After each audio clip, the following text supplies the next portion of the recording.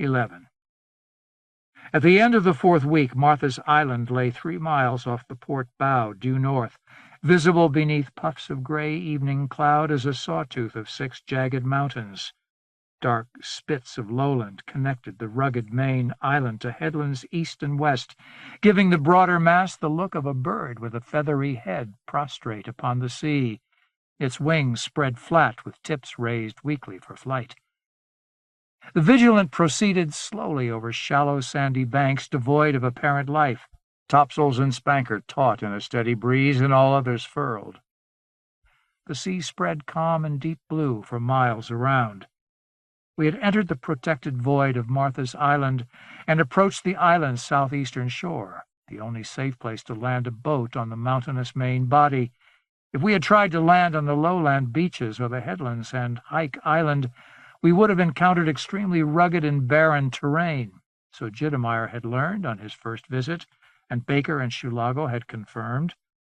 Most of the crew watched our approach to the island, evenly spaced in the middle and port side on the shrouds, masts, quarter-deck, and on the forecastle deck with the master and researchers. The captain had unfolded his portable chair on the quarter-deck and surveyed the coast and mountains through binoculars. Shirla and Shimchisco and Ibert watched with somber expressions. "What's wrong?" I asked. Shimchisco hitched up his shoulders and shook his head with a whistling release of breath. "Martha's Island doesn't know us," he said. "We'll be getting acquainted." Ibert nodded grim agreement. "Samplers aren't always the same," he said. "Not always small, not always gentle." "Nonsense," Shirla countered. "Every ecos is polite." That expression found favor among a certain large segment of the immigrants who idealized the landscape and ecos. A kind of mythology had sprung up. The many mothers of life, it was said, were polite, always nurturing.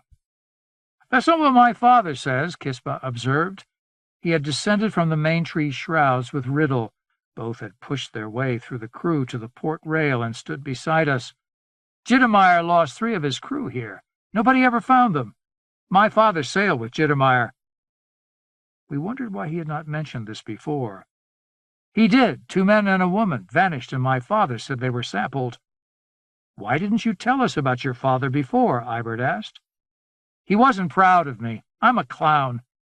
Shimchisco snorted. Riddle and Ibert seemed more sympathetic. "No, I know what I am, and so did he," Kispa said. "But that's how I got my berth on the Vigilant. Not every zone need be as sweet as Liz," he concluded portentously. "We should listen to experience." Shirla shook her head, unconvinced. Rumors passed quickly. The crew's anxiety increased as we approached the eastern headland and sailed through more stretches of shallow, dead water. We could not make out any signs, even from a few hundred meters. The spits between the island's center and headlands were sandy desert. As we prepared for our stay on the island, I helped Salap arrange his equipment in the longboat. "I hear you do not have a strong family," Salap said, helping me carry 2 crates of specimen jars to the boat. "No," I said, "I don't." He was a small man with a face that seemed suited to sardonic opinions, dark eyes set unevenly above strong cheekbones smeared with black rouge, a finely trimmed, graying black goatee, and square patches of hair trimmed free like islands at his temples. He wore loose-fitting black pants and a long black coat that seemed to fill out his thin body. "The master tells me you learn quickly." He gave me a look that seemed at once both unconcerned and challenging, as if daring me to disagree, or trying to provoke me. "So I have agreed to take you on." "I am honored," I said, climbing the ladder to the longboat and its chocks and carefully lowering the box of bottles. We loaded a wire-wrapped cube of stacked folding Lisbu mesh cages for capturing small scions alive. "Still," he continued, "there could be resentment. If you boast, I will send you back to the apprentices, and your duties will remain those of a sailor when we are not ashore and I have no use for you. Does that seem fair?" I nodded. "Good. We will accompany the first party to go ashore." He wiped his hands on a towel and looked across the blue sea to Martha's Island. Shulago and Baker said the central island and Mount Jittemeyer were covered with thick silva. Something has changed. Perhaps we won't need so many cages. The Vigilant weighed anchor in a small cove just below the tallest of the island's central peaks, Mount Jittermeyer. The sun had dropped behind the western headland, and the mountains were black against the yellow twilight sky. Electric lanterns were switched on, and the deck became a patch of bright stars against the gray-blue ocean and the silhouette of the island beyond. The apprentices and ABs were relieved of their duties and sat on deck at leisure, enjoying the warm evening air, yet still keeping nervous eyes on the looming blackness of Mount Jittermeyer, outlined by stars and faint ribbons of moonlit cloud. Dinner was served on deck as a kind of celebration, and the captain and officers and researchers joined the crew topside. The other researchers took my promotion from the ranks with fated nonchalance. "It's only what I expect from Randall and Salap," Chatreau said to Thornwheel, just within my hearing. 9 days out of 10, Sir Salap's a martinet, and by the rules this, by the rules that. On the 10th, he's as generous as a bottomless bucket. After dinner, a keg of matte fiber beer was shared out on the main deck. I sat on the port gunwale with Ibert, Meissner, Shimchisco, and Shirla. We dangled our feet over the side, backs to the light, facing the darkness, and listening to the waves as we sipped the weak, bitter brew with its faint ginger-garlic tang. From the night-bound shore came the soft grumble of breakers on the black lava-sand beaches. We'd not seen any science at all so far, even on the mountain slopes, and that worried the captain. "It's wrong," he said from his chair as Randall brought him a mug. "Martha's Island had a rich and lively ecos when Baker and Shulago last explored, a full silva both sides of the island. We haven't seen anything. It looks as if the whole island is dead." That seemed to excite him. He turned to Salap, who stood with arms folded a few steps away. "It'll be primary science, pure and direct, eh, Mansour?" "It will, sir," Salap replied, smiling calmly. "By the good man, it will," the captain murmured, eyes glittering, and sipped from his mug. He licked his lips with broad satisfaction. "Think of it, friends." He swept the deck with his happy gaze, taking in those of us who sat on the gunwale, his researchers, the other apprentices, where they lounged and ate or drank. "How many scientists, how many humans over the years have had a chance to do primary science?" "We will not just clean up little details," Salap said, echoing the captain's enthusiasm. He rubbed his chin. "Here's to Sir Korzanowski, designer of the way," he said, lifting his mug. "To his audacity." The crew sat in silence. All conversations stopped in uncertain embarrassment. Salap's gaze met mine. He was as interested in my reaction as I was in his. Randall broke the silence. "And to good Lank, who used the way as it was meant to be used, and broke the evil slide of fate and Numa." "Hear, hear," the captain said, his face flushing deeper red. He lifted his mug. "To good Lank, who guides us all." The crew joined the toast. The awkward moment did not pass completely, however. The mood of the evening, set by the warm breezes and the comfortable bright glow of electric lights, the keg of matte fiber beer, broke, and the crew wandered about the deck, finishing up small chores, preparing to sling hammocks above decks and sleep in the warm night air. When the others were settled, Shirla and I still stood by the gunwale, listening to the breakers. "We're awfully confused, you know," she murmured. "I wish I knew what to think sometimes." The longboat set out with first light, commanded by Salap. The captain stayed aboard for this first sortie, in case the island might prove dangerous. He clearly did not enjoy this precaution, and gave Salap detailed instructions on what to look for, what to record on both of their slates, and when to return with a preliminary report. On the boat were 2 apprentices, Skop and Ann Sking, low-profile types who seldom volunteered, but were picked by Randall for this reconnaissance, and Randall himself. Chatreau, Thornwheel, and I filled out the complement. The boat crossed a few hundred meters to the shore, a narrow black sand beach scattered with lumps of pumice and broken bits of toughened cyan fiber. We dragged the boat from the shallows up onto the beach, then walked up and down the strip of sand, the smooth, glassy grains squeaking beneath our feet. Salop ordered us to gather several boxes of samples, the flotsam and jetsam of Ekoi from around the Darwin Sea. "The ocean brings them to us for free," he said.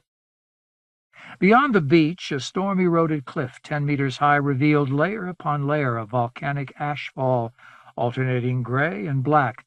Buried within the layers, Randall and Chateau found desiccated remnants of scions, perhaps centuries old.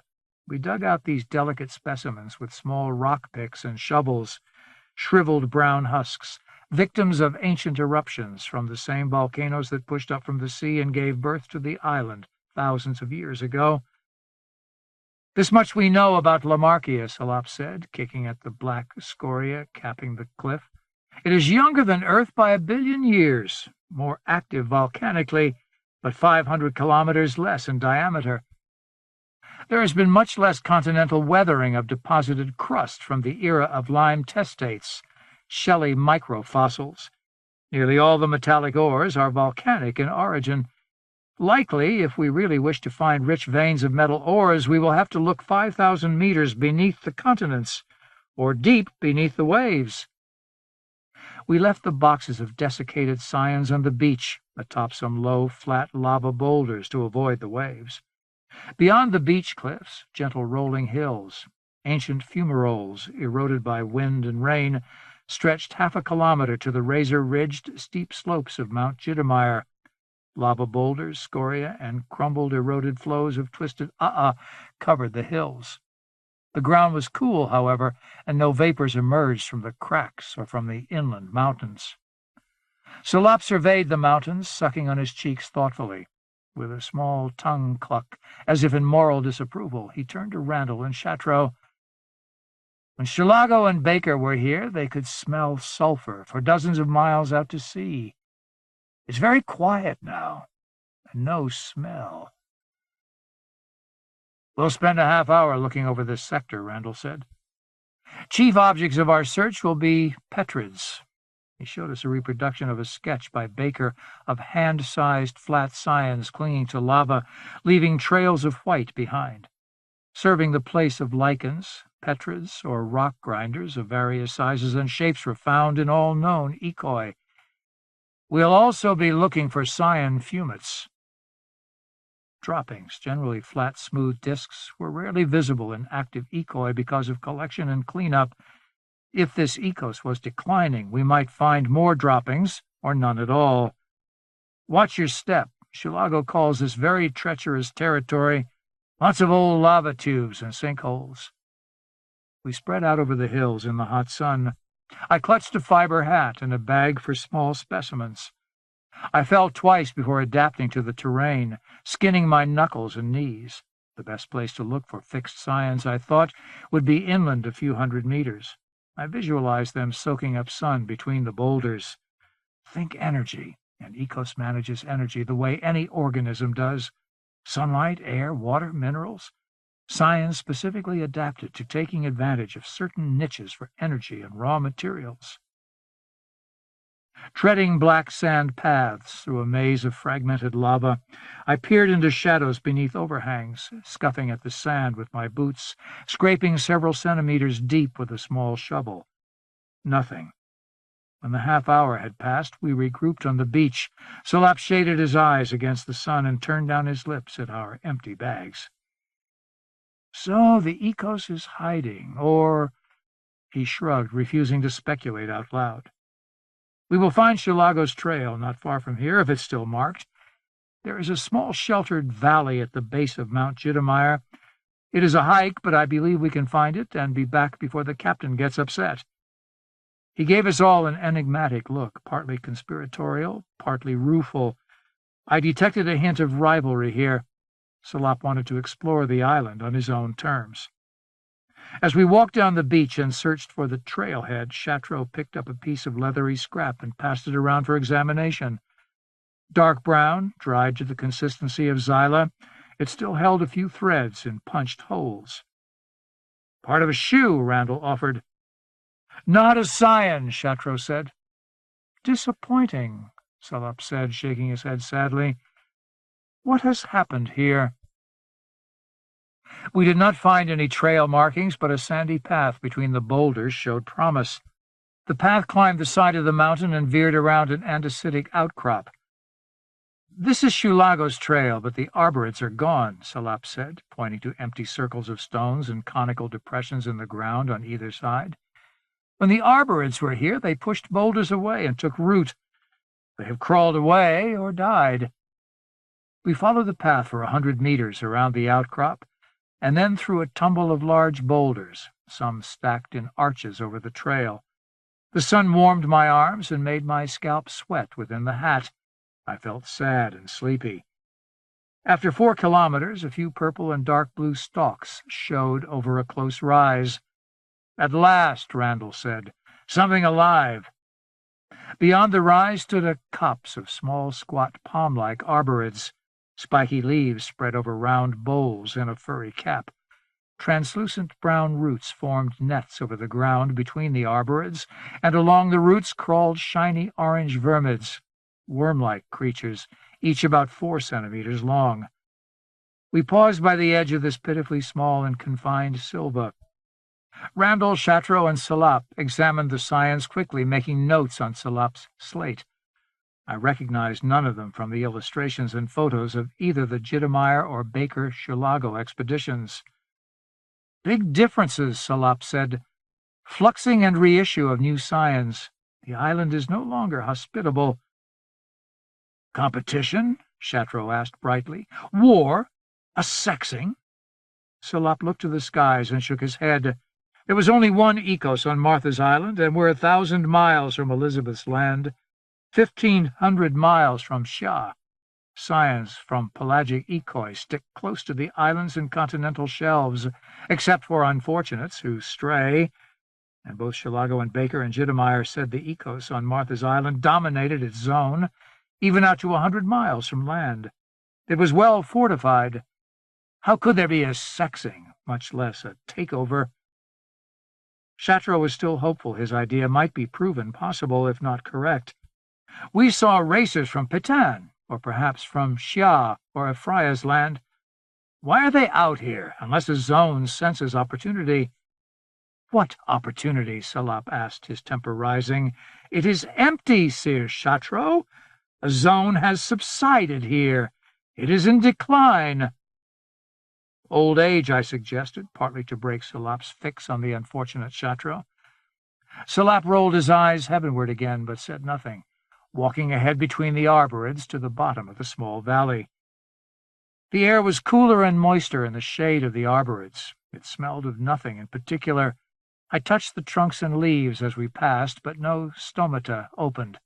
There seemed to be only these 2 kinds of scions, unknown arborids and vermids. "We haven't been sampled," Randall said as we approached the lowest part of the valley, 1/2 kilometer from the rise. "That I don't miss," Chatreau said. "Still, it's significant," Randall said. "The Ecos may no longer be curious. Unique in my experience." "We've only been here a few minutes," Chatreau said, glancing around. "Maybe they're waiting for the right moment." The trail broadened into a sandy flat. At the center of the flat, a hip-high wall of lava boulders surrounded a clear, sparkling pool. A spring bubbled to one side, and the waters rippled over a bed of black sand, sparkling in the bright sun. From the walled spring to the copse, a path was marked by smaller lumps of reddish lava. "Not scions," Randall said. "Someone's living here."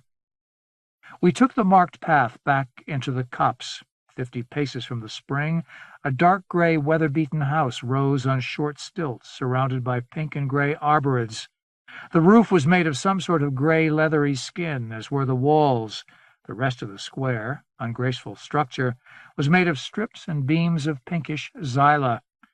At the sound of our voices, a woman stepped out onto the narrow porch, dressed in sack-like brown robes, face pale, her long black hair prominently streaked with gray. I guessed her to be about 70 years old. She stood with hands on the rail, staring at us for a moment with pale blue eyes. Her skin was dark, her limbs skinny, and she worked her mouth as if searching for words under her tongue. "I am Liasine Tre Nimjian," she said in a squeak. She cleared her throat and repeated her name. I live here. What do you want? Are you alone? Randall asked. Not to alarm you, Sir Nimjian, Salop said, touching Randall on the shoulder. I am honored to meet you. I did not know you were still here. He turned and whispered in Randall's ear. The woman looked at us one by one, eyes wide. My husband died 5 years ago. I've been alone since. Human voices and faces quite stunned me. Salop introduced us formally and then explained, Seers Liasin Tre Nimjian and Yeshova Nakrasik were feared dead. They were researchers with Baker and Shulago. We did not choose to stay, Nimjian said. She held out her hands. Do you have a ship? Of course you must. I would dearly love to see a ship to dine with the captain. It would be our privilege, Salop said, bowing his head. That evening most of the crew sat down to the best that Fry the cook could offer on board the Vigilant. I sat at the table next to the captains, with Randall, the first mate, and the junior researchers, including Chatro. Nimjian sat with the captain, and Salop, and Taylor Rydium, and Shirla, the female ABs, at table to make her feel at home. Indeed, the women spent much time fussing over her, as they might over a revered elder. Liasin Nimjian seemed to fall into a trance even before the dinner began. So long, she cooed as she sat at the head table in the mess. This seems wonderfully elegant to me. It's been years since I ate human food. Bread, and so much news. I do not believe all I have missed. Your story must be extraordinary, the captain said. She drew herself up proudly. I have lived on our island for 12 years now. The first years were good, but after my Yeshova died, mostly work. She leaned toward the captain. You're following in the path of Baker and Shulago. You are going to circumnavigate. That we are, the captain said. That explains Sir Salop and his wonderful interest in Martha's Island. Who else would go this far out of the way to visit such a lonely place? Well, for you all, then, I have a story to tell. It is about secrets and the death of the only living thing I have come to know and to love, besides my husband. Tomorrow I will show you where it all happened, and tonight and tomorrow. Perhaps I can explain why. After the meal, we returned to the quarterdeck to sit under the double oxbow and listen to Sir Nimjian's story. When I joined the Baker and Shulago expedition, I was an agro, a farming specialist. I had learned how to care for terrestrial crops without disturbing the ecos and bringing on a defensive response. Something rarely seen now, I suspect, but common enough then. My sponsor was Yeshova, the man who would become my husband. Yeshova. She lingered on the name in silence for a moment, smiling softly. He thought I could teach Baker and Shulago a thing or two about specialization in ecos populations. We put to sea with 2 ships, the Hano and the Himilco. They were smaller than this one and less well prepared. Baker and Shulago may be heroes and martyrs to many now. I've only just learned they never returned, that only Chuki made it back in the smaller ship. She paused and drew several deep breaths, as if to calm herself. With one hand to her neck, absently stroking the brown and wrinkled skin there, she gathered her thoughts. Not so long ago, it seems. My life has taken on a certain sameness the past few years. You know of our journey from Athenae to the northern continent, where no ecos grows, and from there to Xia. We sailed along the western coast of Xia, then south to the Cook Straits, and found a passage, discovering 6 more zones on the Cook Islands, small, simple ecoi, really, compared to Elizabeth's Land and Xia. We captured specimens, dissected them, and wherever we went, the ecoi were curious. I was personally sampled 33 times. She lifted her arms to show us tiny pockmarks, some as large as thumbprints. She also pointed out pocks on her neck and lifted her robe to show several on her ankles and legs. We followed the eastern coast of Afraya's land to the southernmost point, which we named Cape Manu, after our navigator. We rounded Cape Manu and returned to the Darwin Sea rather than face icebound winter seas to the east. She looked up at her audience, face drawn with memories. It was a difficult journey. We lost 7 to accidents, my brother among them. We could not fight the westers south of the Shaft Island group. We could not cross in that direction. We were running out of food. We put into the Shaft Islands. Shulago did not want to return to Jakarta, though it was only 600 miles away at the time. There were small farm towns in the Shaft Islands. We visited them. We were lucky to get enough supplies to go on. All the islanders died during the famine of 26, Salop said. Nimjian looked vague, as if this bit of history did not have any real meaning for her. Then she mustered what she thought would be a polite response. I'm sorry, they were nice people, very eager to hear our stories. They thought Baker and Shulago were heroes. They thought we were all heroes. But we were just tired and hungry. Nimjian seemed reluctant to continue. You sailed north, so Chuki's journals say, the captain prodded. Nimjian rubbed her hands together as if to warm them. Baker and Shulago had an argument, she said. They always seemed like angry monkeys in too small a cage, yet they always insisted on living aboard the same boat. They wanted to keep watch on each other. Baker wanted to head west around Cape Magellan, but Shulago insisted it was the wrong season, that the westerlies would kill us. He may have been right. Eventually we sailed north to make the passage west between Tasman and Elizabeth's Land. My husband was arguing with Baker continuously by then. We found Martha's Island by accident. Yeshova thought we could profitably spend years studying there. Well, we got our wish. She stopped again, jaw muscles tensing, and looked around the circle of faces, alternately smiling and shaking her head. Baker was a very disagreeable man, she said.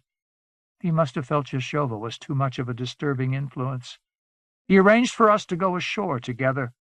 The ships sailed while we were ashore. I don't know what he told them. The journals were lost, Salop said. Chuki mentions nothing. Well, Chuki sailed before the Hano abandoned us. We were very afraid at first. We knew about the 3 members of Jittermeyer's crew, lost here over a decade before. We never found them. She rubbed her eyes with the fingers of one hand, then blinked in the light of the electric lanterns. In a way, Baker did us a favor. We've had a good life here. Martha provides. We never starved, though we were hungry often enough, and sick a few times from eating the wrong things. We came to love her. She never bored us. Sometimes Yeshova wondered if our work would ever be discovered. We wondered why no one returned to Martha's Island. But we weren't unhappy. There haven't been any expeditions since, the captain said. The island isn't on any of the shipping routes, and there isn't much shipping across the Darwin now anyway. Unless it's Brianists. Nimjian did not recognize the name. Baker and my husband confirmed that the theories of the original surveyors and Jittermeyer were correct. The only feasible explanation for Lamarckia's biological nature was inheritance from acquired traits. And yet inheritance was the wrong word. Jittermeyer had speculated about the designers and observers who took the specimens gathered by samplers and thieves and studied them. We have been adding more and more detail to that theory. We've seen an Ecos die, Nimjian said. We've seen its preparations for death. The island disrobed. It revealed its skeleton to us, in a way. And was there a seed mother, a queen, the captain asked, tapping his fingers on his chin. I'll show you in the morning, Nimjian said craftily. She smiled and rocked back and forth on her chair, enjoying the hold she had on us. I expect you'll want to explore before you move on.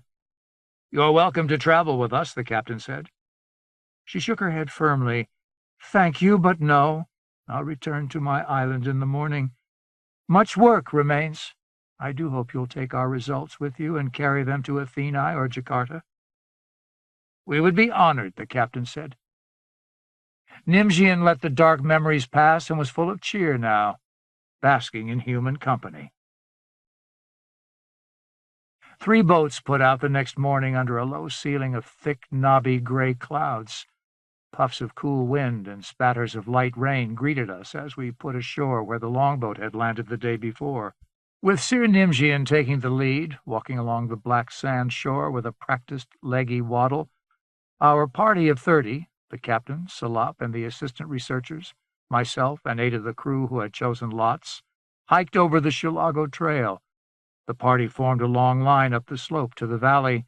Some of the crew sang songs at first, but the desolation and windy silence and the gray cast of the day soon subdued them. The researchers counted the circles of stones in the old silva and made an estimate of the extent of the silva and the past number of arborids. Nimjian explained that the silva had declined from the shoreline inward, with scions disappearing night by night, their remains absorbed by ecos cleaners. Rock scrubbers had died after arborids, and then all the smaller forms, month by month, and year after year.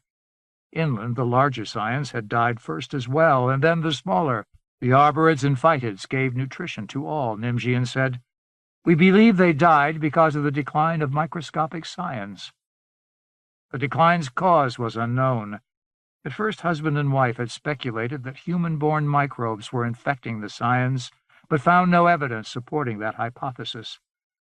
We always blame ourselves, Nimjian said, approaching the rise with the last stand of arborids visible beyond. We seem to be guilty about everything, even just being human, but soon we realized humans were trivial. She could walk and talk easily without losing her breath. We struggled to keep up with her. Martha tolerated us, even let us take a few of its phytids and arborids and other scions for food and materials. When Martha was alive, every spring season we would hike inland into the mountains to study the blazing red efflorescence, the shedding and bursting of new growth among the phlox trees and davericata, the huge and rare hemohamatids and the coastal halamids. Martha sampled us for 5 years after we first arrived, as if we were new, 3-legged scions the size of mice springing out of the lower alsophilides, nipping our arms late in the summer, with the penultimate warming of the Jittermeyer current. That was unusual in itself. We never discovered why Martha needed to sample us so often and so regularly. She paused in the rise, bent to adjust her leggings and the socks that had slumped around her ankles. Then, after 8 years, all by itself, Martha began giving up and fading away. At night we heard what my husband called garbage trucks, the size of elephants, rolling down the naked hills into the ocean. There they exploded like huge balloons, scattering half-dissolved remnants to the waves and currents. The ecos took itself apart hectare by hectare in an orderly fashion.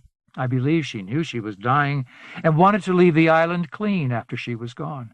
I realized that is very anthropomorphic of me. She glanced at us, face saddened by these memories. We missed her being curious about us. We had taken comfort in those seasonal nips, those little samplings. We even came to believe the ecos watched over us, that she accepted us as independent parts. But that was my husband's idea, mostly. 5 years ago, Yeshova suffered a stroke, or something like a stroke. Something went badly wrong inside of his head. No doctors, no clues. The ecos didn't save him. He died after 12 days of paralysis. I buried him, but scavengers dug him up and put him with the other scraps and carted him out to sea. Martha has always kept herself clean. Very clean. We entered the grove as large drops of rain fell, drumming on the fine-fringed arborid leaves and dappling our clothes. These are decadents, Nimjia said, touching the fringe of leafy growths with a gnarled hand. They are barren, of course, like old bees dying on a dry rock. She pushed on, ignoring the rain, and the captain kept up with her, using his stick to prod aside brown creepers that writhed across our path. Salop peered at the leaves through a pocket magnifier, observing their reaction to the rain. "Sir Nimjian," he called up the line just as we reached the house. "I believe the small silva takes all its water from the spring. Am I correct?" "You are correct," she responded, her voice rising over the hiss of falling drops. Salop nodded in satisfaction and wiped moisture from his brow. Nimjian climbed to the porch and addressed us in the narrow courtyard. We were soaked by now, but the rain was subsiding, though thick gray curtains still cloaked the slopes of Mount Jittermeyer. "I have something to show you," she said. "You can't all come in at once, but you're all welcome." We took our turns in groups of 6, climbing the steps and shaking hands with her, at which point she introduced us to her true treasures, cabinets filled with hundreds of watercolor sketches done by herself and her husband. Salap was speechless and stayed inside with Kaiser Bach as each group came through, staring again and again at the paintings as Nimjian revealed them. A new group for each party. She glowed with pride. "When the silva was healthy," she said, "it covered most of the center of the island in 2 similar groupings. 2 silvas, actually, as Jittermeyer and Baker and Shulago saw. As we saw when we first arrived. The mountains were more active then. There were even earthquakes a few times a year, and the beach where you landed was rich with fumaroles venting sulfur." The watercolors glowed with delicate life, revealing as much about their creators as they did about Martha's Island, sketched in with meticulous care using very fine pens cut from the central stalks of arborate leaves, colored by dyes taken from vermids and phlox trees high up in the mountains. "We recorded all we could on the slate left to us by Shulago," she said. "But it soon stopped taking data. We learned how to make a kind of paper and taught ourselves how to paint. Martha was very generous. She supplied everything, pigments, stems for brush handles, even brush hairs. We ate her science and we painted her as a kind of gift. Not that it was any true bargain." A set of paintings showed the vernal efflorescence in the high mountain valleys, when the arborids and phytids shed old growth and produced bright new leaves of vivid reds and oranges, sky blue and dark purple. The ecos itself seemed to have a painterly plan, the hills covered with zebra stripes of purple against red and sky blue. The air smelled like the sweetest, finest wine in the spring, Nimjian said, her fingers caressing the paintings, lifting them from their folders and replacing them with religious care. Some of the paintings were of specimens of the largest arborids, named Yggdrasils, hollow-cord nets of stiff creepers rising in fat cylinders up to 100 meters high, throwing out tiers of purple-black sun-absorbing leaves. Yeshova had climbed into the hollow trunk of a Yggdrasil and depicted it from the inside like an intricate weave-work narrowing to an open circle of sky. We used the few pieces of laboratory equipment over and over again until all was broken or ruined and we could only look and see and taste. And sometimes what we tasted made us sick, and we noted the symptoms. She shook her head ruefully. Our own bodies became our laboratories. And then she flipped through sketches of barren lava, slumped and tangled Yggdrasils, until the style became much simpler, cruder, the work she had done by herself after the death of Yeshova. The captain's eyes filled with tears, and he dabbed at them with his knuckles, glancing around in some embarrassment. When all of us had seen the sketches, Nimjian stood by the unglazed window, staring at the small grove circling the spring, her voice hoarse and cracking with weariness. "I need to rest before we do the next part of the tour." "Of course," said the captain, and he ordered food brought out of our backpacks. We set up a picnic lunch around the house and on the porch, and Sir Nimjian presided like a true matriarch, resting on her chair assembled from fallen Yggdrasil leaf stems. She wore a broad, battered, woven fiber hat to shade her eyes against the infrequent glare of sun peeping between the clouds. "Captain," she said, "I give all our work to you. I see it all in my head, and it can only be useful taken away from this island. I won't be alive much longer, and the weather could only break in again and ruin everything." The captain waved his hand as if dismissing her confession of mortality, and was about to speak, but she continued. 4 years ago, we lost 59 sketches when the roof leaked. Months and months of work. The Marquia is indifferent, and so was Martha, I suspect, but we loved her even so. They were comforting delusions, ghosts of benevolence and care when we were so alone. We rested in the flowing patches of sun and cloud shadow, alternately warmed and cooled, surrounded by the rustling furred leaves of the grove. Salopin, the captain, and Randall sat on the porch with Nimjian, who had closed her eyes and slumped in her chair, her breast rising and falling evenly beneath the folds of her robe and jacket. Shirla and Shimchisko lay on either side of me, Shirla on her back, eyes tracking the clouds above, Shimchisko dozing lightly. "I'd like to sneak off and explore," Shirla said. "I've been bunking on the ship too long with the mate watching every tickle." She rolled on her side, facing me. "Shall we run off to the hills?" I smiled. "No flarking," I said. Shirla surveyed me critically, one eye half closed, and lay back again. "It's a bold offer," said Shimchisko, waking from his doze. "What do you see in him?" "I can't help myself," she said lightly. "It's his mystery." "Where did you come from?" "I know, from Jakarta, before you lost yourself in Liz. But you don't talk like a Jakartan, and you don't act like anybody I know. There's a coolness about you. If mystery gets me out of cleaning the shithouse, I'll be mysterious." "Well said," Shirla commented. Droll defense. "Come with me," she whispered conspiratorially into my ear, "inland to the hills." She lifted her chest and tucked in her chin. "And you'll see my tits." I nearly choked on my laugh, and she laughed with me, but her eyes had fixed on mine. "That old woman's going to walk us somewhere. I'd love to run behind everybody and sneak back in later. If you don't want to see my tits, okay, but keep me company." The heat in me almost overrode my sense of duty, if that was what it was now.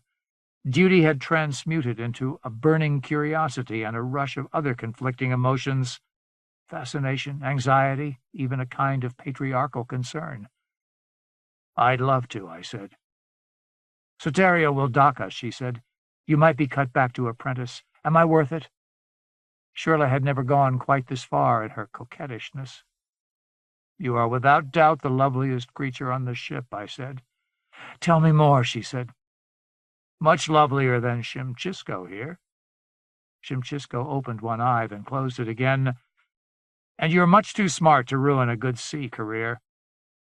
She poked her tongue out between her lips like a forgetful cat and broke our gaze, looking again at the clouds. "One day," she said, "I will see your secret nakedness, and I will gloat." "You may see my nakedness any time," I said. "By appointment." On Thistledown I had been successful with women, too much so. I had come to think of them as delightful and valuable commodities, worth much effort, but not like me in any serious respect. I could see now, middled in this dreamlike experience, that my attitude carried a taint of youth and foolishness. Shirla was very much like me. Shimchisko was not, nor was the captain or Salop. A steady patch of sun had settled over us, a long gap between clouds, making the sun seem to roll down a racecourse, occasionally fetching up against a wall of cloud and flashing it bright yellow-white. "I'm too stupid," I said. "See," Shirla said. "Nakedness. Show me more." I poked her calf with the toe of my boot. "Don't provoke me," I grumbled. Nimjian had stood up from her chair. "I'm rested," she announced.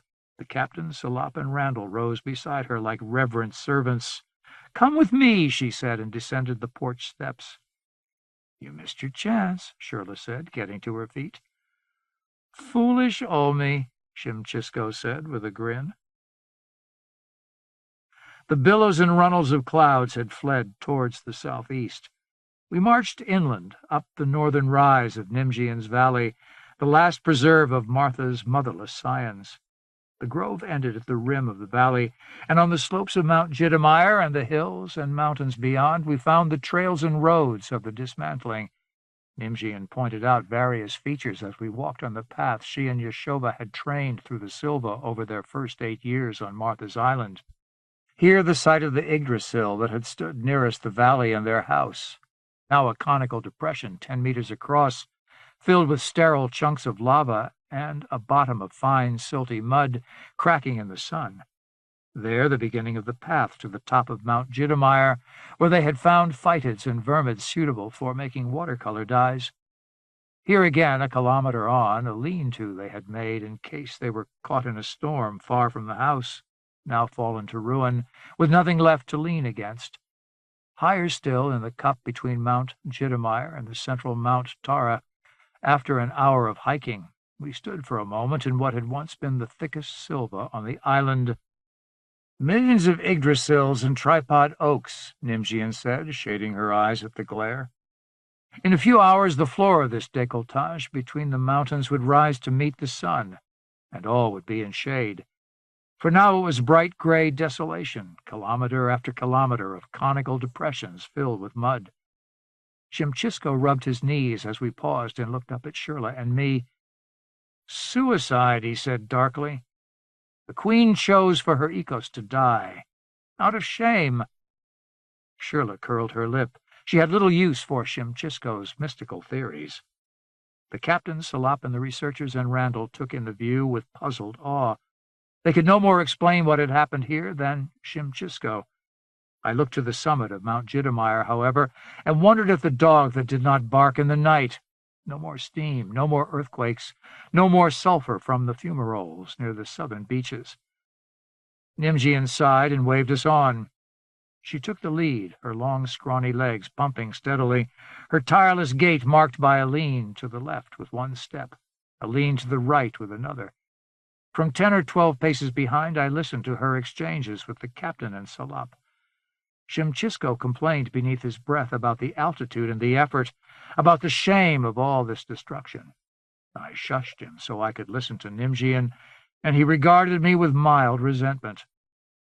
"We came to this place 2 years ago, before Martha finally died," she said.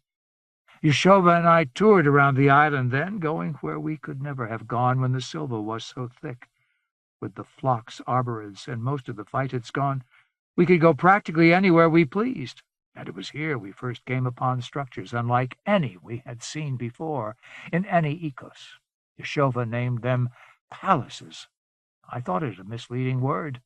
Still, it's his." Between lava boulders worn smooth by rock grinders and the ceaseless rubbing growth and procession of the silva's tree forms, we looked out across a deep bowl cut from the side of Mount Tara. There are 5 other palaces, all similar to this one. When they died, Yeshova believed Martha died as well. These ruins and the orphaned grove are the only monuments. The bowl stretched 80 meters edge to edge. Within, curving piers and crossbeams, the color of old ivory radiated from the center of the bowl like giant rib bones arranged by an ancient hunting party. Dried shreds of membrane still clung to them. In the bottom of the bowl, beneath the tilted and fallen ribs, hexagonal chambers had been carved in the old lava flow. Rainwater pooled in the bottom of the chambers. We gathered abreast in a line along the rim of the bowl. The captain's face was pale. He prodded his jaw forcibly with an index finger, and his lips twitched. Salop stood with arms crossed, lost in concentration, as if remembering a long-ago game of chess. "The Queen's chambers," the captain mused. "What do you think?" he asked Salop. "Perhaps." The more intensely interested Salop became, the less he showed any reaction whatever. "By the good man," Shatro said tentatively, looking to the others to determine the depth of his own reaction. "Bilge," Nimjian commented. "Hardly a queen's chambers. I never did like the word palace. So misleading. We found 5 of these, all dead, all the same. The queen theory allows only one." "Here," said the captain, pointing to the chambers and vents in the rock along the outer walls of the chambers, "is where the scions are made and released, given birth. There must be outlets. We should search for them." "Night's coming in an hour, Captain," Randall reminded him gently. "Yes, of course. But if we found the outlets, or even if we don't find them, here is where the central controller, the seed mistress, or mistresses—" He turned to Nimjian, who regarded him skeptically. "If there are 5, what of it? If there is no central and unique site, no single palace, what of it? I'm not wedded to the notion of a lone and exclusive seed mother. If there were 5 of them, we might think of the others as chambermaids, helpers. One might be larger." "They're all the same size, give or take a meter," Nimjian said. "All the same structure. "But you did not see them alive," the captain fairly shouted. "One might have been festooned, plumed with bright decorations signifying her status. Highest of all, the other secondary. There must have been one controller, one head, one authority." He was still wedded to the queen, after all. Nimjian tapped her walking stick on the ground, irritated in a way reserved for those who have been alone for a long while and are now subject to contrary company. "Have it your way," she muttered. The captain ordered Chateau and Thornwheel to begin measuring the palace and gathering samples of whatever remnants of tissue remained. Chateau gave me a lizard-lidded glance of satisfaction as he stepped past. I felt like punching him, not because the captain had chosen him for this task, but because he put so much store in it and seemed to think I might care. "Water from the bottom of the chambers," the captain mused, oblivious of this brief interchange. "Might be tissues, residues, genetic material there still. We can preserve it now, read it later." Chateau, Thornwheel, and Cham began to climb down the rough scree to the chambers at the bottom of the bowl. A surveyor's measure was pulled from the equipment box, to be sighted on by the captain's slate for later comparisons. Randall glanced at the sun and then over his shoulder at the long, winding walk back to the beach. "Captain Sir Nimjian probably wants to return to her house, and we should get word back to the ship." Kaiser Bach stopped, his hands and shoulders quivering with excitement. His face screwed up like a little boy's. I thought for a moment he would pitch a tantrum, but he sat abruptly on a nearby lump of lava and clapped his hands on his knees. "All right," he said softly, then shouting to the men on the path down the slope, "Wait! We'll come back tomorrow. We'll bring more equipment. Let's do this right." Randall nodded. Shirley and the rest of the crew were obviously glad not to be spending a night in this desolation. Shimchisco stared at the palace with dread. He would not tell Shirley or myself what made him so uneasy until we were back on the trail, walking through the empty conical pits in the falling light. "It's ugly," he finally murmured, following a few paces behind me. "I thought they would be beautiful. Queens, but it's just like an old collapsed meeting hall. Roof beams and rooms, nothing more than a hotel." "We don't know what it looked like when it was alive," Shirley said. "It might have been lovely." "Hidden. No one can get to them, wherever they are," Shimchisco said gloomily. "That means they're ugly, dead or alive." He would not be persuaded otherwise. "And what killed them?" I kept my ideas to myself. In the grove of orphans, the captain inquired whether Sir Nimjian would prefer sleeping on the Vigilant. "Fates and breath, no, thank you," she said. "I'm an old woman of deep habit. I came here with Lenk when I was a grown woman, and I married Yashoba when I was in my middle years. And now I am old, and I have all my remaining family here." "Tomorrow we'll return and conduct a full survey," the captain said. "We'll set up a base camp and examine the other palaces.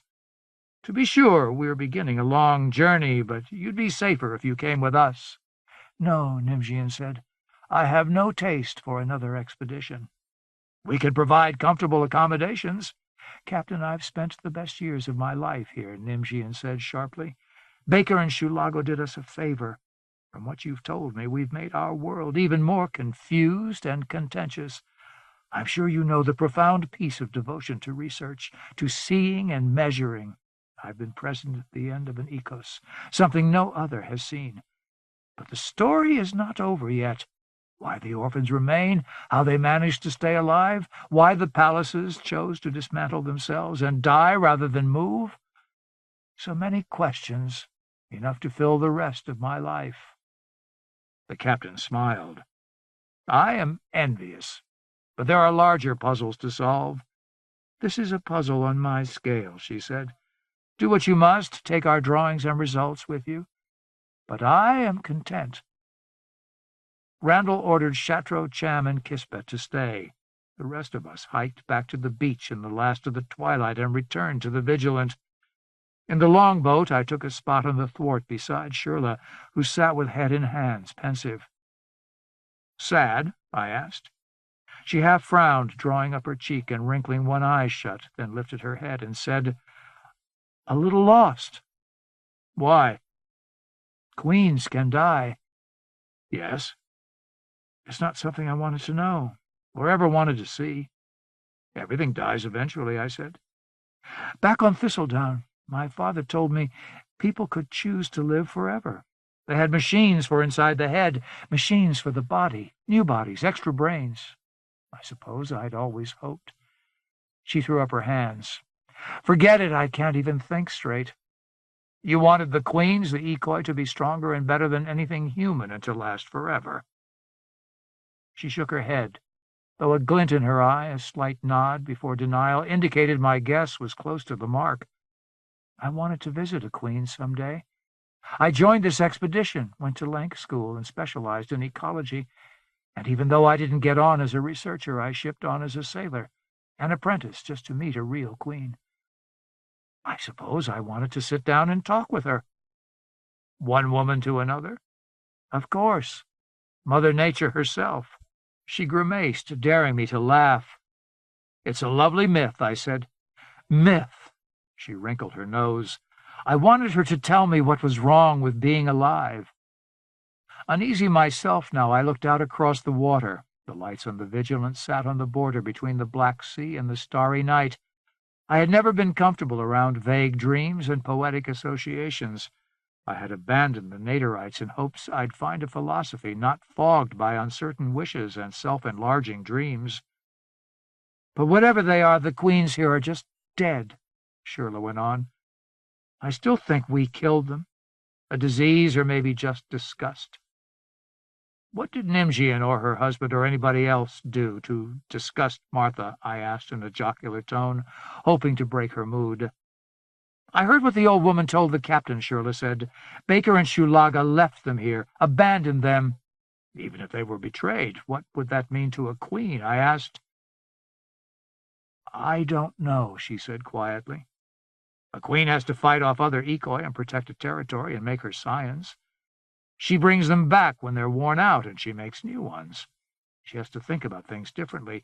She couldn't have human concerns. I doubt she's a female at all. I don't care about that, Shirla said stubbornly. Shimchisko, sitting on the thwart behind us, had listened without comment until now. She may not be a female, but she's certainly a mother. That's the way I see her. Shirla stared at the bottom of the boat. In the light of the lantern on the longboat's bow, I saw tears in her eyes, and I was filled with a sudden urge to comfort her. I put my arm around her shoulder, but she shrugged it off. As we climbed up the rope ladder onto the main deck of the Vigilant, I took Shirla aside for a moment and said something that made little sense to either of us, but especially not to me. When we go into a live, lush Silva, I said, and you ask me to go with you, if you ask me to go with you, I will go. She seemed about ready to snap back with some angry reply, and her face flushed in the deck's electric light. Then she pulled away from my touch and walked across the deck toward the forecastle. After a few paces, she stopped and came back with a deliberate swing in her step. She put her hand on my forearm, looked up at me with stern eyes, and said, Sir Omi, I was joking. She swung around again and walked to the forecastle without looking back. But after helping the captain and Salop store the day's specimens in the cabinets outside the captain's cabin, I went to my bunk in the forecastle, and there I found 2 paper-wrapped sweets sitting on my pillow, given without clue or comment. It was simply not in my nature to stay aloof and isolate myself. I had to blend in. Shirla would provide a kind of cover. That could be my excuse, at least. In fact, the gift of candy had brought back the hormonal heat. Her sadness, her graceful sway as she returned to give me my comeuppance, put her round face and dark eyes in a new light. By comparison, the women I had known on Thistledown all seemed deliberate and calculating. The comparison was unfair, of course, because my mood was determined by the setting, and the setting was dreamily exotic and more than a little eerie.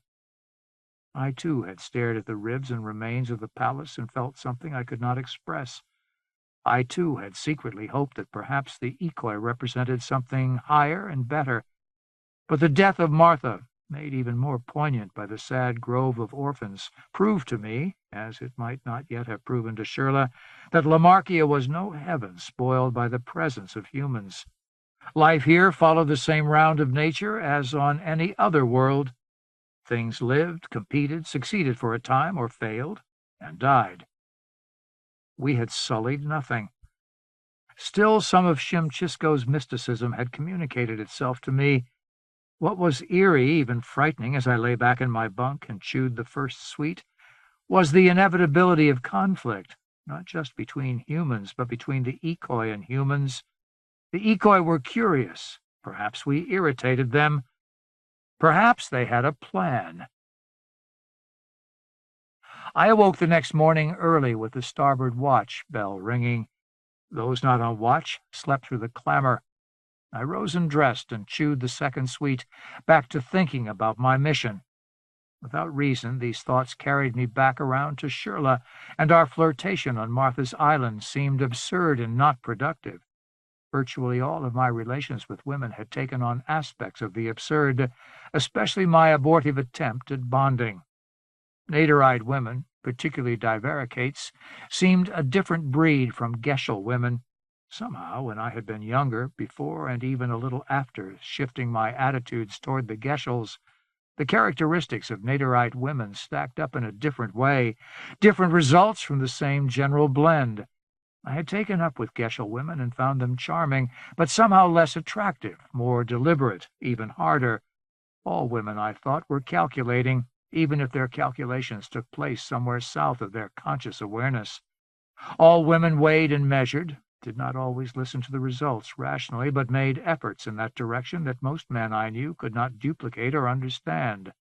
Naderite women, however, especially those born to the families and not converted, took on a gentler, more innocent approach to this calculation. They did not make you feel inferior when you did not measure up.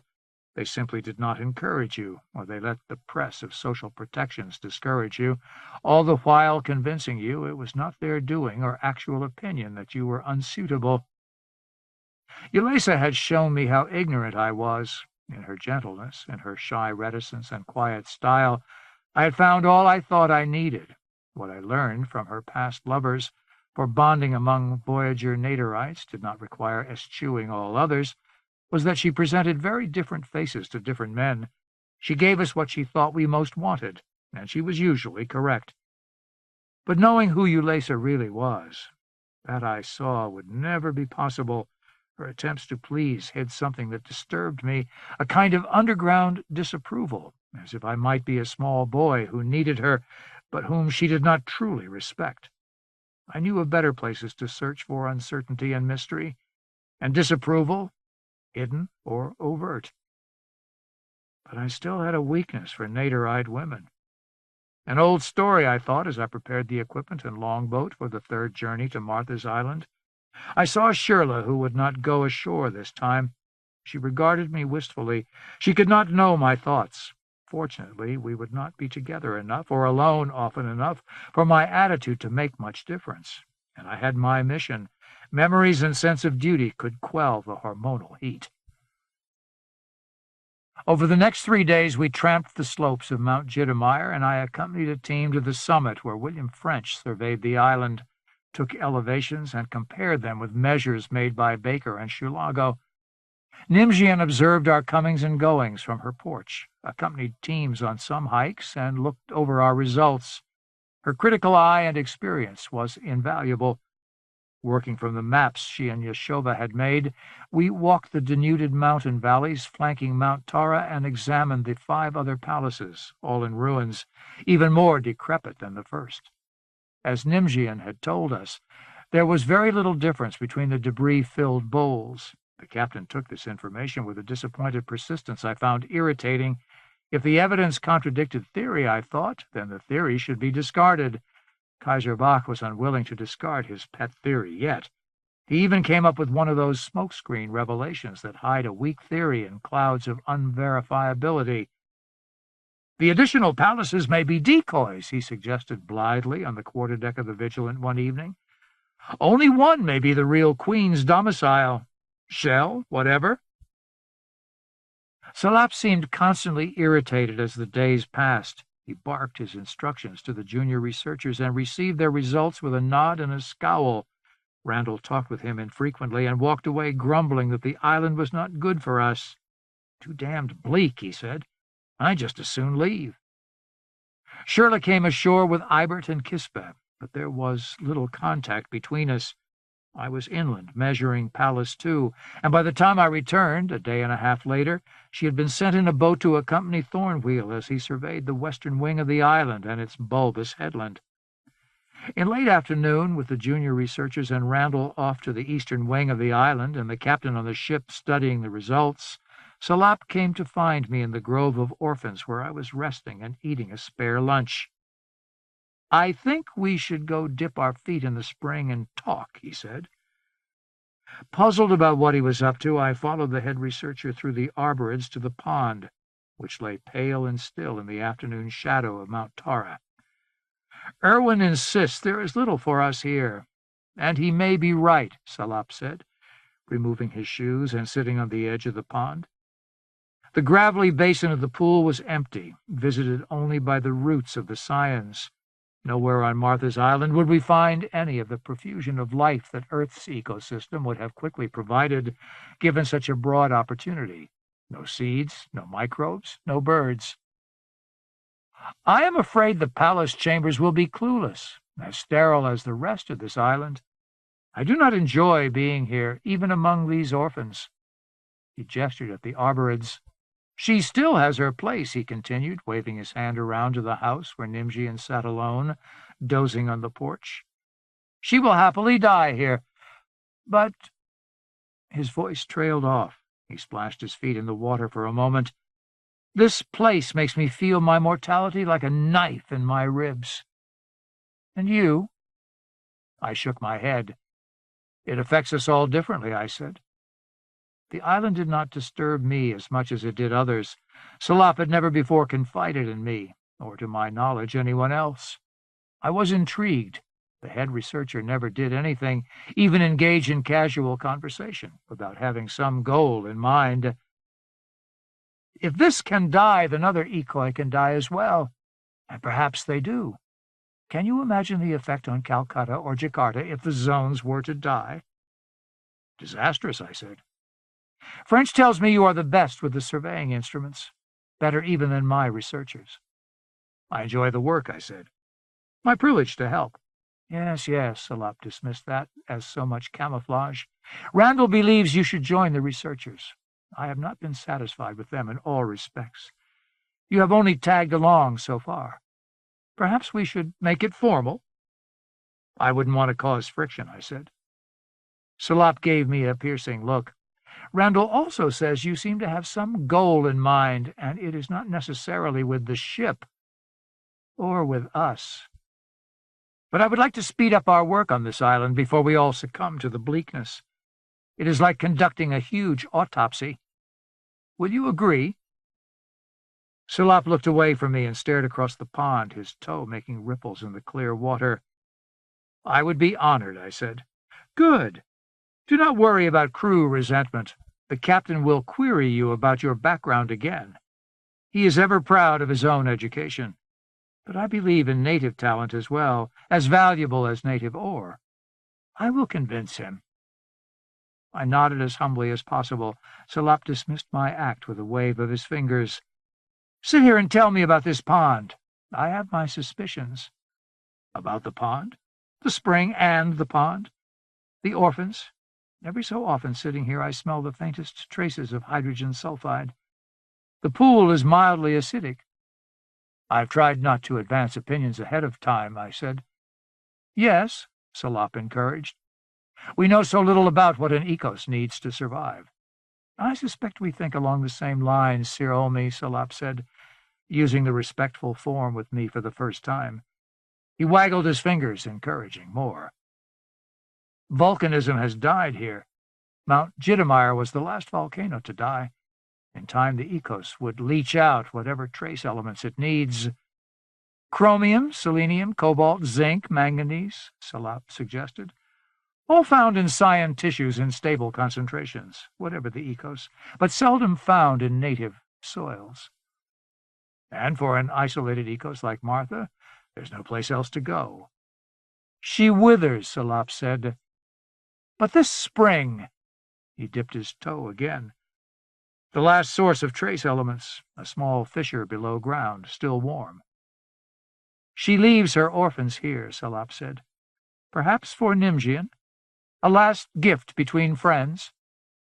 He sighed, the closest to sentiment I had seen him come. I matched Salop's pensive silence for a while. He looked up, dark eyes steady. My greatest regret living on Lamarkia is the poverty of intellectual variety. It might take us several more generations to build a base of intellect sufficient to understand Lamarkia, to solve the biggest puzzles. When intellect is found, we cannot afford to ignore it. He turned away and pulled his feet from the pond. I will convince the captain. The captain had for the past 2 days been spending most of his time on the ship, taking advantage of unusual radio conditions and listening with some concern to messages between Shah and Elizabeth's land. He hadn't revealed the content of these messages to anyone but Randall seemed twitchy and drawn as well. It did not take much foresight to recognize signs of growing tension in the small but extended political world of the immigrants. The pools in the palace chambers had turned dark and opaque with debris from the leaking, brittle walls. One apprentice, Scott, had fallen into the pool when a wall collapsed, giving Randall the idea of cutting holes in the chamber walls to drain them, creating a kind of canal across the bottom of the palace. I helped set filters to catch solid debris, and Salop took samples of the liquid in all the chambers before the breaching began. The water smelled of mud, coldly musty. I spent half my time the next week ashore and half on the boat, where my new status caused some ribbing among the crew, good-natured and otherwise. Shirla was polite, but little more. Was I above her, or still equal to her in rank? Would I shun a mere A.B., even one with scientific pretensions? For my part, I was much too busy to do more than sleep and eat on ship and make preparations for the next trip to the island. Around a cold camp dinner on the island one evening, we named the palaces after ancient royalty: Cleopatra, Hatshepsut, Catherine, Semiramis, and Isabel. On our 12th day on the island, Salop and I presided over the draining of Palace 1, Cleopatra. At the same time, Randall, Chatreau, Cassir, and Thornwheel began to drain the other palaces. The water from Cleopatra cascaded down the dry, rocky slopes for 20 minutes. A few centimeters of liquid remained in the chamber cells. Rising from the water, surrounded by watery reflections of the sky, lay the remains of the last scions of Martha. Salop climbed along the top of a chamber wall, beneath the curve of a dark ivory roof beam, snapping pictures of the decrepit, half-dissolved remains. We then brought up ropes and climbed into the chambers. The melancholy that filled us was universal and difficult to explain. In a sodden mass at the bottom of the chambers lay half-formed larvae of arborids and phytids. Least of color, mingling with their sylvan cousins, were pterids with thin segmented bodies and leathery wings as delicate as sodden tissue paper, hundreds of them, each no more than 20 centimeters across. Salop lifted one on a piece of close-weaved net and said, "These might have been Martha's eyes and ears. I think they are the same as Nimjian's arthropterids." "Samplers," I suggested. "Perhaps. But are they all nascent, or were they brought back here for disassembly?" "Nascent," I said. "Remember, Nimjian saw the dead scions being tossed out to sea." "Did Martha still have hope enough to make more children, then?" Salop asked. Rigel and Kispa and Cham, standing in the pools or on the crumbling walls, said little as we passed up fragments of carapace, lengths of rubbery muscle cable, horny claws, brown bones arranged as long, slender rods or delicate basket weaves, hanks of fibrous insulation. Clearly some of the larval forms were pelagic. They might have patrolled Martha's offshore waters, guarding against intrusions and maintaining the sterile zone around the island. Equally clear was the strong relationship between these scions and those in other ecoi, however independent the ecoi might have been. Through convergent design or copying, many scions resembled their counterparts. When Baker and Shulago had visited the island, however, years of isolation had produced many unique signs, some of unknown utility. We found early-stage remains of some of these in Cleopatra's chambers, legged balls connected by tough cables to form ambulatory chains, great drums with ridged grips along the rims and tight-fitting lids, perhaps to haul nutrients from one location to another, or to convey volumes of microscopic science from the palaces. Tiny four-limbed creatures with three equilateral snipping jaws that Salop called mussids. By the end of the day, when we crawled out of the palace and rested on the barren hillside, we had catalogued 70 different kinds of science and found fragments of perhaps 20 more, too difficult to quickly reassemble and visualize. Of the 70, 20 had been catalogued by Baker and Shulago, and 45 more by Nimjian and Yashova. 5 no one had ever seen before. Martha was creative to the very last, Salop said, back propped against a boulder, lifting a jar filled with bony fragments and feather-edged scraps. Early the next morning, Chatreau stumbled into camp in the dark, awakening Salop first by nearly falling over him and then shining his lantern on all of us. "Isabel," he said, sucking in lungfuls of air. "Number 5. Sir Randall says, come quickly." He knew nothing about what was so important, and his hike in the darkness across the rough terrain had taken his breath away. We packed quickly and refilled our canteens. There had been little rain the last few days, and there were not likely to be water-filled reservoirs in the rocks. Chatreau led us back along the path in the dawn light. Mount Bedouin stood between us and the sunrise, a black serrated triangle against the brightening sky. One small moon rose over the northern slope of the old volcano, and after a kilometer or so we turned toward the moon in that slope where Isabel lay. It was a 10-kilometer hike from Cleopatra through what had once been impenetrable Silva, and we reached the 5th palace by late morning.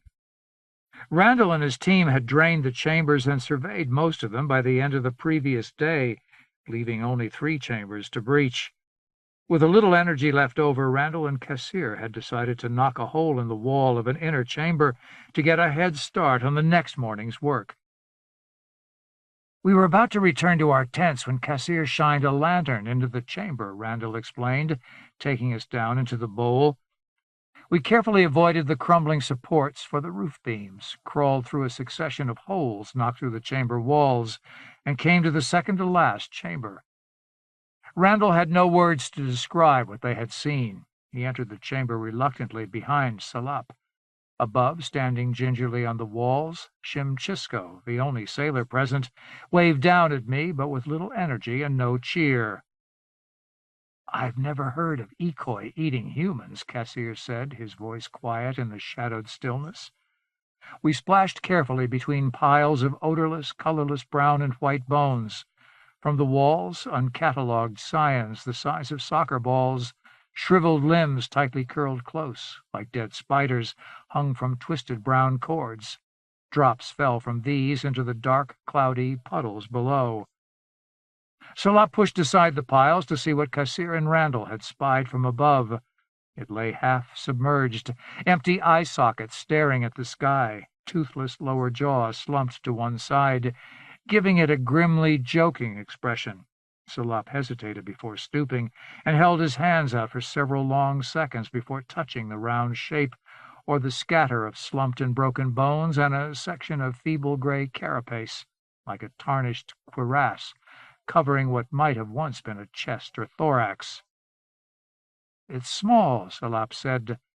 "Less than a meter long." "A child," Randall said, his voice shaky. "Never a child," Salop said, shaking his head. "Not a human child." "The skull," Chatreau said loudly, lips curled as if offended. "Leg bones and hands," Cassir said. I knelt beside Salop and turned my attention to the hands. They had 5 fingers, but the fingers were unjointed, flexible as rubber. The wrist was likewise one unit, and the joint that connected it to a long 2-boned forearm, the bones given one twist around each other, with a smooth cartilaginous material between, was not the joint of any human. I've doubted her story from the beginning, Shatro said. Why would they leave her here? What could she and Yashoba have done? Or did she bury her husband? This isn't Yashoba or any other human, and there's been no murder here, Salop concluded, standing and coughing. Whatever it isn't fully grown. It's unfinished. Randall's face became even more pale, his eyes staring at us as if we were dreadful angels. My God, what then? Made here, Salop said. He held up his left hand imperiously, palm up, and coughed again into his other hand. Something in the cloudy water irritated him.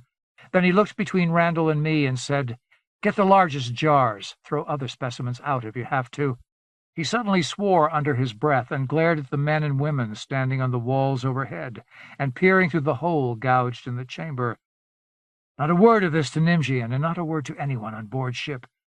We will tell them after we've studied the specimen, and in our own good time. Master Randall, will you guarantee this for me? Randall nodded, face still pale. Good. Digging around the bottom of the chamber, within an hour we found 3 of the unfinished scions, if indeed that was what they were. I helped Salop photograph the remains using our hands and a metric ruler for size comparison in case the specimens disintegrated, as some already had. Send down some hot wax, Salop instructed as the glass jars were lowered. I filled the jars with water from the chamber, and one by one we lifted the fragile remnants and lowered them delicately into the jars through the muddy fluid to the bottom.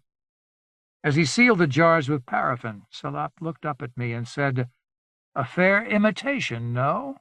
He gave me a grin that seemed more than a little ghoulish. We stored the specimen jars in a small volcanic cave near the beach, out of the sun, and covered them with wet tarps to keep them cool. Leaving us to guard them, Salop and Randall took the longboat to the Vigilant and spent several hours offshore. Shatro and Cassir became involved in an argument about what the human-like remains signified. Shatro was arguing for some sort of conspiracy between Nimjian and the Ecos Queen. He had made some ridiculous elaborations on the captain's obsession. Shatro, I saw, would always limit himself to the opinions of those in authority, and rather than improve upon those opinions, he would make them seem ridiculous. Shimchisco had fallen into a silent funk, head bowed, staring at the sand between his feet as he sat near the cave entrance. I sat beside him, concerned that his cynical cheer had vanished so completely. Only this is the worst thing that's ever happened, he confided. Why? It's going to tear us apart. Salop can't keep it secret forever. Randall doesn't like it. I don't like it. He shook his hand loosely at Cassir and Shatro as if dismissing them. The first time we were in port, I was content just to listen for the moment. In truth, I was stunned myself. It shakes my faith, Shimchisco said. First, that this island has died. Now that it was trying to make one of us. He shrugged. Shimchisco was crafty, but not a quick thinker about large issues. Why? He stared directly at me. I don't know, I said. They all sample us, Shimchisco continued, frowning deeply. They steal from each other. Are they going to steal from us now? The captain came ashore with Salop an hour later. They entered the cave alone, and Salop showed him the jars and described what was in them. When they emerged from the cave, the captain seemed feverish. His face was flushed, and he lurched a little and took Salop's arm. Looking at Randall and me, he said in a gruff voice, We need to set sail in 2 days. We'll take a direct course to Jakarta. We don't know what we have. We could stay here and study for years, primary science, but we don't have the luxury. Tell Nimjian we'll be leaving. We'll deliver the supplies we promised tomorrow. Should we tell her anything? Shatro asked, deep into his suspicions of conspiracy. Everyone ignored him, and he lowered his head, staring at us sullenly. The captain whispered in Randall's ear. Randall turned to Shimchisco and Shatro, lifted his hand and swung it to include Cassir and me in the sweep of his orders. Back to the boat. We need to talk in private. Thornwheel did not seem happy to be left behind. Let Olmi stay, Salop said. I'll need him. The captain blinked at him, but did not argue. When Chateau's eyes met mine, he closed them and looked away in pure disgust. He joined the others as they walked toward the captain's boat. "I wish I could talk to the good Lank or some of his officers about this," the captain continued. He pounded the black sand with his walking stick, staring out across the blue expanse of sterile sea. The sand made little barking noises with each poke. "What the radio messages say is that Lank is on a ship to Jakarta right now. Brion himself is going to meet him there. There's going to be a conference. For now, we can't talk to Lank, even if the airways are clear." Randall had apparently heard of this, but Salop had not. "Why should we consult with Lank?" Salop asked cautiously, puzzled by the captain's line of reasoning.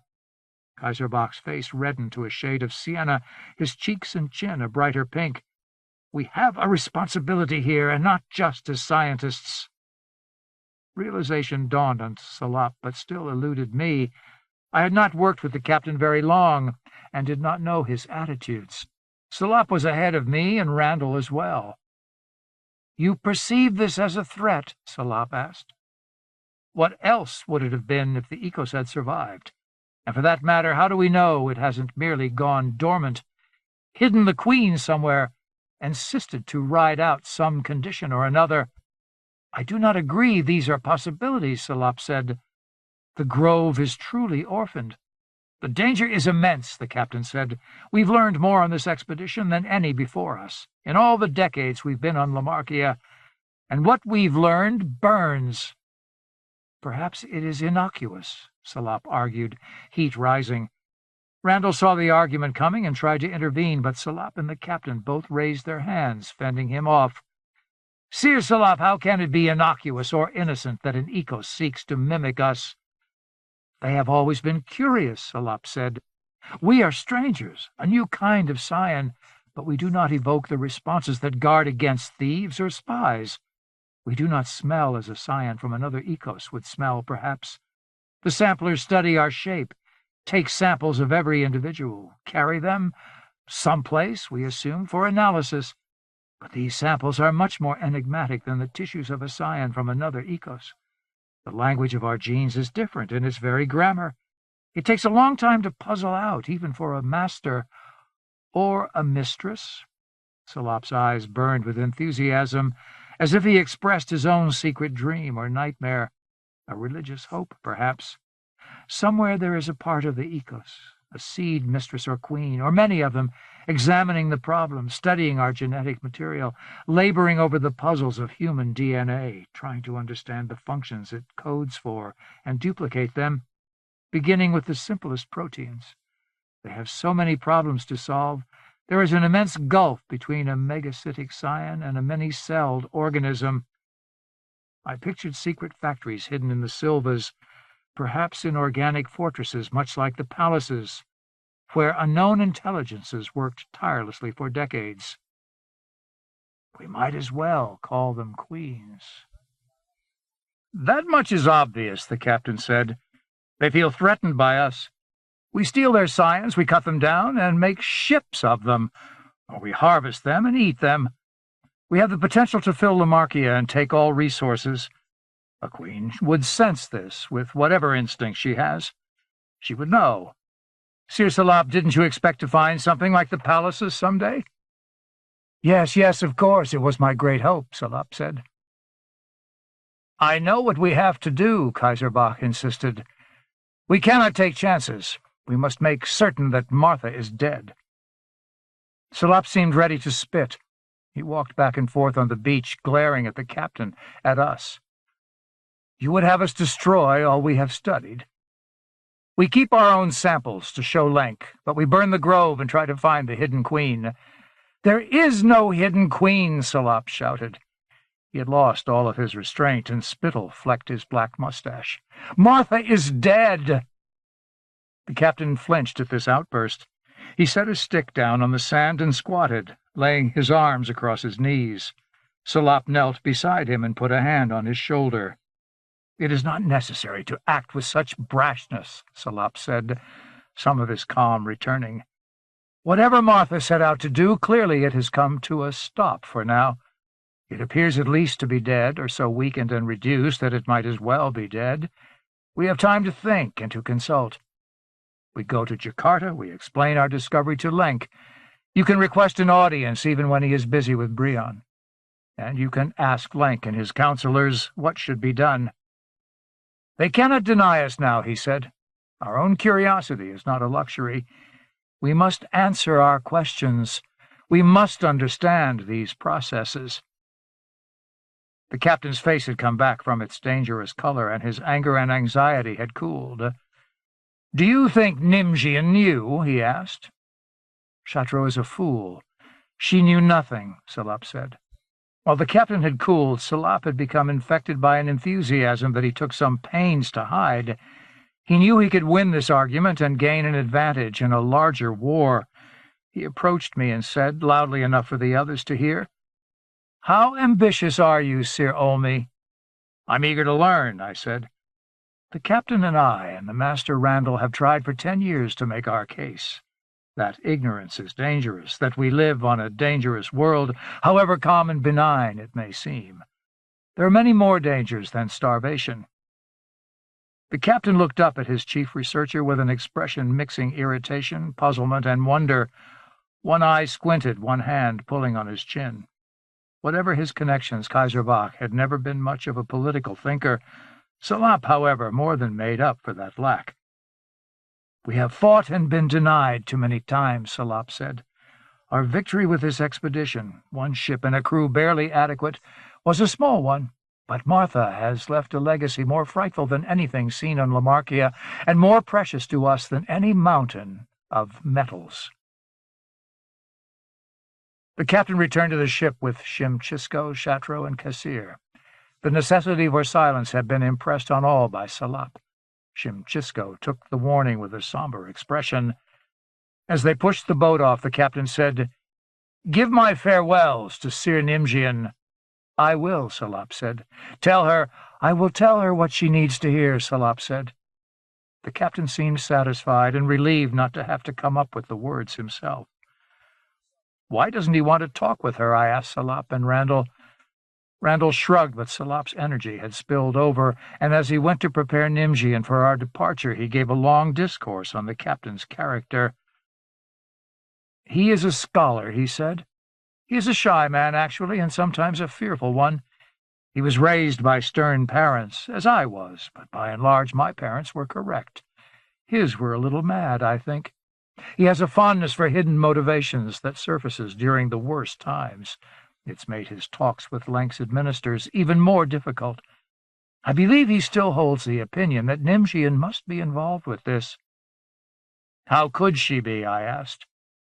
"It is not my opinion, so I will not explain or defend it," Salop said. "Although Chatro expresses it succinctly. Sometimes he is like a younger, stupider version of the captain, with few of his redeeming qualities." He glared at Randall. "You should not have brought him aboard." "Well, perhaps Sir Olmi makes up for my lapse in that regard," Randall said. "We will see," Salop said. Nimjian seemed taken completely by surprise. "There's so much more to study," she said to Salop, her face wrinkled with concern and disappointment. "Surely we don't have the broad picture yet." "No," Salop conceded. "Yet greater storms are brewing. We believe our time is better spent elsewhere." She walked to the door of the porch. For a moment I thought she might cry. "Half our drawings and paintings are still here."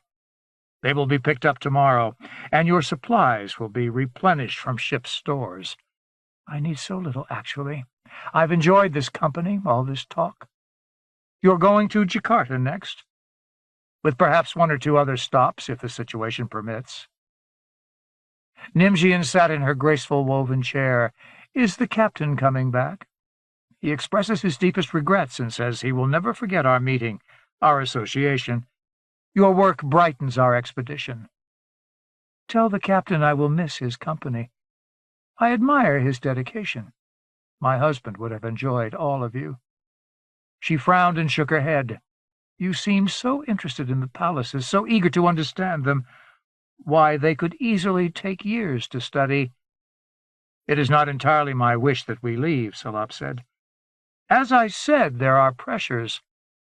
When you leave, will the Brianists come? Nimjian asked, her blue eyes wide. She lifted her hand, and Salop immediately clasped it in both of his, a courtly gesture. Randall stood in the doorway, tall and stooped, lost in his own thoughts. I doubt they will stop here if they see the island is barren, Salop said. But if scientists arrive, Brianist scientists, would you mind if I am candid with them as well? Not at all, Salop said. It is your duty. I hope truth will make us all reasonable. This is no time for division and war. The third boat had returned, carrying Shirley, Meissner, Rydium, and Thornwheel. The replacement party had hiked from the beach to the orphan grove and met us beside the pond as we left the house. Shirley and I had a moment to talk as Salop relayed instructions to Thornwheel. We passed the captain's boat, she said. He said we're leaving, but to come ashore and keep Nimjian company. He looks proper serious. Anything you can tell us, now that you're rank? I tried for a conciliatory smile. She gave in return a sharp sniff. Shatro looked like he wanted to kill somebody, and Shimchisco like he wanted to die. Is everybody crazy? I shook my head. Pressures from across the seas, I said, and that's the main reason. Brianists? I nodded. Where are we going, then? To Jakarta, after that to Athenae. No lush silvers for me and thee, Olmi? Sir? She was clearly in a dirty mood. I found my own mood too complicated to tolerate any unpleasantry. I patted her arm and got in step behind Salop as we left the valley. Nimjian watched after us, mouth open, head shaking slightly from side to side. And she fell to talking with Shirley and Rydium. We moved the specimens from the cave to the second boat and rowed them over mildly choppy waters to the ship. There we carried them under blankets to the captain's quarters, where they were stowed in a locker behind the boxes of specimens already put aboard. A padlock was provided, and a bolt, and Randall installed them and handed the key to Salop. We will sacrifice one specimen to a general anatomical study this evening, Salop said. Olmi, you will assist. I went topside and observed the starboard watch performing their afternoon duties, clambering up the trees to prepare the sails for the next leg of the voyage. I felt a strong urge to join them, but I had made significant progress, and there was no returning to the comforts of an apprentice's life. Twilight would be on us soon, and the sailors' hours of rest. I thought of the gate opener's words in the way. I look for things of interest to humans, Sir Olmi, and I find them. If the captain was going to have an audience with Lenk, perhaps I could come along. I would be that much closer to finding the clavicle. At dawn, one last party of 12 went to the island to deliver Nimjian's promised supplies. I accompanied the party on the longboat. Shatro seemed resigned this morning to the shift in ranks. He sat on his thwart and pulled his oar with apparent good humor. Shimchisco, Kispe, Cham, and French, the navigator, were also on the boat. French wanted to check a few last elevations. Nimjian sat on her porch, barely glancing at us as we deposited boxes of food and supplies. Kispe and Cham began to stow the boxes beneath a shelter behind the house. French spoke to the old woman, but she merely nodded, saying little in return. He then went off into the interior for a few hours, accompanied by Shatro. Nimjian stood up after they had left and waved for Shirley and me to come up on the porch. "I've been doing a great deal of thinking," she said. "Could you relay my thoughts to Salop? They are not very complicated, certainly not complete." "I'll try," I said. "You're junior among the researchers, aren't you?" Nimjian asked. "Yes." Shirley gave me a wry, brief smile. "I was junior aboard the Hanno as well. Marrying Irshova was a good social move for me. You and I haven't spoken much, but I feel it's right to talk with you. You'll take my thoughts to Randall and the captain. The captain may not be very clear about what is actually happening here. As for you, my dear Shirley, it's been so wonderful speaking with the women." Nimjian's eyes moistened. "I must stay here. I'll miss the company, but my life is here. Irshova is still here, his spirit." Shirla took her hand and stroked it. Nimjian leaned her head back and closed her eyes. She seemed to have aged 10 years since we arrived. Duty had kept her going this long. I wondered if she would pass on one final secret and then be ready to die. Do you realize how simple and primitive all life on Lamarkia is? How delicately balanced? Yashova and I, the more we explored and learned, became more and more astonished at the delicacy and crudity of Martha. It is all like a dream, and then we wake up. Why like a dream? Shirla asked. There is no competition or synergy between animals and plants to propel change. All change comes from within, from the observers, whatever and wherever they may be, queens or factories or palace wombs, and there's precious little competition between the eikoi. Day in, day out, nearly all of life on this planet struggles simply to get enough energy to stay alive. Something is missing, some vital strategy or trick. Lamarkia may someday blossom, but are the hidden designers creative enough to supply what is missing? Maybe we're what's missing, Shirla said. She did not know about the half-formed skeletons. But now we're here. The queens, the observers, have to learn how to use us. Admirably homocentric, Nimjian said softly, eyes staring between us dreamily. That is part of our strength, to always place ourselves at the center. But despite all recent evidence, she looked at me sharply, resenting the secrecy imposed by the captain. Despite that, I do not think we are the missing element. I believe it is a technique, a trick, none of the eikoi have stumbled across. Poor Martha, so reliant on the stingy trace elements. Martha did not have the strength to survive when things changed. She sat forward now and gripped Shirla's hand tightly. What is missing on Martha's Island and everywhere else we visited on Lamarkia? What? I asked. Green, she said. Brilliant, lovely green. Surely you were born here and you spent little time thinking about Earth. But Earth was a green world. 12. For 2 days after we left Martha's Island, the ocean overside and to the horizon lay glass-smooth, and the still air hung hot and wet and smelled stale. Thunderheads towered in the west. Each evening, chores done, choke oiling the decks, tightening the standing rigging yet again to take in a few centimeters slack, mostly, I think, a figment of Soterio's imagination, and spreading drag nets to catch samples. The ocean here was barren, and the nets came up empty.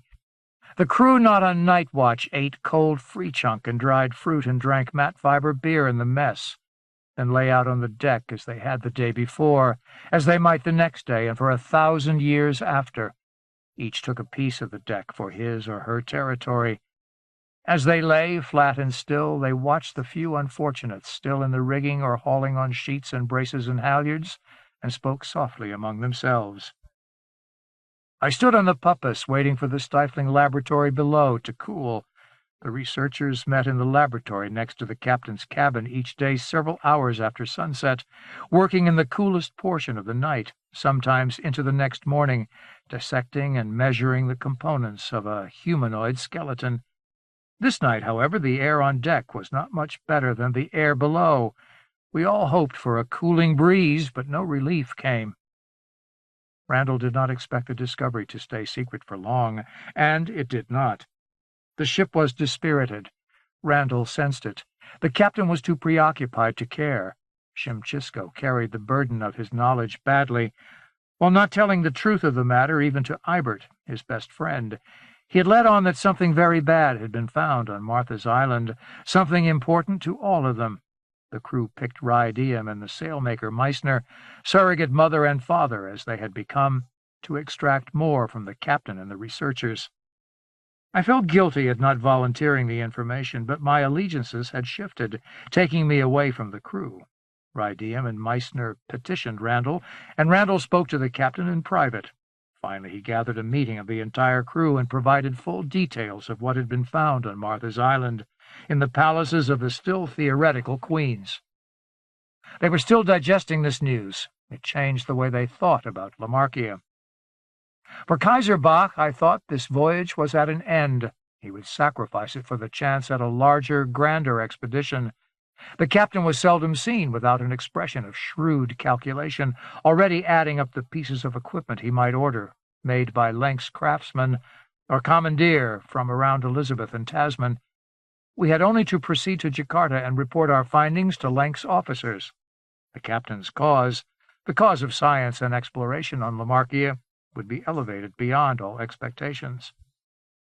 At midnight, Salop climbed up onto the puppus, weary and oppressed by the heat, bare to the waist, brown skin shining in the lamplight. "We might as well get started. It isn't going to get any cooler." Chatreau Cassir, Thornwheel, and I followed him below to resume our studies of the homunculi.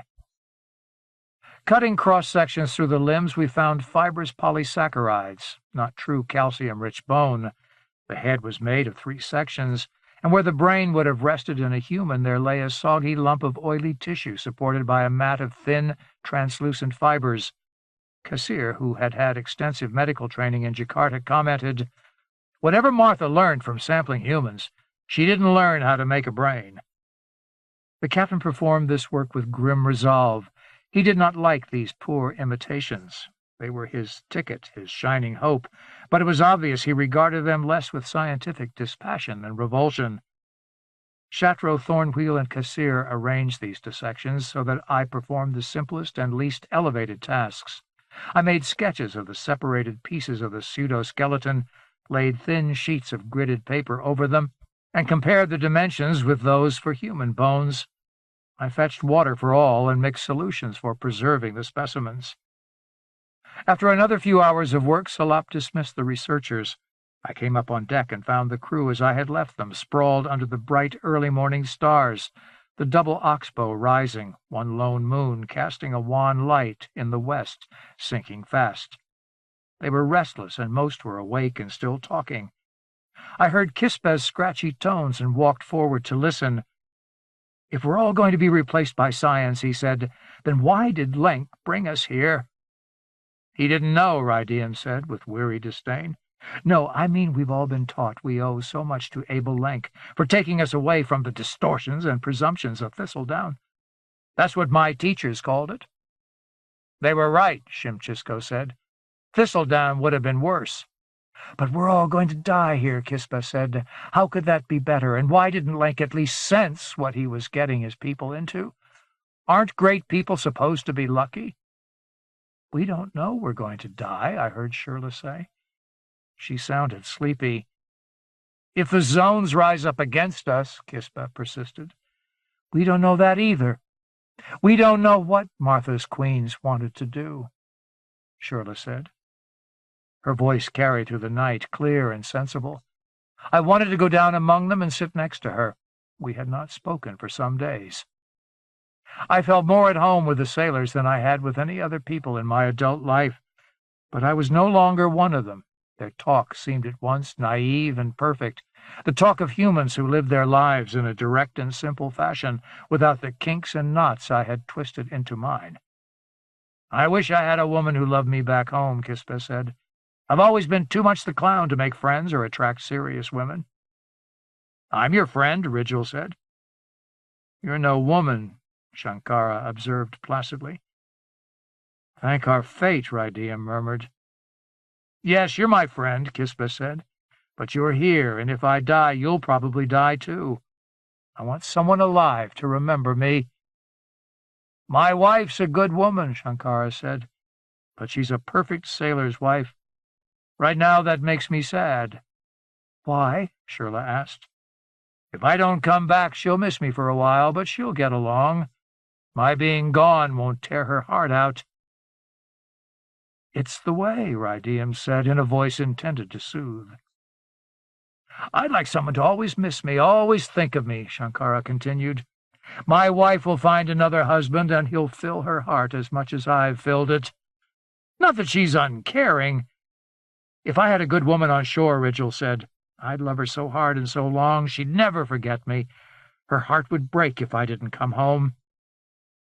"All memories like this ocean," Rydium said. A short silence followed as everyone thought this over and then decided to ignore it. It could not be riddled quickly enough. "Will Lamarkia remember us?" Shimchisco asked. The talk turned to how much Lamarkia knew about each of us, and how much the Queen, or now the Queens, of Elizabeth's Land or Patan would keep us in some sort of biological memory if we did not return to Calcutta or Jakarta, or by implication if they actually did get around to replacing us. Shimchisco began to speculate wildly. He wondered whether they would duplicate us so completely we might live again, even if we died. Randall stepped up behind me. "You're getting far too metaphysical," he complained in a low voice. "Shimchisco's become a very religious fellow, but it's infecting us all." I nodded, but asked myself who, back on Thistledown, would ever remember me. On Lamarkia, I would leave no impression at all. My homesickness for Thistledown had become a dark shadow, mingling doubt and dream, wish and self-disgust. The flaws in my armor multiplied and were glaringly apparent. I did not know who or what I was. My past seemed a confused jumble, my present a mess I would never successfully resolve. If I was any example, I doubted Lamarkia's Ikoi could learn anything useful about humans, yet Nimjian's last words before we left the island haunted me. Lamarkia's marvels were truly simple and delicate, as if she had suffered some neutral handicap at the beginning of her time. She had flowered in a wonderful but hesitant way. Our natural passengers, the selected bacteria and viruses humans found valuable, had left no mark on Lamarkia's Ikoi, but we ourselves were a kind of infection, injected into the planet's tissues by the most sophisticated of delivery systems, the way itself, an infinitely long syringe with infinitely many openings. What would I report to my superiors in the Axis City and on Thistledown, if I could make a report now? Lamarkia is still healthy, but humans and the Ikoi will change each other immeasurably and very soon. Lamarkia is not for us. We are far too robust. We come from a green planet. I did not have the luxury of time. To preserve Lamarkia, I had to act quickly. I had to locate Lenk's clavicle and report my findings to the Hexamon soon. 15 days out from Martha's Island, our batteries drained, our wind screws idle, sharp-eyed Ibert stood his watch on the main tree top. Late in the morning, he spotted something on the horizon and called down to the master. I sat repairing a dragnet on the forecastle deck near the bowsprit. Soterio pulled himself out of his hammock below decks and groggily followed Randall forward.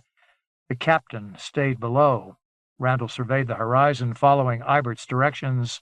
Fine on the starboard quarter. I stood and shaded my eyes against the steady beat of the sun. At first I could not see anything, but soon I resolved a thin line of smoke, and then another. "No land here," Rydium said, coming forward. "Couldn't be fires." Shirla and Shankara followed, then Cham and Shimchisco. Soterio trailed Randall like a faithful dog, a worried expression on his dark, bearded features. Salop emerged on deck as elegant and seemingly unconcerned as ever. He glanced at the group of us near the bow, then sauntered around the skylight to join Randall. "Is it a racer?" Soterio asked. "Racers don't smoke," Randall said. "Two ships. They're burning something." "Steamships, then," Salop said. "Likely." "Brianus," Soterio said, hoping he would be contradicted. "Sure as hell not out of Calcutta or Jakarta or Athena," Randall said. "Get the captain up here." Kaiser Bach came on deck in an apron, hands still gloved. He shed the apron and gloves and handed them to Thornwheel, and took the binoculars from Randall. After a few minutes' scrutiny, he said, "No flags. Of course, that may not mean anything." He looked up and shook his head. "We didn't set our flag after leaving Martha's Island. They're 10 miles away. They've seen us." He lowered the binoculars.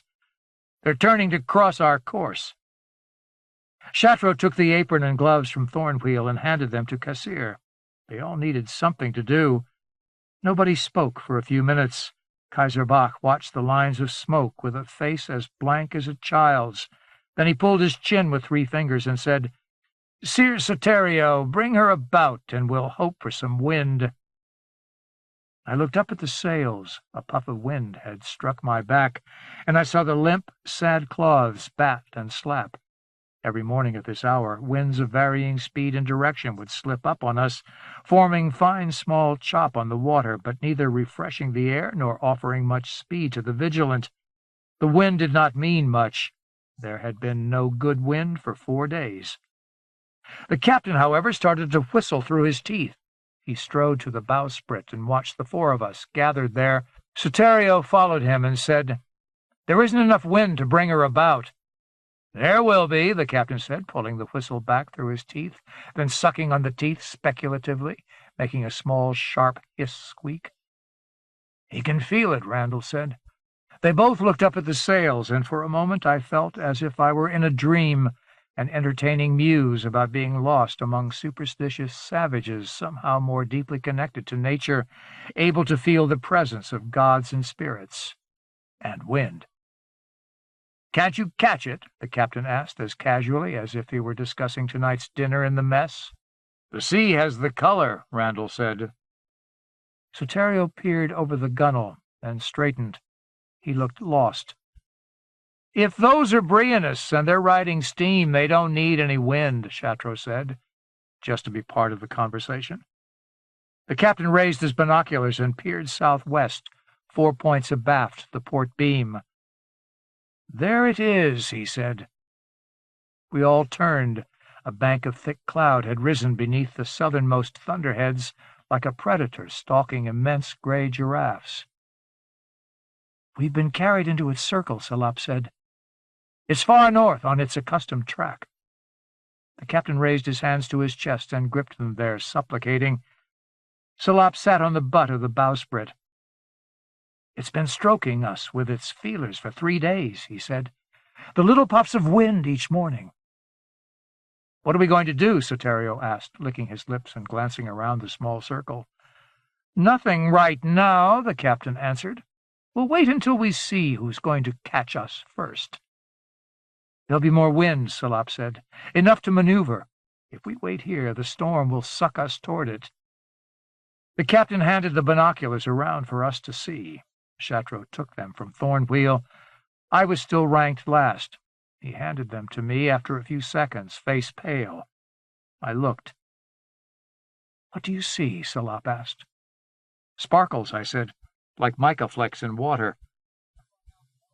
I swung the glasses around. Beneath the lines of smoke I could make out 2 funnels, one each surmounting long white hulls.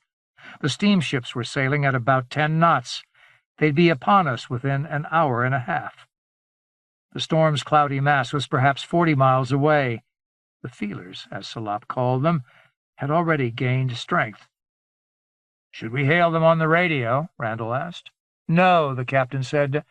"I do not doubt where they're from or why they're here. We're a prize if they can catch us." He jerked abruptly, muscles taut in his jaw and neck, and gave his orders. The sails bellied, and Soterio immediately pulled the starboard watch together to bring the ship about.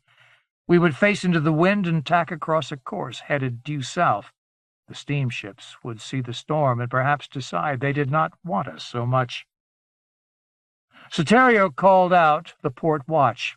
Salop crossed the deck and put one hand on my shoulder, the other on Thornwheel's. "This is truly going to be what the captain calls primary science," he said. The wind pulled his black beard and hair. "I will station all my researchers around the ship, and one in the tops. Sir Chatreau, please join Ibert on the main tree." Chatreau put on a face of unexpected hurt, but went to the shrouds. He'd climbed shrouds before, but not for some time. "Sir Olmy, you will stay at the bow with Sir Thornwheel. Sir Cassir, you and I will stand by the bulwarks, port and starboard amidships. We will record wind speed and direction and anything else that happens to be interesting." He pulled slim paper notebooks from his pocket and small carbon pencils. The captain kept turning the glasses from the steamships to the storm. "It is going to be very complex," Salop said. "The sparkles in the clouds must be how it regulates its temperature and pressure. I suggest they are very light tissues of different reflectivity borne by winds controlled and directed by formations in the ocean." A sharp gust hit us, and the ship shuddered, swung around by the forecourse and jibs like a horse on a rope. When the wind was on our port beam, Soterio ordered the jibs furled, the forecourse reefed, and the spanker raised. We practically spun about in the water. "If we end up in the thick of it," Salop said, "we can learn how it keeps itself going." He clapped the captain on the shoulder and walked aft with Cassir. The captain did not seem to notice. The ship heeled over 10 degrees. Salop lurched on the tilted deck, yet still kept some dignity, his long coat flapping out like a tail. Cassir grabbed a brace for support, and Soterio snatched it from him. "Not that one, sir," he said, chin jutting. "Sorry," Cassir murmured, and took his position. Sails set, Soterio put Shirley at the wheel, replacing an exhausted Kisbeh, and stood behind her. Now came the waiting.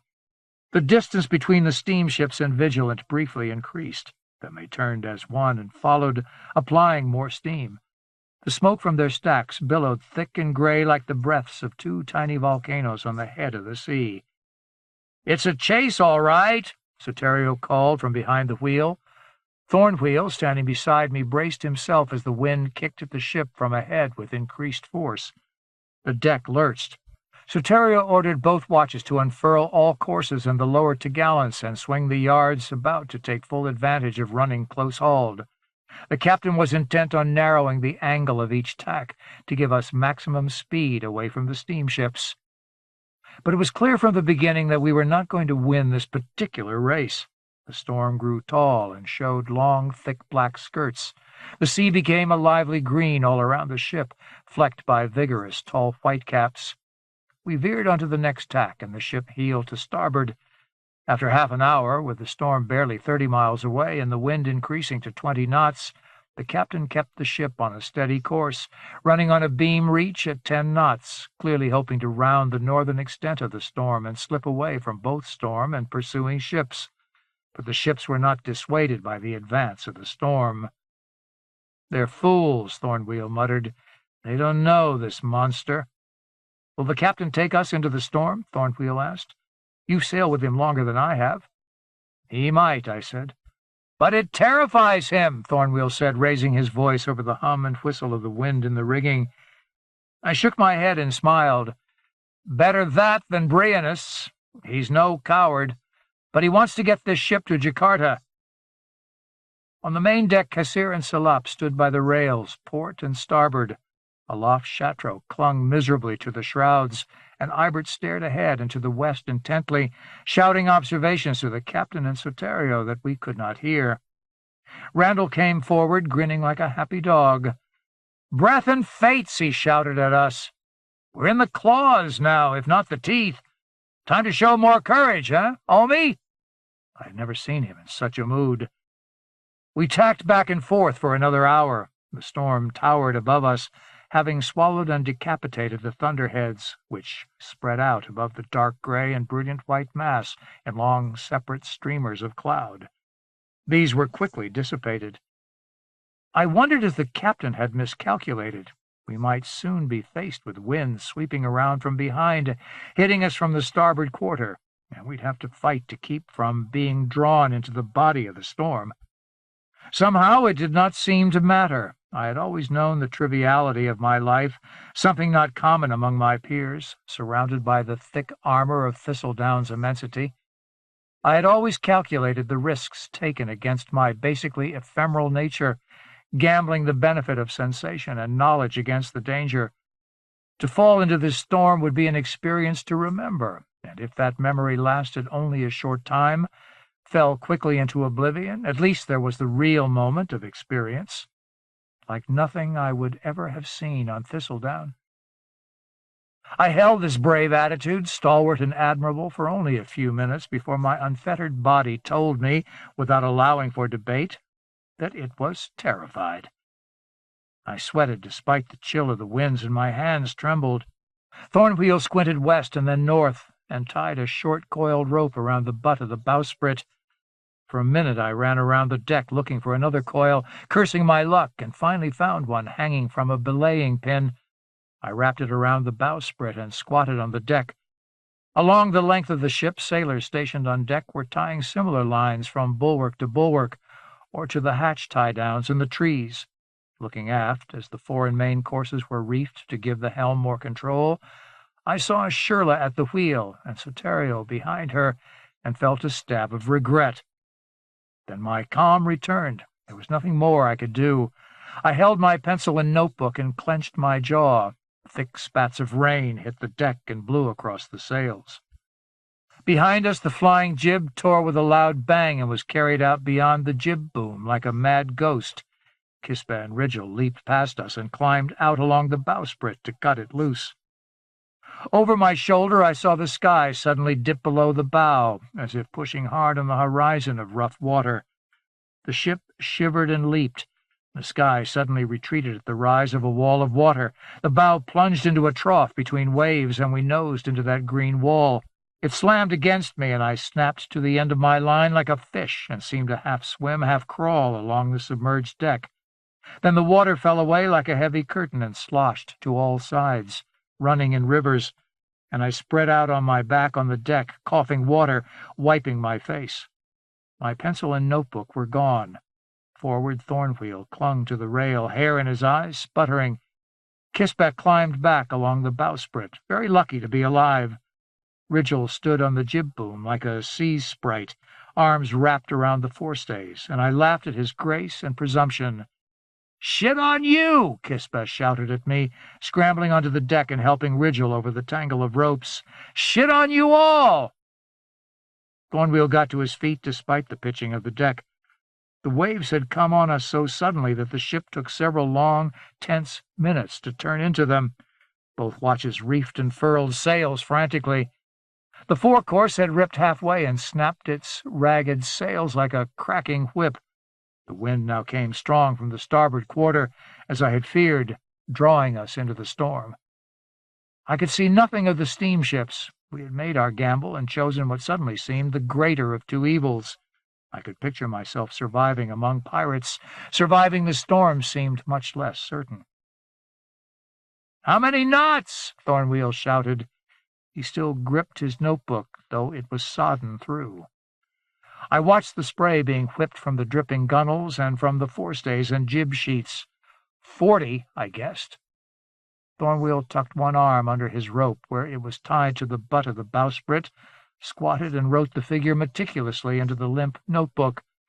Then he looked up and cried out, "What time is it?" I did not know. Our world seemed confined to the forecastle deck. The storm and sudden waves had knocked loose all sense of minutes or hours. I could not get to my slate, still secure, I hoped, in my bunk a few meters below. "Afternoon," I said. Thornwheel screwed up his face and shook the dripping notebook in disgust. The wind quickly grew to 50 knots. The Vigilant was now rigged for a storm. All but her fore and main courses furled, and those reefed close to their yards, straining alarmingly at their gaskets. I could see men and women running along the deck, a few descending the shrouds with exquisite slowness, hanging on for life, but could not pick out their features through the stinging spray. Personality did not seem to matter in the noise. So long as I kept my position, I could not be accused of shirking my duty, and that mattered suddenly more than I would have believed it could. I did owe everything to my shipmates, my captain, the ship itself. If I did not owe them all, then I was not part of something strong and capable of surviving. I might as well be lost in the foam on the waves. I could picture that vividly. I saw myself surrounded by volumes of cold water. My lungs halted in the sudden whoop of spray-heavy wind, and my body thought I was drowning. It no longer trusted my senses. The captain sidled forward, gripping the ropes tied at regular intervals between the mast bits and the gunwales. Salop followed, and at one point we shipped another sea across the port bow, and both of them had their legs swept out from under. Standing again, tightening their safety ropes about their waists, they made their way to the forecastle deck, climbed up, and came to the bows. Salop saw that I had no notebook and shook his head sadly. "Sir Omi, how will you pass this on to posterity?" he chided. "I hope you've kept a record," he shouted to Thornwheel. "We don't know the time," Thornwheel said. That stopped Salop. He looked at the captain, who looked at all of us, and then broke into a braying laugh. "My God, it's 16:30, Kaiserbach said. "I think." We all seemed to be made equals by the storm, like small children at play. "Cassier just dropped a note stuffed into a spare Deadeye. Damned near brained the mate," Salop said. "They claim to see still water ahead, about a mile off the starboard bow." "They're out of their minds," Kaiserbach yelled, straining to see through the spray from waves slapping at the striker and parting along the bow. The waves had declined a little in the past few minutes, however. "Do they see any ships?" Thornwheel asked. "No," Salop said. "I hope the bastards sink." His smile was broad and wild, his eyes black and wide like a man caught in a fight he deeply enjoyed. The wind blew as strong as ever. The gauge registered 55 knots, and the ship climbed and bounced and cut through the waves, but the waves were diminishing even more. I saw floating objects in the glistening hills of water flying past, gray and pink shapes like closed umbrellas rising from the water. We shipped another formidable scoop of ocean and clung miserably to our ropes and whatever else we could grab. Thornwheel raised his notebook triumphantly above a rushing floor of blue sea, then rose sputtering and whooping. Salop slipped and was washed along the deck until his line snapped him to a halt. He swung at the end of the line, his robe drenched and wrapped around scrawny, scrambling legs, his face and beard streaming. The captain managed to stay on his feet, but he looked battered and kept his eye out for the patch of calm, as if it might be our only hope. I looked up at the trees and yards, the furled sails, the rigging, the greenish-gray sky beyond.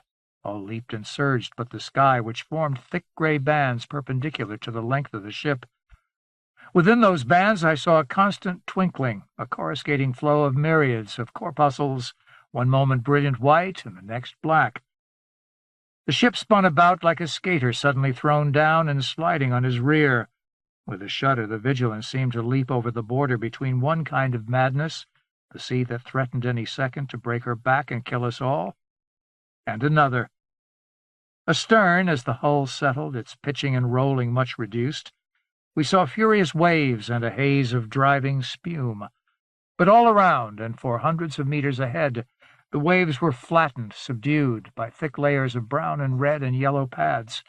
In the center of each pad rose a growth like a folded umbrella, and at the tip of each umbrella a fan or paddle spread, perhaps 2 meters in diameter, black on one side, white on the other. We seemed caught on the field of some impossible sport. The wind still blew unabated through our rigging, but it could not ruffle this tightly controlled field of sea within the storm. The wind blew off the starboard quarter. I turned, and the wind whooped through my half-open mouth, making me a living bottle organ. I struggled to pull air back into my lungs. Salop gripped the gunwale and leaned out to peer into the water beneath the bow. I did the same and saw the cutwater pushing through the broad pads, shoving aside the fans, some of which bent and spun before our faces, just beyond the forward rails. On the edges of the pads, thick, flattened growths like gear teeth meshed with adjacent pads and propelled them as they slowly spun. When the ship's bow forced the pads apart, with a sound like tiny suckers popping, the water between was black as night. Above the ship, great flocks of silvery triangles from a few centimeters to half a meter on a side blew through the sky, half hidden, and then entirely revealed in thick curtains of moisture. The air blew alternately freezing, cold, or hot and moist, as if the ship were caught in some uncertain gradient between winter and tropic summer. "It is alive!" Salop shouted above the steady, shrill scream of the wind. "It's in control!" "What?" Kaiserbach shouted back. "What's in control?" A flight of triangles caught up against the masts, shattered and slipped away in the storm. Pieces fell and whirled forward, blowing and flipping across the deck like leaves. "It's a storm beast! It's master of the warm water and the rising and falling air. We're not yet anywhere near the middle of it. We're on its outskirts. What must it be like farther in?" Thornwheel scribbled quickly in his notebook. The pages bunched and tore beneath his pencil. Still he kept writing. Wind speed, pressure, the things we saw in air and water around us. He looked up, lips pulled back, squinting into the hot and cold winds. Salah pointed dead ahead. Everything in here is alive and growing, prospering. A garden in a whirlwind. Even so, if this is a cyclonic, there must be a calm center. Randall worked his way forward, stepping carefully over each safety rope, fastening his line, tugging it free with a secondary loop line, refastening. He climbed onto the forecastle deck. "We're taking water like a colander," he shouted at the captain. "Every board's been jarred. I've got half the crew below pumping and caulking, but I don't think we can last more than another hour." "Set the forecourse and main lower t'gallants," Kaiserbach said. "Keep the wind on our port quarter." "That will put us right into the center," Randall shouted. "That's where Salap wants to be," the captain replied. The winds nearly drowned him out. "Fine," Randall said, raising his hands and preparing to head aft.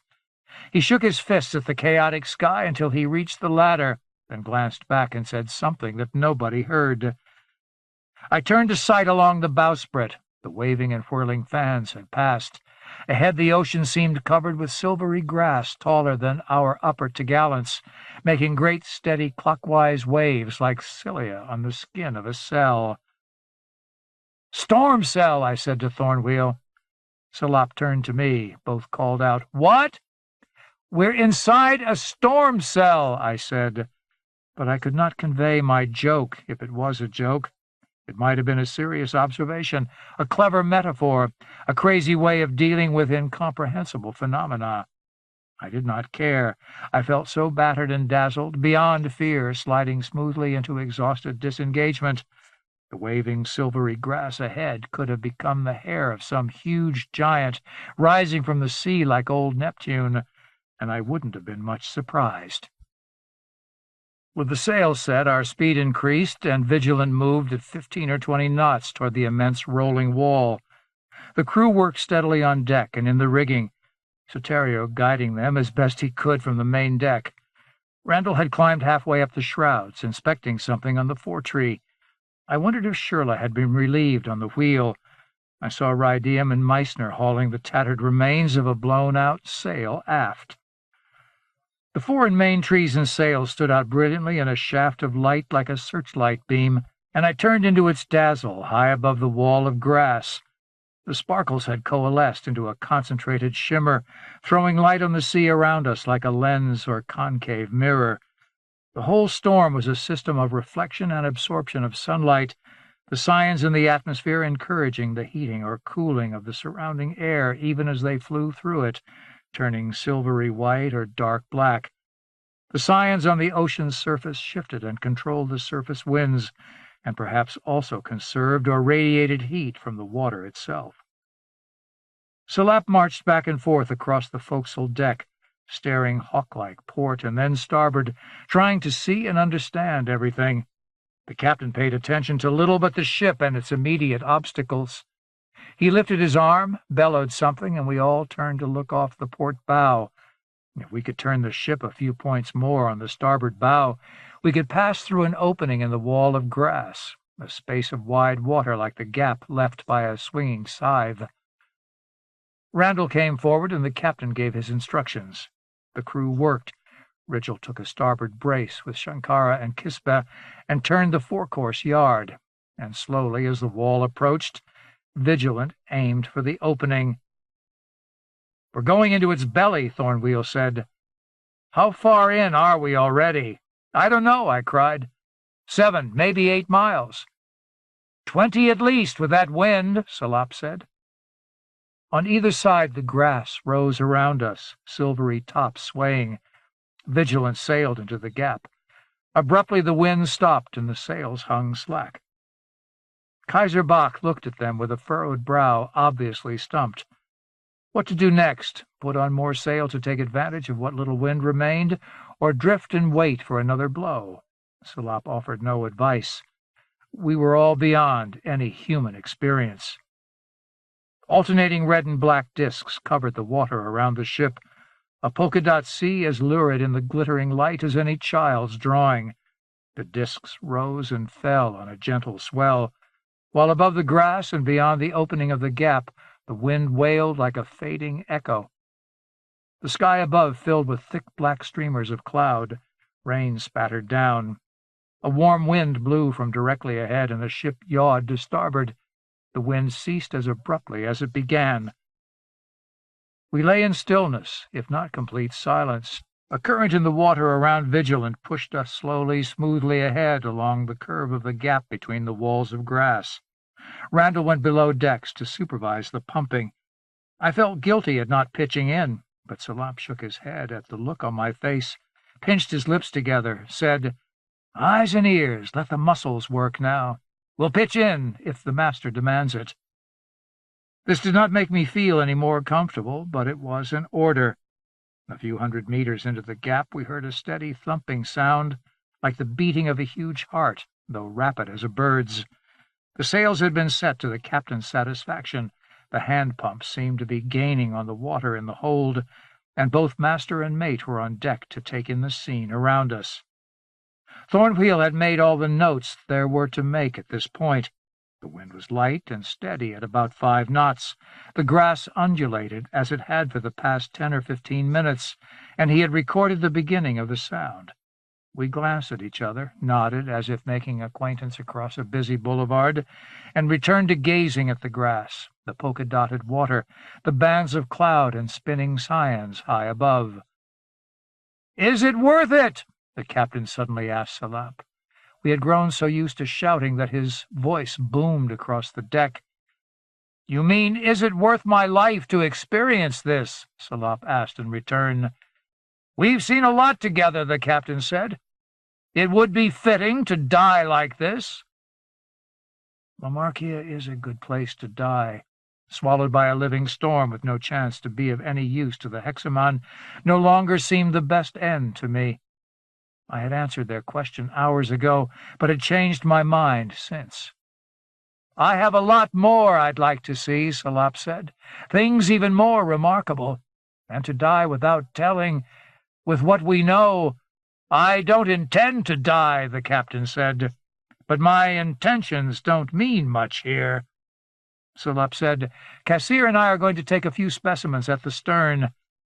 He descended the ladder and walked aft, taking Cassir from his post. Pieces of shattered, wind-driven cyans lay brown and withered on the deck, their glory of white and silver fading quickly. Cassir retrieved a few and bottled them, then stowed the bottles below decks and returned with a specimen net and gaff to join the head researcher. The thumping grew louder. Ahead the walls of grass turned reddish-brown, though each blade was still silver-tipped. The tips became flattened and the stalks shorter, the rhythm of undulation more rapid. Breaks in the walls to either side allowed strong breezes to blow across the ship, heeling and pushing it one way and then back the other. Soterio came forward. The captain asked who was steering, and the mate replied that Shimchisco had replaced Shankara and that Rydium was on backup. Shirla had been relieved just after the beginning of the storm. It all seemed more than just dreamlike. It seemed feverishly mad. The light on our faces was mottled white and pink, with flashes of silver from the clouds above. The forecourse luffed and bellied in the alternating winds. All around us the waving blades rose no higher than the yard of the course, and from the tops Ibert called down that he could see an end to the grass a few 100 meters ahead. Vigilant emerged from the grass 10 minutes later. Ahead, a dense wall of gleaming white cloud churned. In the broad lane of sea before this wall, dozens of different kinds of cyans eeled and floated through the water, passing broad black masses like small low islands. Atop the masses rose translucent pillars that gleamed like glass, but shivered with each thump like stiff jelly. Within the pillars, long gray and blue cylinders clustered like wires through insulation. The pillars were about twice as high as the truck at the top of the main tree and 2/3 as broad as the Vigilant's length from jib boom to stern. Above and ahead, the sky filled with detail that eluded explanation, confusing my eyes and mind. I saw pinwheels of darkness spinning lithe as snakes that fell behind the wall of cloud. One of the vortices broke through the wall and fell apart, scattering as sheets of very dark rain into the sea, which seethed like living soup. The thumping began to hurt our ears, a rapid surge in pressure as much as a sound, and we could not talk at all and be heard. Vigilant would not be controlled. No matter which way we set the sails or steered, the thick mass of scions around us carried us in the flow, leaving the waving grass behind, like brown beach cliffs rising to a silvery prairie on a sloping hill. All behind was wrapped in drifts of brilliant white cloud, pierced by searchlight beams, and above, rising several thousand meters into the air, an immense curtain of black shot with spreading fans of powdery gold.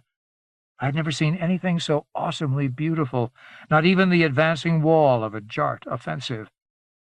I felt like a Jonah lost in the belly of a godlike monster, this storm beast, as Salop had called it, the captain's nemesis, and my chest hurt with fear and something like shame.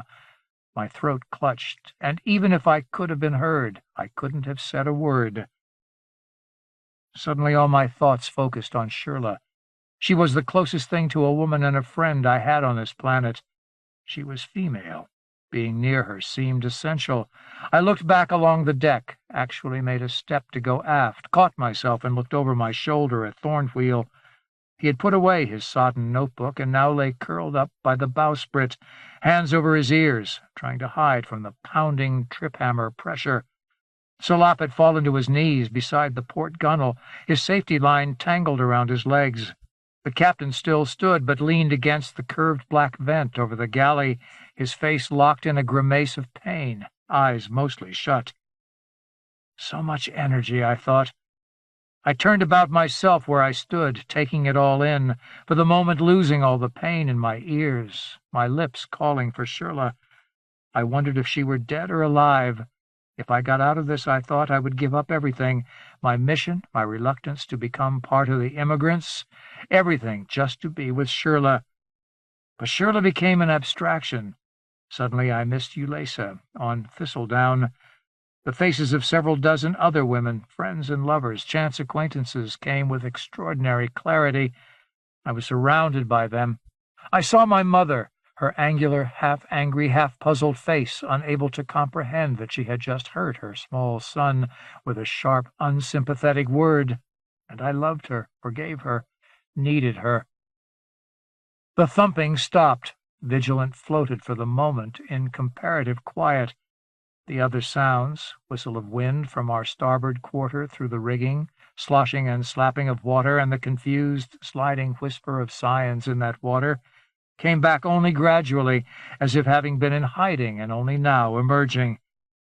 The quiet seemed like an indrawn breath before a scream, but no scream came. "We are going to get out of this," Kaiserbach said, enunciating each word like a schoolmaster. He went to the rail. "I hope to breath and fate Cassir is taking specimens."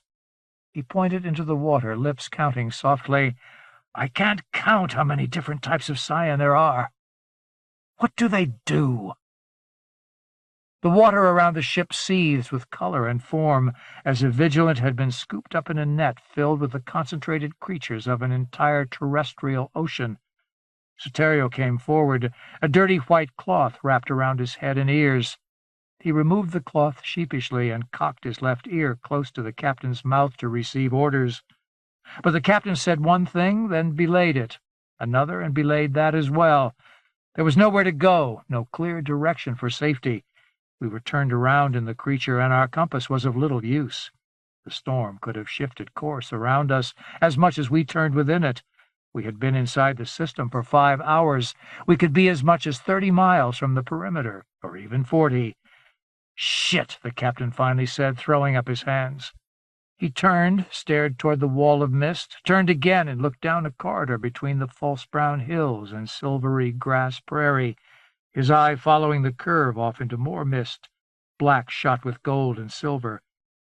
"It's pure instinct or guesswork, Sir Soterio." "Let it be instinct, sir," Soterio said. Salop and Cassir came forward. Cassette deposited the contents of a bulging net into a barrel, then poured a bucket of water over the contents, which seethed. With a look of fascination and caution and a touch of disgust, Cassette clamped the lid down on the barrel. "What do you see?" Randall shouted to Ibert and Chateau in the main tree top. I shielded my eyes against another flash of light and saw the two draped limply on the small platform high over the ship. Chateau raised an arm and pulled himself to a kneeling position, gripping the shrouds. He scanned the surrounding sea. "I don't know," he called back. Ibert stood beside him. "None of it makes any sense," he added. "We're looking for a way out. What do you see?" Randall called up angrily. "What would it look like?" Ibert asked plaintively. "A door," Thornwheel said, uncertain on his feet, "with a big brass knob." A large drop of black ink fell at his feet, splashing his shoes and pants. He stared at it dumbly, then looked up at us. What next? More drops fell, steam rising from the spreading stains. One struck me on the back and was hot enough to sting. "Wonderful!" Chateau screamed from the platform. "We've gone straight to hell!" We scrambled on the deck to get away from the sudden barrage of hot, inky drops. All around, the sea was dappled and roiled with the dark rain, and the mass of writhing scions sank with a chorus of bubbling gurgles. In the tops, Chateau and Ibert screamed. Ibert came down the shrouds as fast as he could, stopping to shriek as a splatter of steaming rain struck his head and back. He nearly fell. Chateau lay on the platform, hands wrapped behind his head, yelling incoherently. There was no place to hide on the forecastle deck. I saw Meissner run forward with scraps of ruined sail, throwing them at sailors cowering on the deck. Ibert tumbled the last few meters from the shrouds, landing heavily on the deck, and snatched a shred of canvas from the sailmaker. Everyone, covered or not, made a dash for the hatches and pushed and shoved their way below. In the press of bodies, I found myself standing beside the carpenter, Gusmao, in her workspace in the ship's waist, beneath the upper deck. She blinked at the unwelcome intruders. She had not been on deck since we entered the storm. She was not a curious sort. "My God, you're a mess," she said to the four of us. "What's going on up there?" Nobody answered for long seconds. "Black rain," said Kispe, his face covered with thick splotches, almost unrecognizable beside the stocky, oily black figure of Rydium. "Who's steering?" Shirla asked, walking down the aisle between the carpenter's shop and the sail locker. "Shimchisco's still up there. Soterio's with him," Shankara said. The ship rolled. The deck drummed with heavy rain. The air became stifling and moisture thickened it until we could hardly breathe. Shirla put her hand on my arm, solicitous. I laid my hand over it and felt like a young boy. Thornwheel came down the aisle, calling my name. "Salop's forward," he said, "in the lab. They got the specimens inside." I wiped black goo from my face. Where it had thickened, not quite dry, it caked and fell away, leaving no stain on the skin beneath. I touched Shirla's face and tried to wipe it. She held my hand and drew back slightly, but smiled. "It's in my eyes," she said. Gusmao recovered enough to order us out of her workshop. "I don't know what's happening topside, but the captain wants his barrels and boxes." She shooed us into the corridor where the air, away from the ship's vents, was even thicker. "You're going to work in this?" Kispe asked, peering around the door into the carpenter's tiny workspace. "I'm going to breathe, damn it," Gusmao said, and shut the door in his face. After a few minutes, the drumming stopped. We heard the wind pick up and the creak of the trees and rattle of yards and rigging. We delegated Rigel to poke his head up and see what there was to see. He climbed the steps, lifted the hatch cover, and said, "Salop's out there." The black stuff stopped falling, but it's all over the deck. There's the captain and Randall. We hastily climbed out onto the quarterdeck and returned to where we had been before the black rain began, all but Ibert, who stood by the shrouds, calling up to Chateau. Chateau answered and said he was coming down. Soterio passed by, half-inked, half-clean, like a festival harlequin. He did not comment on Ibert's reluctance to go topside again. All around, the ship drifted through twists and curls of fog. The air temperature had climbed at least 10 degrees, and our stained clothes clung to us. My throat was parched, but the water butts on deck had been bumped, losing their caps, and were fouled by ink. Leo Fry, the cook, and his assistant Passy emptied the contents of the butts and went below to bring up more water. Salop's face and beard glistened with ink. His vivid white eyes stared from his black face, the ink glazed and cracking on his skin. "This warm water," he said, "will be pushed outward to power the outskirts of the storm. If we stay with it, we may get out." The captain stood beside Salop, a blackened towel in his hand. "Why do you think that?" he asked. Salop lifted his hands. "Somewhere high up in the storm, scions spray black pigment into suspended moisture, and the pigment absorbs sunlight. When the clouds have reached their maximum temperature, they drop hot rain into the sea, warming it.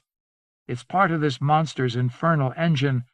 Scions in the water absorb the black pigment, turn the sea milky, and it is pushed outward full of heat."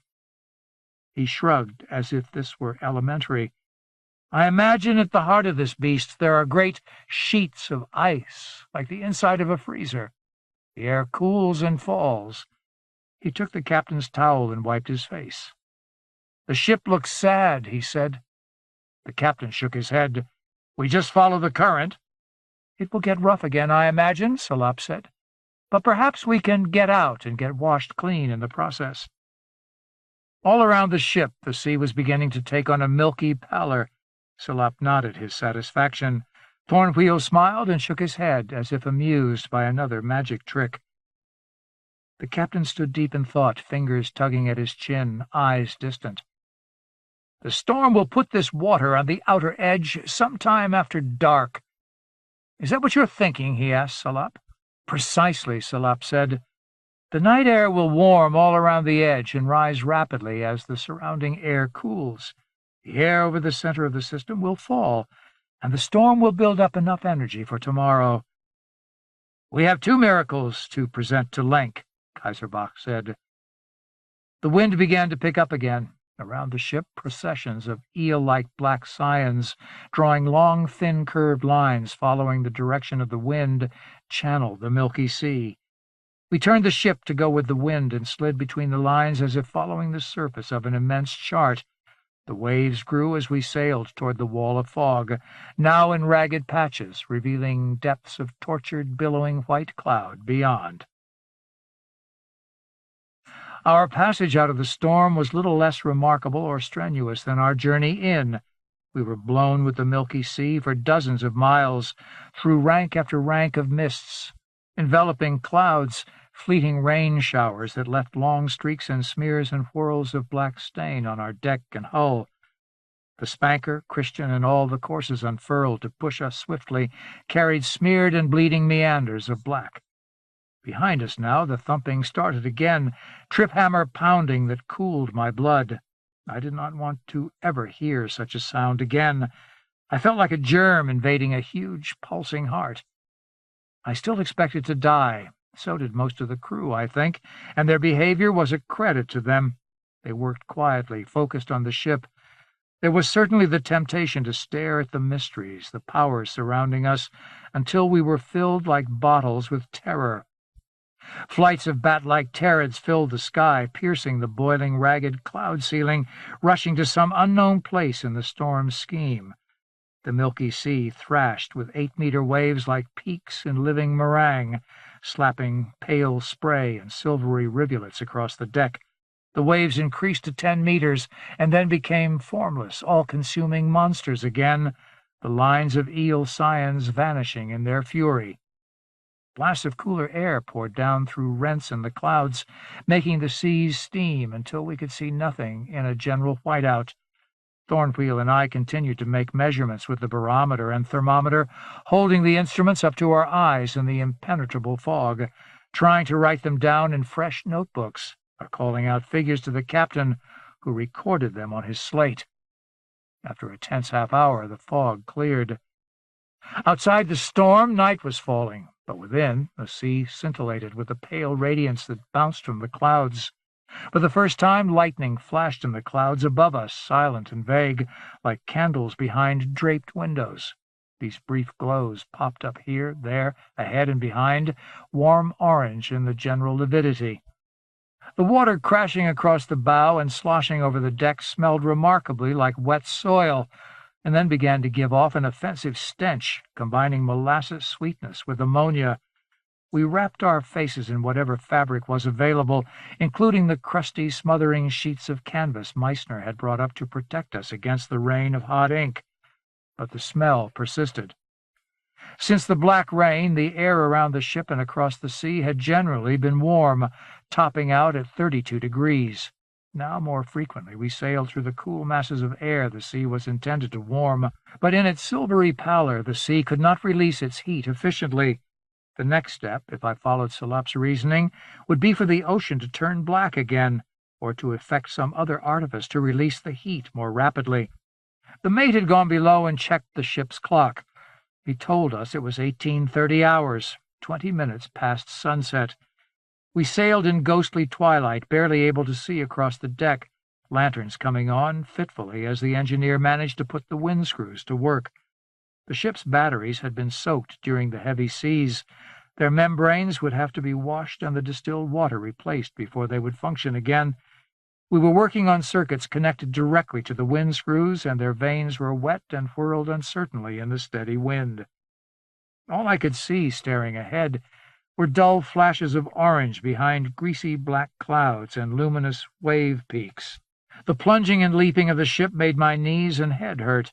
I felt sick to my stomach, whether because of the stench, the pitching, or exhaustion, I could not decide and didn't care.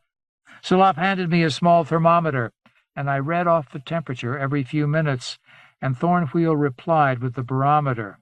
Atmospheric pressure at sea level on Lamarkia was about 9/10 of Earth normal, rich for thistledown citizens who were used to quite a bit less than that, and by consensus that was called 1 bar. 30 degrees and 940 millibars, 31 degrees and 943 millibars. The captain recorded our figures when he wasn't shouting orders to the mate, and we tried to keep them in our notebooks. After a while, sick as I was, I couldn't help laughing as we shouted out new figures. Thornwheel grinned as well, his face a smudge in the obscurity. The lightning grew brighter just as we emerged from a thick wall of cloud. Ahead, lost in the miasma, we heard a chorus of chirrups and whistles, crossing from off the port bow to off the starboard bow, as if a flight of unknown birds taunted us in the dark. Flashes of forked lightning revealed serpent heads rising from the water, outlined in pale blue, bobbing, chirping, and singing. "Sirens!" I shouted to Thornwheel. The captain glared at me, but the sound grew louder. I tried to see the serpents more clearly, but they were always featureless, smooth, rising and uncurling slowly, or sinking with tips half-curled like limp hooks.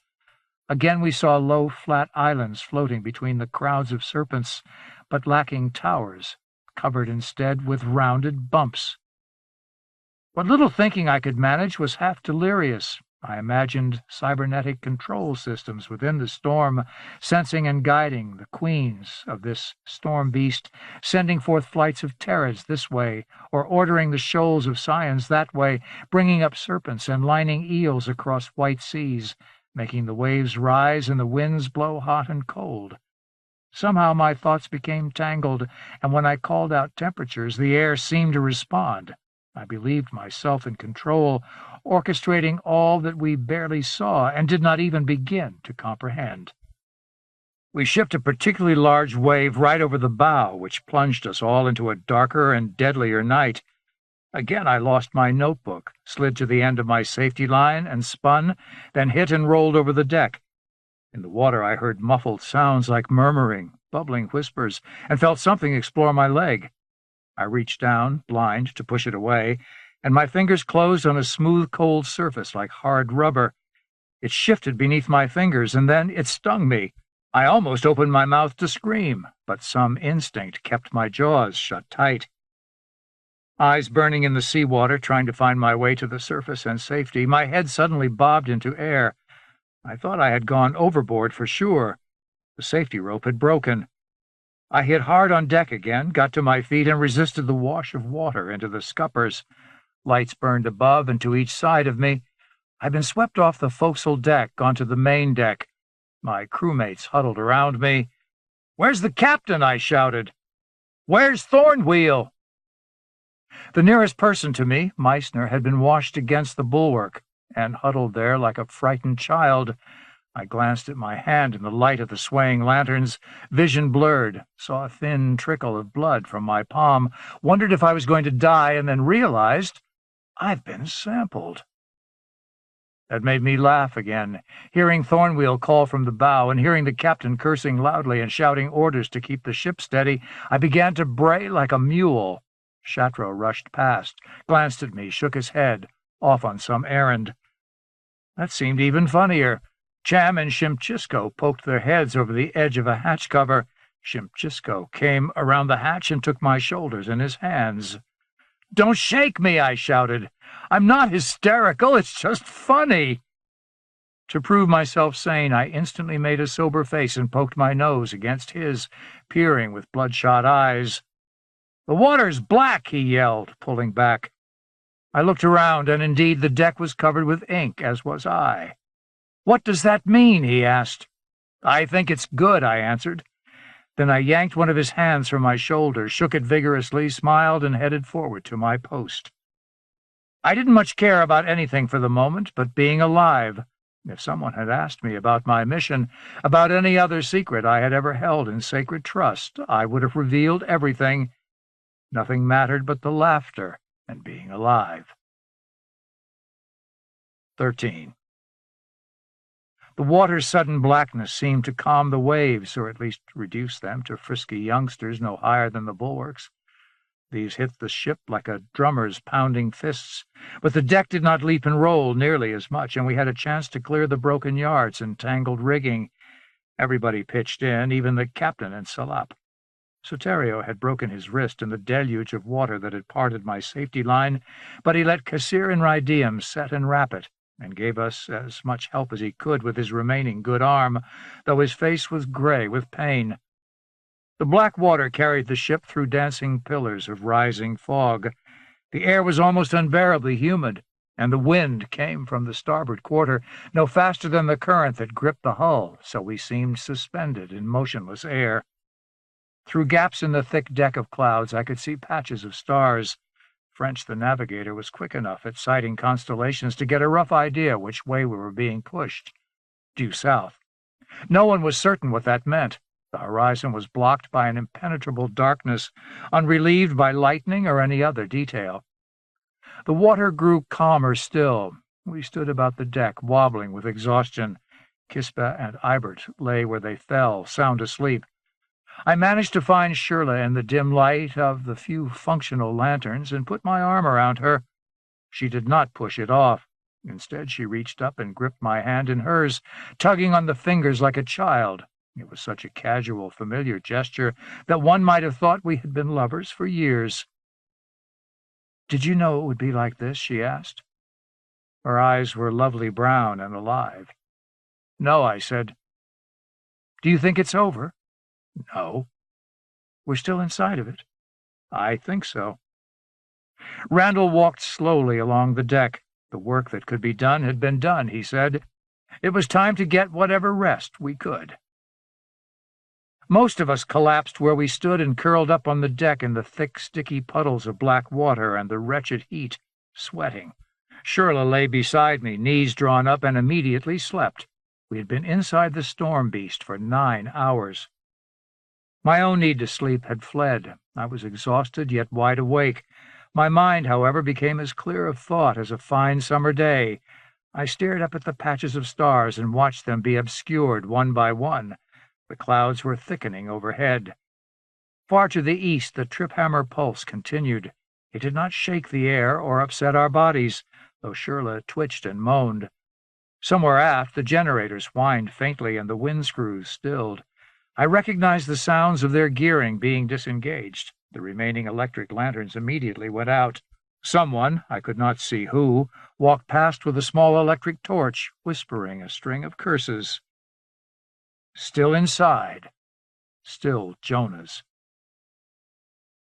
The black water gave off its heat around the ship, and by morning, as grayish light filtered through the clouds and curls of mist, the sea acquired a dusty, greenish color.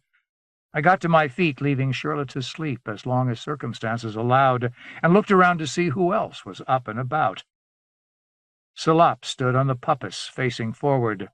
He saw me and nodded, but did not smile. Cham squatted in a half-doze by the mizzen tree. The rigging pulled and caught with little popping sounds, and the remaining yards creaked and rattled. The ship was riding in a normal sea, waves about 1/2 meter at their crests, racing past us in long swells as if eager to win a race. Peering overside, I was left with the impression we were sailing backwards. I joined Salop on the puppis deck. He had just finished trailing a net in the water, back and forth over the stern. He showed me the net, empty. The captain had gone below. Randall sat near the stern behind the wheel, which was tended by Rydeum. "Do you have any idea where we are?" Salop asked. "No," I said. "How would I know?" Salop chuckled humorlessly. "You're a smart man. I thought you had some consoling theories." "Well, I don't," I said. Our time in the Beast had changed me, at least for the moment, and I felt respect for no man and no sense of discretion either. Salop seemed to find my new tone unexceptionable. Clearly, he did not care much for rank or protocol. "I would have guessed we'd be outside of the storm by now." "I'm surprised we're still alive," I said. Ahead, the blackness had changed to an almost equally uninformative charcoal gray. "There's a pattern, a process," he said. For a moment I expected him to reveal some religious belief, but he continued, "The storm is a well-organized system, maintained by hundreds of types of scions. I wish we could have captured a sample of each. We have a few of the flying forms, a barrel or two from the rich sea, and whatever else washed up on deck." "Something sampled me," I said, holding up my hand. Salop stared at the gouge with interest. "The storm is not part of Zone 5, then," he said. "Nearly everyone on Elizabeth's land had been sampled by a river scion at one time or another, and these all came from Patan, so it was believed." "I guess not." "It is a separate ecos, yet it feeds the prairie." I nodded. "So we learn more and more. The zones cooperate with subzones, as at the Chefla Waste, and the storm has some connection with Patan, though not a part of it. I am proven wrong all the time now." He took a deep breath and smiled broadly. "It makes me feel young to be wrong so often." "The water here seems empty," I said. "There were so many scions back there." I waved my hand astern. "Why none here?" "Even though we are not out of the storm, we must be near its farthest extension. Its caudal portion, if I may be anatomical. There may be little of importance here." "I thought the black water would just push toward the outside of the cyclone, not toward the rear." Salop shrugged. "It was just a theory. A hope, perhaps." The grayness ahead parted as the dawn advanced. We seemed to be near land. A long, dark line of hills rose on the horizon. Rydeum said hopefully, "We can find a harbor and fix the ship." The captain climbed to the puppis, his head wrapped in a black-stained strip of cloth. "Good morning, if it is morning," he said. "It seems to be," Rydeum said. Randall pointed out the hills on the horizon. The captain stared at it, jaw clenching and unclenching within the bandage. He glanced at me, hooded his eyes, and said, "Slammed my jaw last night. Ruined a few molars. Soterio up and about?" "His arm's giving him hell, but he swears he'll be on deck as soon as he can get dressed." "One of the women is helping him," Randall said. "That is not land, whatever it is," the captain said. "There is no land in this part of the world." He lifted his binoculars, then handed them around. All looked but Rydeum. When my turn came, Shatro and Thornwheel and Cassir joined us, and I barely glanced at the formation before passing the glasses on to them. I could not make out any detail, just low, knobby protrusions like hills, all of a uniform dark brown. The grayness above them seemed lighter, rent here and there to reveal darker, thicker clouds beyond. "It's part of this damned beast still," the captain said. "We're coming up on it rapidly," Cassir said. "Cast a log line and let's see how fast we're going," the captain told Randall. Randall assigned the task to Shankara, who came back a few minutes later with a speed of 4 knots. Kaiser Bach examined the distant mass, lips moving as if in calculation. "Our speed with respect to whatever that is about 9 knots, and I'd guess it's no more than 5 miles away." "Irwin?" "6 at most," Randall said. "It's part of this beast and it's going to ram us." "Or we'll beach on it," Randall said. "It is not a solid mass, that I guarantee," Salop said, shaking his head. "It must be divided into smaller structures." There was little wind to maneuver in. The captain ordered 2 boats put out with lines attached to the bow. This time I had to volunteer, if only to keep my sanity, and I clambered into the longboat. Neither Salop nor Randall objected. Chatreau volunteered just after I did, loath to let me one-up him in any way. Shirley climbed into the longboat and sat beside me, favoring me with a faint smile.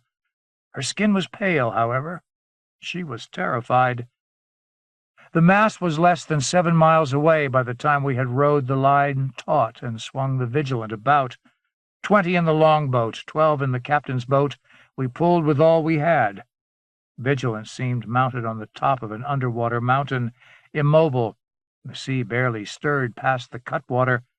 The gloom all around had lightened to dismal light gray. Sweat stood out on my brow in the moisture and heat. My shirt clung to me. It seemed all wrong. I wanted to be anywhere but where I was. Shirley beside me, pulling with me on the oar, was small comfort.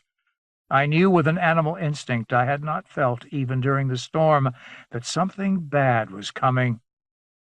Behind us, Shimchisco and Ibert shared an oar, swearing steadily and rhythmically under their breath, as if singing a sportster's chant. Across from us, on the same thwart, Chatreau and Cham concentrated on their oar. Chatreau glanced sideways at me, but our eyes did not meet for long. We worked too hard to care about anything but moving Vigilant. It was useless. Half an hour, and we reduced the ship's speed and the current by perhaps a knot. The captain ordered the boats back, but did not haul them aboard. Leaving crews of 4 in each boat, he ordered the rest of us to our stations. Soterio followed at the crew's heels, voice sharp. Less than a mile away, the long dark mass whispered like children in a room, heard through a half-shut door. At its base, water foamed like breakers hitting a shore. The knobby surface now clearly resolved into vertical corrugations, not so much a range of hills as an irregular wall, cut like sliced cheese bearing down on us. It extended to either side as far as the eye could see. No escape. All around the ship the water suddenly filled with scions. They rose and twisted and rolled like breaching whales, spraying thick dark plumes that floated off as brownish mist. Above, the cloudy ceiling showed patches of blue. Light shafted down through these patches across the awful fecund waters, and I thought of an ancient engraving, a phantasma of earth's seas filled with bat-finned, slack-jawed, many-eyed grotesques. These scions, what detail we could see in the masses, did not resemble any particular Baroque creatures, sticking instead to the storm's steady run of designs. Serpents of many colors, long black or purple pisids, featureless except for smoothly tapered fins, writhing hollow cylinders a meter wide, lined along their inner length with coarse bristles like hairy nostrils, and some of them turning inside out as I watched. 3-cornered flat shapes, reddish-brown, trimmed with blue, that filled the interstices between all the others. I did not have the concentration to keep track of other designs. There were hundreds. "They're spitting blood!" Shimchisco screamed. Before the advancing wall, the scions expelled vapors turned brilliant red. Less than half a mile away, we saw the wall push against the scions, bunching them at its base, where they leaped and thrashed against the swell, then rushing over them, it seemed, though they may have merely submerged and swum away.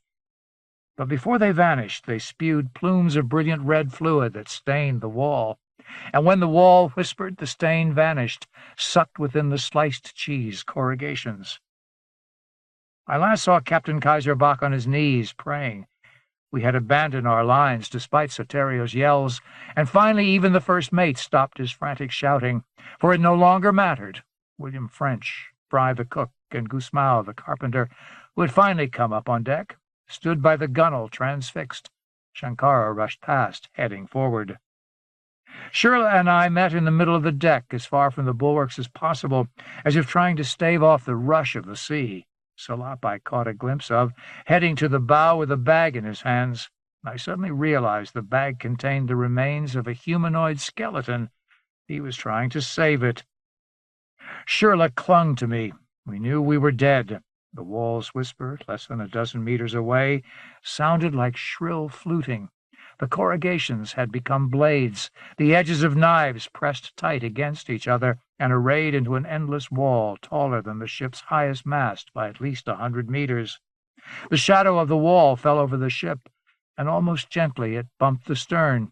With a jolt, it pushed the ship, and for a few moments we began to cheer, despite our terror. It had all been a false alarm. Our fate was simply to be pushed along by the wall, perhaps forever. I imagined climbing the vertical face, seeing what was on the other side. I looked down at Shirley, folded in my arms, and she looked up, and we smiled. Then the knives grabbed the stern and chewed it to splinters. The ship shuddered and lurched up and down, back and forth, caught in grabbing, grinding blades. Shirley and I fell down. Chips and splinters of Zyla showered down on us. I heard the suck of a breached hull, water rushing in, and some of the hatches lifted or were blown aside as air pushed out. Cracks in the deck ran along board seams, and puffs of caulk rose along their lengths. Hauling Shirley up with all my strength, I held her hand, and we both ran forward to where we imagined the boats still were, somehow managing to stay on our feet as the deck tilted 5, then 10 degrees. Others had the same idea. Cham, Ibert, Kispe, Riddle, the sailmaker Meissner and cook Leo Fry, and Passy and Thornwheel, Gusmao, Pyotr Kovansk, the engineer, all ran with us. I saw Kovansk slip into a crack, which clamped down on his leg. He shrieked in agony. The ship rolled to port, and Kispe fell and rolled with it, behind us. The mass and rigging that had survived all of the storm beasts so far now gave way, and yards fell. Their parrels strained open, striking people to each side. Cassir was crushed. The forecourse yard writhed on the foretree, then broke loose and fell directly before us, pulling blocks and sheets and shrouds down about us. I lay stunned under a web of fallen ratlins and shrouds. Shirley cut me free with her knife. "No boats," she said, pulling me out. Ahead we saw both boats loaded with 5 or 6 crew, pulling for all they were worth. The ship had been half chewed to pieces. The deck canted back at 20 degrees, awash behind us, scions crawling and flopping across the wreckage before the grinding wall. "We'll have to swim," I said, and Shirley shook her head, lips tight. The deck rolled to starboard this time, and we came up hard against the splintered shaft of the foremast, then fell and rolled to the bulwarks. Shirley's face was bloody. Water sprayed over the gunwale and sluiced her clean. Immediately her nose and a cut on her cheek began to bleed again. "Jump!" I shouted. "We're dead!" she screamed. She did not want to join the thrashing scions. Neither did I, but Vigilant had no future. We could last a few seconds or minutes longer in the water. I grabbed her by the upper arms and jumped, carrying both of us over the bulwark. We went in head first. Water filled my nose, and I thrashed through rubbery, slippery masses, trying to fight my way to the surface. Shirley and I came up at the same time. She gasped and screamed as a large gray shape slithered through the water between us. Blood-red spray shot up a few meters away and drifted across us, a choking mist that smelled of sour breath and fresh bread. Shirley could swim as well as I, but the scions blocked our efforts to move away from the Vigilant. I managed to push through the welter to her, and together we fought to stay afloat and to get away from the hull, now more than halfway chewed. I had no time to think of anyone else. Shirley seemed an important obligation, but I was willing to give up anything to keep my head above water, to keep from being dragged under by the mash of frantic, bobbing, slapping creatures around me. We managed to stay afloat independently, Facing each other, separated by a couple of meters of hissing, blood-spraying, multicolored soup, she cried out, "Where?" "I don't know," I said. A massive eyeless snout poked up beside us, striped blue and gray lengthwise, its slashed skin flapping back in ribbons. It sank with a sucking wash that nearly pulled us under. "The ship!" Shirley called after spitting out water. I turned my head around to see what was left of the Vigilant, still uncomfortably close, 5 or 6 meters away. The packed oscillating knives that formed the wall had chewed it to within 7 or 8 meters of the bow, pushing ropes, yards, and chunks of cathedral xyla into a tangle that threatened to topple on us at any moment. I could see no one on deck. Everyone had leaped off, yet I saw no one around us. We seemed to be alone. Bloody spray shot up on all sides. I reached for Shirley, one last touch before we died, and then the water swirled violently and we were pulled apart. Unable to breathe in the thick red vapor, I spun in an eddy, choking and thrashing my arms and legs. My eyes filled with the yeasty mist, leaving me almost blind. I gained a dark and blurred impression of walls rising, masses passing to each side. Shirley moaned, and I heard other voices now, some praying, others simply screaming. My vision cleared to see the Vigilant's stem post looming over me, rising and falling with majestic slowness. Rigel clung to the shattered bowsprit like a monkey, eyes tight shut. The hull turned between 2 advancing walls, dragging me in its wash. Everything whirled violently, and I sank for a few seconds. Eyes open, I saw pale shapes around me, some sinking into darkness, others twisting and writhing in the water. I had no doubt at all that I was dead. All I had to do was open my mouth, and I wouldn't prolong the agony. My mouth stayed shut. I kicked and waved my arms. The water around me seemed clear. I could not feel the passing bodies of scions or anything else. I rolled in a universe of bubbles and lancing beams of sun. Gradually I oriented myself and floated toward the brightness, arms hanging limp, legs dangling, my body an enormous burning hunger for a single breath. I lay my head back and my face broke the surface. I exhaled, felt my lungs catch as if a tight band constricted them, and then my chest filled like a balloon. I became giddy with air. I floated on my back, rising and falling in a gentle swell, the sky above cloudless and blue. When I rose to the crest of the swell, I saw a sloping shore, dark brown and corrugated, capped by a thick brownish mist. In the water around me, tiny brown disks floated like chips of xyla. At first I thought they were remains of the Vigilant, but small piscids rose and plucked them from the surface, leaving spreading ripples across the smooth rolls of ocean. Still alive, still breathing, still floating. None of it seemed real. With a lazy nonchalance, I turned over in the water and tried to look around. I could not remember at first what had happened. I knew there had been a ship and crewmates in the water, but nothing else seemed clear. I found the ship, the bowsprit and prow rising and bobbing in the water a dozen meters away, ropes dangling. Rigel had vanished from the bowsprit. Bits of wreckage slid down the gentle slopes of sea. I reached out for a long yard, perhaps from a lower topgallant, but it passed by and I could not grab it. A flat piece of xyla, part of a hatch cover, caught my attention and I swam toward it, grabbing the frame and crawling halfway out of the water. It made a fair raft, 2 meters on a side, 2 edges chewed, but floating even under my weight. Memory came back as I realized I did not need to die soon. I thought of Shirley and clumsily pushed up onto my knees on the chewed hatch cover, shielding my eyes against the sun's glare. A body floated face down about 30 meters away, on the other side of the ship's bow, and the swaying bowsprit. I recognized the thick shoulders and short hair of Tellurideum. I moaned and turned again, hoping to see someone alive. I looked back at what Salop had called the caudal end of the storm.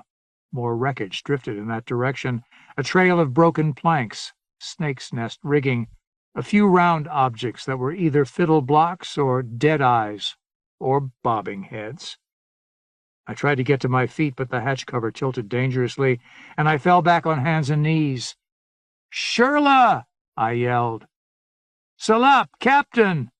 Anybody!" 2 or 3 weak voices answered, among them a woman, too hoarse to identify immediately. I grabbed a splintered Lisboo plank and began to paddle toward the bobbing heads. Awkwardly, I whirled this way and that until I found the best part of the hatch cover to assign as a bow. The storm still filled the eastern horizon, columns of brown mist rising in air currents, parting in distinct streams and being sucked back into gray masses of clouds on either side. It was about 6 miles away. I rode and watched the remaining brown disks being plucked from the surface by stray scions, and tried to piece together what had happened, how we had survived, but my thinking was too ragged. 3 people hung along the length of a slender skysail yard. They could not all rest their weight on the yard, or it would sink, so 2 were swimming and a third was resting. They called to me hoarsely, voices mere squeaks above the slosh and hiss of the wreckage and the gentle waves. "Oh, me," said one, and left the yard to swim toward my hatch cover. I saw it was Chatro and was very disappointed.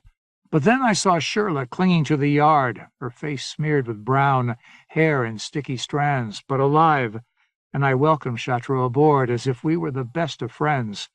Together we paddled with hands in the single plank toward the yard, and Salop, wearing only black pants, swam weakly toward one side of the hatch. Shirley held out one arm, and I pulled her onto the other side. 4 were too many, and the hatch began to founder, so I jumped into the water and let them settle themselves as best they could while I clung to one side. We were all too exhausted and emotionally drained to say much. Shirley took hold of my hand and patted it, looking at me with wide, haunted eyes and a weak smile. "Where?" she said, and coughed. "Wherever," I answered. Chatro stared over our heads blankly. "Have you seen Randall or the captain?" Salop managed to ask, balancing himself half on, half off the unstable raft. "No," I said. "The others," Salop said. "They might have been swallowed." "We were spit out," Chatro said. "I saw it. The wall broke in 2 and let us slip through." "Not before it ate our ship," Shirley said. "A tiny morsel it did not want," Salop said. Resting on the hatch cover, breathing for once without swallowing water, they seemed to revive a little. The water was cooling rapidly in the wake of the storm. Soon it would be chilly. The sun, on the other hand, was brilliant and would soon toast us. Salop studied the departing mass of clouds with half-closed eyes. "The whole expedition," he said, and shook his head, his face hard and eyes narrowed. For a long time nobody said anything. I tried to feel something, grief or elation at having survived, but my thoughts were jumbled and I felt nothing clearly. "Where now?" Shirley asked again. "Nowhere," Chatro said. From a few dozen meters away another voice called. With a sudden burst of energy we arranged ourselves to swim and push the hatch cover toward the new voice. Irwin Randall clung to a large piece of hull, 5 meters long and 2 meters across, still attached to several ribs. This floated planks up, and he lay flat on it. With a quick reconnoiter, we lashed the hatch cover to the larger piece of hull, and all climbed from the water. "The captain's dead," Randall said. "I saw his body before the storm spit us out."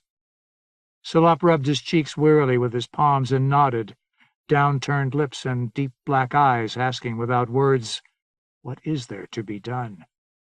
We lay back to contemplate our last hours in this or any world.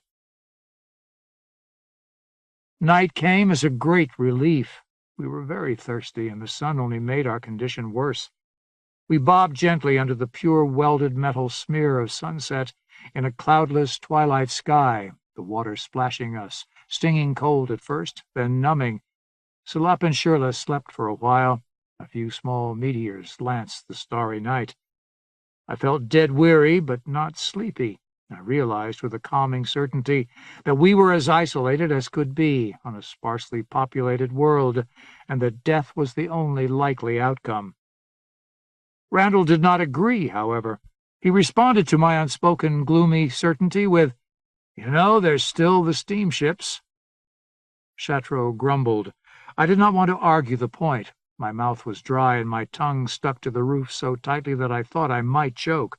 The ocean waters of Lamarkia were notoriously drying. Potassium salts and other minerals crusted on my legs and arms. "We could catch a scion," Randall continued, his words thick. "We really should paddle around and look for others." I made no response. We had no tools, no bait a scion would go for.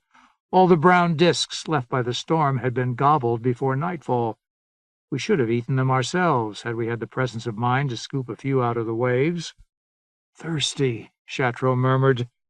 He curled up on the far end and slept, snoring loudly in bursts every few minutes. I had heard that disaster bred a wonderful clarity of thought. All I felt was layers of thick, tangled fuzz pulled through my brain. I would die comfortably enough. As I was too dumb to remember anything, death would merely snuff a dull instant of unconnected being. Olney was already gone. I gave little thought to my responsibilities back on Thistledown. Family, Nexus, the Hexamon itself, secret duties, seemed like half-remembered dreams. "The captain was a fine man," Randall said. Salop had awoken. He was. Chateau and Shirla still slept. I pulled her close for warmth, and she moaned, but shut her eyes tighter.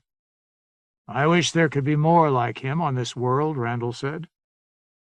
"Lenk chose it so," Salop said, his tone neutral. "The best divaricates. Few like the captain or like us." "Numa forbid," Randall said, and he repeated this several times, voice fading, before he fell asleep. "Olney," Salop said, "are you curious about the storm beast?" I did not know whether Olney might be curious or not. I cared little myself. "I see a diagram of its anatomy in my head," Salop said. "A loose anatomy. It came to me while I napped." "Good," I croaked. "A central void like the eye of a storm filled with bergs of ice. Air and ocean are brought together, mixed violently, churned to control the energies used to grow the scions within. The caudal portion must be a vast factory of nutrients, nourished within the storm and harvested by the wall of knives. Scions, perhaps those no longer useful, worn out by the action of the inner storm, are sacrificed, transformed into the brown discs, which are whisked away to the upper reaches and spread out much later over land, or wherever the storm has forged alliances with other ecoi. I am sure the storm is a separate ecos all to itself, master of its circle of the Darwin Sea." I thought vaguely that he had been talking a very long time. "We weren't tasty, I assume," he concluded, and fell silent. More meteors. That meant there were comets and other latent debris in the Lamarckian system, as well as the 5 planets spotted by the original surveyors. No asteroid belts, all swept away by gigantic Pacifica, visible to me now as a brilliant blue point, brightest of all the points in the sky. This level of thinking astounded me. I did not know where it came from. "Do you know much about Sir Randall?" Salop asked later, interrupting my survey of the stars, which I had done many times already, forgetting the patterns I saw each time. "No," I said. "I like him." It seemed a pleasant thing to say, if meaningless. "He speaks highly of you, but then he believes you're special. He believes you're recently arrived from Thistledown." This was interesting enough to arouse a few brain cells, and I tried hard to focus on what Salop was saying. "He heard this from Thomas the disciplinary at Calcutta. Many people in positions of authority have been expecting an appearance such as this might be, at any rate. Randall told me you're different, that you have a quiet about you not found here. He used a few code words. Yes, I know them. I used to be one of the Adventists years ago, in my student days at Jakarta." "Adventists," I croaked, waiting for the Hexamon to open another gate. I imagine if a gate was opened, Lank would know about it, since he has the remaining clavicle. Keeps it always close to him. "There was an old man in Moonrise," I said. "When I found him, he thought I was from Thistledown."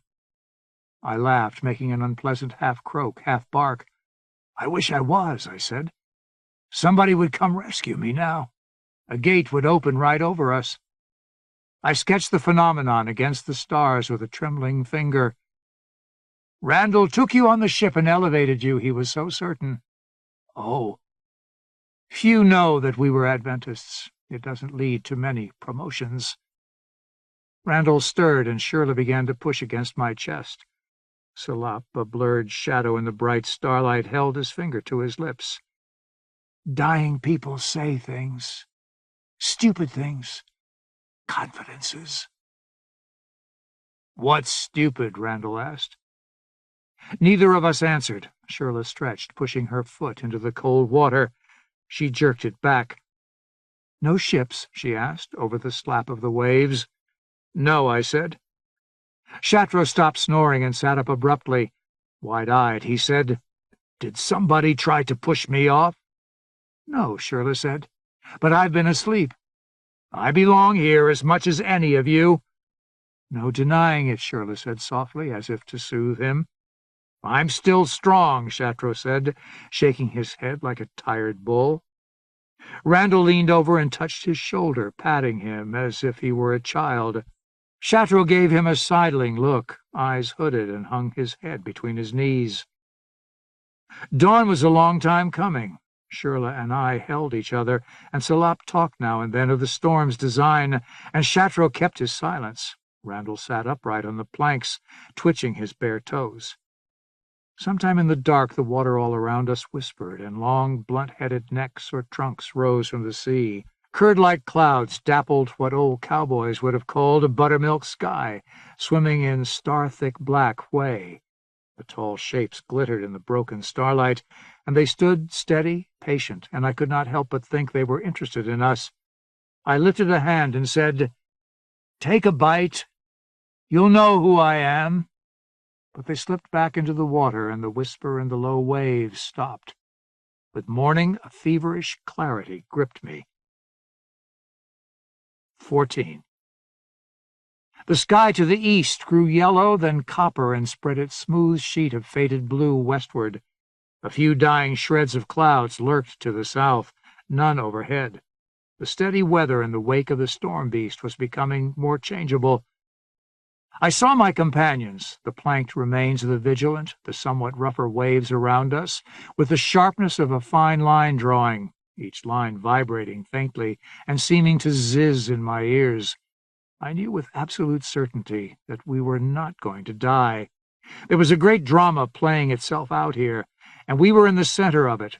The gate opener had plucked me in an event of great interest, the humanizing of Lamarkia.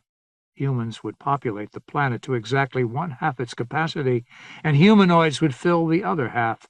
The dividing line would be the equator. I chose the northern portion for the humans to avoid inconvenience. I seemed to hear Shimchisco telling me details. Time smudged itself, and some things happened before their proper place in the sequence of second to second, and some happened after.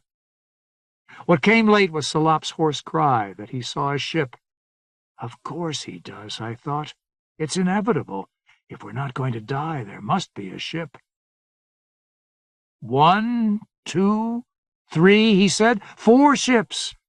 2 steamships and 2 schooners, fore and aft rigged. Must be from Athenae. They like schooners there. I looked with little interest in the direction of his finger. 2 stripes of smoke rising high over the cold, stale sea, and in tow, perhaps, sails slack or furled, 2 sailing ships. They were quite close, perhaps a mile off. Salop stood. Shatro tugged on his ragged black pants, imploring him to sit down. If they have steamships, they're Brianists, Shatro insisted, hunching his neck. There are only hope, wherever they come from, Randall said, and stood awkwardly, making the raft sway to join Salop's arm-waving. Shirley watched them, mouth open to keep from pressing and splitting her dry lips. We were ghostly things, crusted white with salts, hair standing up thick from our heads. They won't see us, Shatro said miserably. They're turning, Randall said, and grinned down at us like a small boy who sees his father coming home. I believe they see us, Salop agreed. All inevitable. It took the ships half an hour to surround us and send out a lifeboat to pick us up. The steamships were 100 meters in length and about 25 meters across the beam, the largest ships I had seen on Lamarkia. Their broad, bulbous, white-painted hulls were made of thick planks, but long sweeps of metal formed much of the superstructure.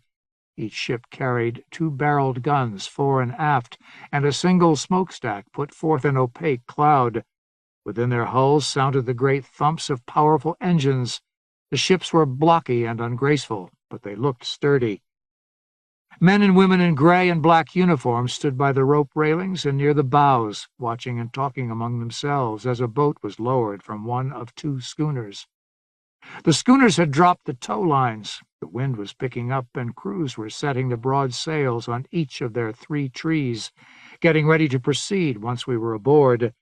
They were longer than the Vigilant, but not as thick across the beam, and they looked fast, like slender greyhounds beside the powerful barrel-chested mastiffs of the steamships. Shirley kneeled on the planking as the boat approached, her arms crossed over her breasts. 5 occupied the boat, 4 rowers and a plump man in the prow, dressed in white and wearing a small black cap. The steamships displayed numbers on their white-painted bows, 34 and 15, but no names. The schooners were simply labeled Caragos and Cow. Cow seemed an odd name for so graceful a ship. The plump man in the bow of the boat waved to us, smiling cheerfully enough. "What ship, and from what port?" he asked as the boat came within 20 meters. "From Vigilant out of Calcutta," Randall said. "What happened?" "Sunk in a storm," Randall explained. "How long ago?" the man asked, face showing great sympathy. "A day, maybe 2. 3-treed full rig?" the man asked. "Yes," Randall said. "We saw her, and we saw the storm. A terrifying thing. We pulled out of its paws just after we lost sight of you." "Your ships?" Randall asked, and the boat pulled up beside our raft. "We did not see any schooners. We were way behind. The steamships look ugly, but they're fast, especially when the wind's asleep." "Who are you?" Chateau asked. "We're out of Athenae," the plump man said, looking uncomfortable. "Bound for Naderville. The steamships are escort. They came from positions off Jakarta, I understand." "My name is Charles Ram Kao." He offered his hand, and Randall shook it. Then they helped us aboard. Once on the boat, we saw how flimsy our raft had been, but it was the last we saw of any of the Vigilant, and as the rowers pulled us toward the Caragos, I felt sad at the sight. Shirley stayed close to me, accepting a cup of water poured from a jug, while a thin woman with a worried face asked about our health, what we had had to eat, and other questions. She was Julia Sand, a physician aboard the Caragos. "They wouldn't have sunk us," Chateau murmured. Salop seemed very solemn, unwilling to speak much. I wondered if he had guessed at something we were missing. Randall was ebullient. "You're a true gift of the winds," he told Kao, sipping from his cup as instructed, small swallows. We were near the larger of the 2 schooners when Salop leaned forward and whispered in my ear, "Caragos, that means a leader of a chorus. She is Abel Lenk's boat." He pulled back. Kao and Randall had caught part of his whisper, and the plump man looked even more uncomfortable. "You'll have to come with us, of course," he said. "You know what's happening, I suppose?" "Is Lenk on board?" Randall asked. "He is," Kao said. "Going to Naderville to negotiate with Brion," Salop ventured. Kao did not reply. We were brought aboard in slings and deposited on the deck of the big schooner. The other ships had already pulled away. They were now spread across nearly a mile of water, the 2 steamships leading the way. Lenk was going to parley. 15. The Caragos was a solemn ship. Of the 70 aboard, her crew was made up of 30 ABs, 5 apprentices, all children of Athenae citizens of rank, we were told, and 15 craft rates and officers.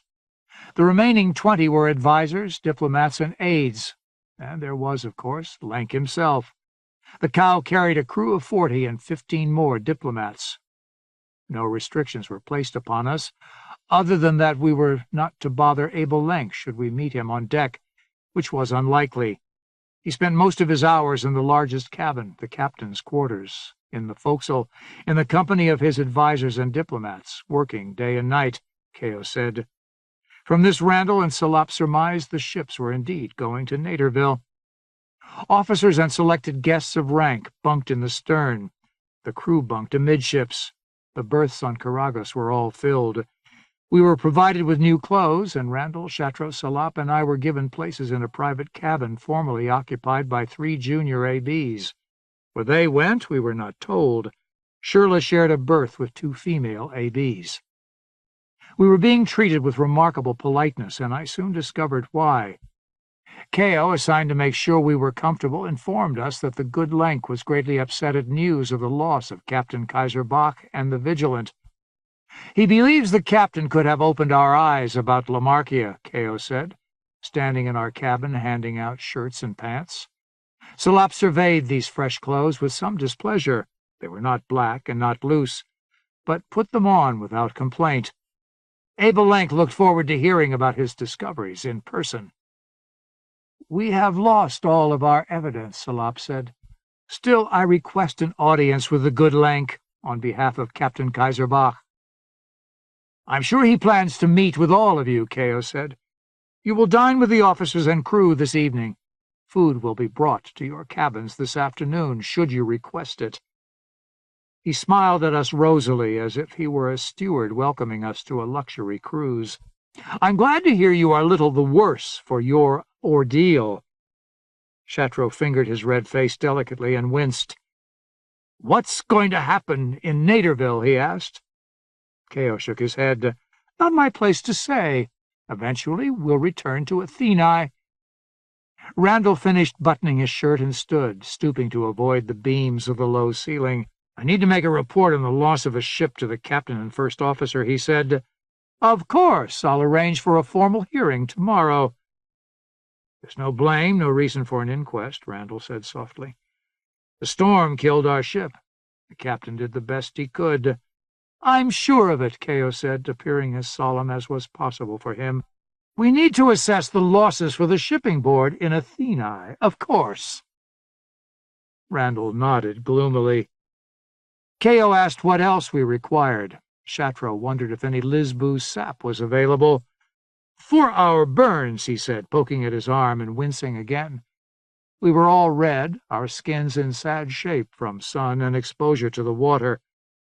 "I'm sure we have something similar," Keogh said, and closed the door behind him. "It's all funk," Chatro said, as we heard Keogh's footsteps down the corridor outside. Salop patted the thin mattress and blankets on the upper bunk, peered through the single porthole, lifted a ceramic wash-basin. "Are you going to tell them about the skeletons?" Chatro asked. "Yes," Salop said.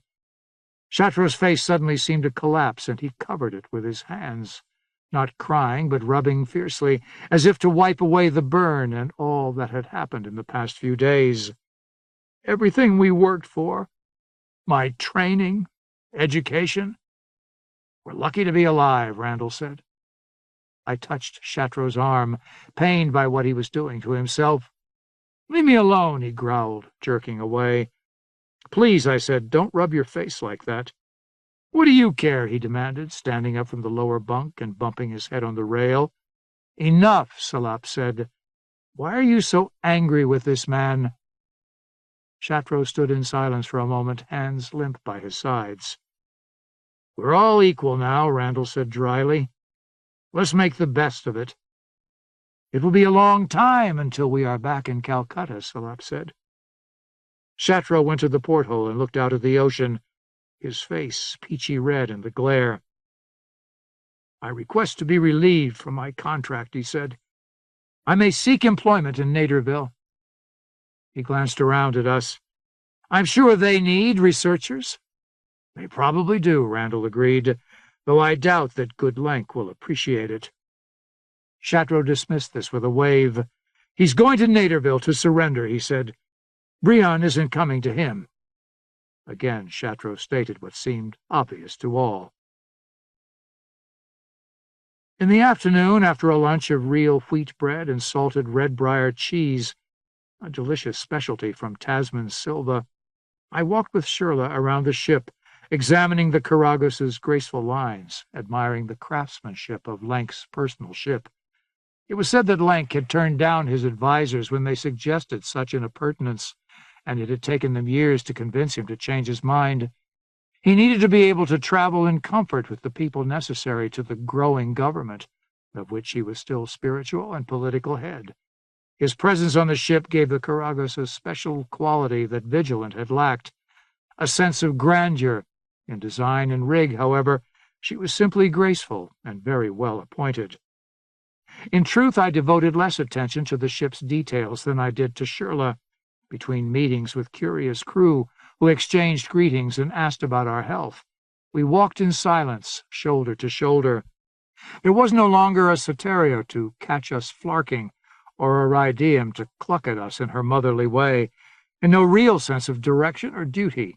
We had been relieved of that. Nearly being relieved of our lives had sparked something in me I could neither deny nor justify, an immediate need for confirmation.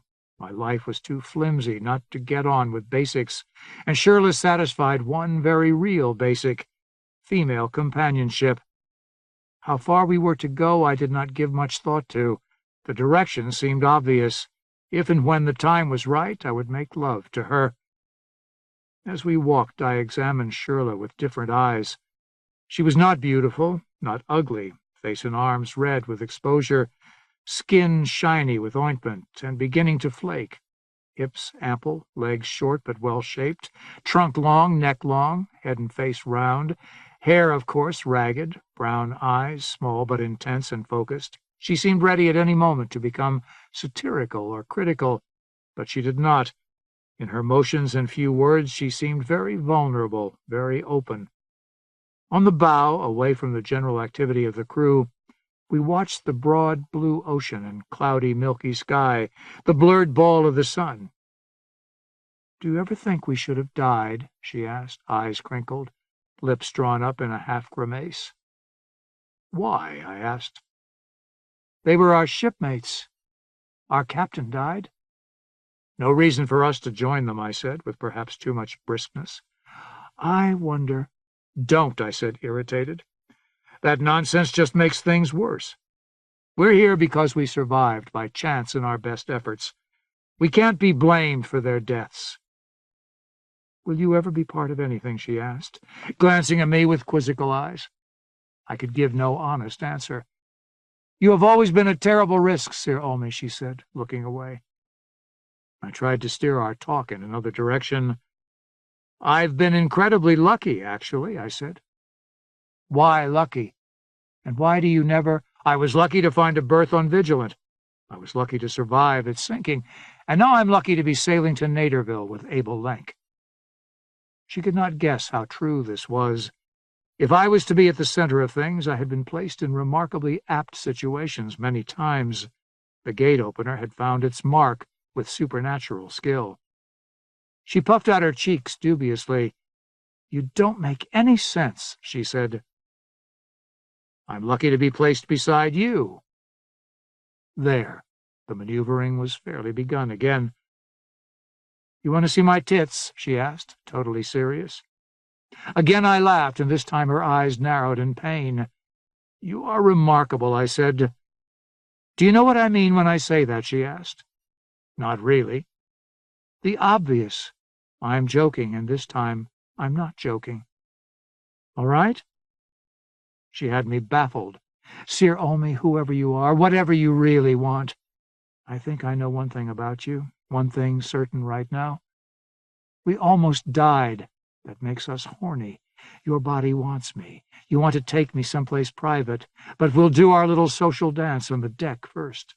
Your mind thinks you'll make a small commitment, and that'll be enough, and that I'm weak enough, and my body wants you enough to make it happen." While she said this, a little smile formed. "And you're not wrong. Your body wants me." She nodded. "When the time is right— it isn't right now, of course, because we're very tired and I'm sad. But I'll get over that. And when I do, you'd better say yes and make your move the next time I ask, or you'll never get a chance again." In all my experience with women, I had never encountered such an analytical and verbal approach. In the company of lovers on Thistledown, the graces of centuries of space-borne civilization, of the highest of technologies and the closest of associations, the most sophisticated of cultural educations, had finally produced so many easeful ways for partners to join in the physical act of love that it now seemed to me much of the interest in such proceedings had been drained away. I had some small clue for the first time why I had broken my proposed bond in Alexandria. I stared out over the rail. "I put you at a loss," Shirley observed. "Not for the first time," I said. "My tits," she said, "are not my finest feature." "What is your finest feature?" I asked. "My heart," she said. "It is a strong heart. It could beat with yours." The warmth spread from my cheeks through the center of my chest to my groin. I was in the presence of natural genius. As castaways, we were treated with a delicate deference, as if we were ghosts or small gods of ill omen. Castaways rarely survived on Lamarkia. Humans were few and far between on this world. Losing a ship was tantamount to losing your life. Still, the officers and politicians treated us politely enough, and around our first dinner in the ranks mess, Randall told our story to the assembled officers and craft rates. The captain, Lank himself, and most of his aides were not present, but Lank had sent his second, a slender woman of middle years named Ulrika Facide, who listened to Randall's telling with solemn fascination. He did not mention the humanoid skeletons, by prior agreement with Salop, who thought that news should be reserved for Lank's ears only. I suspect they still thought they could get another expedition out of the news once these troubles blew over. After the story, the first officer, a tall, well-built woman named Helmina Leschewitz, called for a toast to survivors, one and all. 3 stewards cleared the tables efficiently, and sharp Tasmanian wine was served in crystal goblets. I had still not developed a taste for Lamarckian alcoholic beverages, but Salop, Randall, and Chatros savored theirs with an intensity that brought smiles from the assembled men and women. Shirley accepted her glass, but barely touched it. The lights over the long table swayed in the gentle sea. Around the walls, ABs and some apprentices had crowded in to listen to the proceedings. "Your story is grim," Facide said as we worked in traditional fashion toward another toast. "Your survival is surely a gift of fate. Your courage is an example to us all." Lifted glasses around the table. "Beyond the loss of good humans, the greatest loss is wit and knowledge," she continued. "Lank himself funded Captain Kaiser Bach in his endeavors."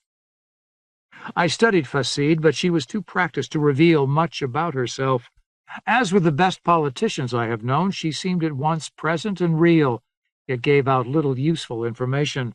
She had learned her trade in rough times at the knees of a master. As we left the officers' mess, she approached Salop and whispered something in his ear, then hurried off. Salop approached Randall, who stood by Shirley and myself in a corner. Chatros stood in the shadow of a doorway. When we were on the deck and alone, a firm, cool breeze blowing on us all, Salop said, "Abel Lenk requests our presence later this evening, about midnight." Shirley sighed. We were all still very tired. Salop continued, "He wishes our advice. There is disturbing news from Shah, from Naderville." Lenk only brought one expert researcher with him, thinking this would be purely a political journey. "We may be of use." "Shall we tell them tonight about what we've seen?" Randall asked. Salop frowned and cocked his head to one side. "I do not know. None of this feels right." We had 4 hours between the end of dinner and our scheduled appointment with Lenk. The deck was lightly crewed at night, in such fine weather. Shirley and I walked the deck again, saying little but keeping our eyes open for privacy. At the bow, behind an equipment locker, a bale of matte fiber lay in shadow. The moons were down, and we sat in starlight only, and after 5 minutes talking undisturbed, we undressed each other to the extent that caution and need demanded. She accepted me with a tense and earnest eagerness that I found very exciting. I had seldom made love with such simplicity and speed. Fashions and centuries of development on Thistledown had given sex a rich clutter of nuance, as formal as a ceremonial feast. Shirley knew none of this. As she had said, her body wanted me, and that was more than enough. When we finished, her face was slick with both sweat and tears, and gleamed in the starlight. We caught our breaths, then fumbled to clothe ourselves in the dark. "You haven't done this in a long time," she said. "How do you know?" "Have you?" "No," I answered. "I didn't show you everything," she said. "What, your tits?" I asked. But my face was in shadow, and she could not see my smile. "No, idiot," she said gently. "In my village, when a woman chooses a man, not the other way around." She put her finger on my lips. "When that happens, we make a fine picnic and take it in a basket into the Silva. Find an open place, maybe beneath a cathedral tree. Spread a blanket. I ask about your family, and you ask about mine. We talk about mutual friends, what our plans are. The rule is that we have children soon. We talk about that.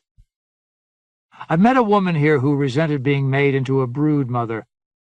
After saying this, I realized the phrasing might seem odd. I was speaking like a newcomer. Shirley mulled in silence before asking, "Who is that?" "The master's bond mother in Calcutta." We sat up on the makeshift mattress. Shirley idly poked fiber back into the bale. "Some women feel that way. Maybe more than just a few." "And you?" She lifted her eyes. They glittered faintly in the dark. "I think Lamarkia will be the next Earth," she said. "I don't know why, but I see us prospering here. And I still do, despite what Salop found." "So you won't mind having many children?" "I've never had any," she said. "Would you mind?" I had never given the least thought to having children. On Thistledown, reproduction was, if anything, more ritualized and nuanced than sex. Most Gesell couples chose ex utero births. Many Naderites did as well. It was cleaner and certainly less painful, but none of that had ever seemed real to me. I was much too young to be a father.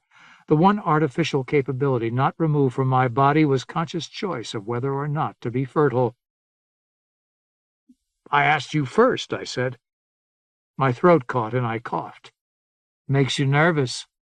"I suppose it does. It certainly should." "Me too. I've always been a little odd. I don't know whether the world needs children like me." "Everybody feels that way," I said, though I could hardly know that. "Not my sisters. They're already lost in thickets of kids. At any rate," she held my shoulders and squeezed lightly, "I do not do this to obligate you." I said nothing. I could not tell her how unobligated I was forced to be. But I've never protected myself either. I follow Lenk's dictates. I'm a little in awe that he's on the same ship with us. I had a sudden image of Lenk personally encouraging Shirley to propagate. "He'll be such a somber man now," she said. "And old. All this must wear him down." "What, meeting us out here?" She pinched my nose. "I've always had bad taste in men." Salop, Randall, Chatreau, Shirley, and I walked forward along the corridor to Lenk's quarters. Kao met us midships. The craftsmanship on the Caragos was particularly beautiful as we approached the forecastle. The walls gleamed black and gray and brown, using the inlaid cores of some Tasman arboret I could not identify. Electric lights gleamed steadily every 2 meters, shining down on elegant carpet woven in earthly floral patterns. Our muffled footfalls alerted a male guard who came to stiff attention, a short, broad rifle cradled in his thick brown arms. "This is the first time in our history on Lamarkia that Abel Lenk has felt it necessary to keep armed security around him," Kao explained, nodding at the guard who glanced at us with flat, emotionless eyes. It was warm in the corridor, and his face beaded with sweat. Kao knocked on the door twice. It was opened by a thin, graceful young man dressed in a formal gray suit. He swung his arm wide with a cautious smile. "Abel Lenk is just finishing a nap. He'll be with us in a few minutes. My name is Farrier. Samuel Inman Ferrier. We shook hands formally. A mechanical clock mounted on the bulkhead over the door chimed midnight. Salop sat on a couch. Chatreau sat beside him, eyes darting nervously, as if he were a little boy about to see a doctor. Shirla, Randall, and I sat in individual chairs spaced around the cabin, which stretched across the bow of the ship. The cabin beyond, Lank's sleeping cabin, was much smaller. I thought it odd that he would choose the bow. Apprentices much preferred to stay out of the bow, especially in heavy seas. Perhaps he had a perverse sense of asceticism. Shelves on the bulkhead opposite my seat contained a few dozen books, none of them ornately bound, and all of them well used. They seemed to include statute books and city record summaries. I wondered where the clavicle was kept. Would Lank take it with him on a journey as uncertain as this? Ferrier served us matte fiber tea on a black Lisboo tray. As we drank, I heard faint shuffles behind the door of the sleeping cabin. The door opened and Jamie Carr Lank entered. I had seen pictures of him from 45 years before. Then he had been a vigorous man of natural middle age, handsome and conservatively dressed, with a presence even in the records that radiated assurance and power. Now Lank was still tall, unbent by his years, his hair still mostly dark, his face deeply wrinkled, but in all the right places. Laugh lines at corners of lips and eyes, lines of sternness near the laugh lines, and a brow that seemed monumentally smooth and untroubled, a tall, unfurrowed brow whose owner had slept cleanly and in assurance of the truth for many decades. He wore a simple long green robe. His sandaled feet, peeking from beneath the hem of the robe, were broad and splay-toed. He slowly turned to face us and shake hands all around. "Thank you for being patient," he said, staring at us one by one as if we were old friends. "Ferrier, I'll take a cup of that tea." He sat in a large, black, high-backed chair bolted in the corner beneath the books, and when he was settled, he looked up in sadness and said, "I deeply regret the loss of Captain Kaiserbach and his researchers. The loss of a ship full of men and women is one thing, evil enough and hard to bear. But the death of such a man—" He shook his head and accepted the cup of steaming tea, then set it on a side table, ignoring it. "I am gratified, of course, that you survived. Sears, Kao, and Facide have told me some of your story. About the storm, how our escort of Brion's ships may have frightened you into its winds." He swallowed, his Adam's apple bobbing in his wrinkled, corded throat. His sadness was genuine. Despite his clear brow, he had obviously experienced a lot of sadness recently. "You could not have known, Sir Lank," Salop said. "It is remarkable fortune to be rescued by you. These seas are so rarely traveled. If any ships would have picked you up, that they would be part of this absurd entourage only adds a peck to the improbability. And that is the main part of our problem, no? I go to Shah, to Naderville, precisely because we have had so little traffic with the people who live there." He examined us closely, his jaw working. He lifted the cup and sipped from it. The warm liquid seemed to invigorate him. "You are Sir Salop." He turned his head to Randall. "And you are Sir Randall. Both of you sailed often with Captain Kaiserbach. When he made his request, he spoke of you as necessary members of the expedition." Randall inclined his head, then looked up at Lank with calm, large eyes. "We've made important discoveries, Sir Lank," Salop said. Lank followed his own line of thought. "I'll read your reports when they're written. Now, there's so little time. I have been in need of more researchers. Questions of considerable importance have arisen. Difficulties of some magnitude." Salop, rebuffed so smoothly, stared a little pop-eyed at Lank, but even he lacked the gall to interrupt Jamie Carr Lank. "The Naderville researchers claim to have made great strides with the ecos on Shah. The researcher on my ship does not credit these reports. I don't know what to think." "What sort of strides?" Salop asked. Lank looked over our heads and lifted his cup. He smiled as if at some great joke. too large to deserve laughter. Queens and hidden masters, palaces in the clouds, Cibola, Atlantis, the afterlife. I do not know which Brion means, but I see his ships, and I know the power that he shows us, that he's amassed in the past 2 years and has used against us. He made a little shrug and lowered the cup. He is not mad, whatever his generals do. Blockades, sieges, piracy, Randall said. Lenk leaned his head to one side, scratching at the lobe of one ear. General Bayes accompanies us, he said. He raided 19 villages before we left Calcutta, Randall continued. His face colored with anger. Stole tools and metal stores. Took children. Killed some or all of the citizens. It pains me to think of the children and citizens, Lenk said softly. I hate to bargain under those circumstances, but there was no choice. Brion denies it all, of course, Ulrika Facide said, entering the cabin on soft, slippered feet. She closed the door behind her, nodded casually to Lenk, gave Randall a stern, half-puzzled look, and apologized for being late. I've just come back from number 15. Bayes and Captain Yolenga say they've received their final instructions. May I speak before our guests? Lenk gave permission with a lift of his hand. We're to sail to the main port and up a canal to an inland lake. Our charts indicate this canal has been modified by the Ecos and that the lake is isolated from Naderville proper. It may be the site of these alleged researchers. Sir Kao, have you told our guests what to expect? As much as we know, Kao said. A magnificent lack of detail. Good. We'll have little time to talk once we arrive, and not much more on the way there. But you must keep your eyes open and digest what you see. It may be crucial to our negotiations. We need to know if it's a bluff, Kao said, and his face flushed as if he had spoken out of turn. No bluff, Lenk said, shaking his head. Not everyone agrees with you, Jamie, Ulrika said. I personally regard Brion as a compelling liar. He is a force of nature, Lenk said. I unleashed his kind when I brought us all here. We shouldn't confuse Brion with the Adventists. Her glance at Salop seemed particularly significant. Brion has no honor. He's interested in power and position.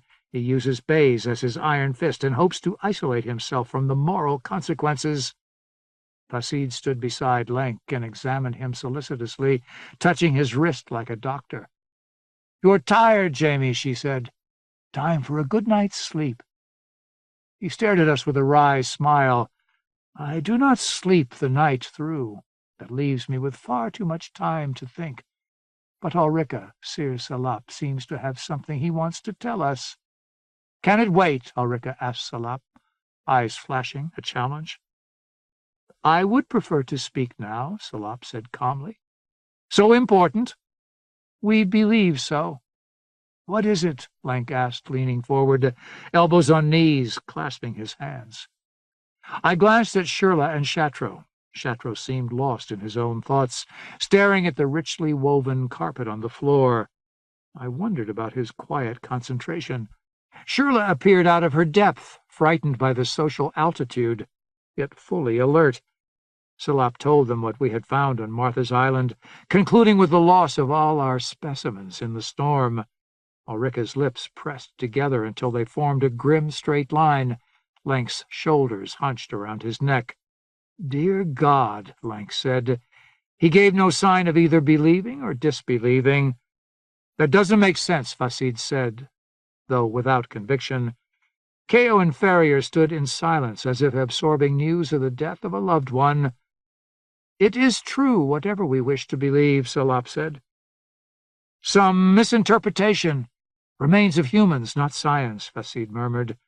You said 3 vanished from the Jittermeyer expedition, and her husband's body was exhumed and carried off by science. Salop shook his head, and Randall finally spoke. The captain and I saw them. They were not the remains of humans, and they were real. Are real. There may still be specimens on Martha's Island. We all saw them, Shatro spoke up, still staring at the carpet. Another expedition, Facide huffed. The captain pressed us hard for years. Now, after hearing this, we're to start all over again. This sounds much like Brion's idiocy. Salop let this pass without reacting.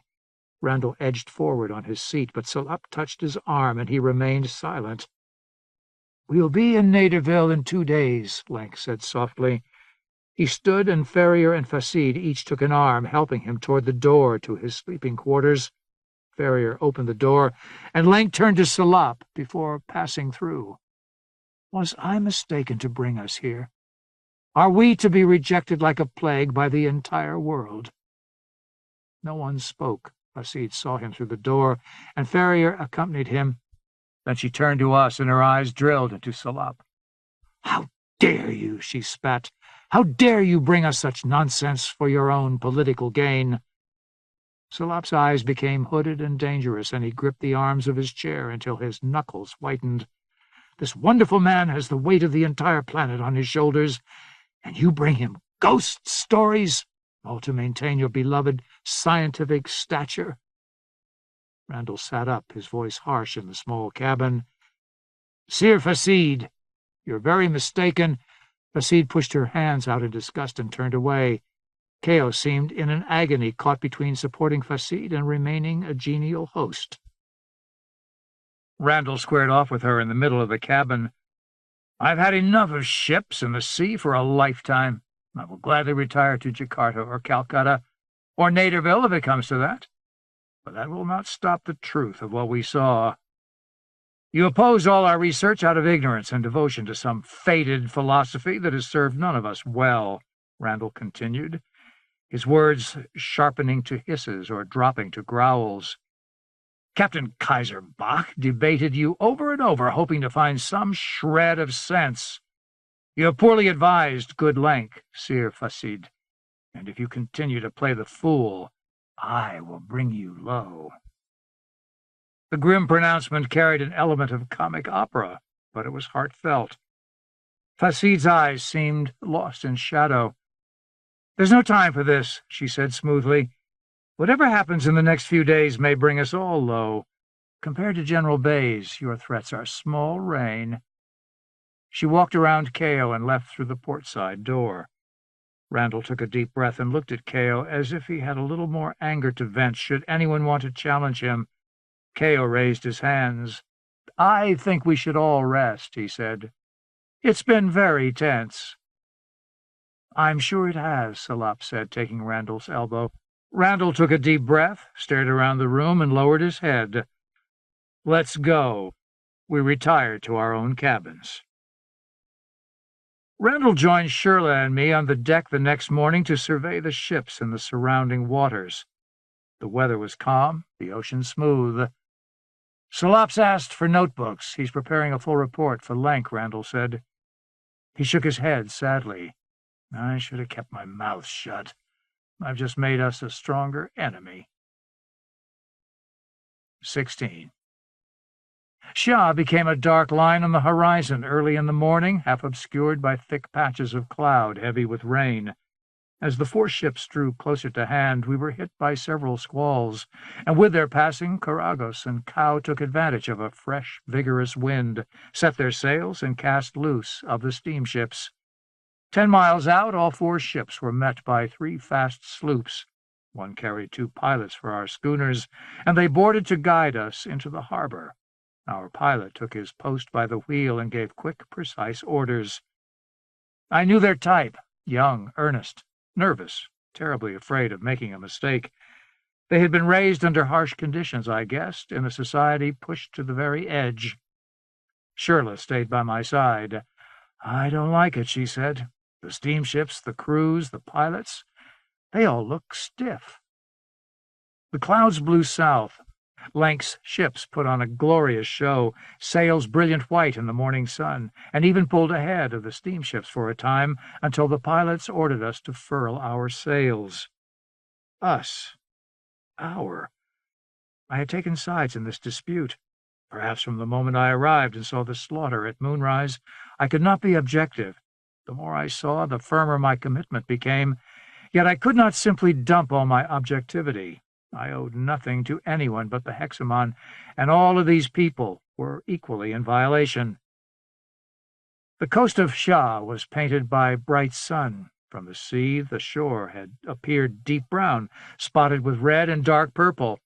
Now, from less than 2 miles, Shah's zone showed itself as a forbidding hedgerow tangle, 50 or 60 meters high, dark and uniform, its upper surface covered with leathery growths that screened all sun from the ground below. The dark thicket stretched back to far mountains topped by white clouds.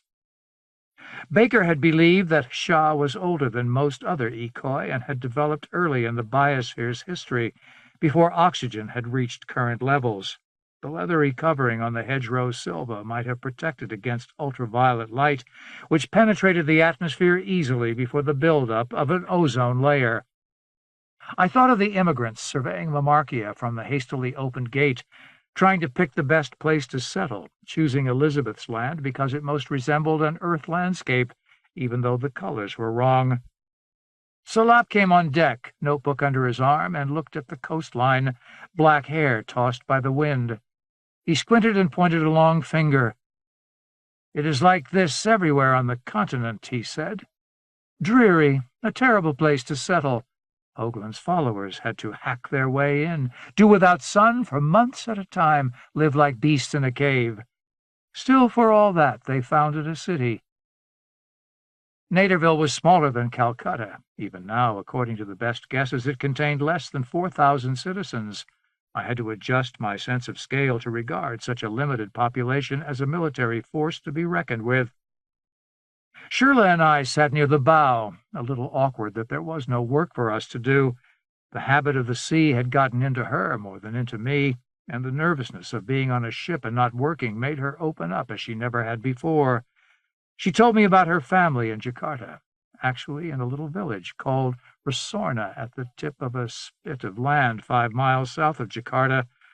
The past did not come out of her easily, and she frequently had to pause, eyebrows drawn in concentration, not because her memory was faulty, but because she had expended so much effort to forget the hard times.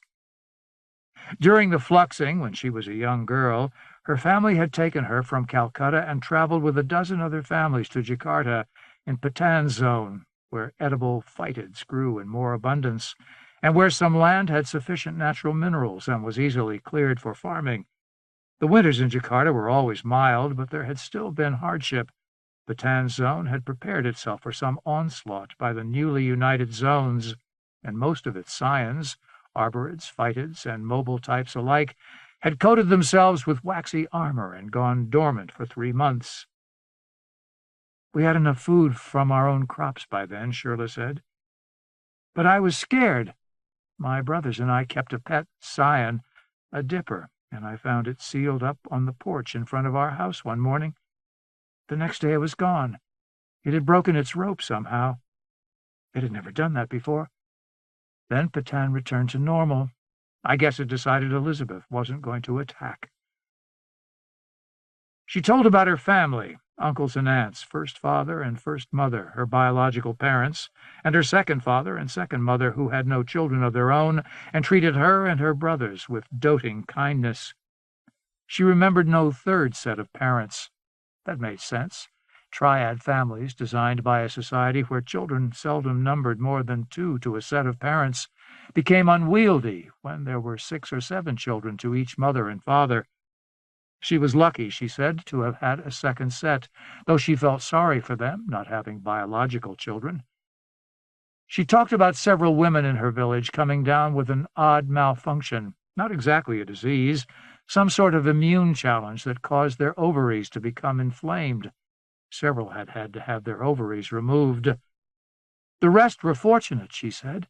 They kept their ovaries. That seemed to her more important in a way than their survival. Something had changed in the divaricates on their arrival in Lamarkia.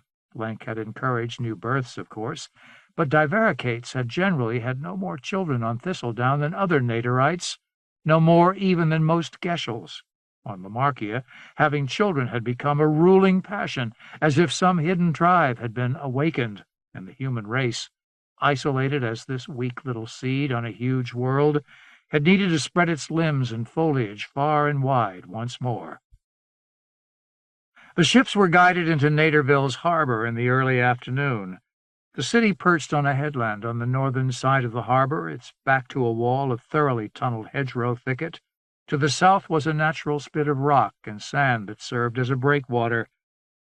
Naderville looked remarkably like Calcutta, golden and beige, and white buildings rising on low hills facing the harbor. On the eastern extension of the headland, however, in the crater of a small extinct volcano, a military encampment had been established some 5 years before. The Caragus's physician, Julius Sand, had been to Naderville some years before as part of an abortive diplomatic effort and explained these features to Shirley and me. Farther inland, the harbor connected with a wide canal, which may have once been a natural river, but had been adapted by the ecos to its own needs. Sturdy little tugs took us in tow, then pulled us to the western extent of the harbor and the mouth of the great Xi'an Canal. I watched the steamships as we drew apart, wondering if I might ever meet General Bays in person. A sharp, buttery scent mixed with something herbaceous, like oregano, and an undercurrent of tar blew with the wind from inland. It was not unpleasant, but I thought in time such a smell might grow irritating. We cruised with great dignity behind the tugs for several miles, then were taken north through a narrow brickwork gate into a small lake. Hills rose on all sides, covered with dark, ancient thicket. On the higher hills, a few small white and sky-blue buildings seemed to clamber up the thickets and perch on top. I could make out holes hacked through the thickets like tunnels where roads might pass. On a bluff at the northern end of the harbor, the thicket had been cleared completely, leaving chalky, barren soil and buildings, a watchtower and storage sheds. Julius Sand had not seen this part of Naderville in her last visit. "It's all new to me," she said. On one side of the lake, ramps and large dry docks stood, a shipbuilding and repair site now idle. Randall and Salop came forward to join us. Chatreau was still below decks. He seemed to be depressed, and we had not seen much of him for a day. "It's a dreary land," Randall commented. Salop scanned the small lake and announced, "3 ships. I was expecting many more." The 3 ships in the lake were not even steamships. 2 were sloops, and 1 was a catamaran with tattered fore and aft rigged sails hanging on 2 masts. It was not much of a navy. "They're all out raiding or keeping a blockade on Jakarta," Shirley said. "Perhaps," Salop said, but he seemed dubious. The pilots guided us past the empty dry docks toward a small pier at the northern end of the lake. I estimated there was room for perhaps 5 or 6 ships the size of the steamships, no more. That would be a substantial navy on Lamarkia, but there was no way of telling how many steamships had been built. I looked for fuel bunkers, whatever the fuel might be, but could not find any. A few dozen men and women stood on the docks watching us, but the pier was empty. No formal reception committee awaited Lank's arrival. The tugs let us loose. The light breeze was sufficient for our schooners to moor at the pier. Ferrier and Kao came up on deck dressed in dark gray pants and long black coats, formal wear for a solemn occasion. They surveyed the pier with wounded expressions, like dogs who half expected to be struck. Both shook their heads at the indignity. "This is no way to treat the good Lank," Kao said. "I wonder why we came at all, if they're going to rub our noses in it." "It's weakness," Ferrier said, with an edge of anger he had not revealed before. Kao took his arm, and they assumed their positions by the gangway. Lank came up from below on the stairs, aided by Fasid, who blinked at the bright sunshine. Lank wore sunglasses. He seemed for a moment to have gone blind, stumbling slightly, smiling, reaching for Fasid. But he removed his sunglasses after a moment and stared at us owlishly, then studied the dry docks south of us, the western shore of the lake, the pier. 5 men and 3 women stepped out of a gray shed and waited for our ships to maneuver close.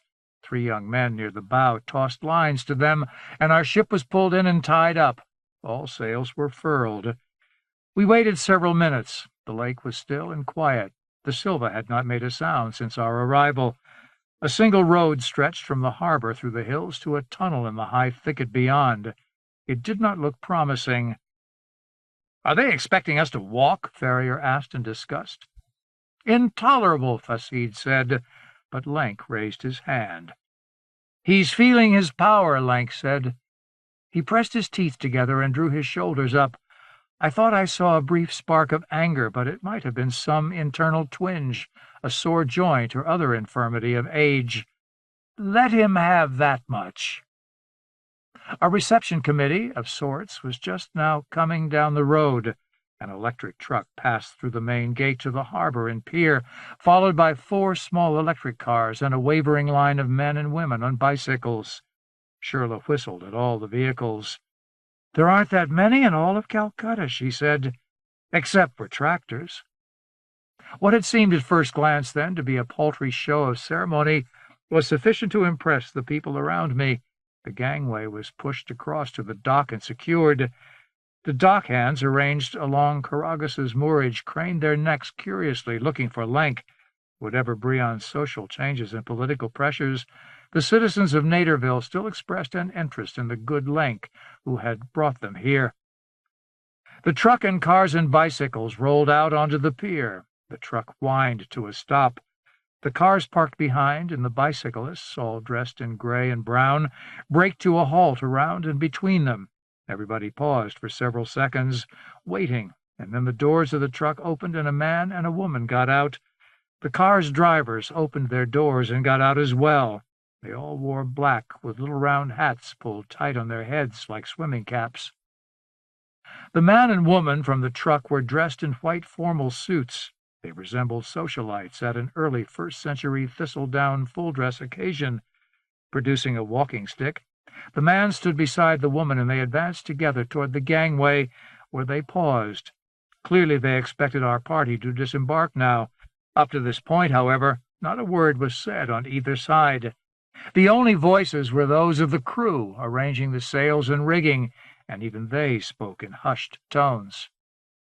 Ferrier and Kao crossed the gangway first and bowed to the man and woman in white, who returned their greetings with slightly reduced bows. Ulrika Facide came next, advancing her hands along the rope guards in nervous arcs, gripping the ropes carefully, as if someone might tip the platform and make her fall into the water between the dock and the ship. After them came Lank, marching across to the dock by himself with a good show of assurance and vigor. 5 men and 4 women followed, all wearing green and tan, the colors of Lank's personal guard. Last of all, 3 men we had not met, elderly enough to have served Lank since the immigration, joined the party on the dock, giving and receiving brief bows. We were not going ashore, apparently. Salop smiled his most philosophical smile and turned back to go below. Randall watched the crew reclaim the gangway and close the gate in the bulwark. "I'll be damned," he said. Shirley sighed as much with relief as disappointment. "I don't like being at the center of things," she said. Randall said, "I feel about as necessary as a man's nipples." A few minutes later, a train of 4 gray electric buses hummed through the gate to the docks and parked by the Caragus and Cow. 12 grim-looking men in gray and black stepped down from the buses and spoke to their colleagues on guard by the gangways. Guards came aboard the ships and informed the masters and mates that all but a skeleton crew of 4 would have to get on the buses. The ships were going to be impounded, it seemed. Randall watched these activities with a heavy frown. "That's not diplomacy," he muttered. "It's an act of war." We sat crowded 3 to a seat, 2 seats across and 7 deep, on rough, unpadded benches made of pithy thicket xyla. The buses were driven by older men in white and gray. Seeing the preponderance and variety of uniforms, I felt a shiver of recognition. A regimented society, each job given its rank and place and dress, ancient grand schemes reenacted on Lamarkia. The buses took us into the tunnels through the thickets, and we were surrounded by intense gloom. Shirley huddled close to me, Chateau beside her. In the gleam of headlights reflected toward the back, I saw Chateau staring grimly ahead, sweating, though it was cool. He had said very little the past few hours, and did not look at anyone for very long. Randall sat on the bench ahead of us, and Salop 2 benches behind. We did not talk. We all felt as though we were going to an execution, perhaps our own. The tunnels formed a kind of road network through the thicket, and the drivers seemed to know the routes well. After 20 minutes, we saw daylight ahead, and the buses emerged into a broad natural clearing. Behind, the thicket rose up in a gentle curve like the rim of a bowl, and we seemed to be in a broad crater painted with red and brown foliage. Ahead, across a level plain covered with a carpet of mottled orange and brown phytids, the interior of this part of Shia's ecos was hauntingly terrestrial. We might have been crossing a tropical grassland, but instead of trees, tangles of thicket woven from meter-thick vines rose like watchtowers capped with spreading branches whose tips lanced skyward. Further inland, after another 10 minutes of travel, we saw great purple hemispheric mounds like mold growths, but each perhaps 2 kilometers wide and a kilometer high. At the top of the mounds, a single monumental black spike rose, a thorn to prick the thumb of a god. The guards on the bus took this all in without excitement. This was their landscape, familiar for decades. Salop seemed as little interested. Shirla, however, leaned forward and looked past my chest through the window. "They're taking us to a grand hotel," said the man behind us, dressed in a white uniform, one of Caragos's stewards. "They'll feed us like kings." "Tom's the joker," grumbled a woman across the aisle. The bus lurched, and we turned onto a dusty, bare dirt road. Ahead, another wall of thicket loomed, but this was brilliant green, the first green I had seen in a Lamarckian Silva, topped with red lances. Above this thicket flew bat-like pterids, with wingspans of at least a meter. As we approached, the pterids all dropped and grabbed hold of the red lances, like flies alighting on the bloody points of swords. The buses swung into another dark tunnel, following closely through the darkness, lights blooming and fleeing on the backs of our heads. "Inner compound," the bus driver called over his shoulder, voice husky. "We'll all get out here and walk into the Citadel." "Citadel," Shirla repeated, eyebrows raised. The buses drew up in single file beside a road paved with broad, flat black stones, white cement between.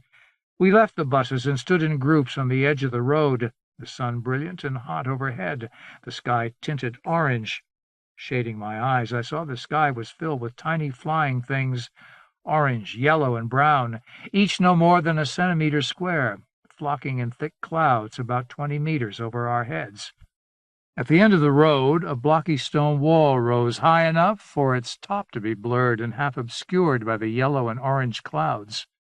The wall reached across a gap between 2 stretches of green thicket.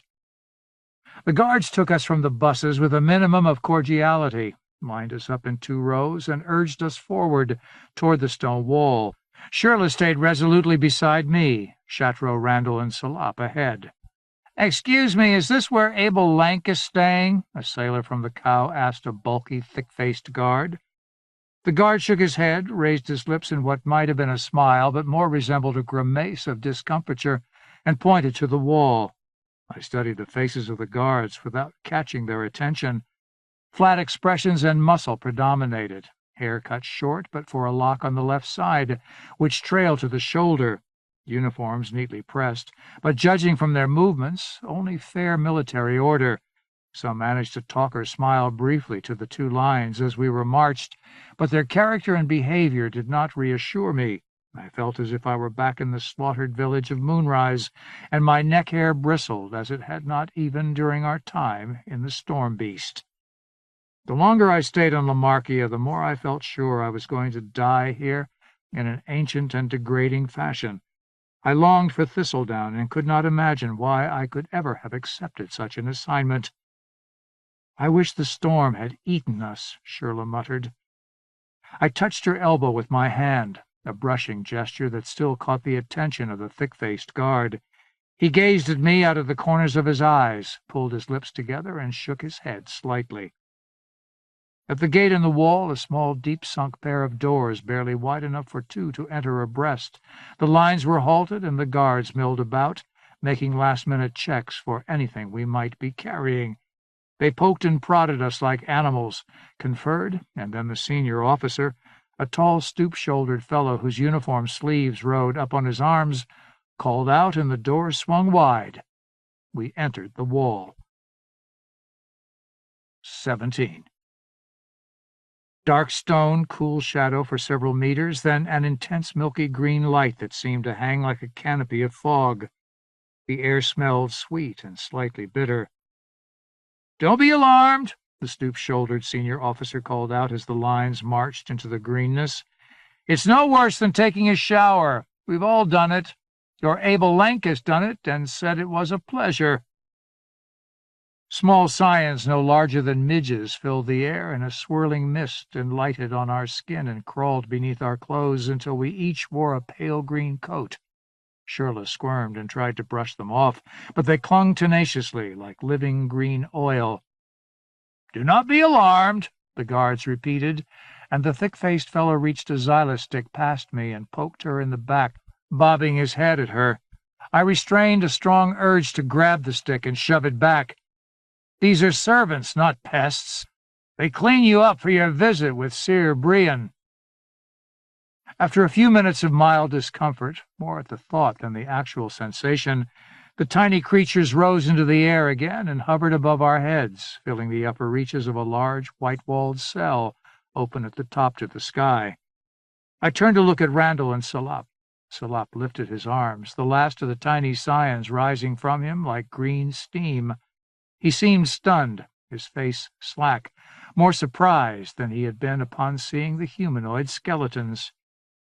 Never in the history of the immigrants on Lamarkia had scions ever served humans or strongly interacted with them in any way. Randall stood stiff as a board, eyes half closed, and shook his shoulders to make sure he was free of the creatures. The guards moved us through the door at the opposite end of the white cubicle, and we came to a broad courtyard surrounded by densely packed, flat-fronted gray brick buildings. The courtyard, except for us, was empty, and it quickly became obvious that we were not in Naderville proper, but in some special compound, the most likely conclusion being that this was a kind of prison. Shirla took hold of my arm, despite the poking stick of a guard. When the guard poked at her hard, making her flinch, I could not stand still any longer. I turned and grabbed the stick, wrenched it from his grip, and broke it in two. The thick-faced fellow stared at me in dumb surprise. Around us, the other guards began to break us into groups of 4 or 5. Still, I met the thick-faced man's stare for several seconds, until he pointed to the broken stick on the ground and said, "Pick it up." Shirla stooped to do so, but I brought her back to her feet with a not very gentle jerk. She looked between us with eyes squinted, but took hold of my arm again. "Pick it up," the guard repeated, his face reddening. He advanced a half-step. None of the guards had guns. All my senses sharpened, and I examined the situation almost dispassionately, seeing how many guards were close, judging how my fellow captives would react to an incident.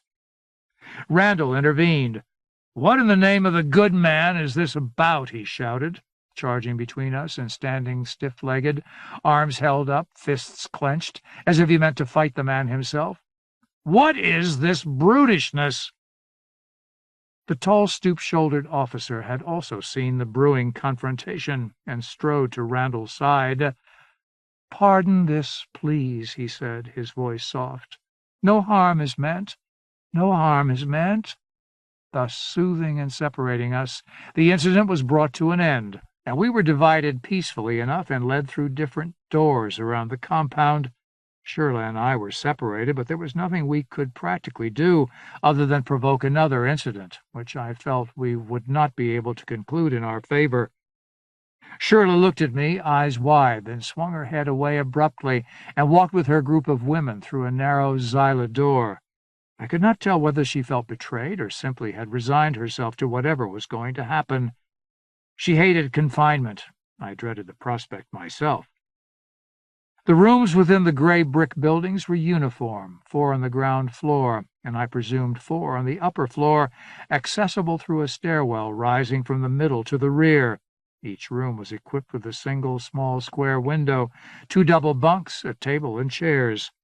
They smelled clean enough, but the sanitary facilities were primitive.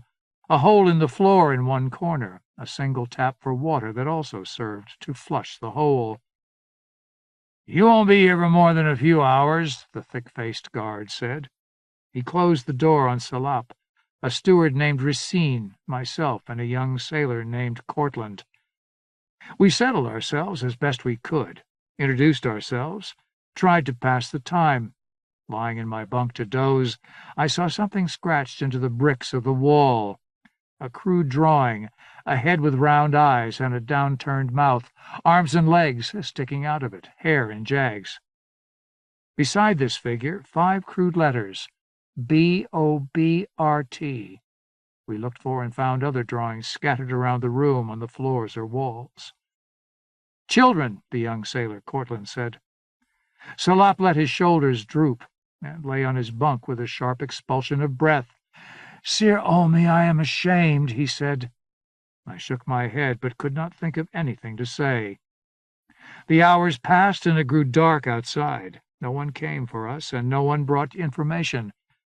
A single light bulb came on within the room, casting a dismal pale pink glow, a sick and depressing color under the circumstances. "Do you think they're going to kill us?" Racine asked. "No," Salop said. Racine began to fidget on his bunk above mine. "This is not what I thought would happen," he said. "Not as long as we were with Lenk." I tried to puzzle the situation through. Either the Brianists were savages on the order of the worst human history had produced, or we were simply in crude detention until Brion and Lenk had finished negotiations. I tried to imagine what strengths Lenk would negotiate from. 18. The door opened, and the thick-faced guard watched as a man and a woman in light blue aprons brought 4 covered plates. The guard was now armed, I saw, a small pistol. We took our plates, and the door was closed. The plates contained a thoroughly cooked green vegetable and a scoop of paste-thick wheat gruel. The light went out. The steward and the young sailor did not notice. They were asleep. Salop gave a little grunt and moved around in the darkness. "Olme, are you awake?" he asked.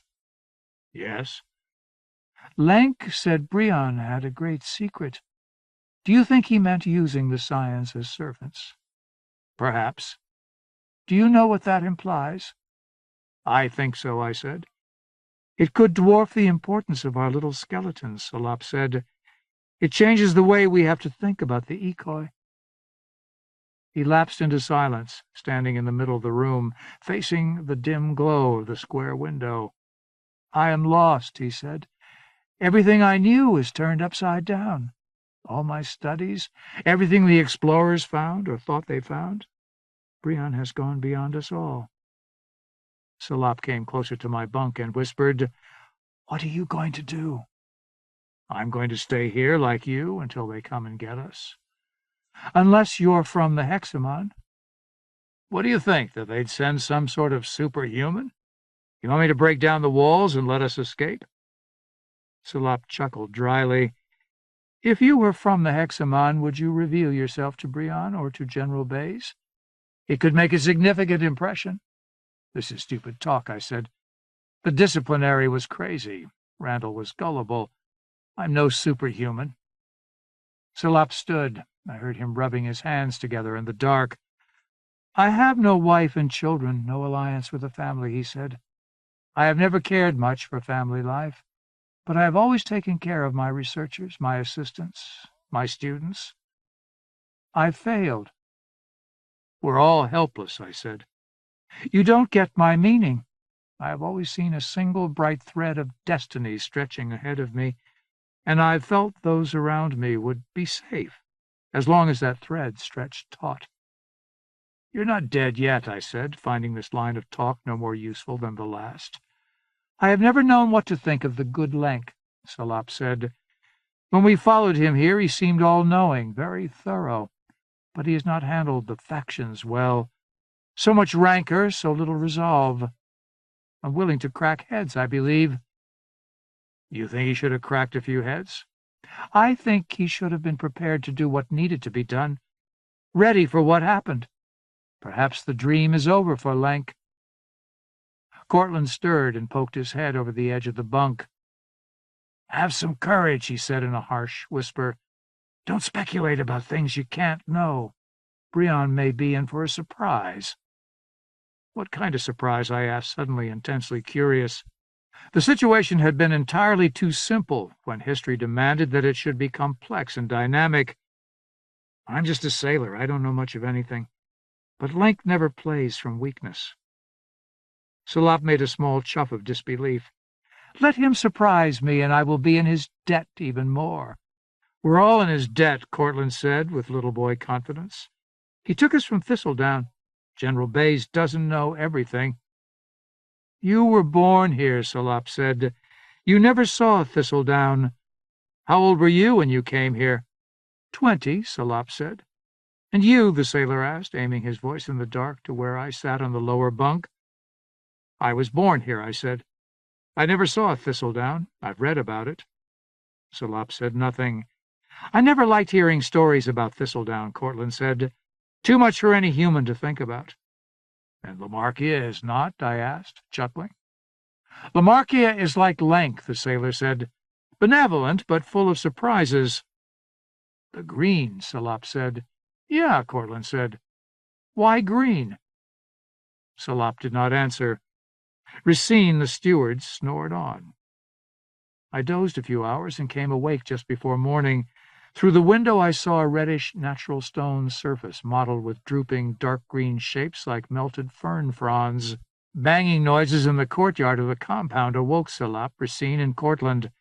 They used the meager facilities, and we stood expectantly near the door awaiting breakfast, freedom, or whatever might present itself.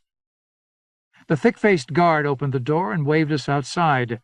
We stood blinking and stretching in the brightness, watching others emerge from the doors around the courtyard. Salop adjusted his long shirt and pants, saw me observing him, and smiled at his pretensions. Tables had been set up in the center of the courtyard. Shirley stood by one, and I glanced at the guards, who seemed to have their attention on other matters, conferring with more servers in blue aprons, or counting the people coming through doors. I walked across the stone floor of the compound and hugged Shirley. Not a comfortable night, she said, clinging to me. With a small shudder, she let me go and looked around the courtyard, lips pressed tightly together. But we aren't dead.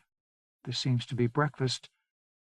Servers brought plates on rolling carts and food in big ceramic bowls. Randall, his stiff brown hair awry, sat at the table across from Shirley and me. We were served more greens and gruel. The guards stood back as if we were not important, or perhaps not even there. All were armed. Randall ate his serving in silence, staring at nothing in particular. Shirley spoke about the accommodations, no different from ours, and then asked, I see Salop, but where's Chatreau? Not here, Randall said. Why? Said he had something to tell Brion. The guard let him out last night. Randall gazed at me over a poised spoon. He's going to tell them about you. Shirley turned and asked, What about you? I frowned and shook my head in disgust. A stupid story, I said. Randall focused on nothing again. The stoop-shouldered officer walked to the northern side of the compound, followed by another guard carrying a small crate. The guard placed the crate on the ground, and the officer stepped up onto it, shifting one of the odd curved batons from hand to hand. The thicket above and behind the western buildings of the compound glowed brilliant gold-green in the morning sun. All around the compound, a distant whirring alternated with faint, high-speed chuckle clucks, the first sounds I had heard that seemed to come from the ecos. Hello, the officer said to the assembly around the tables. He shifted his weight from one leg to the other, clutching the baton in both hands now, ill at ease. I realize this part of your visit has been a little boring, but I hope you understand. I can tell you that talks between Sir Abel and Sir Brion have been going well. He stopped here, and we glanced at each other, clearly not feeling much encouraged. There is no danger. Our manner may seem harsh, but we mean no harm. We have reacted to very difficult circumstances with increased resolve and order. You should not believe all those stories, those things that we have been accused of. This awkward phrasing seemed to irritate him, and he drew his eyebrows together, slipped the stick into a loop in his coat, and clasped his hands before him. Now that you've finished your meal, we will clear the tables. And you will, he conferred with the guard who whispered in his ear, you will gather in a single group in this corner of the compound. He withdrew the stick again and used it to point to the northwestern corner. "What the hell is that?" Shirley asked. "A whip?" "Looks like a thin boomerang," said an older woman, A.B., beside her. "So please, let us begin," the officer concluded. Then, as an afterthought, "My name is Pitt, Suleiman Ab Pitt. Your host attendants will answer individual questions." Shirley's concern of the night before had dissolved into quiet contempt. "What a cargo," she muttered. "They think we're idiots." All around, with fatuous smiles, the guards urged us to our feet, and we followed them to a broad double door at the far end of the courtyard, still in shadow. Brion must have had some reason for subjecting newcomers to this passage through door after door, I thought, but none came to mind. My old cynicism returned in force. Nothing made sense. I tried to keep my mind blank. The only positive in this personal cloud of negative emotions was Shirley's closeness. It seemed that through her I could attach myself to the simple act of being human. However much bad examples came to mind, she countered them. But Shirley was not in an optimistic frame of mind either. We followed the stoop-shouldered officer Pitt, surrounded by guards, through the broad door, 4 and 5 abreast, and came to a flat green space on the other side. For a moment my eyes refused to believe, but then I saw it for what it was, a well-manicured lawn, covering perhaps 50 acres. Trees, terrestrial varieties, oaks, maples, elms, rose all around, throwing their shadows through a rising, patchy ground mist. At the borders of this garden, intensely green thicket rose in a tortured wall to a height of 20 meters, casting its own shadow over the grass. The guards encouraged us to walk onto the lawn. Salop bent down and touched the grass, and across the 9 or 10 meters between us his eyes met mine. He seemed now always to seek out my face when confronted by the unexpected, as if I might explain things to him. But he called out, "Not grass!" Shirley's shoulders trembled, and she shivered all over, as if touched by a ghost. "I've never seen grass," she said. "We didn't bring this kind of grass with us," Randall said. The sailors and other members of the crews stood like sheep on this unexpected sward, uncertain what was expected of them. "Brion shows you the beauties of the world he foresees," Pitt called out. The role of master of ceremonies did not suit him. His eyes remained flinty, his shoulders drawn down, no matter how broad his smile and generous his tone. "We have formed an alliance with the Ecos, and it works with us. For us." Salop shook his head, still disbelieving. One by one, embarrassed but gaining in courage, the crews kneeled and felt the grass, or walked over to the nearest trees and touched the apparent bark, the branches and leaves. Not a leaf out of place, the lawn as perfect as a carpet. I kneeled and touched the blades. They were cool and stiff, much stiffer than the grass I had walked across in parks and thistledown. A commotion began at the south side of the garden. I looked up from several blades of grass I had pulled loose. They writhed slowly in my hand like tiny worms. Kao and Ferrier were arguing with several guards. Pitt walked over briskly like a tall gray crow, pointing his baton straight down by his side. More words were exchanged. Salop and Randall came closer to Shirley and me. "Someone's upset," Salop said. A tall woman with golden-brown skin and long black hair, wearing a rich white and gray gown, entered the garden and took Pitt aside. Pitt listened intently. Kao and Ferrier looked on in some satisfaction. The crews stood frozen, scattered across the false lawn, watching the woman and Pitt as if their lives might depend on the result. Finally, Pitt approached a group of 4 guards, gave them quick instructions, and shouted, "There has been a misunderstanding. The following people will come forward." He took a list from Kao and read, "Nussbaum, Grolier, Salop, Randall, Omi, Chatreau." Shirley let go of my arm and stepped away. I glanced at her, puzzled, but she nodded toward Ferrier, Kao, and Pitt. "Go," she said. I did not want to leave her. Salop walked a few paces and stopped, looking back. Randall joined him, and Shirley gave me a nudge. "Maybe it's something important," she said. "Come back and tell me." Kao and Ferrier greeted Nussbaum and Grolier, and then turned toward us. "Abel Lenk didn't suspect they'd take you off the ship," Kao said, walking toward the gate. "He's very upset." We all followed. The tall woman in white and gray stayed behind, still talking to Pitt. "He's calling for his researchers. Where's Chatreau?" "He left the compound last night," Randall said. "We don't know where they took him." "Well, we'll find him. We've seen pretty terrifying things. Changes our perspective, I'll tell you." We passed through the doors and crossed the compound. "Grass," Ferrier said, shaking his head in amazement. 19. "Briand's confessed to sending the pirates," Kao said. We walked between three guards and behind the auburn-haired woman whose ubiquitous presence had not yet been explained. We did not even know her name. "Everybody else denies it. I think he may be a little mad." "He is not mad," the woman said sharply. She carried herself erect, footsteps delicate and precise, gliding over the ground, her dark red gown swishing around her ankles with a sound like little rushes of water. Her skin was a rich pale brown, and her eyes deep black, surrounded by ivory-colored sclera. She did not seem at all impressed by us.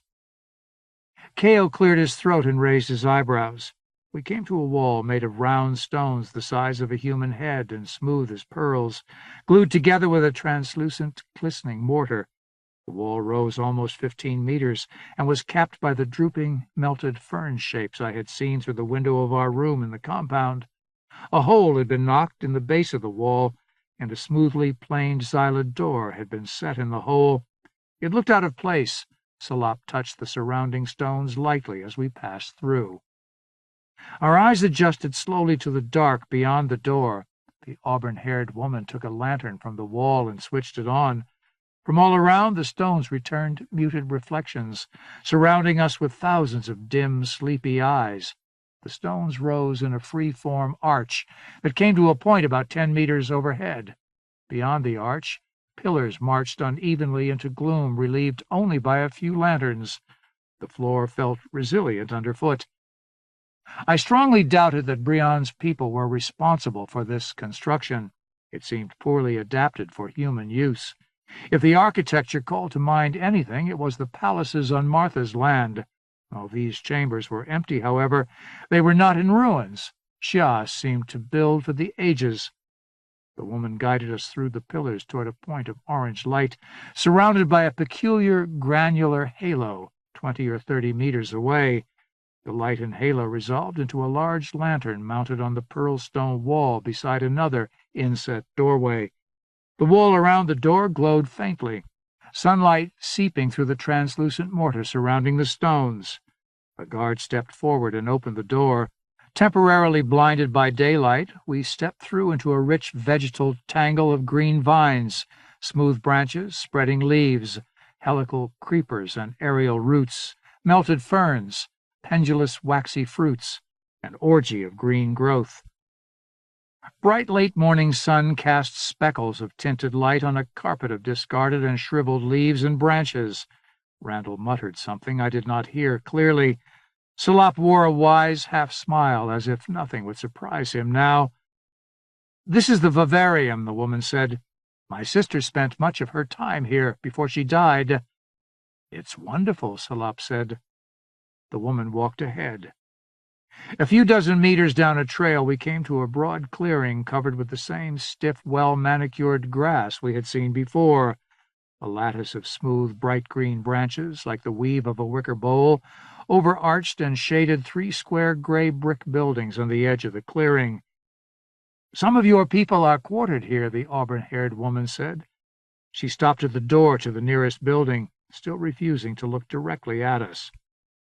The guard stood aside, and we passed through the door. Inside, a small square room with narrow windows, lighted by 2 electric lanterns on poles, was furnished with couches and 2 chairs.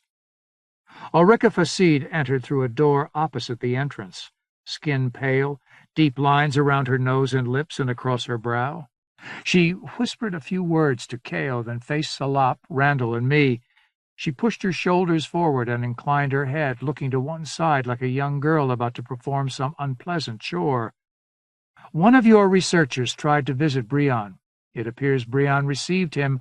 We don't know what they talked about." Her face tensed and her eyes bore into us, but that passed and her weary expression returned.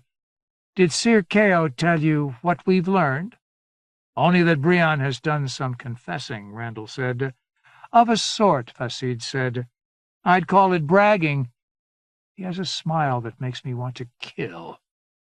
She sniffed and drew her head back, speaking more forcefully. "He's made some unbelievable claims. We need all the expertise we can muster to evaluate them." "They've done extraordinary things with the Ecos," Salop said. "That's obvious." Fasid faced Salop squarely and took a small, shivering breath. She was swallowing pride, anger, and frustration, and the effort made her seem like a marionette in the hands of a nervous puppeteer. "My apologies. I wish I could apologize to Captain Kaiserbach as well." Salop's grin faded. He stared at her with a complete lack of emotion that I had learned to interpret as extreme irritation. "Why?" he asked. "Brion has caught us by surprise," Fasid said. "If we had known more about Lamarkia, about Shah, we might have anticipated some of what we've seen the past few hours." Salop folded his hands, taking no obvious pleasure in this triumph. "How can we help the esteemed Lenk?" he asked quietly. 20. Lenk stood by a broad window overlooking the vivarium. The furnishings and decor of the large but spare rooms assigned to Lenk and his aides fit the deliberate air of drabness seen everywhere. Brion did not revel in luxury. Lenk showed all of his 84 natural years and more, with his slumped shoulders and inclined head, his chin drawn deeply into his neck. He looked painfully old. "Brion keeps referring to his triumph," Fasid said, pressing the window with one extended finger until the adjacent knuckles met the glass. "He also calls it his mistake. He says he made Shah an offering. Somehow he's allied himself with the Ecos." "Is that certain?" Salop asked. We sat on framed chairs opposite the window, suffused by the cool green light of the vivarium's lush growth. "It's what he says," Lenk murmured. "What does your researcher say?" Salop asked. "Sir Rustin won't venture an opinion," Lenk said. "Brion and his wife somehow persuaded the Ecos to grow them food," Fasid continued. "They brought Naderville out of the worst famine they had experienced, but according to our intelligence, Brion very nearly had a rebellion on his hands. Some of his people thought a sacrilege had been committed." "We did not hear that from Brion," Kao said dryly. "Brion's tenure here has not been all that smooth, but our information about Shah has always been fragmentary," Fasid said.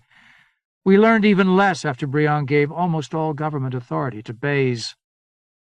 Salop shook his head, plainly trying to get past what were to him irrelevancies. "There was so much of our own pain to deal with," Lenk said, his deep voice quavering. Randall asked, "Do you know where Chatreau is now?" "No," Kao said. "Our chief negotiator says he's offered his services to Brion."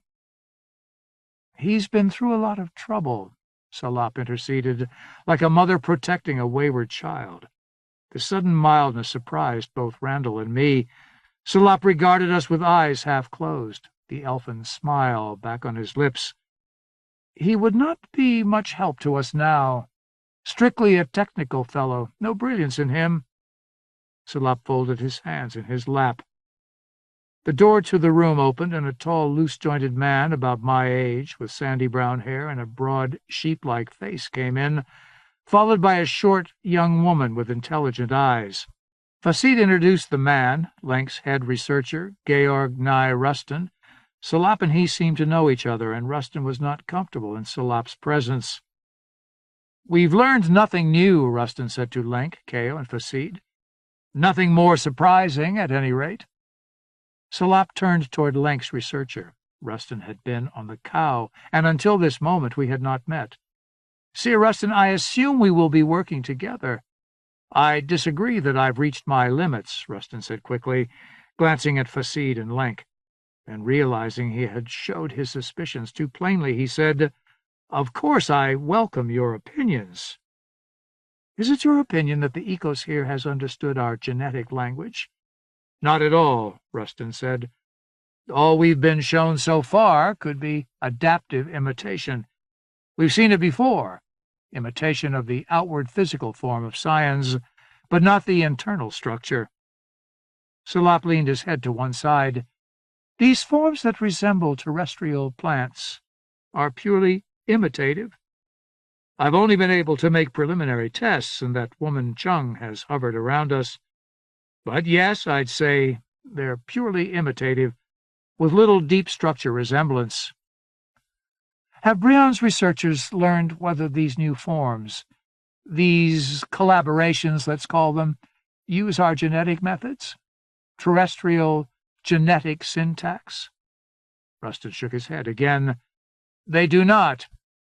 They're megacytic, with fluid-filled sponge-like tissues rather than true cellular structure. We've confirmed that positively with samples put through our own lab kits." The dark young woman lifted a black case that presumably contained the lab kits. She seemed eager to speak, but protocol held her back. "Have you given any thought to what Brion intends to do with these new forms?" Rustin shook his head. "Other than what we've been told, no." "Well," Salop said, "you were never one for going beyond the immediate evidence and drawing far-fetched conclusions." Rustin did not know whether to receive that as a compliment. "Are these new green science similar to the food varieties Brion claims saved them?" "I don't know," Rustin said. "You have found chlorophyll in these imitations?" "We've examined the entire pigment range. Besides the usual varieties of Lamarckian pigments, they contain chlorophyll alpha and beta. These pigments do not occur elsewhere on Lamarckia," Rustin said. "And what does that imply to you?" Rustin blinked nervously. "It's new," he said. "It's possible Brion somehow managed to—" He raised a hand, waved it vaguely. "Pass on clues to the Ecos. But I don't see how." Salop turned his gaze to the red-haired woman. "You are Jessica McCall, or do I remember incorrectly?" "You have a marvelous memory," the woman said, clearly pleased to be in his presence. "What do you think, Sir McCall?" Salop asked. McCall swiftly studied the faces of Fasid and Rustin, glanced at Lenk, who had his back turned to us, and said, "I'm very concerned, Sir Salop, if the Ecos understands the benefits of these far more efficient photosynthetic pigments." "I am also concerned," Salop interrupted. "Sir Rustin, you have done your job well." "Brion's people are not at all cooperative," Rustin said. Then, in a frustrated rush, "This Hisha Chung in particular has been very difficult. She claims the vivarium is a memorial to her sister. She refuses to let us conduct thorough studies on the remarkable science it contains." Salop made a humming noise and nodded. "Abel Lenk, I would like to reorganize this team of researchers to take advantage of all our talents in the most efficient manner." "Why?" Rustin asked, Adam's apple bobbing, dismayed by the sudden request. Lenk looked at Salop sadly, one eyelid twitching. "If it's necessary," he said. "It is," Salop said. Rustin began to stammer a few words about resigning. Salop laid one hand lightly on his shoulder and said, "We have no time for social games." "I have earned this position, and I have always relied on the confidence of Abel Lenk," Rustin cried out, tears rolling down his flat, red cheeks. "We can all be useful," Salop concluded after a moment of painful silence. Rustin wiped the back of his hand across his mouth, blinking rapidly. "I would be honored to have Sir Salop tell me what's happening here," Lenk said. "Clearly Brion reveals part of the truth," Salop said. "Some form of collaboration has occurred." "Are they capable of doing more?" Fasid asked. "What do you fear them doing?" You mentioned Martha's Island making human-shaped scions. Salop shook his head. That may mean nothing here. What Briand has done could be much more dangerous. Briand may be right. It could be both triumph and mistake. He's not an easy man to understand, Fasid said. I understand him well enough, Lenk said. What else did Briand confess to? I asked before I gave the words much thought. Fasid looked at me as if I were some sort of noisy insect. Sir Olmi witnessed the death of a village. Not too many months ago, Randall said, neatly giving me a reason for speaking up, stepping out of my place. All but Lenk and Fasid nodded sympathetically. There were many undercurrents in this room, and I could not track them all. Lenk turned back to the window. It's a good question, Kao said. Briand has given military and even most civilian authority to General Bays. Bays has been making most of the major policy decisions for at least 2 years. He began sending ships out to gather supplies, that is, raid villages, last year. This year he accompanied the raiders personally, planning to force Abel Lenk to concede authority. He raided all around Elizabeth, and he stole children. He built sail barges along the coast and sent the stolen equipment and food and children back to Naderville. They're alive, Briand says, and are being well cared for. Their parents are dead, Fasid said bitterly. I despise the man. Why did Bays take the children? I asked. Lenk looked directly at me, as if to reevaluate what he had seen earlier. Randall and Salop regarded me with a fixed intensity that might have been fascination or a warning. They lost over half of their children in the famine, Kao said.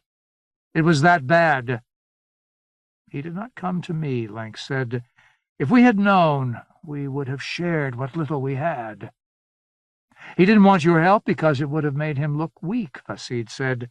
Bays may not have acted on his direct orders, but he knew what Briand wanted, a future, a people to rule. Randall said, Children were kept in the compound where we spent the night. Yes, some of the children are here, Lenk said. His throat bobbed and his eyes narrowed. Makes things very complicated. Hostages now. The children could not be considered hostages unless Lenk was being pressured to do something, to agree to something, or unless he planned to exert pressure himself and felt Briand might refuse. I don't see that this talk gets us anywhere, Rustin said. We're here to discuss the Ecos and what Briand has accomplished. So we are, Salop said, eyes languid. Lenk's face became lax, almost dead-looking. I saw again the features of the soldier on the prow of the flatboat, in the grip of overwhelming history. Not all the truth was being told, perhaps very little. I had hoped to admire Lenk in some way for his leadership and presence as a force of divaricate society. Instead, he made me uneasy. I felt his power, could not help but respect his presence, but it seemed only half the man was truly with us. The other half was hidden and would never be shown. We have no further meetings scheduled, Fasid said. Briand canceled tomorrow's meeting with Abel Lenk. He's suggested we discuss certain issues with General Bays. I will not meet with that man, Lenk said. No, we've agreed that Briand is who we must talk with, Kao said with a regretful sigh. He is an enigmatic and difficult man, and this Chung woman is another enigma. She escorted you here, Fasid explained. Caitla Chung, Briand's wife, was her sister. I think she's also Briand's mistress, though that's hard to judge. He could have so many of them. Lenk's face underwent a sudden and very brief transformation. In what had, until now, been flat weariness, I saw pass a shudder of deep anger. In a blink, the weariness returned. 21. I awoke in darkness and did not immediately know where I was or where I had been. I remembered being in brightness, going down a long hallway, perhaps into another room. That was a dream. Finally the dreaming had begun. I did not welcome the returning memory of where I was, still in Briand's nightmare. I felt strongly that another gate would open soon, and I would be taken to the presiding minister for debriefing. It would be a grim story, but not so grim as the fear I had felt in the dream at the thought of going into that other room. I rolled over in the bunk and pinched my earlobe until it hurt, struggling to sharpen my thoughts. An electric light came on in the darkness. I sat up. The room seemed even more drab and impersonal than it had the night before. Salop, Randall, and I had each been given private quarters near the compound, away from the palace of stones and the vivarium. There were no windows. It was little different from a prison cell, but for the furnishings, which were at least comfortable, though worn. The electric light on the ceiling sang faintly. Through the door, a woman's voice said, "Sir Omi, you are expected." It was Hisha Chung. "By whom?" "Sir Brion and General Bays." I swung my legs out of the bed. "I'm getting dressed," I said. "What time is it?" "Early morning." Chung regarded me with some interest this time as I came through the door. "Your shirt is out in the back," she said. From her that seemed a statement of great affection. It almost made her charming.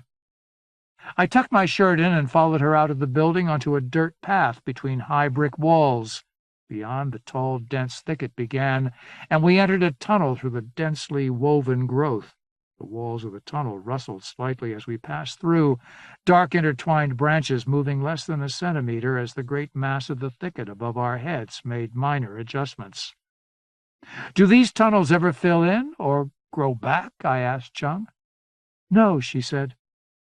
We met up with Salop and Randall at a juncture of 4 tunnels. They were accompanied by 2 male guards. Each guard wore a holstered pistol. Electric lights hung from the roofs of the branching tunnels, suspended from dry, hard vines as thick as a man's leg. Chung took the left-swinging branch. I believe it headed south, but could not be sure, and we followed, the guards close behind. 50 meters down the tunnel we came to a bend, and around the bend we saw daylight. The tunnel ended, and we emerged at the bottom of a bowl-shaped crater, perhaps a kilometer across. We stood in a gap where the crater wall had collapsed, and the gap had been filled in with thicket. The air within the crater was warm and still. The thicket above and behind rustled like waves on a distant beach. In the center of the crater, a mass of shiny black hemispheres, studded with spikes and surmounted by arches, resembled a pile of huge dead spiders. A path led down the rocky bottom of the crater to the pile. Chung proceeded down the path, and again we followed. I wondered if she relished the role of silent guide. The crater appeared barren. It reminded me of Martha's Island, but here and there, steam and drifts of sulphurous gas still rose from vents around the bowl. "Do you come here often?" Randall asked. "Too often," Hisha Chung said. The path skirted the base of a shiny arch, curved between 2 black hemispheres as perfect as blown glass bubbles, and we stood before a small, low white stone building that had been hidden until now. "This part we made," Chung said. She opened a double door of thicket xyla, cleverly fitted and interwoven, and we entered a cool, dark room that smelled strongly of cut grass. A radiance of long gaps in the ceiling allowed sun to draw bright lines on the lava gravel floor. I looked up from the sun lines to see 2 men standing in shadow by a table at the center of the whitewashed, block-walled room. We crossed the room, feet crunching in the lava gravel, dazzled by the brilliant shafts of sun. This room contained shelves lined with large bottles of liquid, most of them green or dark brown in color. The smooth concrete floor sloped to a drain at the center.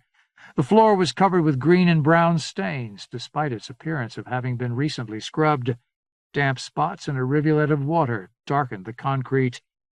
The air smelled overpoweringly of vegetation. 3 electric lights in the ceiling came on, and I saw the 2 men clearly for the first time in the center of the room. A small, sinewy man stood to the right of the table, his face thin, pushed-up nose and high, hollow cheeks giving him an exaggerated, boyish appearance, verging on the simian. He seemed at first glance to be my height, but he stood a few centimeters shorter. Lank brown hair hung past his ears. His eyes were large and liquid, dark green, and his skin was sallow. He seemed ready to smile, with any provocation, glad to see us, as if we were friends long absent. He wore a simple silver-gray coat and pants, the coat laced at the front, half open to reveal a collarless white shirt, and his hands were covered by dingy brown gloves. In one hand he carried a piece of string, which he wound and rewound around the finger of his other hand. "Sir Brion, General Bays. These are Sirs Salop, Randall, and Olmy." Brion looked me over shrewdly, rubbing his shoulder with one hand, as if it pained him, then tapped his fingers in a silent tattoo on his biceps. He approached and looked me over, as if he were deciding whether or not to buy me. He smiled. "General?" Bays wore a gray tailored suit. A little taller than Brion, he was thick-set and broad-shouldered, a small bull, powerful, with thick, ruddy hands. His eyes seemed almost merry, set deep in a milky countenance above reddish cheeks. Bays shrugged. "I can seldom judge men by their appearance. We hide ourselves so well." Randall stood stiffly, hands clasped behind his back, eyes focusing on the others in the room, one at a time, mechanically. I could sense by his posture and the tight, white-jointed tangle of his fingers his passion against Bays and Brion. Brion lifted his eyes and stared directly at me, his smile genuine, his eyes gleaming with intense interest. "All right, show me something. Kill me now rather than wait. I'm sure you've been filled with hatred by Lenk's people." I think he half expected me to lift a finger and blast him to ashes. He seemed happy with the thought, and a little disappointed when I did nothing. His eyes dulled and his smile weakened. "You don't want to kill me?" "No." "Could you kill me if you wanted to?" "I don't have any weapons," I said. He examined me again, as if the first time had not been sufficient. "Inside or out?" "No weapons," I said. He focused suddenly on Salop. "You're Monsieur Salop. I know your name, of course. Your assistant Chatreau seems to think he's been useful to me. Actually, I've been aware of Sir Olmy's presence on Lamarkia for some time now." He turned his gaze on me again, and his smile grew, as if he were reading my thoughts. "Usually I hear about poseurs and unfortunates. In your case, my contacts may have stumbled on the real thing." Brion's smile broadened. "How long have you been here?" he asked. 143 days. "Does Lenk know who you are?" "I don't know." Brion stepped back, but still stared at me. "I expected the Hexamon would send an army to punish us and take us back to Thistledown." "I never expected that," Bays said mildly. "Well, I hoped for one," Brion said. He motioned for us all to sit on the thicket Xyla chairs. We formed a circle around the table in the center of the square room. "Sir Chatreau thought he would gain some advantage or revenge by turning you in. He doesn't like you. He doesn't like anybody much now. He's a very disappointed man." "Not my best student," Salop said. "It's interesting the first time I have a chance to meet with Lenk, and he brings people far more interesting than himself. Among them key scientists rescued from a shipwreck. A ship captained by Kaiser Bach. I'd have enjoyed meeting that man. I regret his death. I'm honored to meet you, Sir Randall, and you, Sir Salop. I've received copies of all your journals and publications." Salop nodded, but said nothing. My admission had thrown this meeting into confusion. Only Brion seemed to have a sense of direction. He turned to me, hands on his knees, and asked, "Are you here to judge us?" "I'm here to see if humans have damaged Lamarkia." "It's taken them a long time to get around to us," Brion said. "Time enough for a new generation to be born. And for a lot of us to die. Is the Hexamon going to descend on us and reclaim our planet?" "I'm not in communication with them." "Do you have a clavicle?" "No."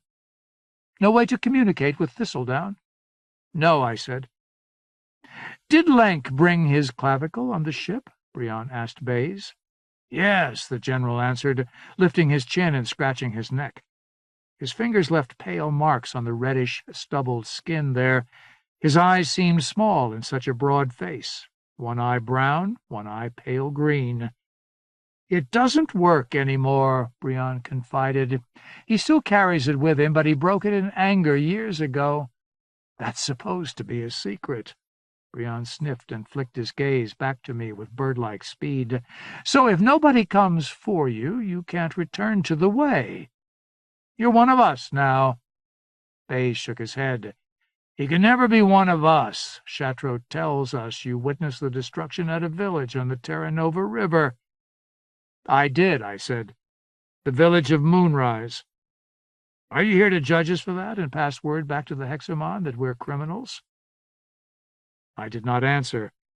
Bayes shook his head again, slowly. Something's gone wrong, hasn't it? He asked. They don't think it's worthwhile to send an army. Maybe they can't open a gate long enough, Briand said. I was 15 years old when my parents brought me here, Bayes said. I suffered starvation and illness.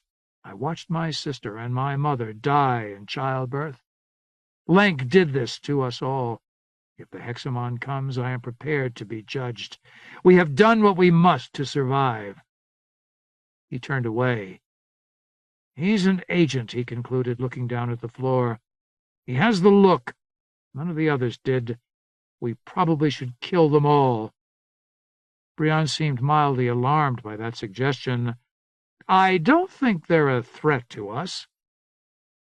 The news, or rumor, about Lenk's clavicle was slowly sinking in.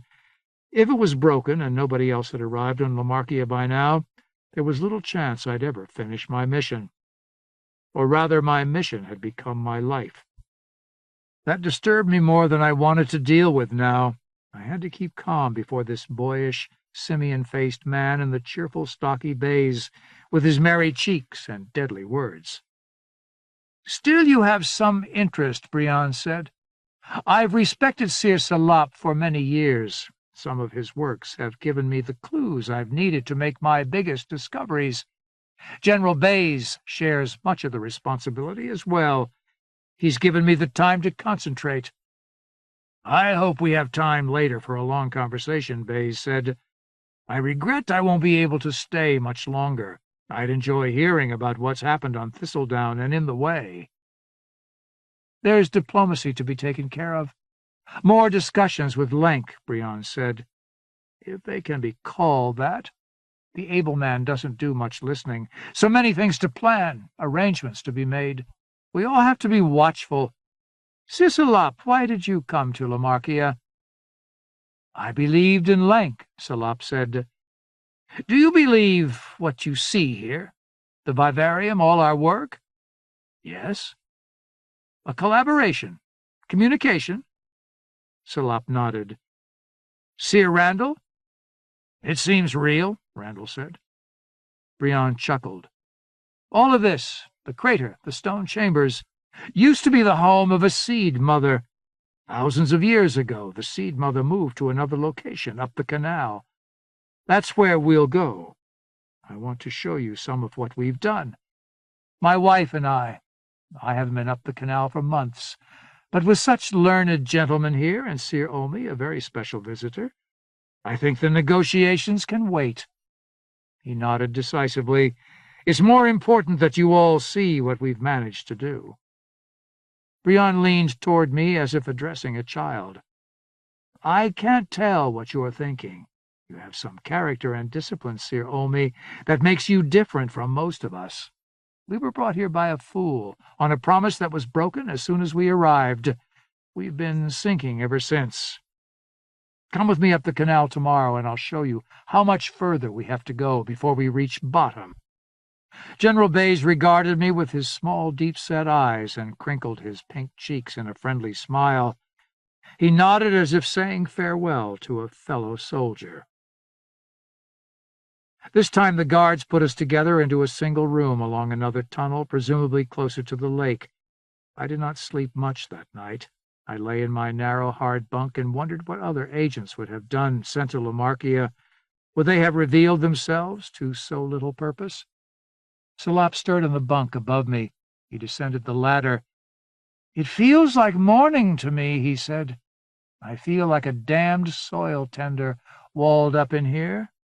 At the bottom, he straightened his black robe and ran his hand through his hair, then went to the wash basin and splashed water on his face.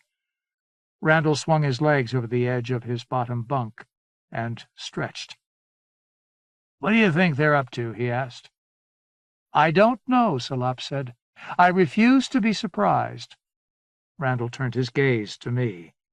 "Anything you can do that will surprise us?" he asked. "I don't think so," I said.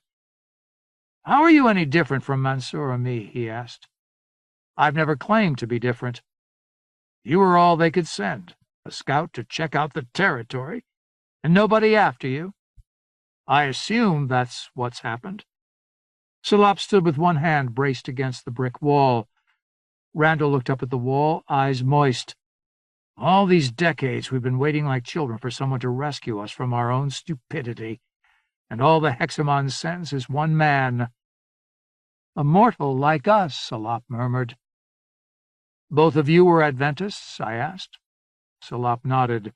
Randall said, "I sympathized, but I knew which side to stick with." Salop smiled like a devil that understands human nature only too well. "Do you think Sir Chateau was listening on the raft?" "Apparently," I said. "It might have been better if you had just told the first person you met who you were," Randall said. "The first person I met was Larissa Strick-Kashmu," I said. "It didn't seem like a good idea at the time." 22. The boat waited beside the ministerial dock on the canal, its two-man crew dressed in immaculate white. The boat was 10 meters long, made of white-painted xyla with a single metal tree amidships, on which flew a gray flag with a central white spot. 2 electric motors waited beneath a bare metal compartment at the rear. A white canopy ahead of the tree shaded a square of padded benches, sunken below deck level. Forward of the canopy, a small cabin and galley waited to serve Brion and his guests. Salop and I walked down the dock and boarded the boat, escorted by our guards. Randall had not been invited.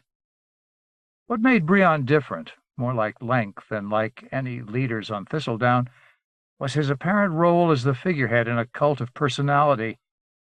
Leaders on Thistledown generally ruled like bureaucratic administrators, hence the unglamorous titles of their higher offices. Brion was a tribal leader given unlimited discretion by his people, but with limited resources and limited numbers of people to rule. Understanding him, knowing what to say and to anticipate, could save our lives. I hoped Salop was thinking along similar lines, and I was glad Randall was not accompanying us.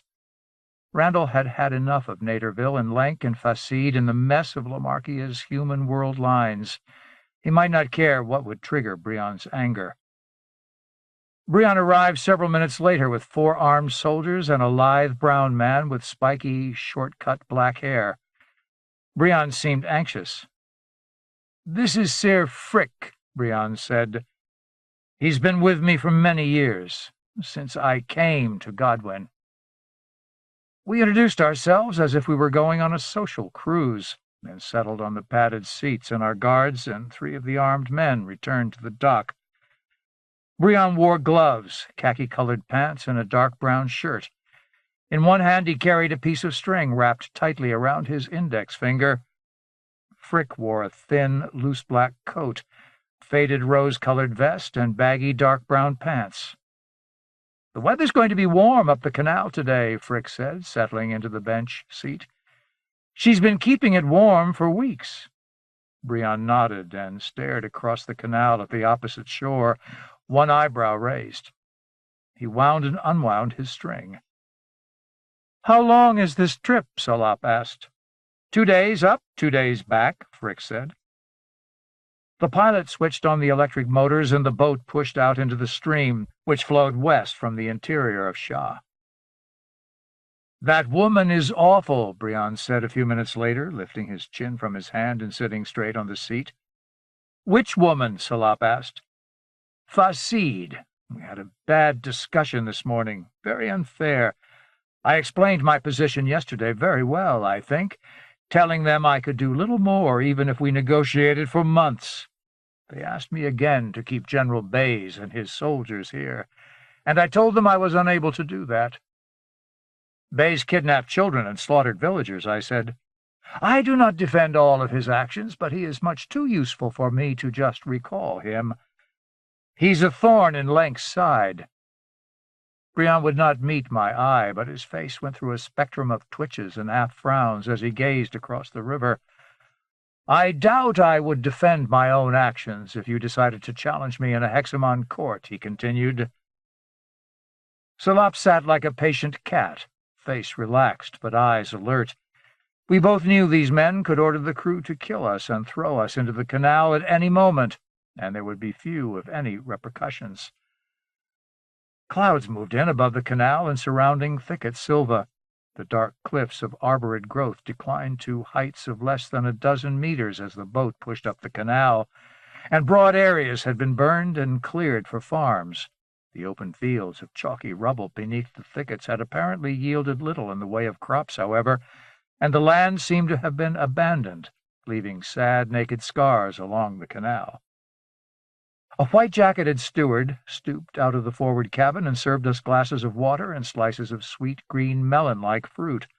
Frick persisted in asking for details on thistledown as we ate.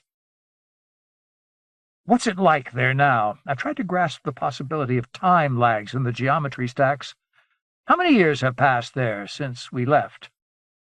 I saw no reason to dissemble. About 5 years, way time. Frick's face fell. That's all? I've spent my whole life here, and I'm less than 5 years old. No one understood what we would be facing, least of all Lenk, Brion said. I think Abel Lenk recognizes his mistakes, Salop said softly. It is too late to wallow in accusations and recriminations. If we judge who will lead and who will prevail when major decisions have to be made, Brion said, surely we must judge. Mistakes matter. Lenk regrets not sending more help to you, Salop said. Brion's eyes narrowed to slits and his lips curled with contempt. It was a policy, not an oversight. First Godwin and then Naderville was an affront to his legitimacy, to his record. I am concerned with what you are going to show us, Salop said. I am less concerned with how you and Lenk disagree, or who is going to overcome whom. I appreciate your bluntness, Brion said. It's what I expected of you, Sir Salop. So few people care to speak directly to me. I'm treated like a willful child. I'm not at all that temperamental. He seemed to relax. I don't worry about my mistakes with Lenk or the mistakes of my predecessors, though they truly established our isolation before I ever arrived. But perhaps you're right. There's no end to that kind of recrimination. Lenk is no saint at all. I quelled the urge to ask about the orders given to General Bays, and whether there would ever be an accounting and reckoning for him. However well Brion took Salop's words, he might react quite differently to mine. The steward laid out breads and small, bluish, grape-like fruit on a tray. We have fundamentally misunderstood this planet, Brion said. I'm as much to blame as anyone.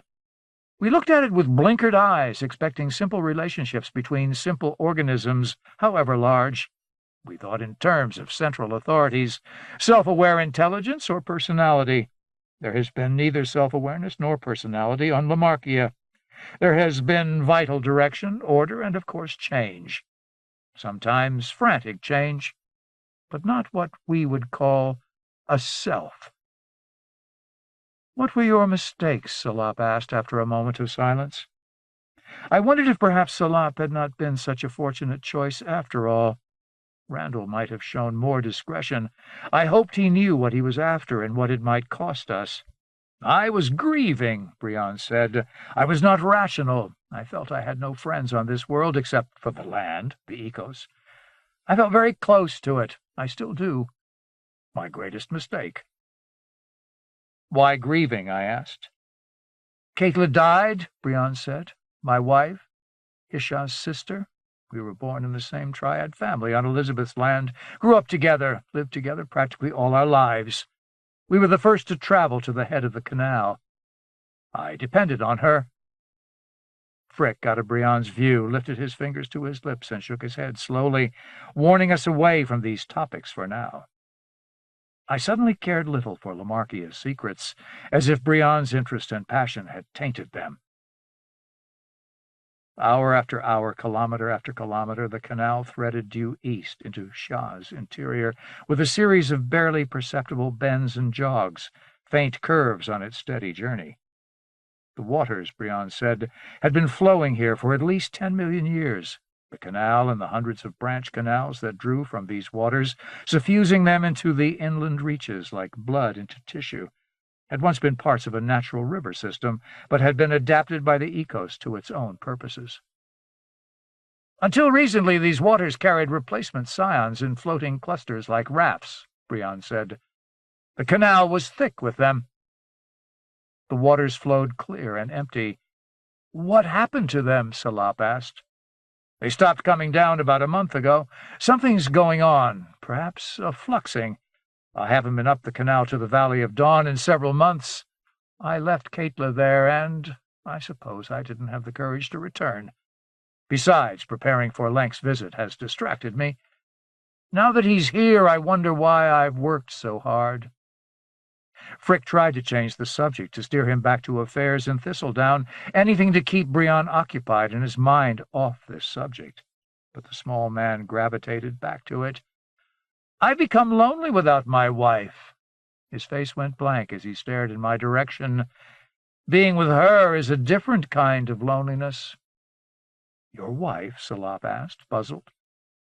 Frick's face went pale. No, Briand said distantly. Caitla died. I'm most curious about the current Nexus's attitude toward Lamarckia, Frick said, fidgeting on the bench. Briand turned to him, his large liquid green eyes filled with hurt as if Frick had somehow insulted him. Frick's jitters became serious. For a moment I thought he might suddenly spring out of the boat. Briand looked away from Frick and his eyes focused on mine. I get very dark thinking about it, he said. It makes me feel so inferior, and I've worked hard to earn this pride. I've taken the wreck I found in Godwin and patched it and steered it through bad storms. It's a miracle any of us are alive. And no thanks to Lenk. I should be free to have my pride, but she's taken it from me.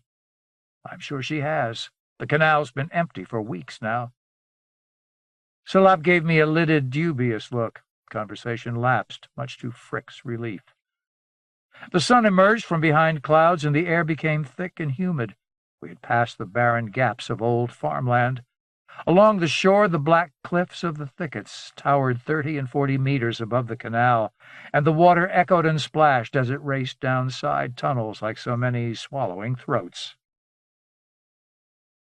The steward laid out padded sleeping mats on the deck, and we slept under the double arc of stars. I stared up at the stars through a thin night haze over the canal, wondering if I would dream again when I slept. My mother would recognize me now, helpless, mortal, sleeping, and with dreams. The canal water lapped at the hull of the boat, lulling me. Toward the bow, Briand and Frick slept, one of them snoring faintly. Salop lay on top of the cabin. If he slept, he did not snore. Unless you know where you are, you don't know who you are. I began to know where I was.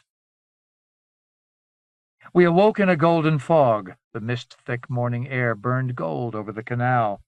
The steward brought a hot, yeasty decoction in a silver pot and poured it into cups, then served warm, crisp cakes for breakfast. We sat beneath the canopy as the fog burned off, all but Briand, who kept to himself near the bow. Frick chatted lightly about incidentals, filling the time with stories of trivial social events surrounding Briand. I did not find his stories amusing, but what he said filled the time and offended no one. My butt became sore with sitting. I stood and walked aft, standing near the stern to watch our wake in the empty water. On the shores of the canal, the thickets became gnarled, their black clipped edges turning light purple and irregular, lumpy. Only once did I see something moving through the branches, like a huge brown earthworm. Salop came aft to sit beside me as the hours passed into evening. The captain and I studied this coast years ago, he said, though we never went up this canal or even as far as the lake. Within the thickets there are many dozens of types of scions. That was back when Lenk was trying to romance the women who ran things in Godwin. Bring them back into the fold. But I don't see much scion activity now. Perhaps Brion is right, and some sort of fluxing is imminent. Are you sure there's no other Ikoi on Shah? I asked. None that have been discovered. This one is old, perhaps older than any other on Lamarkia. Baker thought it might be the ancestor of all Ikoi. I believe it covers the entire continent. That afternoon we passed a large flatboat loaded with mounds of dark, fine dirt, some sort of ore. Brion sat on the bow with knees drawn up and watched it pass down the canal. Several bare-chested men on the flatboat waved cheerfully, and Brion waved back once. He said to Frick, "A lighter haul again. She's not piling it up like she used to." Salop squatted beside me and frowned. "Who is this she he keeps talking about?" he whispered. "What does she have to do with piles of dirt? I'm sick of mystery." "It's his show," I said, and thought of the fishless sea and its mystery attraction. As evening came, we passed another flatboat half loaded with piles of brown and red logs like stacked sausages. "Food," Frick said. "More than we could ever hope to grow ourselves." But something bothered him about the boat, and he went forward to stoop beside Brion. They talked in whispers for a while, and Brion became agitated, finally waving Frick away. Ahead, the canal broadened into a small lake. All around the lake shore, long dark structures like huge cocoons with fibrous gray walls protruded halfway into the water. Between the cocoons lay flat open spaces, and offshore from one of these spaces a floating crane with a shovel attachment was busily clearing 4 mounds of ore and loading them into a third flatboat. The ore lay in diminishing piles in a clearing that might have once held a dozen or more mounds of similar size. "Are you curious?" Brion called back to us. "Very curious," Salop answered. Let it build," Brion said. "It's seldom I have so many intelligent witnesses. Allow me a little drama." Salop tapped his fingertips on the rear gunwale, head lowered. "Pity us, Sir Olmi. Lenk has always behaved like one kind of child. Brion is another." There had been a maxim in Thistledown political science classes that the governed shaped their governors. This was not quite the same as saying that the people got the government they deserved, but it pointed in that direction. What galled me was the pain and suffering of the innocent, those too young to make a choice, those born on Lamarkia. But Brion had been one of those, too. "If I had been a scientist on the Thistledown or in the way," Salop said, "how many more intelligent, more capable men and women would stand ahead of me, occupying the finest positions, making the greatest discoveries?" "So?" I asked, puzzled. "I know myself, Sir Olmi. I'm one of the most intelligent people on this planet." "And that worries you," I said. "It terrifies me. I long for my superiors."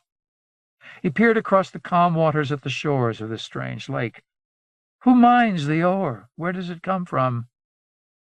"She does," I suggested. "His dead wife, Katla."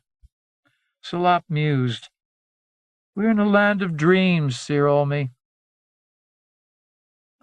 The lake passed behind, the canal narrowed and deepened, and we saw no more flatboats, or any other boats at all. The pilot pushed us against the slow, steady waters, the electric motors humming, the screws leaving a shimmering wake behind, set with jewels of fire from the westering sun. The sunset light made Salop a gilded pirate. We said little to each other. I think both of us expected to die soon. Either Brion's premonitions of change would be true, and the change, whatever it was, would kill us, or Brion himself would change and kill us. Our chances seemed slim. I thought often of Shirla and hoped she was being treated well, but in truth all the people we had left behind, dead or alive, seemed to retreat in memory as well as time. My universe narrowed to the boat, the canal, Salop, and Brion. All others, even Frick and the boat's crew, were supernumeraries. Frick crept aft often enough and spoke to us. He seemed even more acutely aware of his mortality. His nervous chatter became an irritation and was seldom informative. He would not answer direct questions, deferring instead to Brion, who sat near the bow like a sad, unappeasable monkey. Before our dinner was served, I walked forward and stood beside him. I was catching some of Salop's attitude and feeling impatient, even reckless. He peered up at me expectantly. "You make everybody nervous," I said softly. "Is that what you want?" "I am a powerful man, Sir Omi, but I'm not capricious. I've ruled this part of Lamarkia with a steady hand and done well under the circumstances. Rough times make for rough decisions. At the risk of displeasing you, I'd like to describe what I saw upriver from Calcutta." Brion turned away with a roll of his eyes. "No doubt some of General Bayes's doings," he said. "Not one of his successes." "I haven't spoken about such things with General Bayes," Brion said. "You gave him orders to look for resources, to gather children and equipment from undefended villages?" "I know him well. He's not a monster. I appointed him after the worst famine, after he had lost his children and his wife. He had no family at all then. He had a look in his eye that told me he would be useful. So little left to live for. I arrived on Lamarkia near a village called Moonrise. Nearly everybody in the village had been killed. They would not agree to give Bayes small deposits of ore. I presume Bayes wanted to take the ore without working through Lenk, and that the ore you get here was not sufficient. Are you going to put me through some sort of inquisition? I gave up self-criticism after Caitla died. I just want to pass on this bad memory." He blinked slowly. "If you have to." I told him about the bodies piled high within the buildings in Moonrise, the implacable soldiers on the flatboats on the Terra Nova, about the trap above Calcutta and the children spilling into the river. I described the expression on the face of the soldier as he methodically and dispassionately fired his rifle from the prow of the flatboat. He was shooting at everybody, even at the children in the river. "He was frightened out of his wits," Brion said. "He was your hand," I said. "Your killing hand." My anger had built so suddenly I heard a hissing in my ears. My heart pounded, and I bit my lip until I felt under control again. Brion had been saying, almost unheard, "I don't understand what you mean. He was a soldier." "You made him," I said, voice low. Salop came forward, concerned I was putting us in danger. I was the one who should have stayed behind. But Brion's face was bright, almost cheerful. "Tell me how you think I am responsible for everybody on Lamarkia," he said. "That's a curious idea. What good does it do your people when you set loose monsters and fools who kill without need, who destroy what you can't use?" "I expect better from the Hexamon. Are you sure you're not a pretender?" He chuckled and shook his head. He was right, of course. I was not expressing myself clearly. "General Bayes did nothing to help Naderville, or you," I said. "You have caused people to be killed for no reason. You've opened the gates to old, evil history. You won't be able to close them when Lenk is gone." Brion leaned forward, eyes wide and sharp, lips drawn back in a feral grin. "I have thought long and hard about these things, Sir Olmi. What you call old, evil history is the growth and maturation of small groups of humans. If Lamarkia were ever populated to the density of thistledown, we'd behave very differently. Lenk opened the doors to history when he brought us here. 4,000 people alone on a huge world. If you want to find the father of that poor bastard on the flatboat, don't look to me. Look to Lenk." He waved his hand then, and Frick hastened us back to the benches amidships, under the canopy, telling some inane story about how many celebrations there had been when the food on the flatboats first began arriving. A light shower fell as evening set in. Brion stayed out in the wet, staring at the northern bank of the canal, now and then wiping the rain from his face with a measured and exactly duplicated swipe of his hand. The steward, a man whose qualifications were efficiency, quiet reserve, and such a presence that he would fade from memory and pass unnoticed, served a dark sweet beer and cold cakes with a tangy syrup. He switched the lights on around the boat. We kept to the center of the canal, the motors humming and pushing us along at 7 or 8 knots, the boat a small spot of light in fixed and endless obscurity. Brion came back to the seats beneath the canopy, dripping and soaked, his hair hanging dark and shiny, and accepted a towel from the steward. "I'm no monster," he said. "I'm no monster," he repeated after he sat, hoisting the glass of sweet beer. "I did not come here to impose a single mind's philosophy on strangeness and wonder. I did not convince 4,000 people that my every word was truth, and that the world they had grown up in, that had shaped their thought, was an evil place full of evil schemes that had to be escaped from." "You blame all this on Lenk," I said. "Even what you do or order done." Frick sank back into a shadowy corner. Salop murmured that this discussion was useless. But Brion flared. "Do you know how this all began, Sir Olmy? Has anyone discovered my little personal bit of history in Lenk's private domain? Caitlin and I loved each other from a very young age. We went to Athenae as Lenk schoolteachers, and were privileged enough to meet with Lenk himself. Good Lenk, able Lenk. Lenk became enamored of Caitlin and her sister. Sir Brion—" Frick attempted to interrupt. He seemed ready once again to leap overboard. "This is my story, damn us all," Brion said, reaching out and pushing against Frick's outstretched hand. "If Sir Olmy is from the Hexamon, then he plays a judge. He must, he cannot do otherwise, for the people I would most like to emulate. I was very young when my parents brought me here. 7 years old. I had no choice. Neither did Caitlin." He leaned back against the rear pad of the bench and glared at me, then cursed under his breath and leaned forward, folding his hands as if in prayer, touching his nose to his thumbs. "Lenk became enamored of Caitlin. He paid formal suit to her. He was already married, of course, and she refused him. He would not take her refusal. He was an old and revered man to us. Hisha knew we were in love and went to him. He took her. But that was not enough. He wanted Caitlin. Finally, Caitlin and I had no choice but to leave Athenae.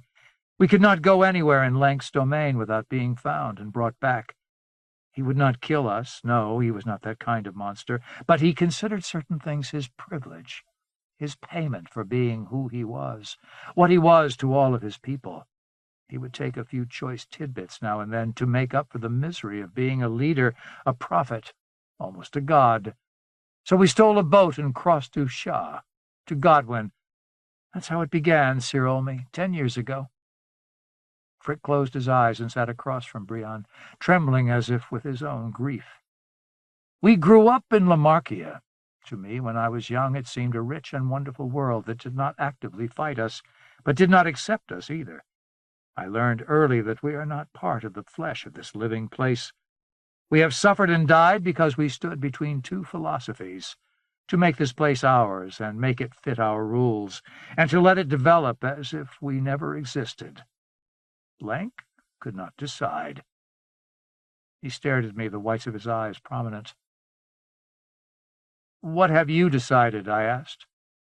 "I am all for Lamarkia," Brion said. "Yet I have fought against it, ordered its tissue ripped away and the land exposed for human farms, making human food. And when the crops died, tried to harness the ecos to fit my people into what was available. And still we starved. Because I loved my people, I profaned this continent as others had before me, until I learned another way. I did not bow down to Lenk, would not surrender my wife to him, so we let my people die without lifting a finger." "He claims you did not ask for help," Salop said. This finally drew out Brion's full fury. He turned to Salop, face twisted, cheeks red, with red spots and a vein standing out on his forehead. "Dear Fate and Breath, I told him all that was happening. I had responsibilities. I asked for his help despite my hatred. There were no secrets between us about how my people suffered." Salop remained cool as ice. His thin black mustache barely twitched at one corner. "Whether Sir Olmy is here to judge us or not, I expressly do not judge. And I have been sequestered from politics for so long I am clearly out of touch. Brion stared between us with a wild, despairing expression for long, painful seconds. And his expression returned to alert calm with a speed that could be explained only by great skill, or the presence of a deep chasm in his emotions, a kind of fault line through his being. I had seen the ability in other leaders to assume masks so often and with such conviction, even they could not know their true feelings. Self-truth is a luxury leaders can seldom afford, or perhaps tolerate. But in Brion the talent had become something more, even an illness. I had Brion's measure now. He was not a great man, not even in the impure sense of prompting or guiding great events. He was a man of small, specific talents, and he had been badly scarred. Whether he told us the truth I could not judge, but the pain was real. "Lamarkia is about to flower," he said softly. "Katla and I did that, at least. And when it does, what place will she give us? What place can we have?" The countryside covered by thicket, the black or purplish edges of which rose along the sides of the canal like topiary walls, came to an end as the boat pushed into morning. I awoke, having dreamed of a hall and the unpleasant door again, to the smell of cakes sizzling in a pan, and something else, pungent and herbal, like fresh hot tar mixed with black tea, molasses with roses, spruce gum with the scent of new-mown grass, a perfume I have not since been able to replicate either in life or memory, the smell of the living palaces of the great seed-mothers of all Xia.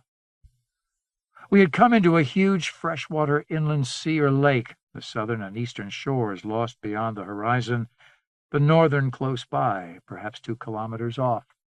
The waves lapped crystal blue around the boat and from the shore, a brilliant green shore, low and flat, covered with immense tapering green stalks like the shoots of young plants, but without leaves, came a windy, shushing, trilling sound, as alien as anything I ever heard on Lamarkia.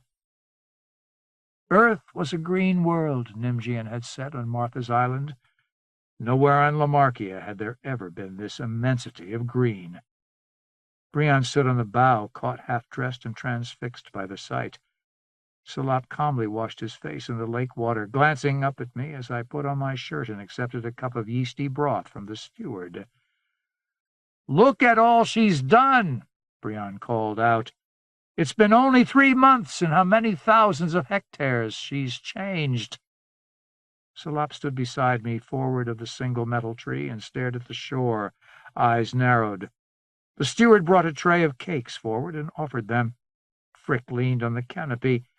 A light wind blew through his hair. His white shirt hung open beneath his faded rose-colored vest, and he grinned as if drunk.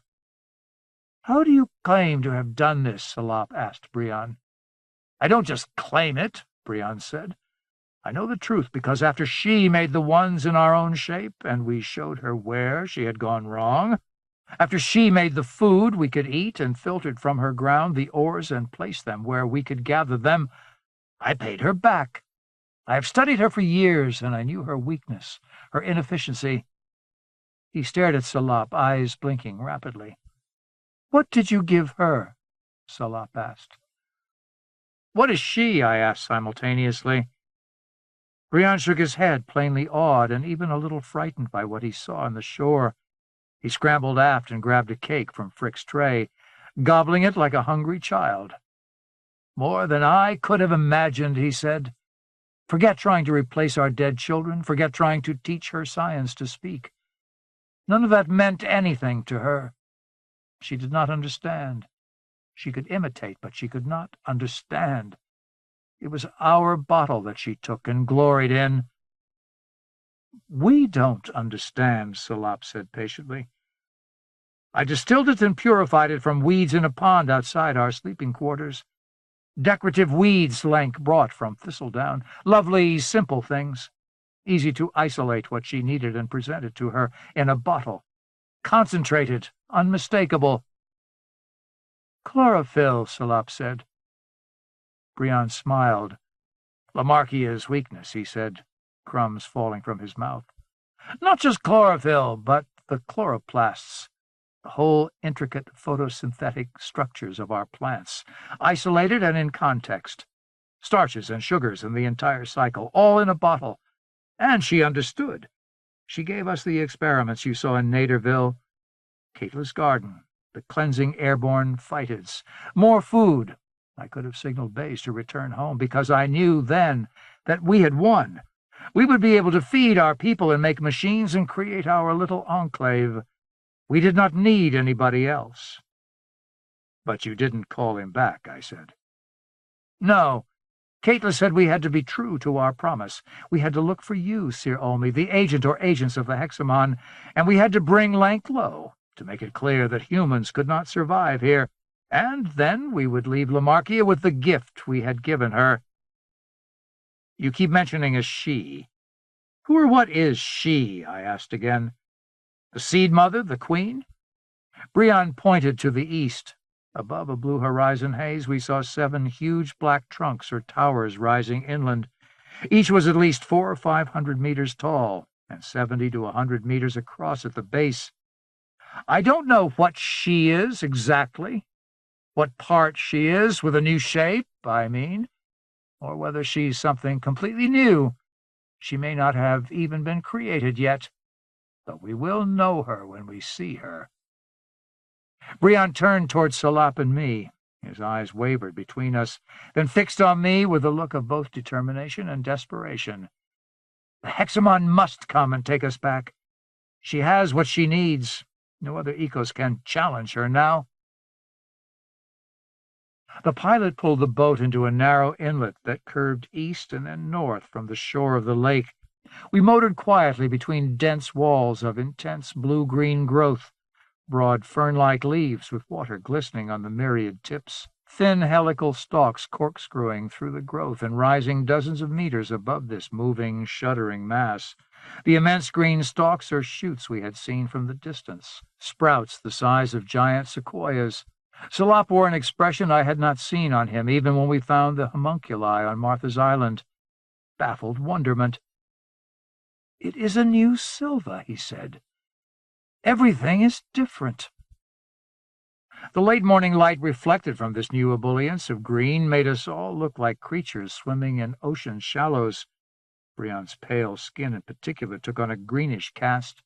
He crouched on the bow, elbows on his knees, fingers straightening and folding like spiders' legs, and licked his lips constantly. "I hope we can find the landing," he called back. "It's not far now. I hope she hasn't knocked it down in her enthusiasm." The scions in the vivarium had imitated specific varieties of terrestrial plant life. Here the imitation was superficial or parallel. Clearly, whatever controlled the new growth was starting from simple beginnings and creating new plans and schemes at a prodigious rate. Shadows passed overhead. Immense balloons, trailing long black cables, passed over the new Silva, their undersides festooned with lacework baskets filled with green balls the size of my fist. The cables curled and danced over the Silva, touching down, contracting, pulling the balloon in one direction, and then another cable jerking it at a 30 or 40-degree angle in another direction. The balloons traveled at 5 or 6 knots, and 3 passed over us before we reached the landing Brion was searching for. The pilot worked the boat carefully back and forth to bump against the tip of the Xylid dock, which had almost been overgrown.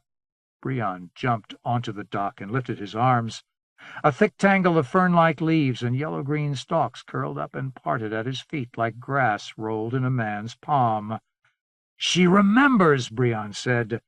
"Come on, it's a brisk walk from here. 3 kilometers to the towers."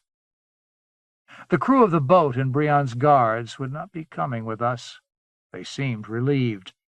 Frick took several bags of food and 4 canteens from the steward, who looked at the teeming Silva nervously.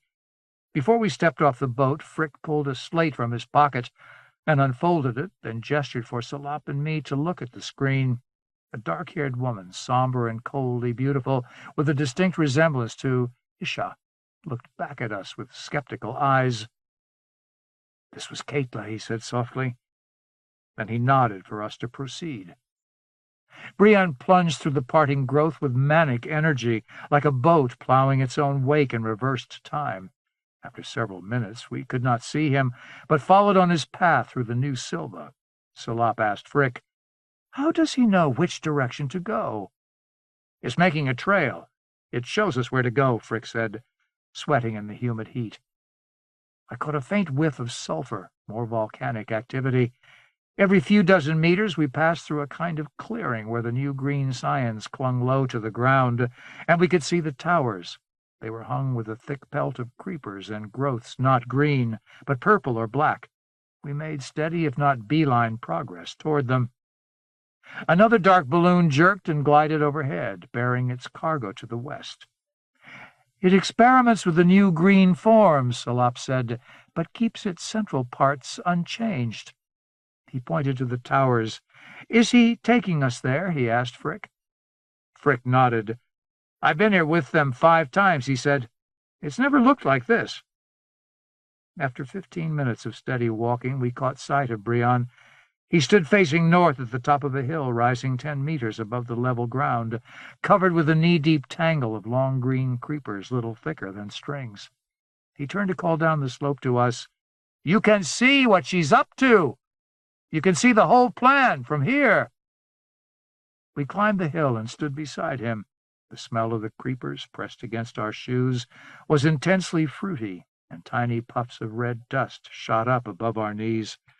On a level now with most of the new Silva, only the immense green shoots rose higher than the hill, we saw a spreading carpet of intense blue-green, banded with concentric loops of lighter yellow-green.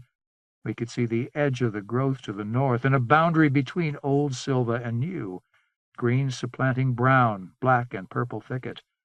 Across the ecoscape, emerging from between the 7 pillars, an effervescence of hundreds of black and purple and red transporter balloons tugged and drifted to the outer perimeters, replacing dying scions from the air with new green growths. "How long until this reaches Naderville?" Frick asked. "I don't know," Brion said. "A week or less, I estimate," Salop said. "Are your people prepared?" "I don't know how we can be prepared," Brion said. He stalked down the opposite slope of the hill. I turned and surveyed from our relatively high vantage, locating the inlet, the waters of the lake reaching to the horizon in the south, and back around to the pillars again. A breathy warbling whistle, soft and plaintive, came from the south, perhaps from the lake shores. The sound made me shiver. That so much power and moving change would make such a simple bird-like noise seemed both typical of Lamarckia and terrifying. To the west, cumulus and glowering thunderheads built soft mountains. Brion called from the margin of the Silva, as it again parted before him, "The Ecos makes its own weather. There will be rain within a few days. Wait and see." "Yes," Salop muttered. "We've experienced that phenomenon." We caught up with Brion again 5 minutes later. He stood in a blind alley, the scions ahead refusing to part. He paced back and forth, sweat streaming down his face. Frick handed him a marked canteen, and he drank deeply and wiped his mouth on his sleeve. Frick handed us other canteens. Brion drank from his own and nobody else's. Brion took a deep breath. "It wouldn't lead us this far and no farther." He continued pacing, brushing past me. Again from the south, the breathless warbling. Salop took advantage of the pause to more closely inspect the morphology of these new green scions. "I think they are all experimental varieties of food makers," he concluded. "She, the Ecos I mean, is experimenting with the most efficient structures, storing nutrients, using them to promote scion production in the center. Where we are going." Beneath our feet, brown tangles and shreds like twisted and splintered dead branches formed the floor of the Silva. Pale white tubes pushed through the detritus. Where one of us had stepped on a tube near the surface, it leaked a milky fluid in steady drips. Salop applied a drop of the fluid to his tongue.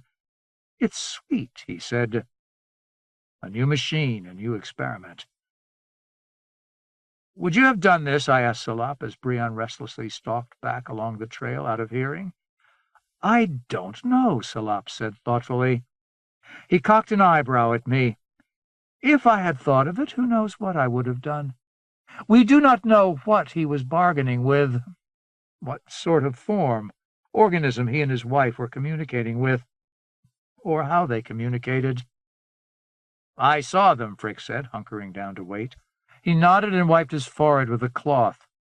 They were small black worm things on 7 or 9 legs. They made sounds like human speech, and they took things from us, our food and equipment, and brought back other things in exchange. Brian and Caitla showed them plants in pots and in bottles, and in days the black things brought back imitations. Caitla was ecstatic. Later on the 3rd trip, I saw the first one that tried to look human. It even tried to speak. We communicated by gestures, but it didn't have real eyes. It tried to appear female, tracked us by our heat, I think. Sir Brian and Caitla showed it more plants, Caitla's favorites. It made even better imitations, and we took them back with us to the vivarium. But I've never seen her, the one he's hoping for. When we were last here, after Caitla died, I stayed on the boat. None of this jungle was here. Is he hoping for something like his wife? I asked. An imitation? Frick didn't enjoy that thought at all. He shifted from one crooked leg to the other and wiped his eyes with his fingers, grimacing. I knew Caitla, he said. She was a stern but fine woman. She suited Sir Brian wonderfully. When she died, we all felt her loss deeply. Sir Brian was devastated. Shot, too. I cannot equate any of this with the raids and murders. In the middle of so much change, death and cruelty and incompetence might lose all their importance. My own death might be completely appropriate or meaningless. I would give up trying to reconcile those cruelties. After my outburst in front of Brian, I had lost any sense of mission or role. I was no better, no more powerful than Frick. I had finally earned my humility, my perfect sense of mortality. I wondered what it would be like to be in the middle of this greening, growing Silva alone for days or weeks. Shirley provided the only frame of reference I could not shake myself loose from. I wanted to see her, to make sure she was well. If we could meet again, I would have new bearings, a new sense of purpose, free of thistledown in the way. Brian returned to the trembling barricade again and stood silent, head bowed. I am patient, he murmured. I am patient. Still the barricade remained. We have enough food and water, he said. We'll wait here until tomorrow. I'm sorry, this hasn't happened before. None of this has happened before, Salop said. We slept on the detritus with the Silva shivering and growing around us. Every few hours, a sudden rush of motion through the walls around the path made a sound like wind blowing through trees. I slept fitfully and did not remember any dreams, and awoke feeling groggy, not prepared for anything. Several minutes after waking, after eating a cake and drinking from the canteen Salop and I shared, I regained my alertness. The ration of water was not sufficient, and I felt thirsty, but not parched. Brian knelt before the barricade. She's preparing something, he said. She would not lead us this far just to block us. She is intelligent, then? Salop asked. Brian laughed and shook his head. How many times have I asked that question? How many times did Caitla and I talk about it? And after Caitla died? Of course, I would like her to return. That would be wonderful, to have her somehow absorbed in all her beauty, her thoughts, by something larger, intelligent. I thought of the discussion on the Vigilant. Lamarckia would be a poor substitute for eternal bliss, but a fair compromise compared to the nullity of empty death. In the cleared path behind us, we all heard simultaneously the tones and gutturals of human voices. Brian jerked his head sharply around. The look of panic that came to his face and the searching of his eyes across the whispering, trembling walls flanking the trail struck me almost like a knife. Here was the face of a man who did not actually want to see the ghost he desired above all else. Frick's conscience might have been clear. At any rate, it was he who first recognized the voices. It's Hisha, he said, and Grotto, I think, and Omen. A tall man with close-cropped black hair and suspicious black eyes came around the corner 10 meters from the path's dead end, saw us, and stopped. He glanced to his right down the path and made a small gesture with his half-raised hand, as if he had come upon wild beasts, and whoever followed must be as quiet as he. The stately, somber woman with auburn hair, Isha Chung, walked around him without hesitating and approached us, or rather approached Brion, for she did not pay any attention at all to Frick or Salop or myself. "You shouldn't be here," she admonished. "Damn your breath, you should not be here, and certainly not now." Brion raised his hands as if in defense. "There's nothing happening back there," he said. "What is more necessary and immediate here?" she asked. For an instant she seemed to acknowledge that I, at least, existed, with the flicker of her eye in my direction. But then her scowl deepened, and she leaned toward Brion, whose hands rose higher. "Lenk is packing up his people and preparing to return to their boats. Fasid says your absence leaves them no choice." "They won't talk with Bays?" "What made you think they would? Bays handles all that. What difference does it make where I am?" Brion asked. "And what can Lenk do, anyway?" Before this resolute woman, his voice took on the tone of a defensive child. "How do you know what Lenk can or can't do?" Chung pursued, pushing her nose almost into Brion's face. "There's more than this monstrous silver at stake." "Look how it's changed," Brion said, holding his ground against the taller woman, but hoping to persuade, not chastise. Frick looked on this exchange with something like boredom. Chung did not overawe him, at least not when she had her attention on Brion. "I don't give a damn how it's changed." Her voice broke, and she took his hands in hers. "What can you do here?" "Our legacy is here," Brion said. His face creased like soft leather, and he shook his wrists gently, not to break her grip on them, but to make some obscure point physical. "She is here. I hope to convince the Hexamon—" Now Chung rounded on me with utter disdain and contempt. "Fasid told me about this pretender," she said. "They've been embarrassed by him and by this foolish man's gullibility." She pointed to Salop. "Even Lenk couldn't think of a way to use him against us." "But you believe—" "He has no proof," Frick said in a mild conversational voice. "But he is very convincing. I think Sir Brion is justified." She threw her hand out and nearly struck him in the face. "Who or what he is doesn't matter. Where are the armies, the forces that would pull us out of here?" "They haven't come," Brion said, as if that were a trifle. Her brown eyes narrowed and her lip curled again. She regarded me from the corner of her eyes. I could not help my reaction. I had never been the most gentlemanly when faced with rampant female anger. In truth, histrionics of any kind had not been a regular part of my life on Thistledown. I laughed. Chung did not move or change her expression. "You are dead men," she said quietly to Salop and me.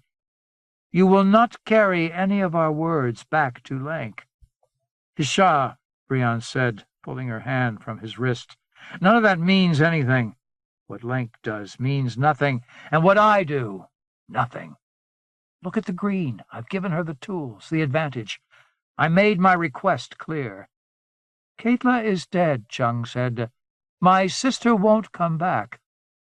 The wall of green at the end of the path trembled violently, a cleft forming in the middle and deepening, while the edges pushed to either side. In this parting green sea, our biological Moses seemed as surprised as any of us. A haze of red dust lingered in the air, drifting slowly back to the ground. The path soon extended 100 meters beyond where we stood, to the inner edge of the New Silva and the beginning of the grounds whose boundary posts were the pillars. "It wouldn't open for me," Brion said to Chung. "It's opening for you. She smells you." "You smell like Katla." Chung stared down the trail, far less contemptuous and angry than a moment before. Her dignity broke and her arms shook, and she looked to Salop. "That's ridiculous," she said. "Let's go and see," Salop said, following Brion, who had already resumed his walk. "She is dead," Chung said to Frick and me with no certainty. "Nothing can bring her back."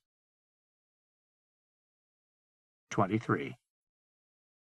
At the end of the trail lay a desolate stretch of broken lava chunks no bigger than my hand, as regular as gravel in the bed of an ancient river. This field of broken lava stretched across several kilometers, interrupted by 6 squat, dark reddish-brown mounds, each 50 or 60 meters high, capped with craters rimmed with pale yellow, like miniature mountains tipped with impure snow. Hot springs flowed from the center of these mounds and made irregular, darker slicks down their sides, pooling around the bases. Spaced around the perimeter of the lava field, the vine-covered purple and black pillars cast long late-morning shadows over the gravel and 2 of the mounds. Surrounding the field, the new green silva contrasted sharply with the flat, dark colors of lava and the brilliant yellow-white caps of rime on the mounds. In the sky over the field, their numbers increasing with the warming rays of the noonday sun, hundreds of balloons lifted their cargoes of larval scions, cables dropping straight to the lava plain, only their tips moving, touching delicately on the inhospitable gravel, and jerking back like the weary ends of octopus tentacles pulled from a familiar sea. The balloons rose from the center of the field, hidden from our view by the nearest mound. Salop could not conceal his enchantment. "We have seen a great many things and survived, Sir Omi," he whispered to me, "but we have never seen anything like this." Directly in front of us, a pool of steaming reddish-brown liquid, not lava, but supersaturated, mineral-rich hot water, the consistency of molten glass, rose between the chunks of lava and solidified with small crackling sounds, its smooth surface darkening and fogging.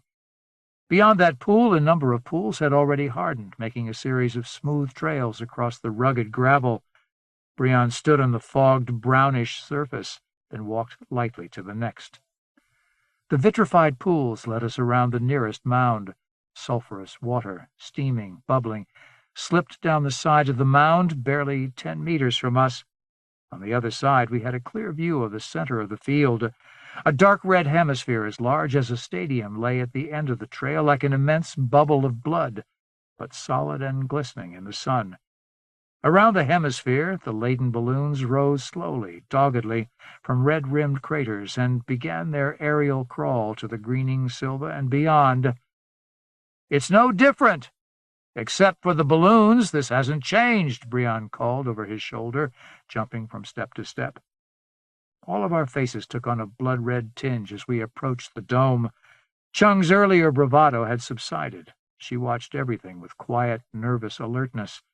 Brion, on the other hand, had become manic, darting back and forth in the red glow of the hemisphere, eyes flashing with tears, as if he had finally come home. Salop walked apart from all of us, lost in his own contemplations, planting his feet carefully, as if the brownish steps of the trail might crack and suck us all down. Frick stayed close to me. The trail ended at a puckered line like a scar drawn in the dome. Brion touched the long scar in the dome's side, but by himself could not get it to expand. Salop took Chung's elbow, pushing her to stand beside Brion. "Your place," he murmured as she resisted. "She smells you. She believes in you," Brion told her. "She believes in us." With Chung by his side, the scar parted with a tiny sucking noise, and the edges withdrew like a curtain to form a smooth round orifice in the side of the hemisphere. We walked through. Inside, our eyes adjusted to a blood-colored, shadowy interior. Translucent arches lifted from the floor on our left, supporting the dome's perfect exterior. A few dozen meters to our right, another set of arches rose. Between the arches, suspended on thick, knotted slings, or depending directly from the inner curves of the arches, enormous sacks like deflated balloons hung, their lower extremities bulging round with deposits of dark fluid. To left and right, translucent blisters interrupted the resilient floor, each 3 to 4 meters broad and rising above the level of our waists. Within the blisters, coiled tubes and flattened oblongs pressed together against the membrane, pale in themselves, but surrounded by a dark, thick fluid like petroleum. A dozen steps ahead, the arches met at an inner chamber. Its walls curved inward like the cubic intersection between 6 enormous bubbles, All the surfaces within the hemisphere were sections of large bubbles, expertly fashioned and cut or intersected by other bubble surfaces of varying diameters. We might have entered the interior of a vast radiolarian, one of the silicate skeletoned microscopic sea creatures of Earth's oceans. We walked slowly between these mingled wonders. A new odor filled the air, sweet as perfume, musky. "The outer veil, smell it," Briand said, waving his hand. "There are 8 veils, 8 airborne layers of scent. I carried a small scion here once, 6 months ago. It struggled in my arms, and when it passed through the 3rd scented veil, it collapsed in a thick liquid and fell through my fingers. What lies within tolerates none of its children, unless they have permission. And the only scions who have permission are the spies, the samplers and gatherers that bring information. What lies within is always hungry for patterns, blueprints, diagrams, information." Halfway across the interior, we saw a storage area for slabs and chunks of rock, slates, sandstones, conglomerates, flints, and other varieties, arranged in piles with little apparent sense of order, covering perhaps 100 square meters in the overhang of a main supporting arch. The piles rose over our heads in the center, and just to one side, an elephant-sized, many-clawed scion stood unmoving except for a slight trembling of its forward limbs. Many spiked gripping claws as long as my legs, some with sharp chisel-shaped tips. At its base lay split sections of stone, revealing beautiful impressed fossils. Briand stepped between 2 stacks and pulled out a shallow slab of limestone about 30 centimeters on his side. "She had these rocks collected and brought here. She uses them as a kind of library." He held the 20-kilogram slab out to us. Embedded in the limestone was a black outline, a many-legged arthropod surrounded by broad, feather-shaped feelers. "When my wife and I first came here, she couldn't see. She stored these fossils and studied them without eyes, tasting and feeling them." Salop stood beside Briand, hands held out, fingers greedily spread. He took the fossil, eyes nearly starting from their sockets. "Was this a scion?" he asked. "I don't know," Briand said. "It's at least tens of millions years old. If it's older, it comes from the era of shelly creatures that covered so much of Lamarckia with thick layers of limestone and made it so difficult to find metals and other minerals." "How old do you think the Ikoi are?" "I've guessed hundreds of millions of years," Salop said. Briand shook his head. "Shah was the first, and it may be less than 20 million years old. As for the rest, at most they're only a few million years old. Life was small and very simple before Shah. When Shah ventured out on land, there was very little oxygen and no ozone in the upper atmosphere. It covered itself with a thick protective layer. It may have taken 15 million years for oxygen to reach its present levels." From ahead came a sharp, sweet smell. As we advanced to the inner cube, we passed through several varieties of the same smell, like veils of scent surrounding the body of a revered saint. Briand stopped. The shriveled husks of what appeared to be human bodies lay crumpled at the spreading foot of an arch. The arch rose at least 60 meters to the vague, red-suffused heights of the dome. The bodies ranged in size from less than a meter to over 2 meters. Desiccated tissues stretched over internal frames that only crudely resembled skeletons. Blank, hard-tissued faces stared at us with glazed eyes, the heads of dolls manufactured by a toy maker who had failed and cast the inanimate results aside. "These were experiments," Briand said in a low voice. "She showed some to us the first time we came here. She knew what she wanted, something to communicate with us. She knew we weren't part of any ecos, and she desperately needed to discover what we were.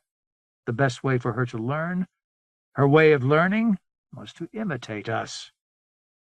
The cubic frame ahead was larger and farther away than I had first thought.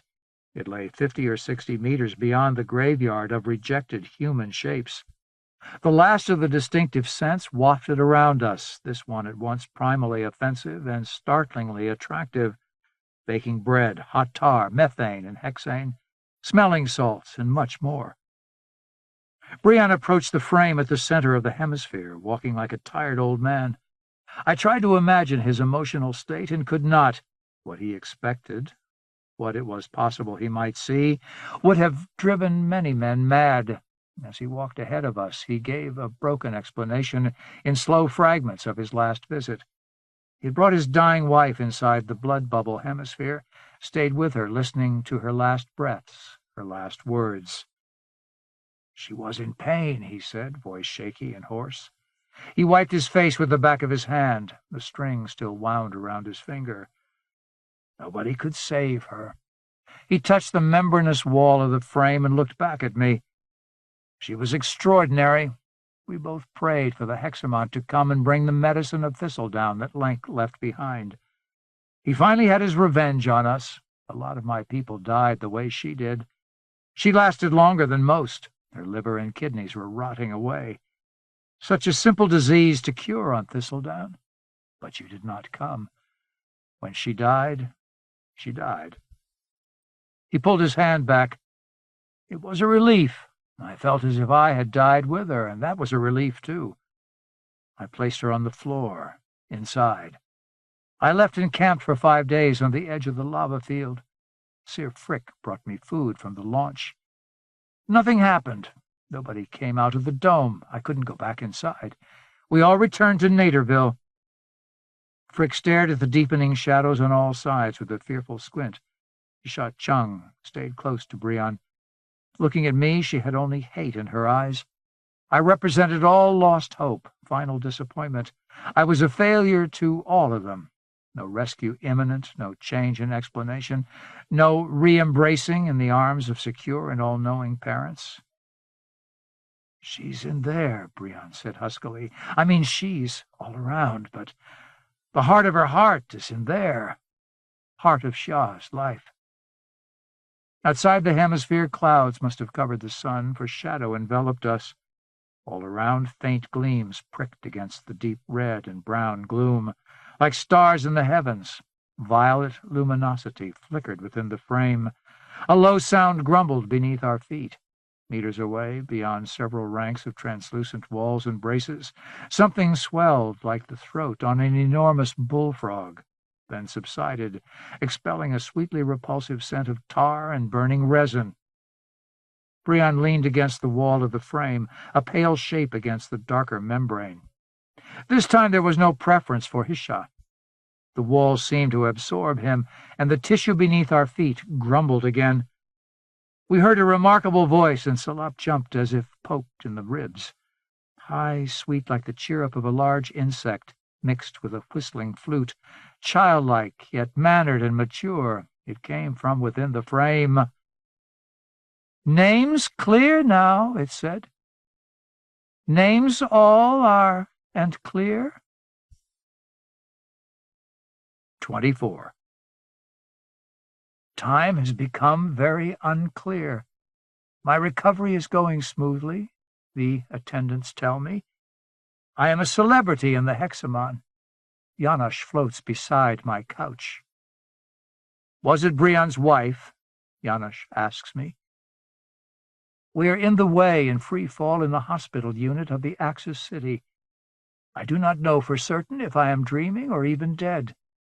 I remember telling my story to Janosch and perhaps to others, but it has taken some time, some indefinite time to reach this point. Events are jumbled. Janosch has changed. He has assumed an older face to give the appearance of many decisions made of political maturity. Only a few years have passed here, perhaps 10. What does that mean? Was it Brion's wife? He asks again, patiently. He is first assistant to the newly elected Geschel presiding minister, but has been spending much time in my unit, talking to me, awaiting the return of all my memories. I know I am an old man, 90 or 91 Lamarckian years. I must be dead or dying, and this is all a shrinking fragment of imagination. She was dead, I managed to say. What spoke to you then? His curiosity offends me, as if his wishing to know what the seed mother or the queen looked like betrays a childish and trivial frame of mind. So much else of more importance. What Lenk did or allowed his people to do. The greening, a wave of change, a fluxing across the generations. Shah's use of Briand's gift. His name. All seems compressed to me, and I have to regather my thoughts and find the thread again. Flight added to pain and starvation. The migrations from wherever the greening struck, wherever Shah dominated, and how the name of Briand's wife was given to this tide they had begun, this transformed ecos now called Katla, a vast, vibrant spectre that had so much to do with that voice, and nothing to do with Katla herself, for she was dead. Her body lay untouched where Briand had placed it, within the frame, in the depths of the Seed Mother's arena, the huge foam bubble the color of blood. Nobody behind the voice, I say. You mean no intelligence? No me, no you, no her. I remember pain in my legs, in my arms, all my joints burning, having burned for years. That pain is gone now. I move my fingers, and their joints bend with a purity, a smoothness I have forgotten. I do have work to do, Omi, Janosch says. I can't stay here forever. I did order the massive effort to open the geometry stacks. I won't take credit for proposing you be given a second incarnation. You earned that, and the Nexus approved it, and it will not even count against your allowed rebirths. I am not grateful. I understand the value of death. My body, the body I no longer have, prepared my soul for decaying across a full and natural span of life. Because of so many years of starvation and flight, of grief and trial, my body became tough and refused to die easily, but my mind knew the value of death. I am not grateful if life is what has been given back to me. I had outlived 2 wives. My people had settled in the Cupa Islands, embraced by Cape Magellan in the south of Elizabeth's land. I only remember broken pieces of Janosch's agents entering my hut and finding me on a soft cot of matte fiber reeds, a special bed for dying. Elizabeth knew how to die, I say to Janosch. The ecos, he says. Yes, the ecos. My wife's name was Rebecca. She would not leave to come here, Janosch says. She told us we were angels and we could have you, take you back to where you were born. Yes. She was your 3rd wife. Yes, I say. Do you want me to tell you everything that happened? I've lived a very long time, Janosch. Janosch appears genuinely distressed. It was not our intention to abandon you, Omi. You must believe that. The Naderites came to power, and we could not mount the effort for years. When the Geschels took power again, the Jarts pressed us back. And when we finally returned, the geometry stack had become even more tangled, and we could not open a gate. We thought Lamarkia was lost. I understand, I say. My tone is still that of a tired old man, though my voice sounds young. I do not care to press blame. I have had a long and full life. I knew Shirla, and after her, Sikaya, and finally Rebecca, who was an old woman when I discovered her beauty and loved her. With my death, I will finally be human. I will know where I am. You want to know what she looked like, I say. Nothing of the field or the dome exists anymore, Janosch says. The pillars are bare, the dome is gone. The jungle took over everything. Only what you saw and remember remains. He calls it a jungle, not a silva, and that is what it had become. All green, the last of the old on Shah. I see ghosts around him, incorporeal images of others listening in. I am telling all the Hexamon. I am a celebrity. 25. I approached the frame. Chung would not enter. Frick followed Briand next, for he had been here before. He did not like being here, but he was loyal to Briand. Salap was having an epiphany. His face glowed with enthusiasm, skin creamy with brown shadows in the redness, and murk as blocks of storm clouds crossed the sky above the dome. He patted my shoulder, smiled broadly, and passed through the curtain-like membrane into the inner chamber. The membrane sealed smooth behind him, like the inverted wall of a thick soap bubble. The voice spoke again, perfect and high. I heard Brienne sobbing like a child. I pushed my hand against the membrane, felt it rush around my fingers and wrist and arm like a lip of slick flesh. Within the frame, she stood in the middle of a mass of shiny black hemispheres, studded with black spikes and surmounted by black arches. She wore no clothing, and her skin moved, rippling slightly as if she were a badly projected image. Brienne stood 2 steps from her, Frick by his side. Brienne shook his head, chest racked with sobs. Salop came closer to the female shape, chin in hand, studying her. Her hair hung long and muddy red, motionless and dull in tufts and spikes to her shoulders. Her face was crudely fashioned, the face of a puppet made by a talented amateur. She paid none of them any attention. Her mouth did not move as she spoke. "No, not names, K-N-O-W," or "No, not names, N-O." "May I speak to it?" Salop asked. Brienne dropped to his knees and lowered his head to the floor, palms flat against the ridged, humped surface that slowly raised and lowered him, as if on a swell of ocean. Frick said, "It isn't what he was hoping for." Salop approached the shape. "My name is Mansour Salop. I would like to speak with you," he said, as if introducing himself at a soiree. The shape inclined its head in his direction, but its eyes, pallid gray-blue within fixed eyelids, without expression, could not meet his.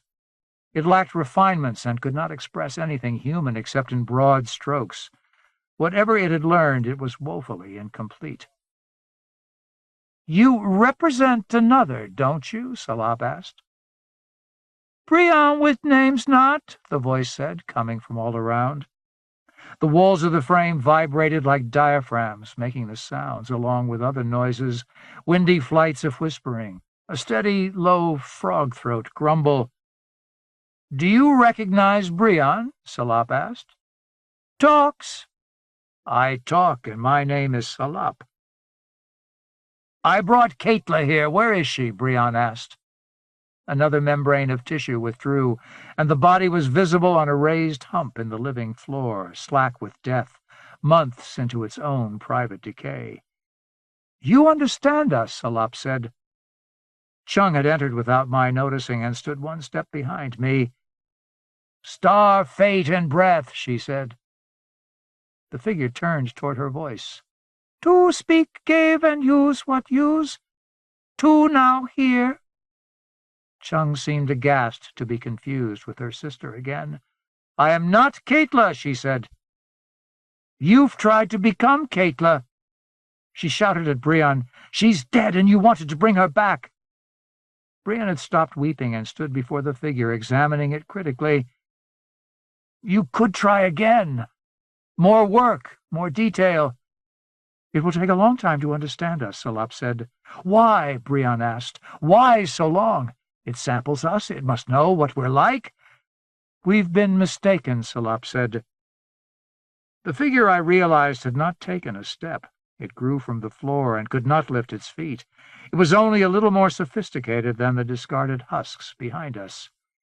"Katla and I gave her the chlorophyll," Brienne argued. "She took the bottle and used it. She made Katla plants for her garden, working with the real plants Katla showed her." Salop looked back at me. "Can you tell him, Sir Omi?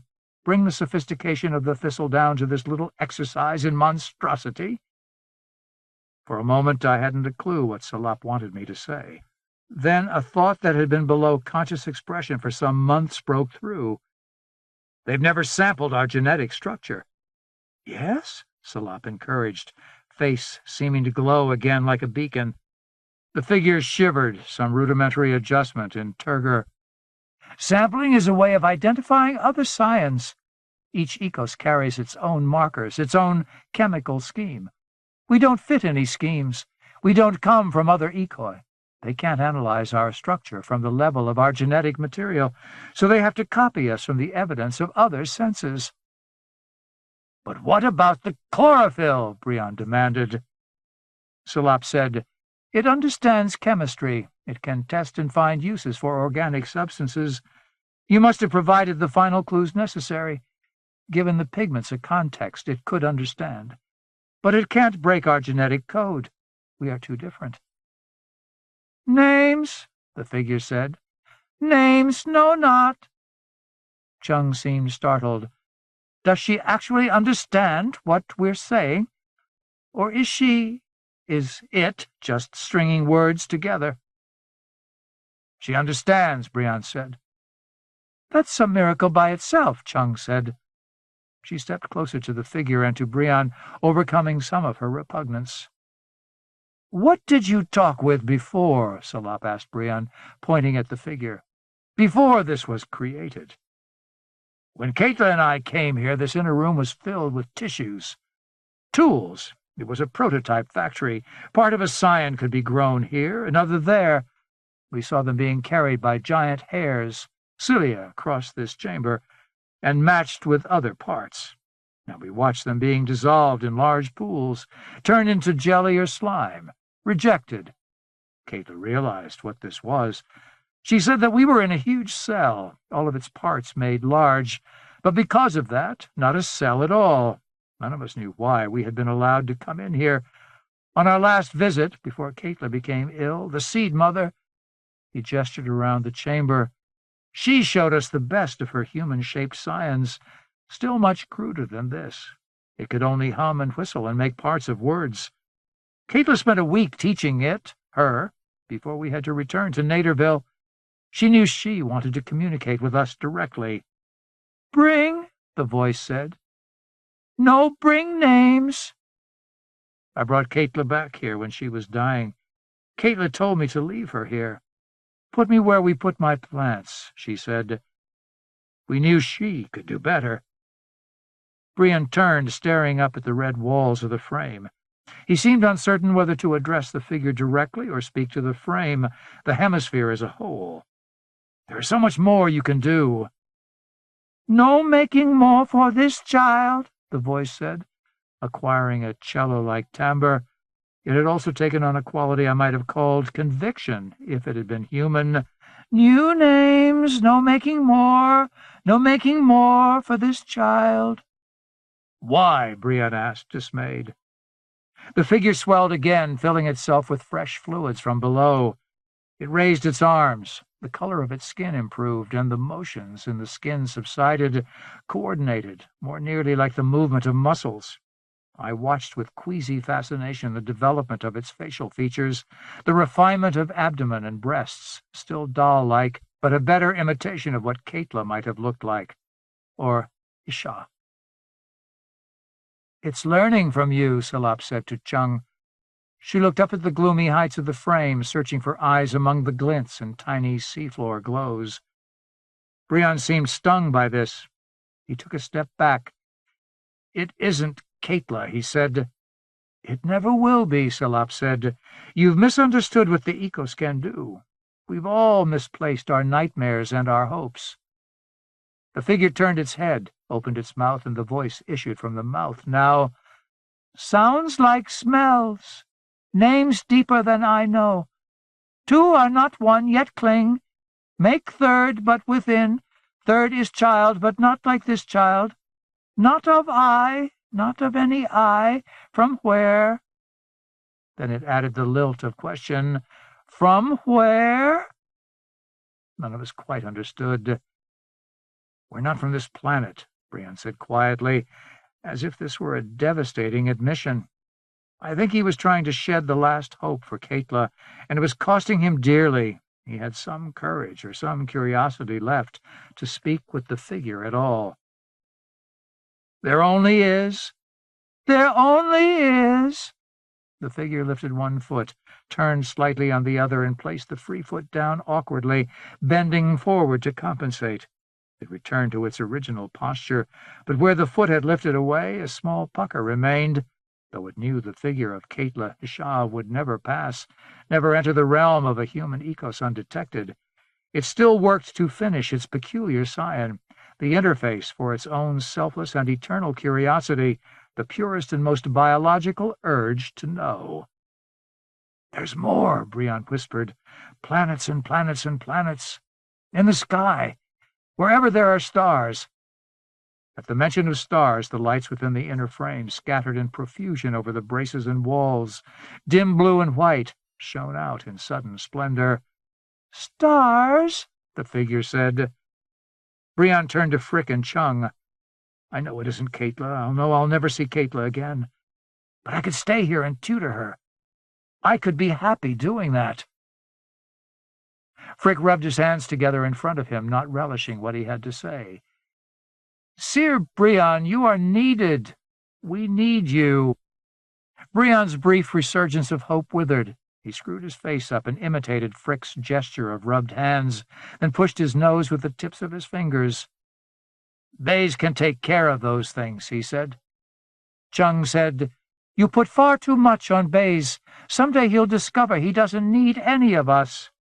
Brion jerked his head up at that, as if to make a sharp reply, but his eyes turned inevitably to the figure, and all expression melted away. You have other responsibilities, Salop said soothingly. Everybody else here has other responsibilities. None of you, pardon me, Sir Brion, not even you, is prepared to study and teach here.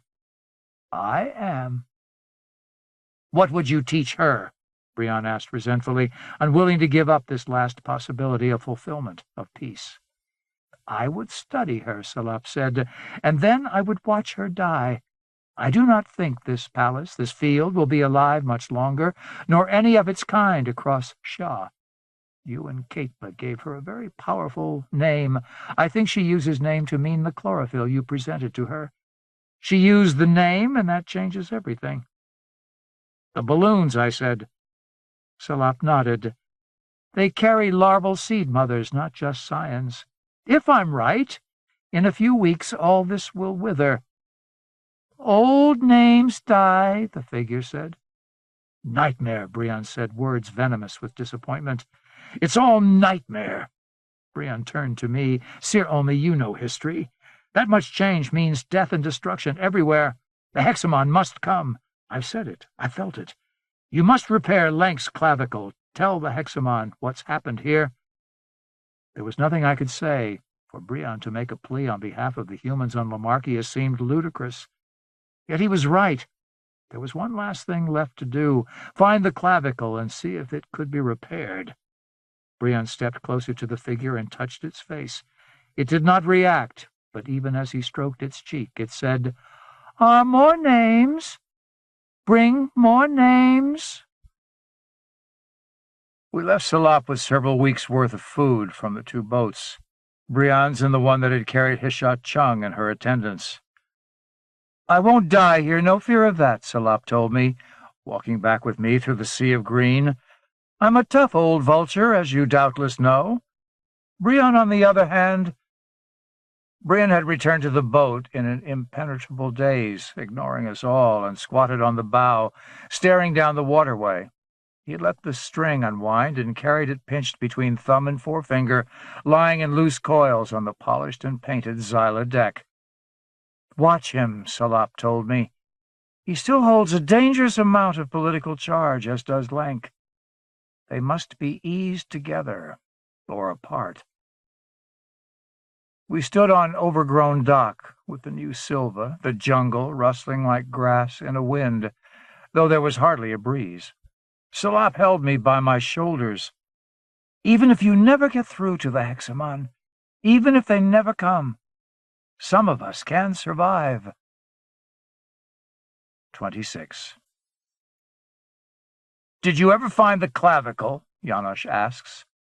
I'm finishing my story outside the hospital. Janosch has been dragged away by greater responsibilities and has returned to find me making progress.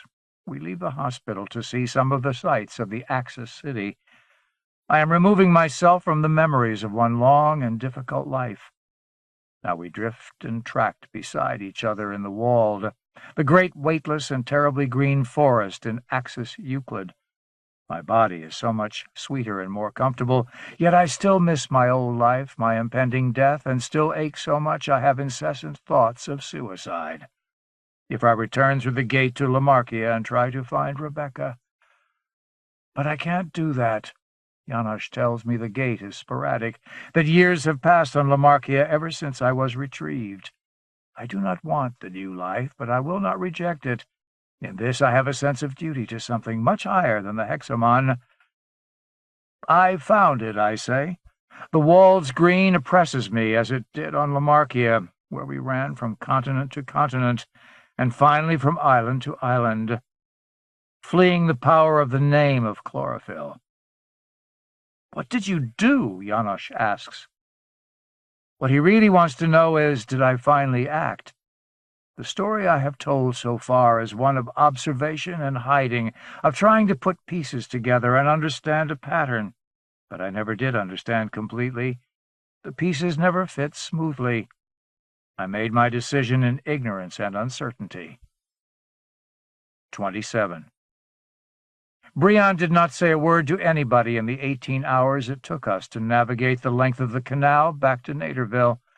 The green had progressed dozens of kilometers through the Silva, and along its borders with the thicket, the old growth had wilted, making way for the new. Balloons dotted the horizon and flew overhead, lifting free of the land, blowing with the winds outward. I watched this with a grim numbness and a sense of abject failure. I could not judge Briand as I once had. If anything, I had become more angry with Lenk, but Lenk was old and could not bear the weight of all blame. The futility of blame was apparent, but did not lift my gloom. I needed Shirley to bring back my sense of life and reality. Frick took coded messages on the radio within the cabin and brought them forward for Briand to read. He read them and handed them back, shaking his head. Frick became increasingly agitated. Something was happening. Briand sat on the bow, arms wrapped around his drawn-up knees, and stared into the sunset, eyes almost closed, lips drawn into a simian grimace of puzzlement. We motored past the entrance to the lake. I tried to persuade Frick to return me to the lake so that I could rejoin the ships docked there. He looked at Briand, shook his head as if I were a buzzing fly, and finally just ignored me. The guard stood on the rear deck of the small, elegant boat, watching me intently. I thought of diving into the canal and swimming to the shore, or up the offshoot to the lake, but knew they would shoot me if I did. Smoke rose above the tall cliff edge of the Silva as we approached Naderville, but for some minutes the town itself remained hidden. The harbor came into view first, and it was filled with sailing ships. I counted 8, 10, 12, and as the full harbor was revealed, 17, of all types, full rigs, schooners, big-bodied four-masters, small barks. Flashes erupted from the sides of several of the ships, followed by the heavy blasts of cannon fire and the rushing whistles of falling shells. More flashes from the shore, puffs of smoke, and deep thumps announced explosions. The pilot immediately increased the speed of Briand's boat, and Chung's boat hastened to keep pace. As the boats cruised out of the canal entrance, I saw Naderville again, hundreds of homes and buildings arranged along several hills, backed by high, dark thicket. Gouts of flame crept from street to street up the hills, and more shells fell, shearing the roofs off buildings and sparking more fires. At least a third of the town had been set ablaze. Shouts and screams carried far and thin across the harbor. Briand stared at the black pillars of smoke with an astonished, hurt expression, then crawled the middle of the boat and ordered his binoculars. "Lenk lied," Briand said tightly, swinging the binoculars right and left across the city. "He used himself as a blind." Briand lowered the glasses and screamed across the water, "Why didn't Bayes know? General Bayes, where are you?" We swung toward the northern shore and docked in the early evening at a small private wharf. Chung's boat pulled alongside, and Chung stared at us, grim and frightened. Her assistants, Ullman and Grado, leaped from the boat and tied it, then helped her ashore. 100 meters away, warehouses burned sluggishly, throwing up thick, sour black smoke. The house adjacent to the wharf was beginning to burn as well as embers landed on its roof. Briand stood with one foot on the gunwale and stared down at me in utter contempt. "You are nothing," he said. The Hexamon has sent us nothing." He seemed ready to order me shot, but he shook his head and took Frick's hand, climbing up onto the wharf wall. Brion, Chung, Frick, and all the servants and guards ran from the wharf, leaving me alone in the boat. They ran up the harbor road that pointed to Naderville. For a few minutes I could not move. My legs and arms tingled. I was mesmerized watching the fire sweep down toward the wharf and the boats, the Zyla burning with slow, curling orange flames, thick, oily smoke smearing across the dark blue sky. I climbed out of the launch and stood on the harbor road. Wind blew against my back, rushing to feed the fires in Naderville. A woman in a long black dress with a sash of red ran along the shore road, alone. This part of the town had already been evacuated, probably as soon as the ships appeared in the harbor. My first impulse was to get back on the boat and cross the harbor, wait on the south shore until the conflagration and fighting had settled. I knew my mission. I was not to interfere, and I was to bring information back to the Hexamon. I could not do that if I was dead. I searched the ships in the harbor for Caragos and Cow, but as I had suspected, neither were visible. Lank was no doubt keeping them out of the harbor and away from the fighting. I hoped Shirla was with him, and of course Randall. I was sick of the Divericates and their politics, Lank's obsessions and calculations, all gone wrong, and his hounding of Brion and Caitla, if in fact that was true. I could not fathom Brion's handing power to Baze, and Brion's gift of green to Shah seemed to me obscene, the ultimate monkey play arrogance. If a gate was to open now and pluck me out of the pilot seat on the boat and close forever on Lamarkia, I would not regret leaving. Except for Shirla. She was essential, an anchor against my drift into this madness. She was not particularly beautiful, not particularly intelligent. Nothing about her shone with an ineffable flame. She was merely a woman with a decent set of presumptions and a simple set of goals. She wanted to live a life among friends and peers, live with and love a decent man, raise children to be human beings in a known and familiar place. I loathed any part of me I had seen reflected in Lank or Brion. Their smallnesses and failures could easily be my own. Even Brion's grief for Caitla seemed cheapened by his arrogance, his presumption that people of such a high standing could not die, that some magic must keep them alive. How did that differ from me? On Thistledown, I would undoubtedly opt for juvenation, life extension, and even body replacement. Caitla and Brion had acted on their beliefs, however skewed or inadequate, and so far I had done nothing, used none of my expertise, exercised none of my, admittedly few, options, managed to always find myself in positions where aloofness was the best choice. Lank's activism had brought his people here and subjected them to immense suffering. Brion's brash militancy and drive had led to war and murder, and had culminated in the madness of the spreading green. What had once dwelled in comparative balance was now overturned and could not be set upright again. My inaction seemed saintly by comparison. Shirla's face kept popping into my thoughts. My mission was over. I had to make a decision, or I would be nothing more than a man filled with vacuum, a nonentity standing always on some thin line. I stepped back from a rush of flame as the wall of the house collapsed. The gust of burning hot air and embers jarred me, and I turned toward the wharf. With the flames roaring behind me, I studied the harbor, judging the strategic position of the ships and boats, the layout of Naderville itself. There was fighting in the town. I could see troops moving through the streets, hear the crack and continuous popping of small arms fire. Lank had indeed lied to Brion, or expected the worst, and had been prepared. He had kept in reserve a ragtag navy assembled of merchant ships and transports. They were now laying siege to Naderville. The 14 vessels had crept into the harbor a few hours before, perhaps signaled by the departure of the 2 diplomatic ships, Caragos and Cow. The steamships were not visible. Bays must have taken them out of the harbor, perhaps heading back to put more pressure on Jakarta. Lank's ships had surprised the small defense force and had landed several hundred troops. It had all happened very quickly. There were no masters on Lamarkia. There were only children. Some of the children, however, were more crafty than I had imagined. Lank had turned out to be smarter, or luckier, than Brion after all. I suspected that Lank had the superior force, selected from the more capable of the angry citizens of Tasman and Elizabeth's Land. Brion's troops, to judge by the poor fool on the flatboat, might turn out to be little more than opportunistic thugs, poorly trained and cruel, no match for that kind of avenging passion. All of Brion's invincibility had crumpled. The ultimate failings of a frightened, grieving, and angry little man were written all over the hills and streets of Naderville. As the flattened house behind me crackled and exploded, I returned to the deserted boats and examined their supplies and reserves of power. The batteries in Chung's boat were almost drained. Brion's boat, however, had a spare set fully charged. I carried the spare set of batteries to Chung's boat, less identifiable than Brion's elegant launch, removed the flag at the bow, and prepared to push off.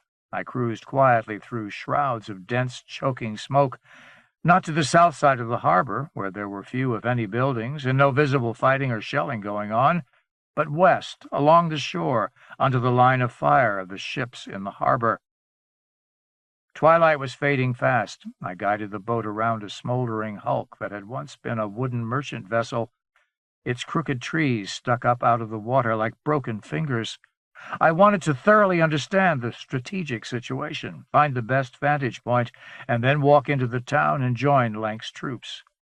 The gate opener had placed me in a very interesting time indeed, stuck me here like a fly in amber. There would be no returning. Naderville rested on two main hills, with a line of smaller hills along the peninsula between the harbor and the ocean to the north. East of the two main hills, between the town itself and the lake and citadel, a patch of thicket silva had been allowed to remain. The silva would be mined through with tunnels, and if Bayes or his subordinates had positioned any last defensive troops, or hoped to fight a final action, I surmised they would be hidden in that patch of thicket, or perhaps at the citadel itself, and when opportunity arose, certainly after the artillery barrage, storm up one or both of the hills. I saw a group of soldiers marching down a street on a hill, almost hidden in the shadows of a row of buildings still intact in that quarter of town. They marched about 1.5 kilometers from the boat. I could not tell whose troops they were, of course. It was possible that none of Lank's troops had uniforms, but I couldn't make out the cut of their clothes or even determine the color. It was necessary to survey the town from farther south to get a better view of the streets and buildings, the centers of potential conflict. I guided the boat south, away from Lank's ships. Locking the wheel for a moment and searching through the cabin, I found a piece of paper in a drawer and quickly sketched the harbor, the town, and the streets visible. I used the binoculars to gather details. Likely administration buildings, a water tower, and what seemed to be a radio mast on the western side of the town. Any one of these could be crucial objectives. By this time, I was starting to attract unwanted attention from Lank's ships, less than 2 kilometers away. A gunner had targeted the boat, and a shell landed barely 12 meters away. I did not know what type of guns they had and how accurate they might be, but I could not risk staying on the water any longer. I headed for the docks again. Another shell drenched me with spray. I was less than 12 meters from shore when a direct hit split the boat in two and flung me backward into the water. Dazed, I floated on my back in the black water of the harbor for several minutes before swimming for the docks. I crawled up a ladder and stood in the darkness between two warehouses, one of them shattered by the shelling but not on fire. I tried to get my wits together. A piece of xyla had cut a bloody groove across my forehead. I wiped the blood away with my wet sleeve. The map was gone, but I had most of the details firmly in memory. Naderville was divided by 4 main east-west streets and 7 or 8 wide streets running north-south from the harbor to the hills. The buildings that seemed most likely to be administrative, still intact, surprisingly, lay on the slopes of the easternmost hill, off of a north-south boulevard. I walked toward these buildings. A few civilians still lingered in the town, and the scenes I saw, heading for the eastern hill, could have been several thousand years old. Bodies littered a small courtyard where a shell had exploded. 2 large ones, 2 small. Children. I wondered if Lank had killed some of his own children. 5 older men and several women, heads wrapped in cloth against the smoke, pushed their belongings on a makeshift cart through brick and Xyla rubble. I hid in the half-open doorway of a hollowed-out building to avoid a straggling line of young men and women, not knowing whether they were soldiers. They crossed along an east-west street, shouting encouragement to each other. A few carried electric lanterns. By the glare of one lantern, I recognized a face. Cale, one of Lenk's assistants, following close on the line. I called out his name, and he jerked around, then raised the lantern and spotted me in the doorway. "Olme, fate's breath," he said. "You're still alive. We were sure you'd all have been killed when the attack started." He shouted at the retreating backs of the young men and women, "Hold on!" They turned and clustered around us, the whites of their eyes showing like startled deer, breathless, at once frightened and cocksure. "What's happening?" I asked. "Where's Salop?" he asked in return. I did not want to waste time by explaining. "Is the town taken?" Some of the young people shook their heads. Several laughed nervously, milling like dogs. I counted heads and sexes, 8 men, 5 women. "Not yet," Kao said. "There's an action up around Sun Road. Lots of resistance. Bays was back at sea, missed our ships, but swung around to the northern side of the peninsula, landed troops. They're moving back into the town now to replace the soldiers who went to the western peninsula. A diversion. Lenk's auxiliaries, we're all auxiliaries now, grounded a small ship there and burned some houses and buildings. I didn't know about this." Kao's chest jerked. He was hyperventilating in his nervousness. "Randall told us before he left, and about you." "Is Shirla with Lenk?" Kao's face fell. "The woman? No," he said. "She and Randall were taken by Breon's police 2 days ago, just after you and Salop left with Breon." "We have to go," shouted one of the young men, an apprentice sailor from one of the schooners, to judge from his clothing. He confronted me. "Whoever you are, we can't stay here clacking teeth. We have to report if there are any troops coming around to the east of town." "That's true," Kao said, clearly uncomfortably with leadership. "He's the Hexamon man," a young woman said, peering at me curiously. Dirt and sweat streaked her lean face, and she seemed stupid with fear and excitement. "He was on Karagos. He's the one they've been talking about." I hardly heard all this. My thoughts raced, trying to think of where they might have taken Shirla. She could still be back at the lake, hidden in the buildings within the old Seed Mother Palace. "I've been out in the harbor, and there's no action to the east." "Not yet," I said. "But there could be a contingent of troops back at the lake. Bays might use them to pinch us all. Where are his steamships?" "North of the peninsula. The last we saw." Clearly Bays's most likely plan, the best plan under the circumstances, sketched itself in my head. He had landed the soldiers traveling with his ships in the north, perhaps 2 companies of well-trained men and women, a fair force under the circumstances, but not enough to have much impact. Troops of the old palace could number in the hundreds. If the town had been lightly defended, concentrating the troops in Bays's ships and around Breon's quarters, then that was likely all Bays had to work with, a few hundred troops.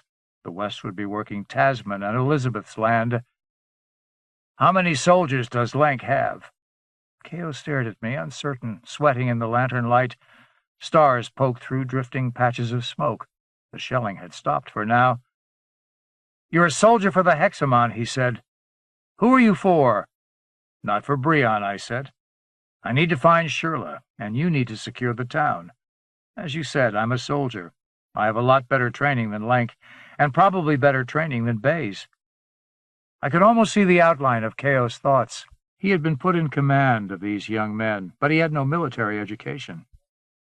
Few coming to Lamarkia had. They would make a haphazard force at best. I had no idea of the level of their strategic planning. Clearly, Bays had been unprepared for anything like this, but he was likely to put together an effective defense soon. Kao was smart enough to see this. "Lenk didn't confide in us until the last," he said. "We have maybe 600 volunteers." 7 or 8 companies, I said. "Lenk has them ordered differently, I think." "Who's his general?" "He designed the operation. Fasid helped." I shook my head in disgust. Kao started to defend Lenk's expertise, but I cut him off.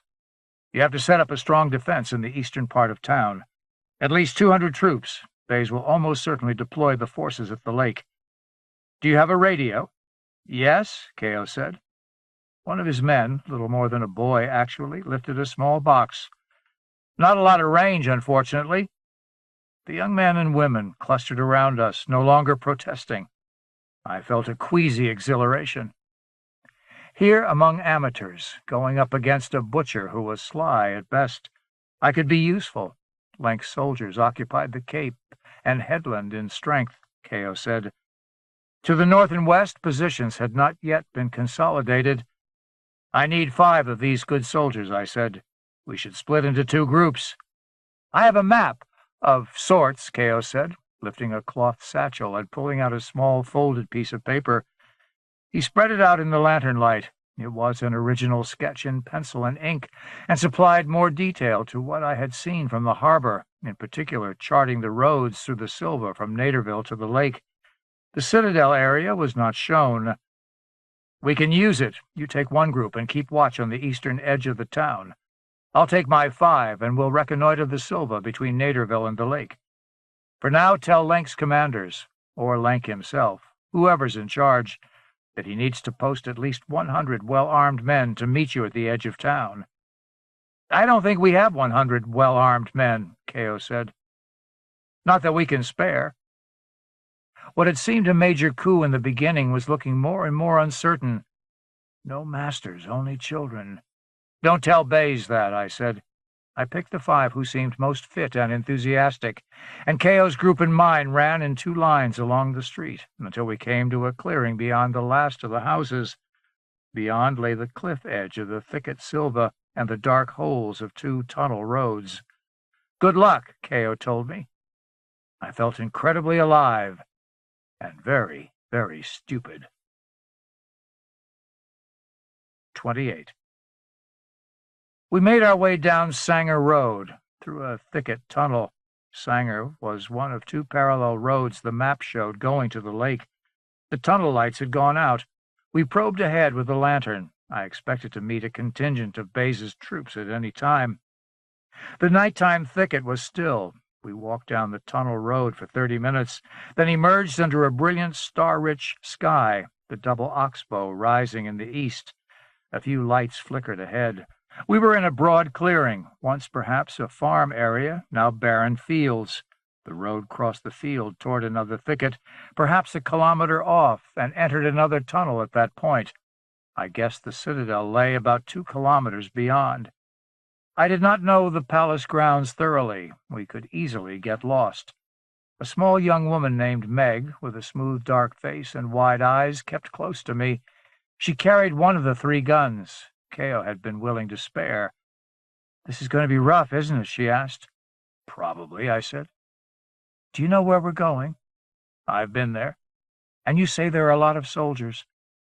"Meg worries for us all," said the oldest male, a tall, stooped fellow of 25 named Broch. "There are a lot of soldiers," I said, "but we're going to avoid them. We don't want to fight. We want to learn things." "How?" Meg asked, licking her lips and staring ahead of us at the wall of the next stretch of thicket Silva. "We're going to hide between the tunnel openings. That is, the 5 of you are. I may take one with me. I'm going on to the old palace. Soldiers will likely come through one or both of the 2 tunnels. You can see both roads from where you'll hide. If they appear before I get back, we send the fastest runner." "That's Uke," said Meg, pointing to a small, slender woman with fawn-like features. "Uke," I said, "you run ahead of the soldiers and report to Sir Kao. He'll give warning with his radio." "What if they use trucks?" Uke asked. "Then we'll change our plans. But the troops will probably be on foot." From what I had seen, Bays had concentrated all their vaunted technology where it would be highly visible. I doubted that they had many more transports or tractors than Calcutta. "What will you do?" "I'm going to the old palace," I said again. "The citadel." "You keep saying palace." "What kind of palace?" Rashnara, the shortest male, asked. "It's where Brion lives," I said. No need to explain further. Closing on the opening to the next tunnel, we cut away from the road catter-corner toward the thicket wall between the north and south openings. I stumbled once, and Uke helped me to my feet. The ground was hard and chalky, and had not been plowed for months, perhaps a year. We hugged the thicket, backs against the smooth outer trunks of the arborids that intertwined to make a flat, dark wall. "Why did Sir Keo turn us over to you?" Meg asked. "We're not supposed to ask that kind of question," Broch said. "It's a good question," I said. "Always ask questions." "Why, then?" Meg asked. We were about 50 meters from either road. We could see the pavement of each road clearly enough, thin lines of lighter gray against the gray-black soil. A friend of ours told him I had been a member of Hexamon Defense once. Broch sniffed in the dark. "Are you that old?" "No," I said, "not so very old." "How much older than these kids?" I reminded myself. "So what does that mean?" Meg persisted. I saw something block out stars and looked up, balloons floating across the night sky. One dropped its trailing tentacles onto the field, scraping them across the dirt barely 20 meters from where we squatted. "What is that?" asked Olivos, a short, bristle-headed man with a brushy beard. Uke stood to run out and investigate, but I grabbed her arm. "It's from the interior," I said. "A new kind of transporter." I stood and looked down at them. "Sir Broch, you have a gun. Will you come with me?" "You're asking, not ordering?" Broch said, incredulous. "Yes, because what I have to do is partly personal." Broch stood. "You worked in Way Defense?" he asked. "A long time ago." "I'll come," he said.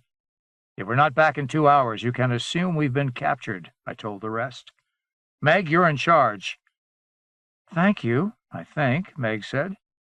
"Does anybody have a watch?" Nobody did. "Count, then," I said. Broch and I walked north to the Godwin Road and stood in the middle of a stone slab and gravel pavement, staring into the tunnel's impenetrable darkness. We had no lantern. The tunnel was quiet except for the sound of dripping water. "Let's go," I said. "What are we going to do?" he asked. "See what the troops are up to and rescue a friend," I said.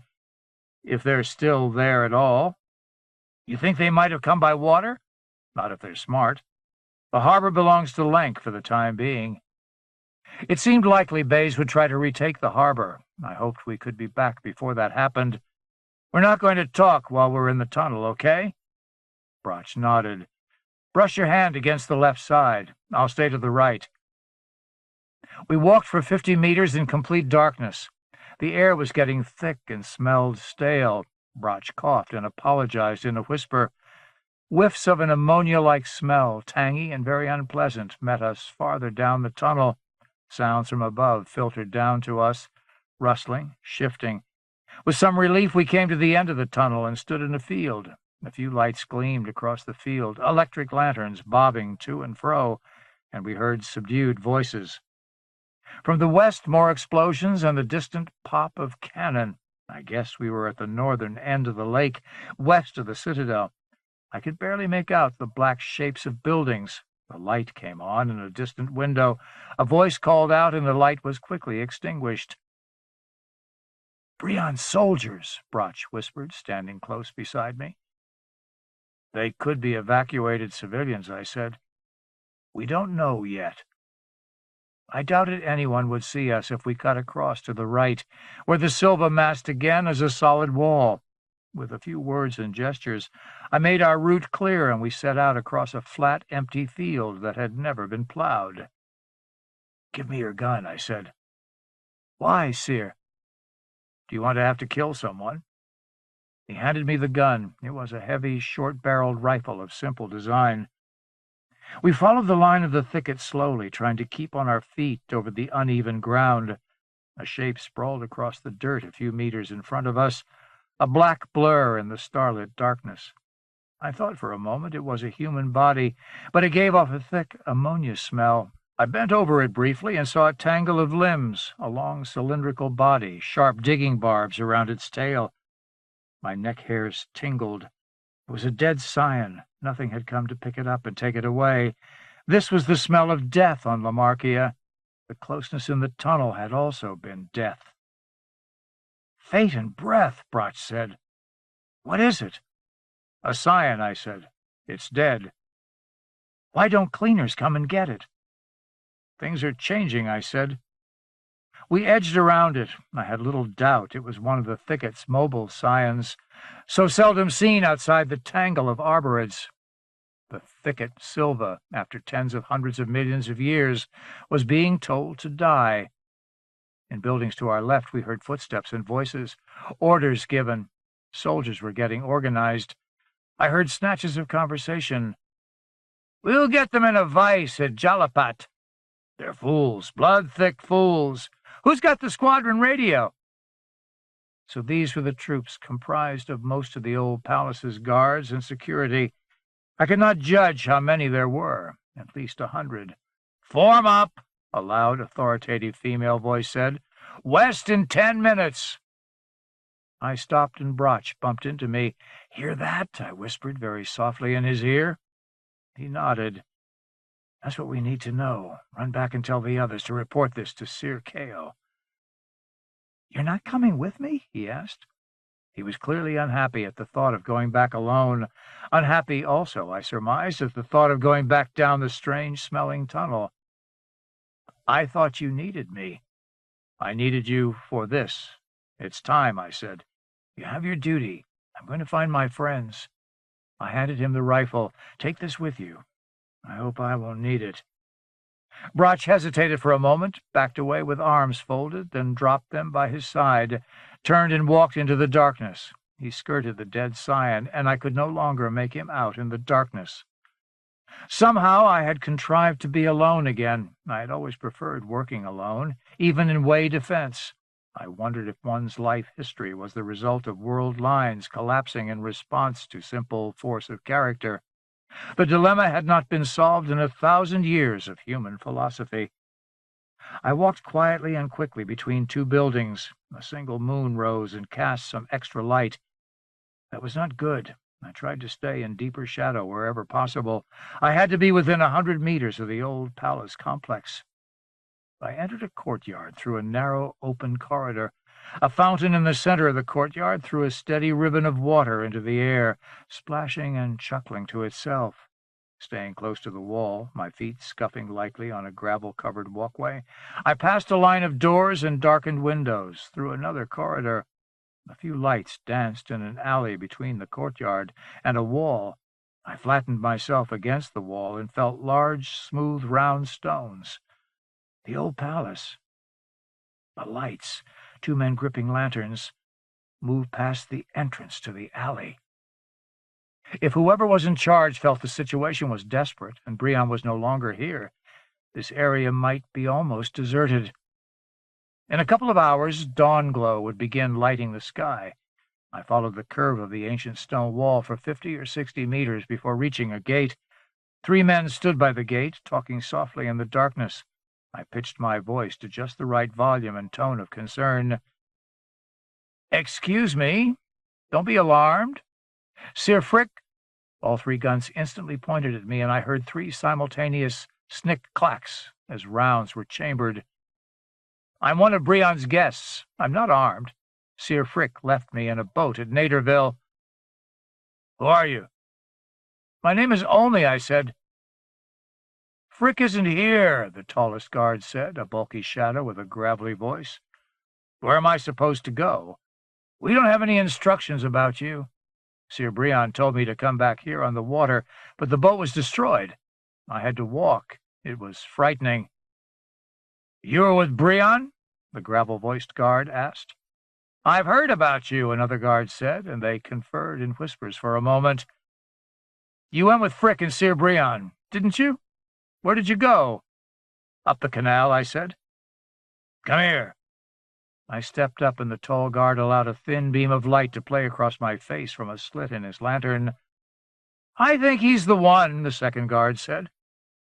"Go inside and find out if anybody wants him." 29. Hishat Chung stood in the vivarium, the early dawn casting a blue and indistinct light over her sister's garden. The smell was atrocious, ammonia and still stale air. All around her the garden lay in dark tatters. The 2 guards who escorted me covered their noses with cloths to filter the dust raised by our feet. "Have you found your gate back to the way yet?" Chung asked, her voice tired but still acid. "No," I said. "I've come back to see where my friends are. A woman named Shirley, and Randall, the scientist who worked with Salap." Isha said nothing for several seconds, then dismissed the guards with a wave, saying she knew me and I was no risk.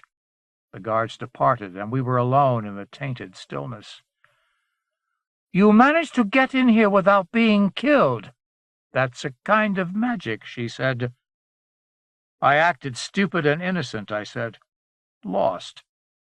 "You may be the only innocent person on this planet," Chung said. "Innocence is a luxury for outsiders."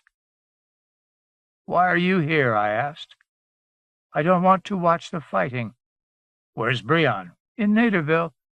Maybe Bays picked him up. Actually, I don't know where he is. Your woman and your friend Randall, I think Bays took them with him on the ships." I felt sick. "Why?" "I don't follow Bays closely. We don't like each other much." She looked around her, staring at the dead garden with lips set in a rigid line. "A balloon transporter dropped a few larval seed mothers here yesterday. All of Caitla's creations, dead in hours. The food supply, gone, rotted. There's probably very little food anywhere in Naderville by now. The air is filled with instructions from the green seed mothers, orders to die and rot in place, to make nutrients for the new forms."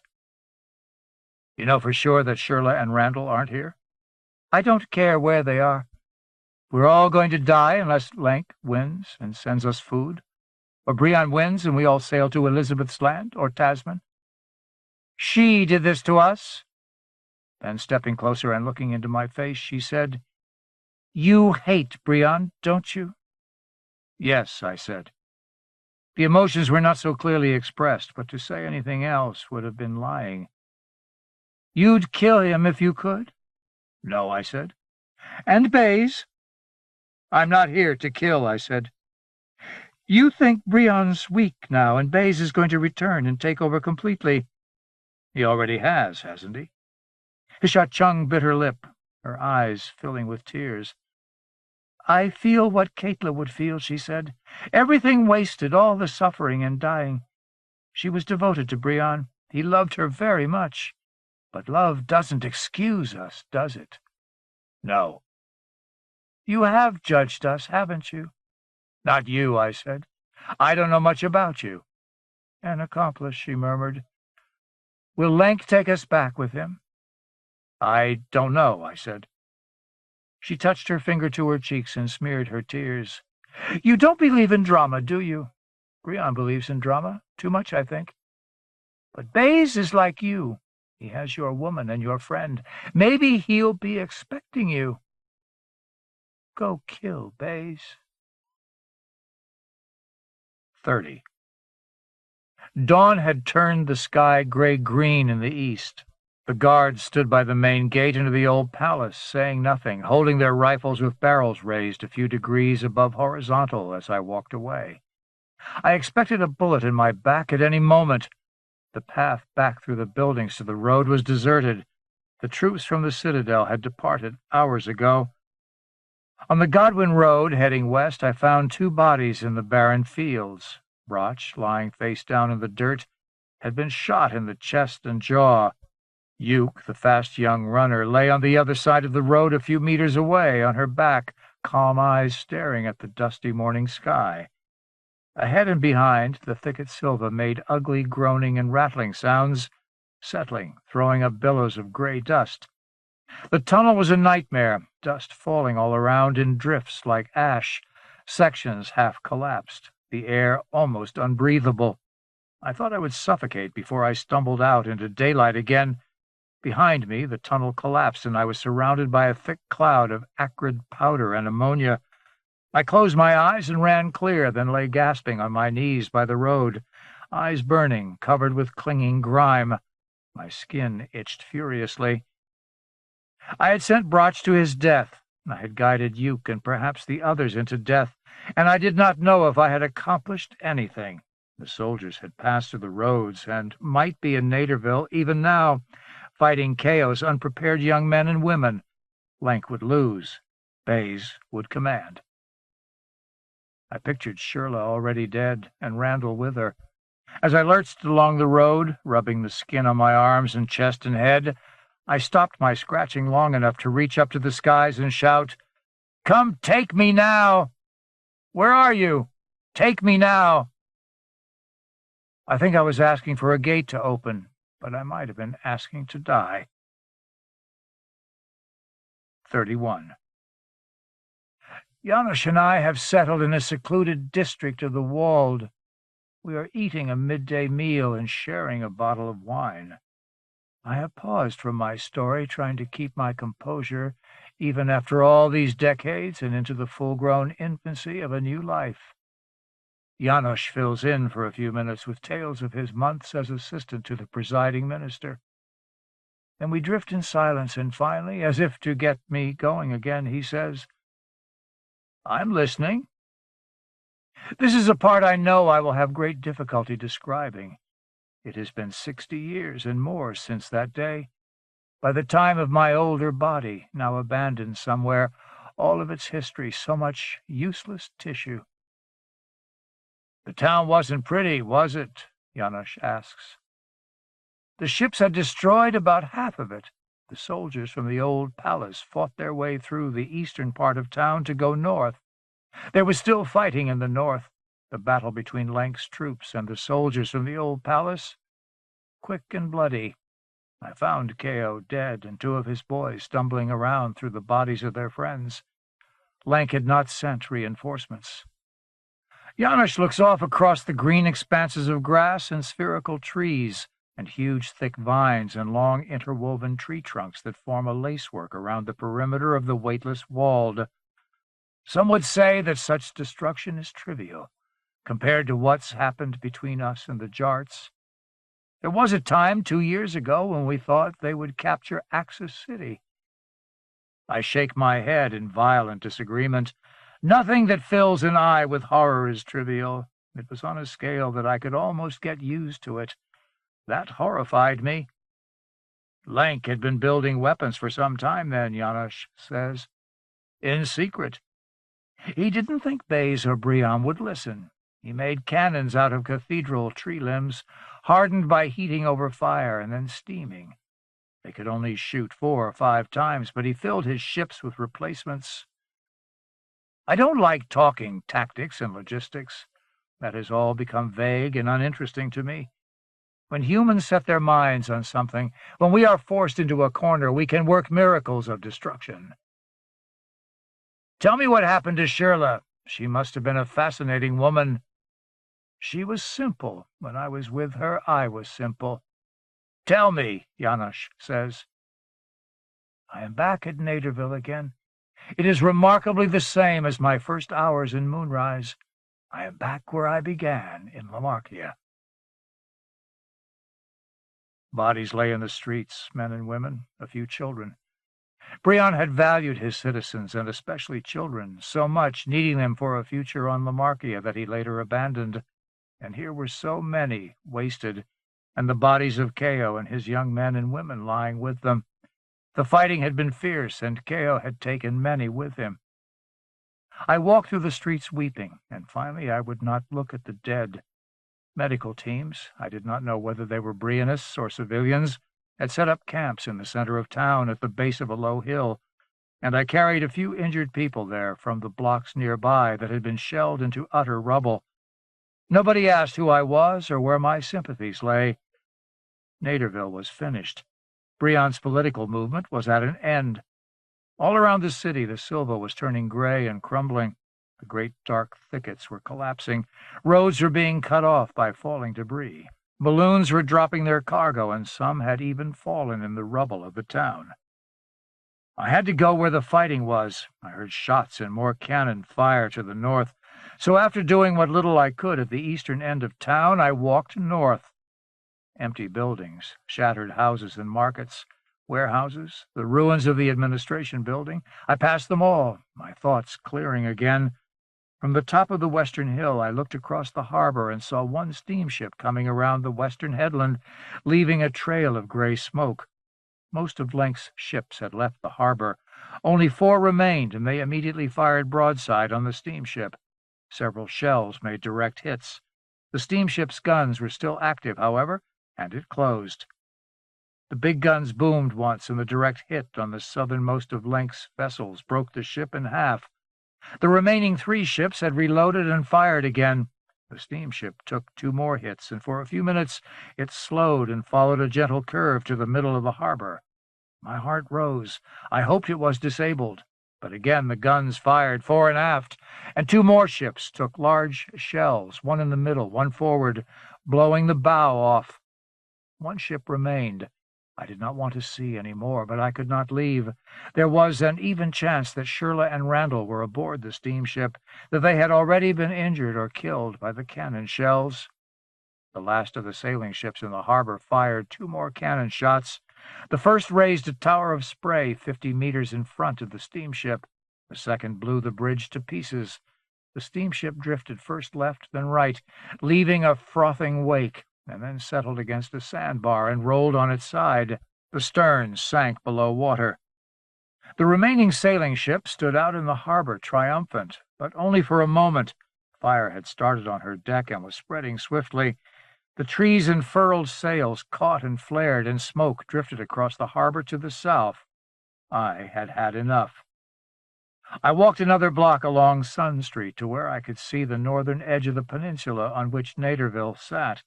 A thick fog covered the ocean there, but through the fog I heard more cannon fire and saw a bright orange flash.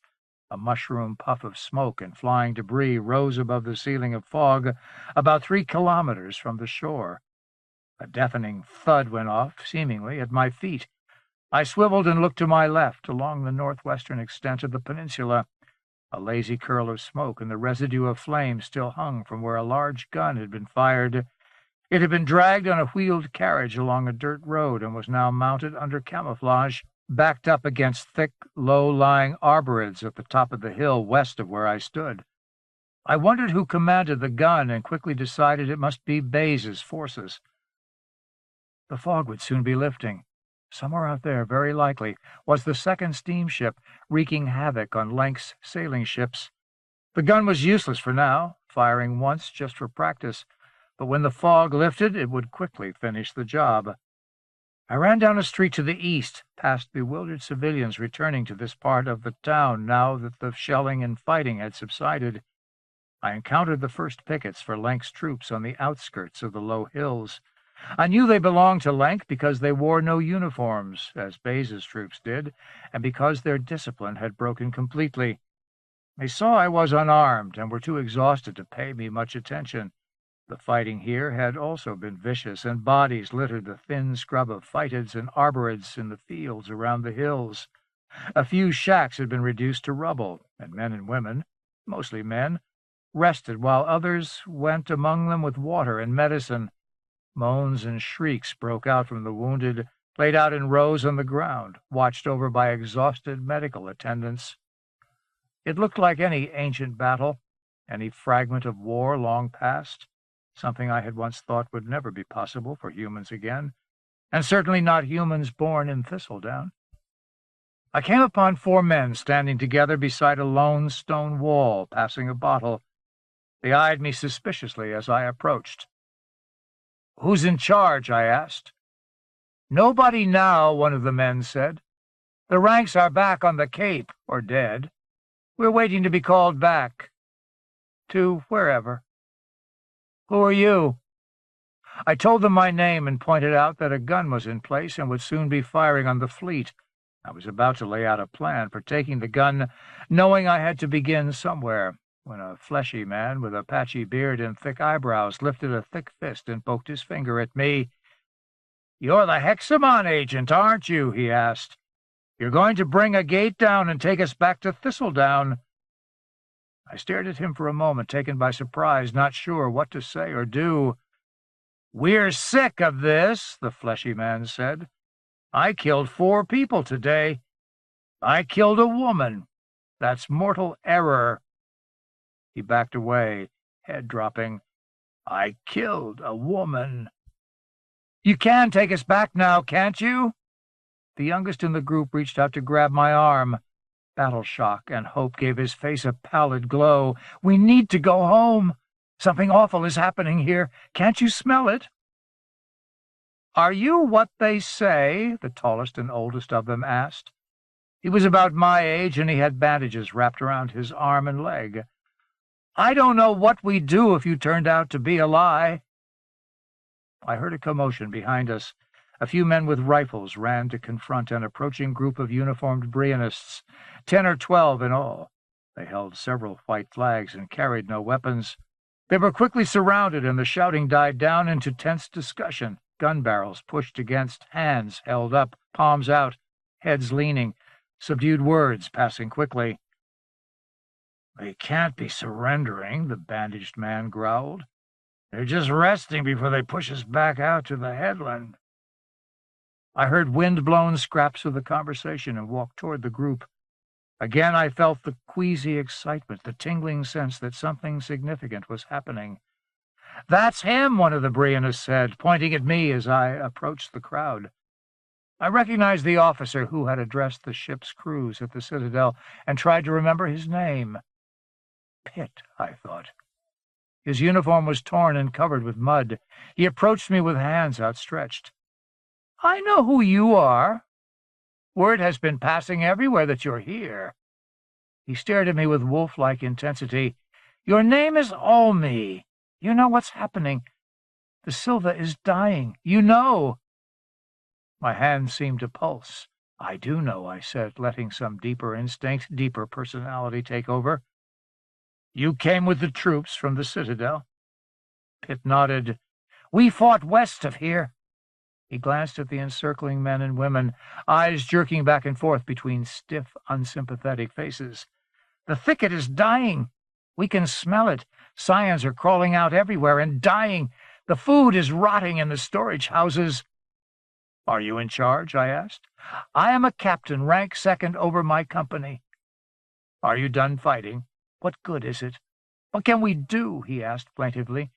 "The food is going bad. The food in our kits is turning into dust. Since last night, all the food from the Silva, all of it. We rely on it. There is so little of anything else." Most of the able-bodied men and women on the hill, about 150 of them, had gathered around, looking to me for explanations. Voices clamored for answers.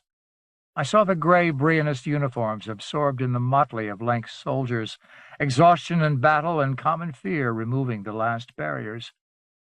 I felt a roaring in my ears, and my vision tunneled for a moment as blood pumped into head. I found a low, broken wall and climbed precariously on top of the ragged stones. "Listen!" I shouted, raising my hands. "Sir Brian has let loose something new on Shah. I spoke with him. I saw it. The ecos is in a major fluxing. In a few days or weeks, there isn't going to be any food from the ecos, and very few are going to be able to survive here. The battle is over." "It's dying," voices cried out. "We have to let everybody know so the fighting will stop. We don't have any more radios," the bandaged man shouted at me. "The ranks have them." I looked down at Pitt. "Do you have radios?" I asked. He shook his head. "They're controlled by General Bays's attachés," he said. "Where is Bays?" I asked. "On the 15, Pitt said, pointing north. "They're going to sink the rest of Lenk's fleet. They hope to catch Lenk and kill him as well." "Able Lenk," a woman muttered. I could not tell whether she was correcting Pitt's disrespect or expressing her own. I bent over on the wall and put my hand on Pitt's shoulder. I had managed to lose all sense of my limitations. A small rational voice told me, "Now you really are like Lenk and Brion." But there was nothing else I could do, nothing else to be done, but follow the inner pressure. I had fleshed out a legend, once half dreaded, a boogeyman of another place and time. I could feel the coalescing, upturned faces, despair and hope and weariness all around me, weaknesses and passions into which I could fit like a plug in a socket and where no one else could fit so well. "How many soldiers will follow you?" I asked Pitt. 50, he said. "They're waiting for me to come back. I remembered you when the word started spreading. There was a message from the Citadel telling about you. Some others saw you walking through the town." I scanned the crowd again for the face of the bandaged soldier.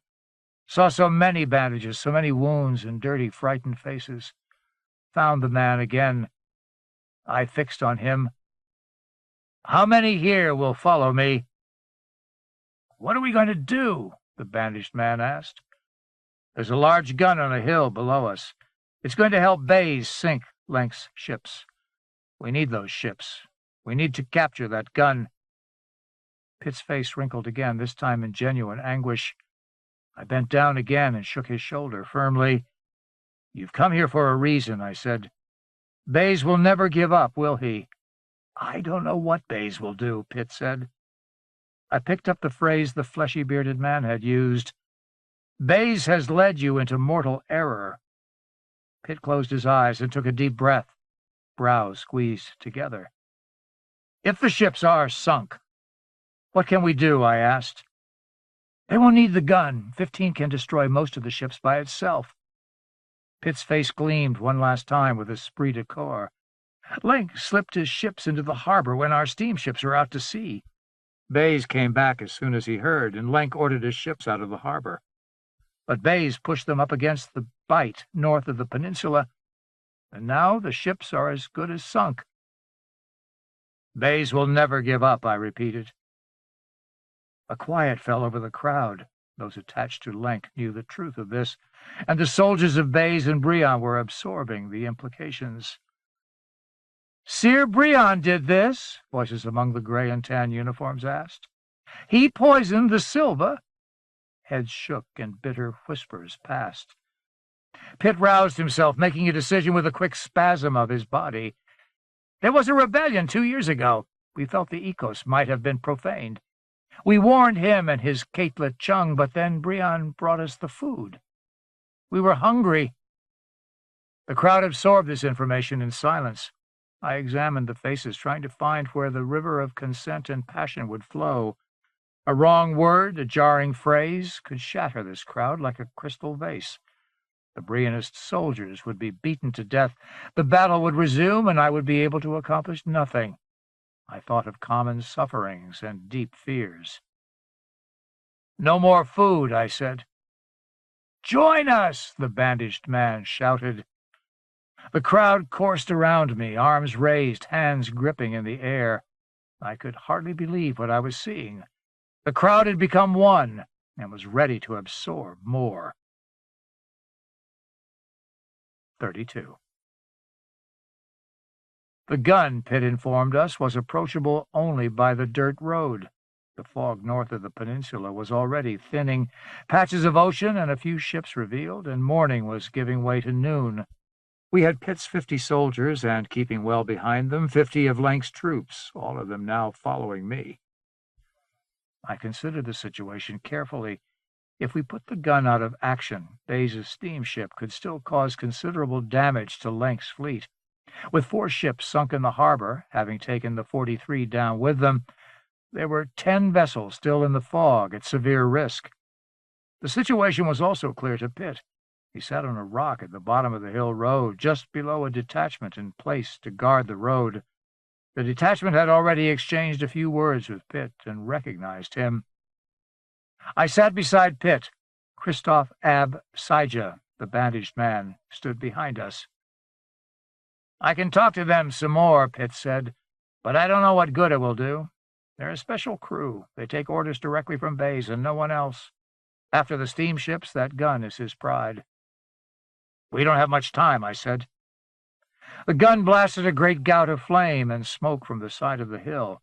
The shell flew out over the water, sounding like a huge shoe grinding boulder-sized gravel. Seconds later, kilometers away, an explosion answered like the same heavy shoe dropping. "It can shoot 7 kilometers, Pitt said. Maybe more." "We may have to kill them," Saja said. Pitt lowered his face into his hands and rubbed his eyes.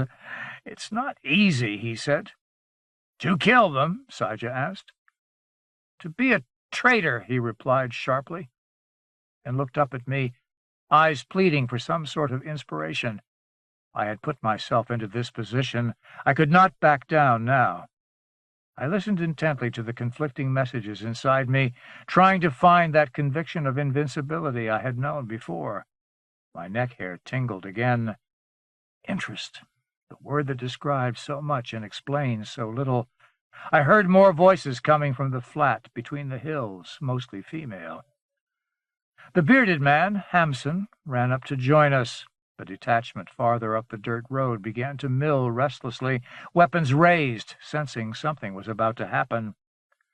"Women," Hampson said, out of breath, panting heavily. "From Naderville. Older women coming back. Now that the fighting has stopped." In a town or city as small as Naderville, everybody should know everybody else. They had shared mutual grief and misery. I tried to imagine the depth of the social connections, the influence some people might wield. Bay's might have been a true aberration, his support shallow. The dull calm on the face of the man in the flatboat could as easily have been numb acquiescence. And now the women were here, perhaps the mother or wife of that man. For a moment I felt lost in this new sympathy. All the energetic loathing I had carried left a confusing vacuum. "Sir Pitt," I said, "can you explain things to the women? Bring some of them up here?"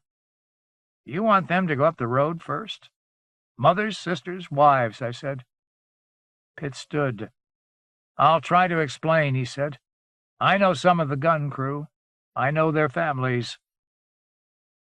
Janusz is trying to absorb this. So you became a general," he said. "You learned how to move the masses."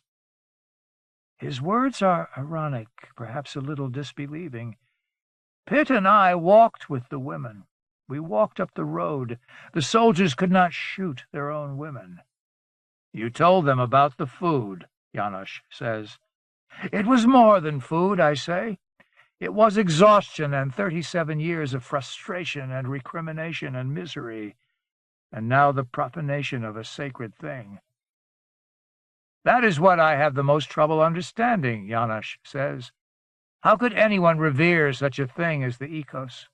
Wasn't it part of their misery?" "No," I say, not knowing exactly how to explain. "Janusz will never see the Ecoi as they were. Nobody will ever see them again." The women walked past the guards and the chain barrier and up to the gun. Lank's troops stayed behind. They were not necessary. The gun crew were not the devoted warriors Bays might have hoped. They succumbed rapidly to the pleas of their wives and mothers and radioed for instructions to 15. Bays could not explain the fluxing to his soldiers, nor why they should continue supporting Brion when the sustenance of their homeland was rotting. The gun did not fire again. Bays had lost his constituency, and word was spreading against Brion. Pitt sat with me afterward, and the captain of the gun crew joined us in the shadow of the big weapon, looking out across the ocean at the steamship and Lank's bottled-up fleet. The captain tossed his hat down into the dust beside the massive wheel. "I have 2 young ones," he said, glancing at me like a shy, frightened child. "My wife didn't come here with the others." He swung his hand at the women on the road and surrounding the emplacement. "If they're still alive, where will they go? What will they eat? I tried to speak with Bays, but he hasn't answered the radio since we stopped firing." "Is there a boat?" I asked. "On the beach," the captain said, pointing down the hill. The launch had once served the government's needs on the northern side of the peninsula. Less fancy than Brion's launch or Chung's, it still had a fully charged set of batteries and a sturdy electric motor. Pitt stepped aboard with me, carrying a radio from the gun crew. Hampson followed. Saja would stay behind to keep the peace between the Lank troops, the gun crew, and the rest of the Brionist soldiers, many seeing their wives and mothers for the first time in days. On the beach beside the launch lay wilted gray devastation. the beachfront thicket had died. A balloon had dropped the last of its green larval seed mothers and now lay half collapsed on the spit of black sand and lava gravel nearby, pushed at by slow, persistent waves. The new young seed mother had taken residence in a tangle of phytids the night before and had immediately enslaved them to protect itself against whatever weather there might be. They had formed a small shelter over its delicate green body, and in the middle, beneath the canopy, it grew and sent forth broad, flat green folia, spreading wide in the afternoon sun. The balloon's wrinkled, rapidly deflating bag rolled back and forth in the low surf. As we prepared to board the launch, the green center beneath the dry, crumbling protection of the phytids exploded and threw out tiny corn kernel grains. They immediately pushed probing tendrils into the dirt and wet sand. Pitt regarded the new ecos with disgust. I did not bother to tell him what it was. We had little time. The steamship sailed in a tight loop 4 kilometers offshore. The last of the sailing ships that had dropped off Lenk's troops and shelled Naderville had gotten themselves into a tight situation, bottled up in a bight that stretched 7 kilometers north from the peninsula. It was obvious from the steamship's threatening posture and strategic position that if they tried to leave, they would be shelled, probably demolished. But for the time being, no action was being taken. The sailing ships could not shell 15 at its present distance from them, but it could certainly fire on them, and Bayes seemed to be weighing his options. Hampson and Pitt insisted that they be allowed to run the boat. "You need time to think," Pitt said. His deference made me nervous. Again, all my confidence had fled. The way Pitt looked at me made my stomach churn. I dreaded the thought of meeting with Bayes. I knew his kind of evil would rise above any small talent I might have at persuasion and politics. He would know I was no prophet. He might simply shoot me or order me shot. I did not fear that, however. Death seemed the least of my worries. I hoped Shirley was on board, and Randall. On the other hand, I was uncomfortable at the thought of her seeing me in this new false role of diplomat and putative avatar. She would instantly know it for the sham it was. If Bayes saw her reaction, he would know then also. And yet, what could Bayes do? He could kill us, he could fire on the sailing ships, but Lenk and the Karagos were not in the bight. Without support from Naderville, Bayes was nothing more than a pirate. His strength would rapidly wane. The situation in Naderville was far from stable, however. Brion could reappear at any moment from wherever he was hiding and draw his people back together, back to their accustomed ruler and ways. He was far better at playing his role than I could be. Bayes might be in touch with Brion. The pair of supposed opposites might again be drawing lines of force between them, North Pole and South, on the brink this time of regaining not just Naderville, but all the other human settlements as well. Pitt had told the steamship that we were approaching, and that I was aboard to parley. He stood beside me on the prow. Hampson piloted the boat from the stern. "Will he blow us out of the water?" Pitt asked. "I was just about to ask you the same thing," I said. "I feel sick to my stomach," Pitt said. "So do I." Pitt squinted up at me. "The general is a powerful man," he said. "I think he'll squash me like a bug." "What does he believe in?" I asked. Pitt frowned. He was a thin, weary bureaucrat in a uniform that no longer seemed to fit him. His long wrists hung out of the sleeves, and he clasped his bony hands together tightly. "A few hours ago, I would have said he believed in Brion and Naderville, in bringing rational planning and thought to Lamarkia. I was a student in the academy before my enlistment began, and the call-up put us all in uniform. I didn't see any duty away from Naderville. I stayed here and watched things change. Brion became more aloof, Bayes more prominent. I did not disapprove. Should I have?" I shook my head. If I could not judge Brion, surely I could not judge this man or any like him. The confusing vacuum persisted. No right, no wrong, only forces of nature, like winds blowing us back and forth. My stomach knotted tighter. We were less than a kilometer from 15. The steamship had slowed. She had dropped a sea anchor to maintain her position.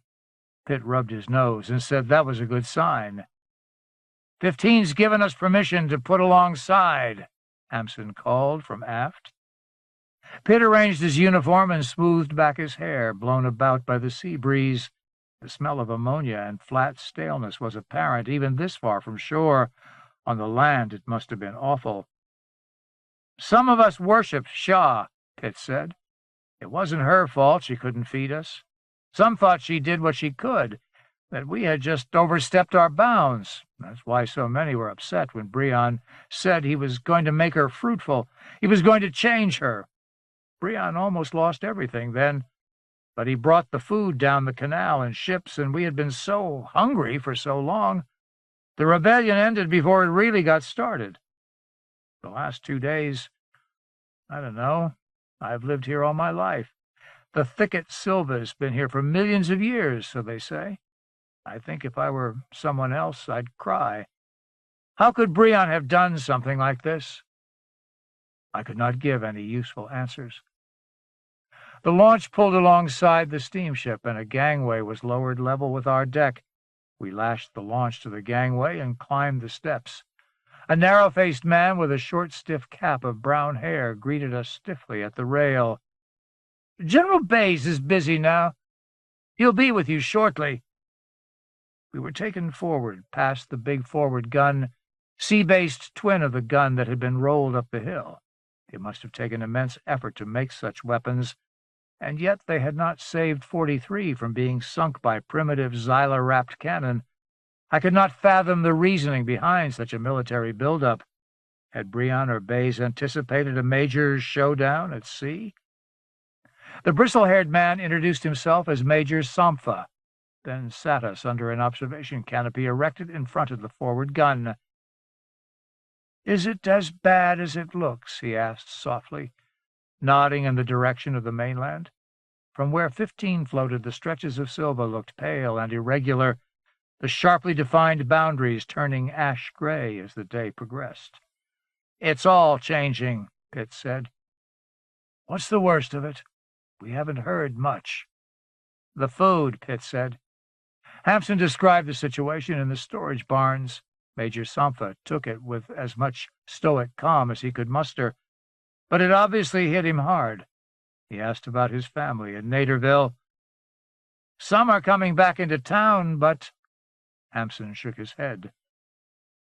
"Are you with Lenk?" Sampha asked me. "No," I said. "He says he's from the Hexamon," Pitt said. "A lot of people believe him." Sampha nodded, putting facts together and drawing his own conclusions. "I think General Bays believes him," he said. "Why let you come here otherwise? We're waiting for nightfall, and then we'll sink Lenk's ugly fleet one by one." "There's no food," Pitt growled. "What good will it do to sink the ships that might take some of us away, or bring food from Tasman or Elizabeth?" "Link wouldn't do a thing for us before," Sampha said. "I need to know if there are 2 people on board," I interrupted, my patience ending. "A man and a woman. One is named Shirla Apnam, the other is Irwin Randall." "The hostages," Sampha said. "They're here. Bays is keeping them below. Maybe he is worried about you." He shrugged and left us sitting out of the milky sunlight in the shade of the canopy. An hour passed, and Sampha returned with glasses of water. He stood with us for several minutes, grimly staring across the water at the ash-colored shore. "Looks like a huge fire hit it," he said. "Do you think it's happening everywhere?" "It will," I said. "We'll put into the harbor tomorrow morning after we sink these ships, if it's clear," Sampha said. "I need to see things for myself." An hour later he returned again. The distant shore appeared creamy white in the late afternoon light. The sun crept toward the western horizon. Within the bight, the remains of Lenk's fleet had anchored. To the men and women on those ships, I thought it must seem as if the world was ending. They'd probably try to break out in an hour or so, and chance that Bays's monster would miss a few, not be able to track them down, or that they could return sufficient fire to put the steamship out of action. I imagined myself on one of those ships, General Bays says he's ready to meet with you now, Sampa said. We stood, and Sampa placed himself in front of me. If you are the judge from the Hexamon, I need to tell you something now. My wife and I were ordered to take in 3 children from Elizabeth's land, he said. We were ordered to. We have taken good care of them. We looked at each other for a long moment, and then Sampa turned away, murmuring, I just wanted you to know that. He led us to the bridge, up a steep companionway and around an outside passage to cabins on the upper deck. Sampa opened a door, and an imposing dark woman, taller than I and probably stronger, stared at us with sharp, clear eyes, then stood aside. General Bays sat at a table within the cabin.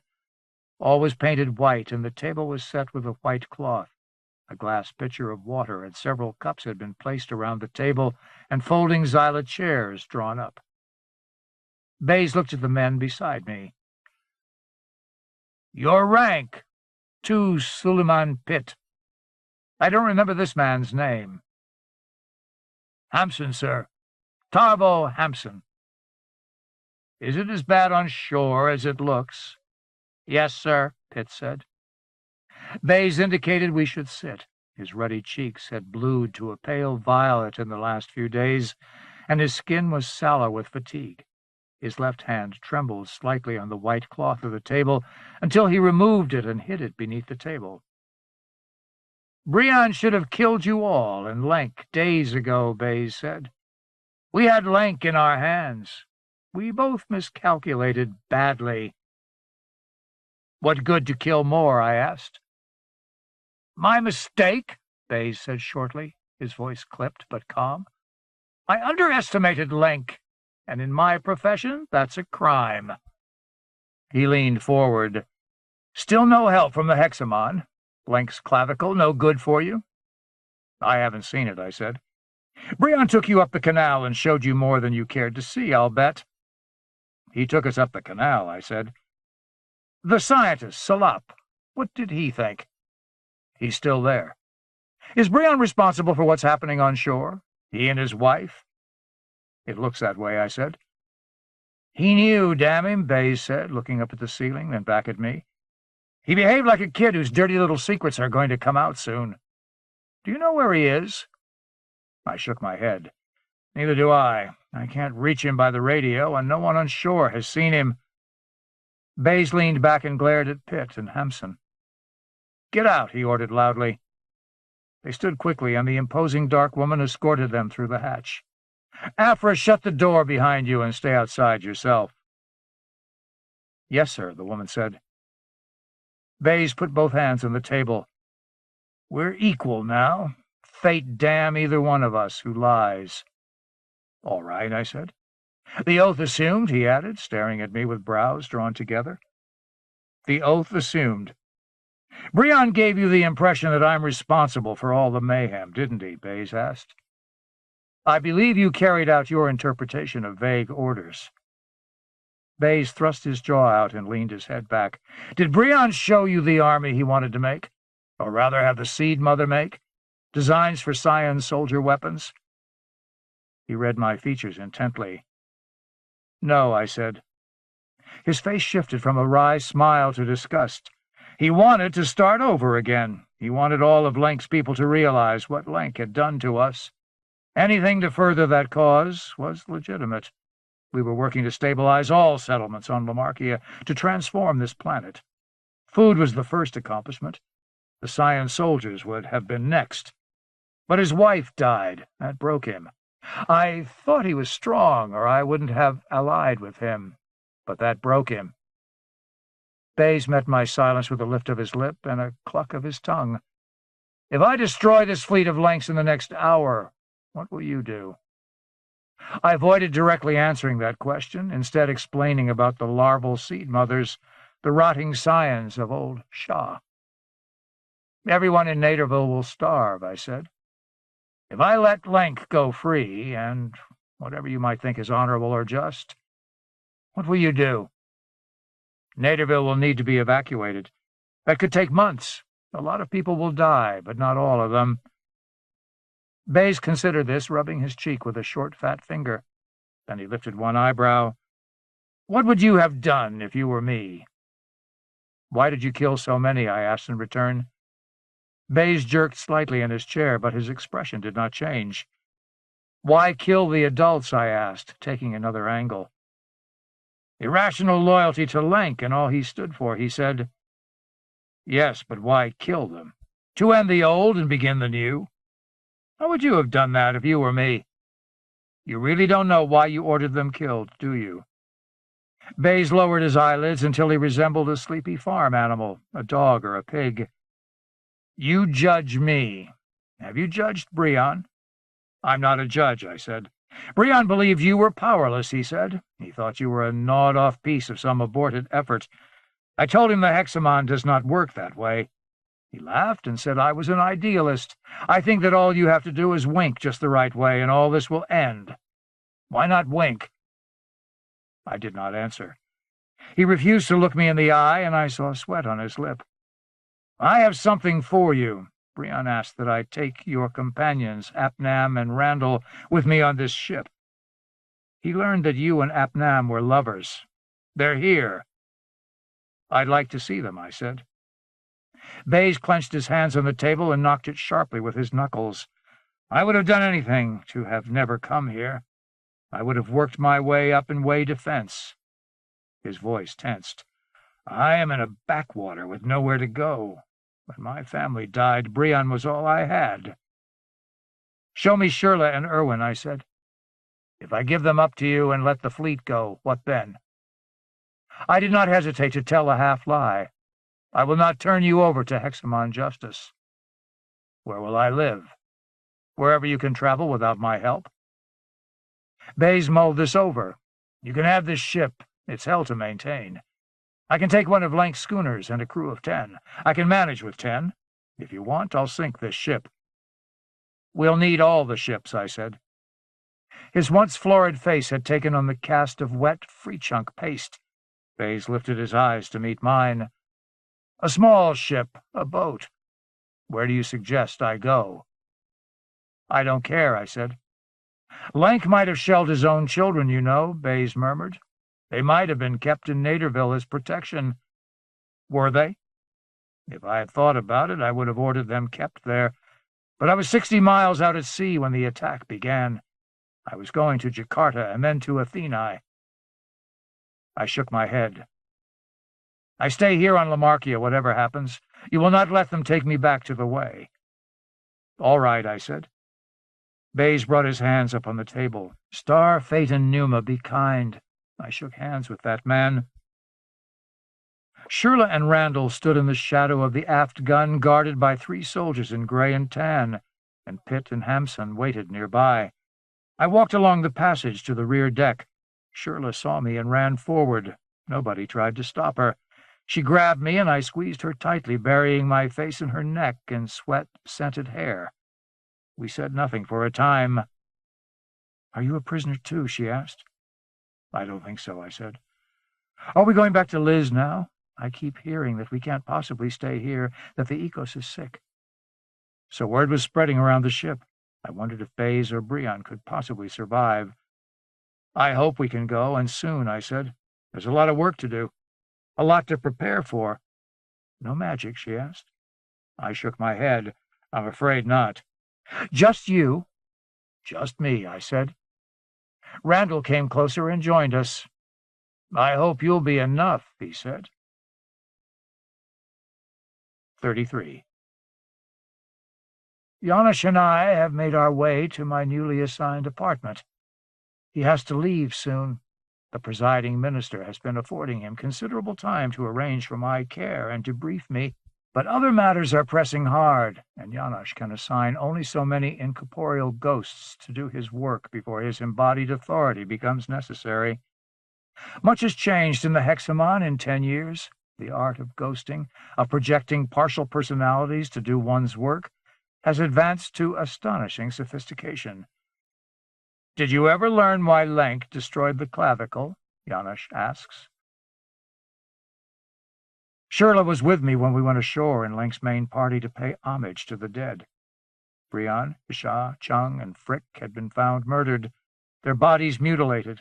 Lenk claimed disgruntled soldiers from Brion's army had caught them and killed them. I never heard any reason to believe otherwise. Their alleged killers were going to be put on trial in Tasman. They were being buried with a full divaricate naderite funeral, allowing Lenk to show that time and honor can heal all wounds. A few days later, the Karagos departed Shah. Because of the extraordinary fluxing, boats were being sent from Tasman and Elizabeth's Land, and some effort was being made to evacuate the citizens of Naderville. It would take months, and Lenk did not want to be there if things went wrong. He insisted Shirley and I accompany him to Tasman. Bays left Naderville in a small schooner with a 5-man crew, all that would go with him. None was ever heard from again. Shirley sat on the deck of the Karagos in a small folding chair, sipping from a bowl of tea. She smiled up at me as I approached, afraid but trying hard not to show her fear. I sat beside her, and she offered me the cup. I took a sip.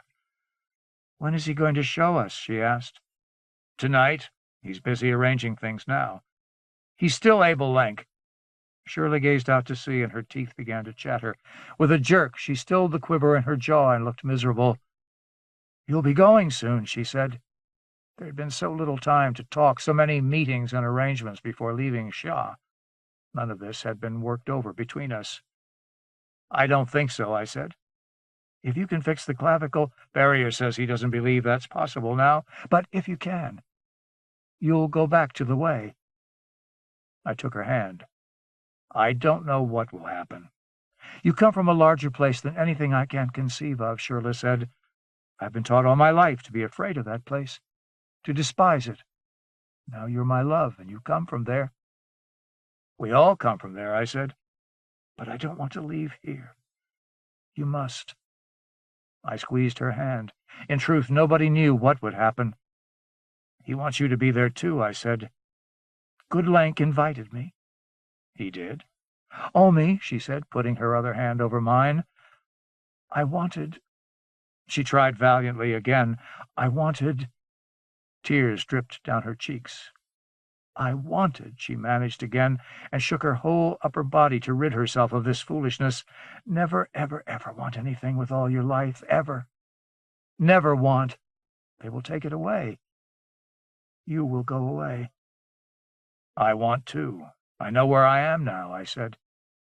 "Who are you?" she asked. Lenk sat in the cabin where we had met, it seemed, years earlier. Ulrika Fasid stood beside him, but left as Shirley and I came in. On the table before him was an ornate Zyla box. "Nobody can offer any proof that you are from the Hexamon," he said, as we sat in 2 chairs opposite. "That is remarkable. I accept that you are because of what you have done. I know the ways of history, and it all smells right to me." He turned to Shirley. "You are a good woman and have never wanted more than to have a family and live a decent life." Shirley blinked at him, then looked at me, too stunned to answer. "Isn't that so? There's no need to be shy." She nodded. It was so. Lenk knew his people well. "You have made love with this man in a certain way, under difficult circumstances, and that means you are committed to him and believe he is committed to you. Do you accept him for what he is?" "I don't think we came here to talk about that," Shirley said softly. Lenk focused his deep-set, dark-lidded eyes on me. For a moment he looked remarkably like a dead man. "I hear that Brion and Bays thought you could pass judgment, that Bays worried you would split him like a ripe fruit. They were cowards. The Hexamon cannot judge us." He leaned forward and opened the box. Inside, the clavicle lay in many pieces. Some of them melted. Even after years, at the end of 2 projections within the shattered sphere, a tiny bit of glimmer showed, the last trace of a small, finite, artificial universe, sympathetic with the way. None of the controls remained, however, and I saw it could never be repaired. "You were a fool to come here alone," Lenk said. "Whoever sent you here was a fool. I have withstood Lamarkia and treachery and the devils of my own nature. I do not fear you or the Hexamon. Brion is dead, and that is a kind of waste, though he had too much of the Hexamon in him. And Bays is gone. So what are we to do, you and I?" I stared across the table at the man who had started all this, saw his weary defiance and his strength.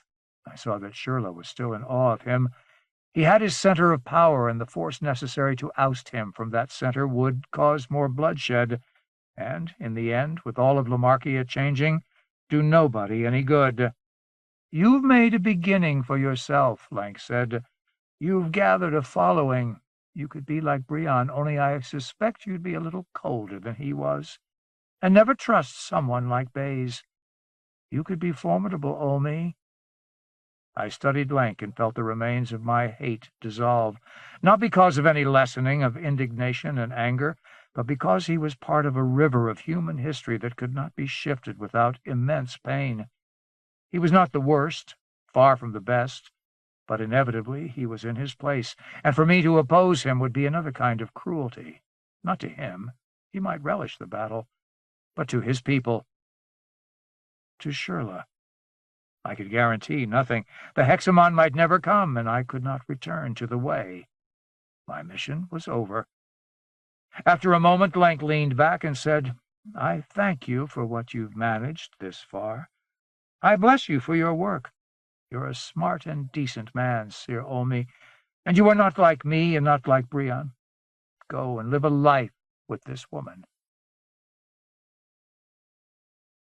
I did not want my children on Lamarkia. Shirla wanted children. We compromised. Shirla and I lived in Athenae for 10 years. It was there we adopted our first boy, Rika, one of the many orphans called Bays's children. I came in time almost to forget the Hexamon. For weeks on end I thought little or nothing of my past. I was well known wherever we lived for being the Hexamon agent, but even in the worst of times nobody resented me, or at least nobody expressed their resentments to me. The Adventists, what remained of them, came now and then, and Lank did not oppose their coming. He knew I would not encourage them. When Lank died, Ulrika Facide took over the reins of power for a while, but the first starvation set in 5 years later, and she committed suicide. Others followed. The Divericates kept their political scheme, and never did I sense a place for me in that scheme. For this, Shirla was grateful. We left Tasman after it began its own fluxing. We adopted our second son, Henrik, in Calcutta. As the years passed, more and more the change spread. So much of the beauty and variety of Lamarkia was fleeing before Brion's gift of green.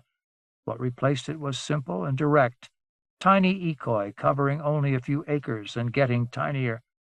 Some of the scions, phytids, even mobile scions, seemed capable of independence, and perhaps even replicating on their own. Randall studied them closely and wrote more papers. We visited often. Shirla and I and our 2 sons had our happiest 5 years together in Jakarta. Batan's zone resisted the green longer than any but the island zones in the south, where most of the survivors clustered for decades. In those 5 good years, however, Jakarta became a wonderfully feverish city, an island of creative ferment and relative prosperity in the change. We actually saw Salap again. Yes, he had survived and was back at Wallace Station, but he made a trip to Jakarta. Many of us were dying from new immune challenges as Patan tried different defenses against Shah and the Green. Salap had been charting the spread of new scion chemistries, and he arrived when Shirla was very ill, making the trip especially to see us, I suppose, but also as part of the research effort. Shirla and I met with him in her room. Henrik and Rika, ages 10 and 15 then, came in and out carrying food, clean bedding, water. Shirla had become a real mother to them, and I had done my best, in my distracted way, to be a real father. Salap made his tests, took samples from her withered body, told us that there might be ways to turn back such challenges in a few months. Idle hopes, as it turned out. Salap finally related the story of his last few days with the female figure in the hemisphere. "She struggled to become human," he said. Having watched the Chung sisters and Brion and finally paying close attention to me, the only model left to her, observing me while I observed her, we taught each other many things. But she could never think like us, much less understand our shapes. She was never more than a meticulous and crafty observer, without the cycling knot of self-awareness that must always separate us from the decoy. At the last, though, she broke her second foot free and became independent for a few days. She managed to walk. She did pretty well under the circumstances. What did she want? Shirla asked. The Ecos had observed humans having sex. He was curious about the process, thought it might result in another name, like Brion's gift of chlorophyll. She actually became seductive at the end. He stared at us, eyes flicking back and forth. For the first time, Salop seemed ill at ease. "Did you?" Shirla asked. Salop smiled and leaned his head to one side. 3 months after you left, the hemisphere withered, he continued. The last of the balloons had been manufactured and sent away with the winds. What happened to her? To the imitation of Katla, Shirla asked. She withered too. She maintained her interest to the end, trying to speak, trying to extract biological secrets, hoping for more gifts of names. Finally she could not move, and she made only shrill whistles and rasping, barking sounds. When she died, I cut her open and studied her, but there was nothing particularly novel about her anatomy. I buried her beside the body of Katla Chung in the New Silva. She was a queen, Shirla said, and she swallowed and stared up at the matte fiber ceiling and then looked at me. You saw a true queen, Omi. I wish I could have seen her. I don't think we'll ever have that chance again. Shirla died that winter. So many died that winter as the weather itself changed, and Patan began its final decline. The green arrived with its own disastrous spring, but by then I was a different man without Shirla. I flowed with the people, with Lenk's river of history. 34. I go with Janusz down the way in a flaw ship to the gate on the geometry stack. Transport ships are loading the last of the evacuees from Lamarkia. The situation there has become critical, and the Hexamon has ordered that all be removed. Because of the difficulties of a gate in the geometry stack, 15 years have passed since I was retrieved. Rebecca has died. All but 300 of the remaining 9,000 Lamarkians have been brought through the gate. My 2 sons are not among them. They have chosen to remain, to ride out the worst of the changes, though their chances of surviving are almost nil. Somehow I feel that I have given them a part of myself, made them like me, and done them no favor. I watch from a deltoid craft as the last of the Hexamon agents evacuate the gate.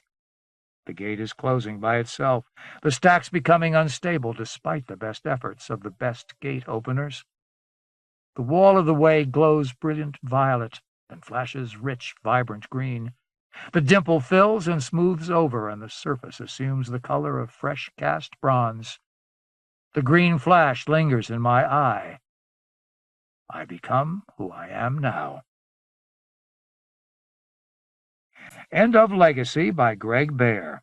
Read by John Stratton in the studios of American Foundation for the Blind, Incorporated, for the Library of Congress, June 1998.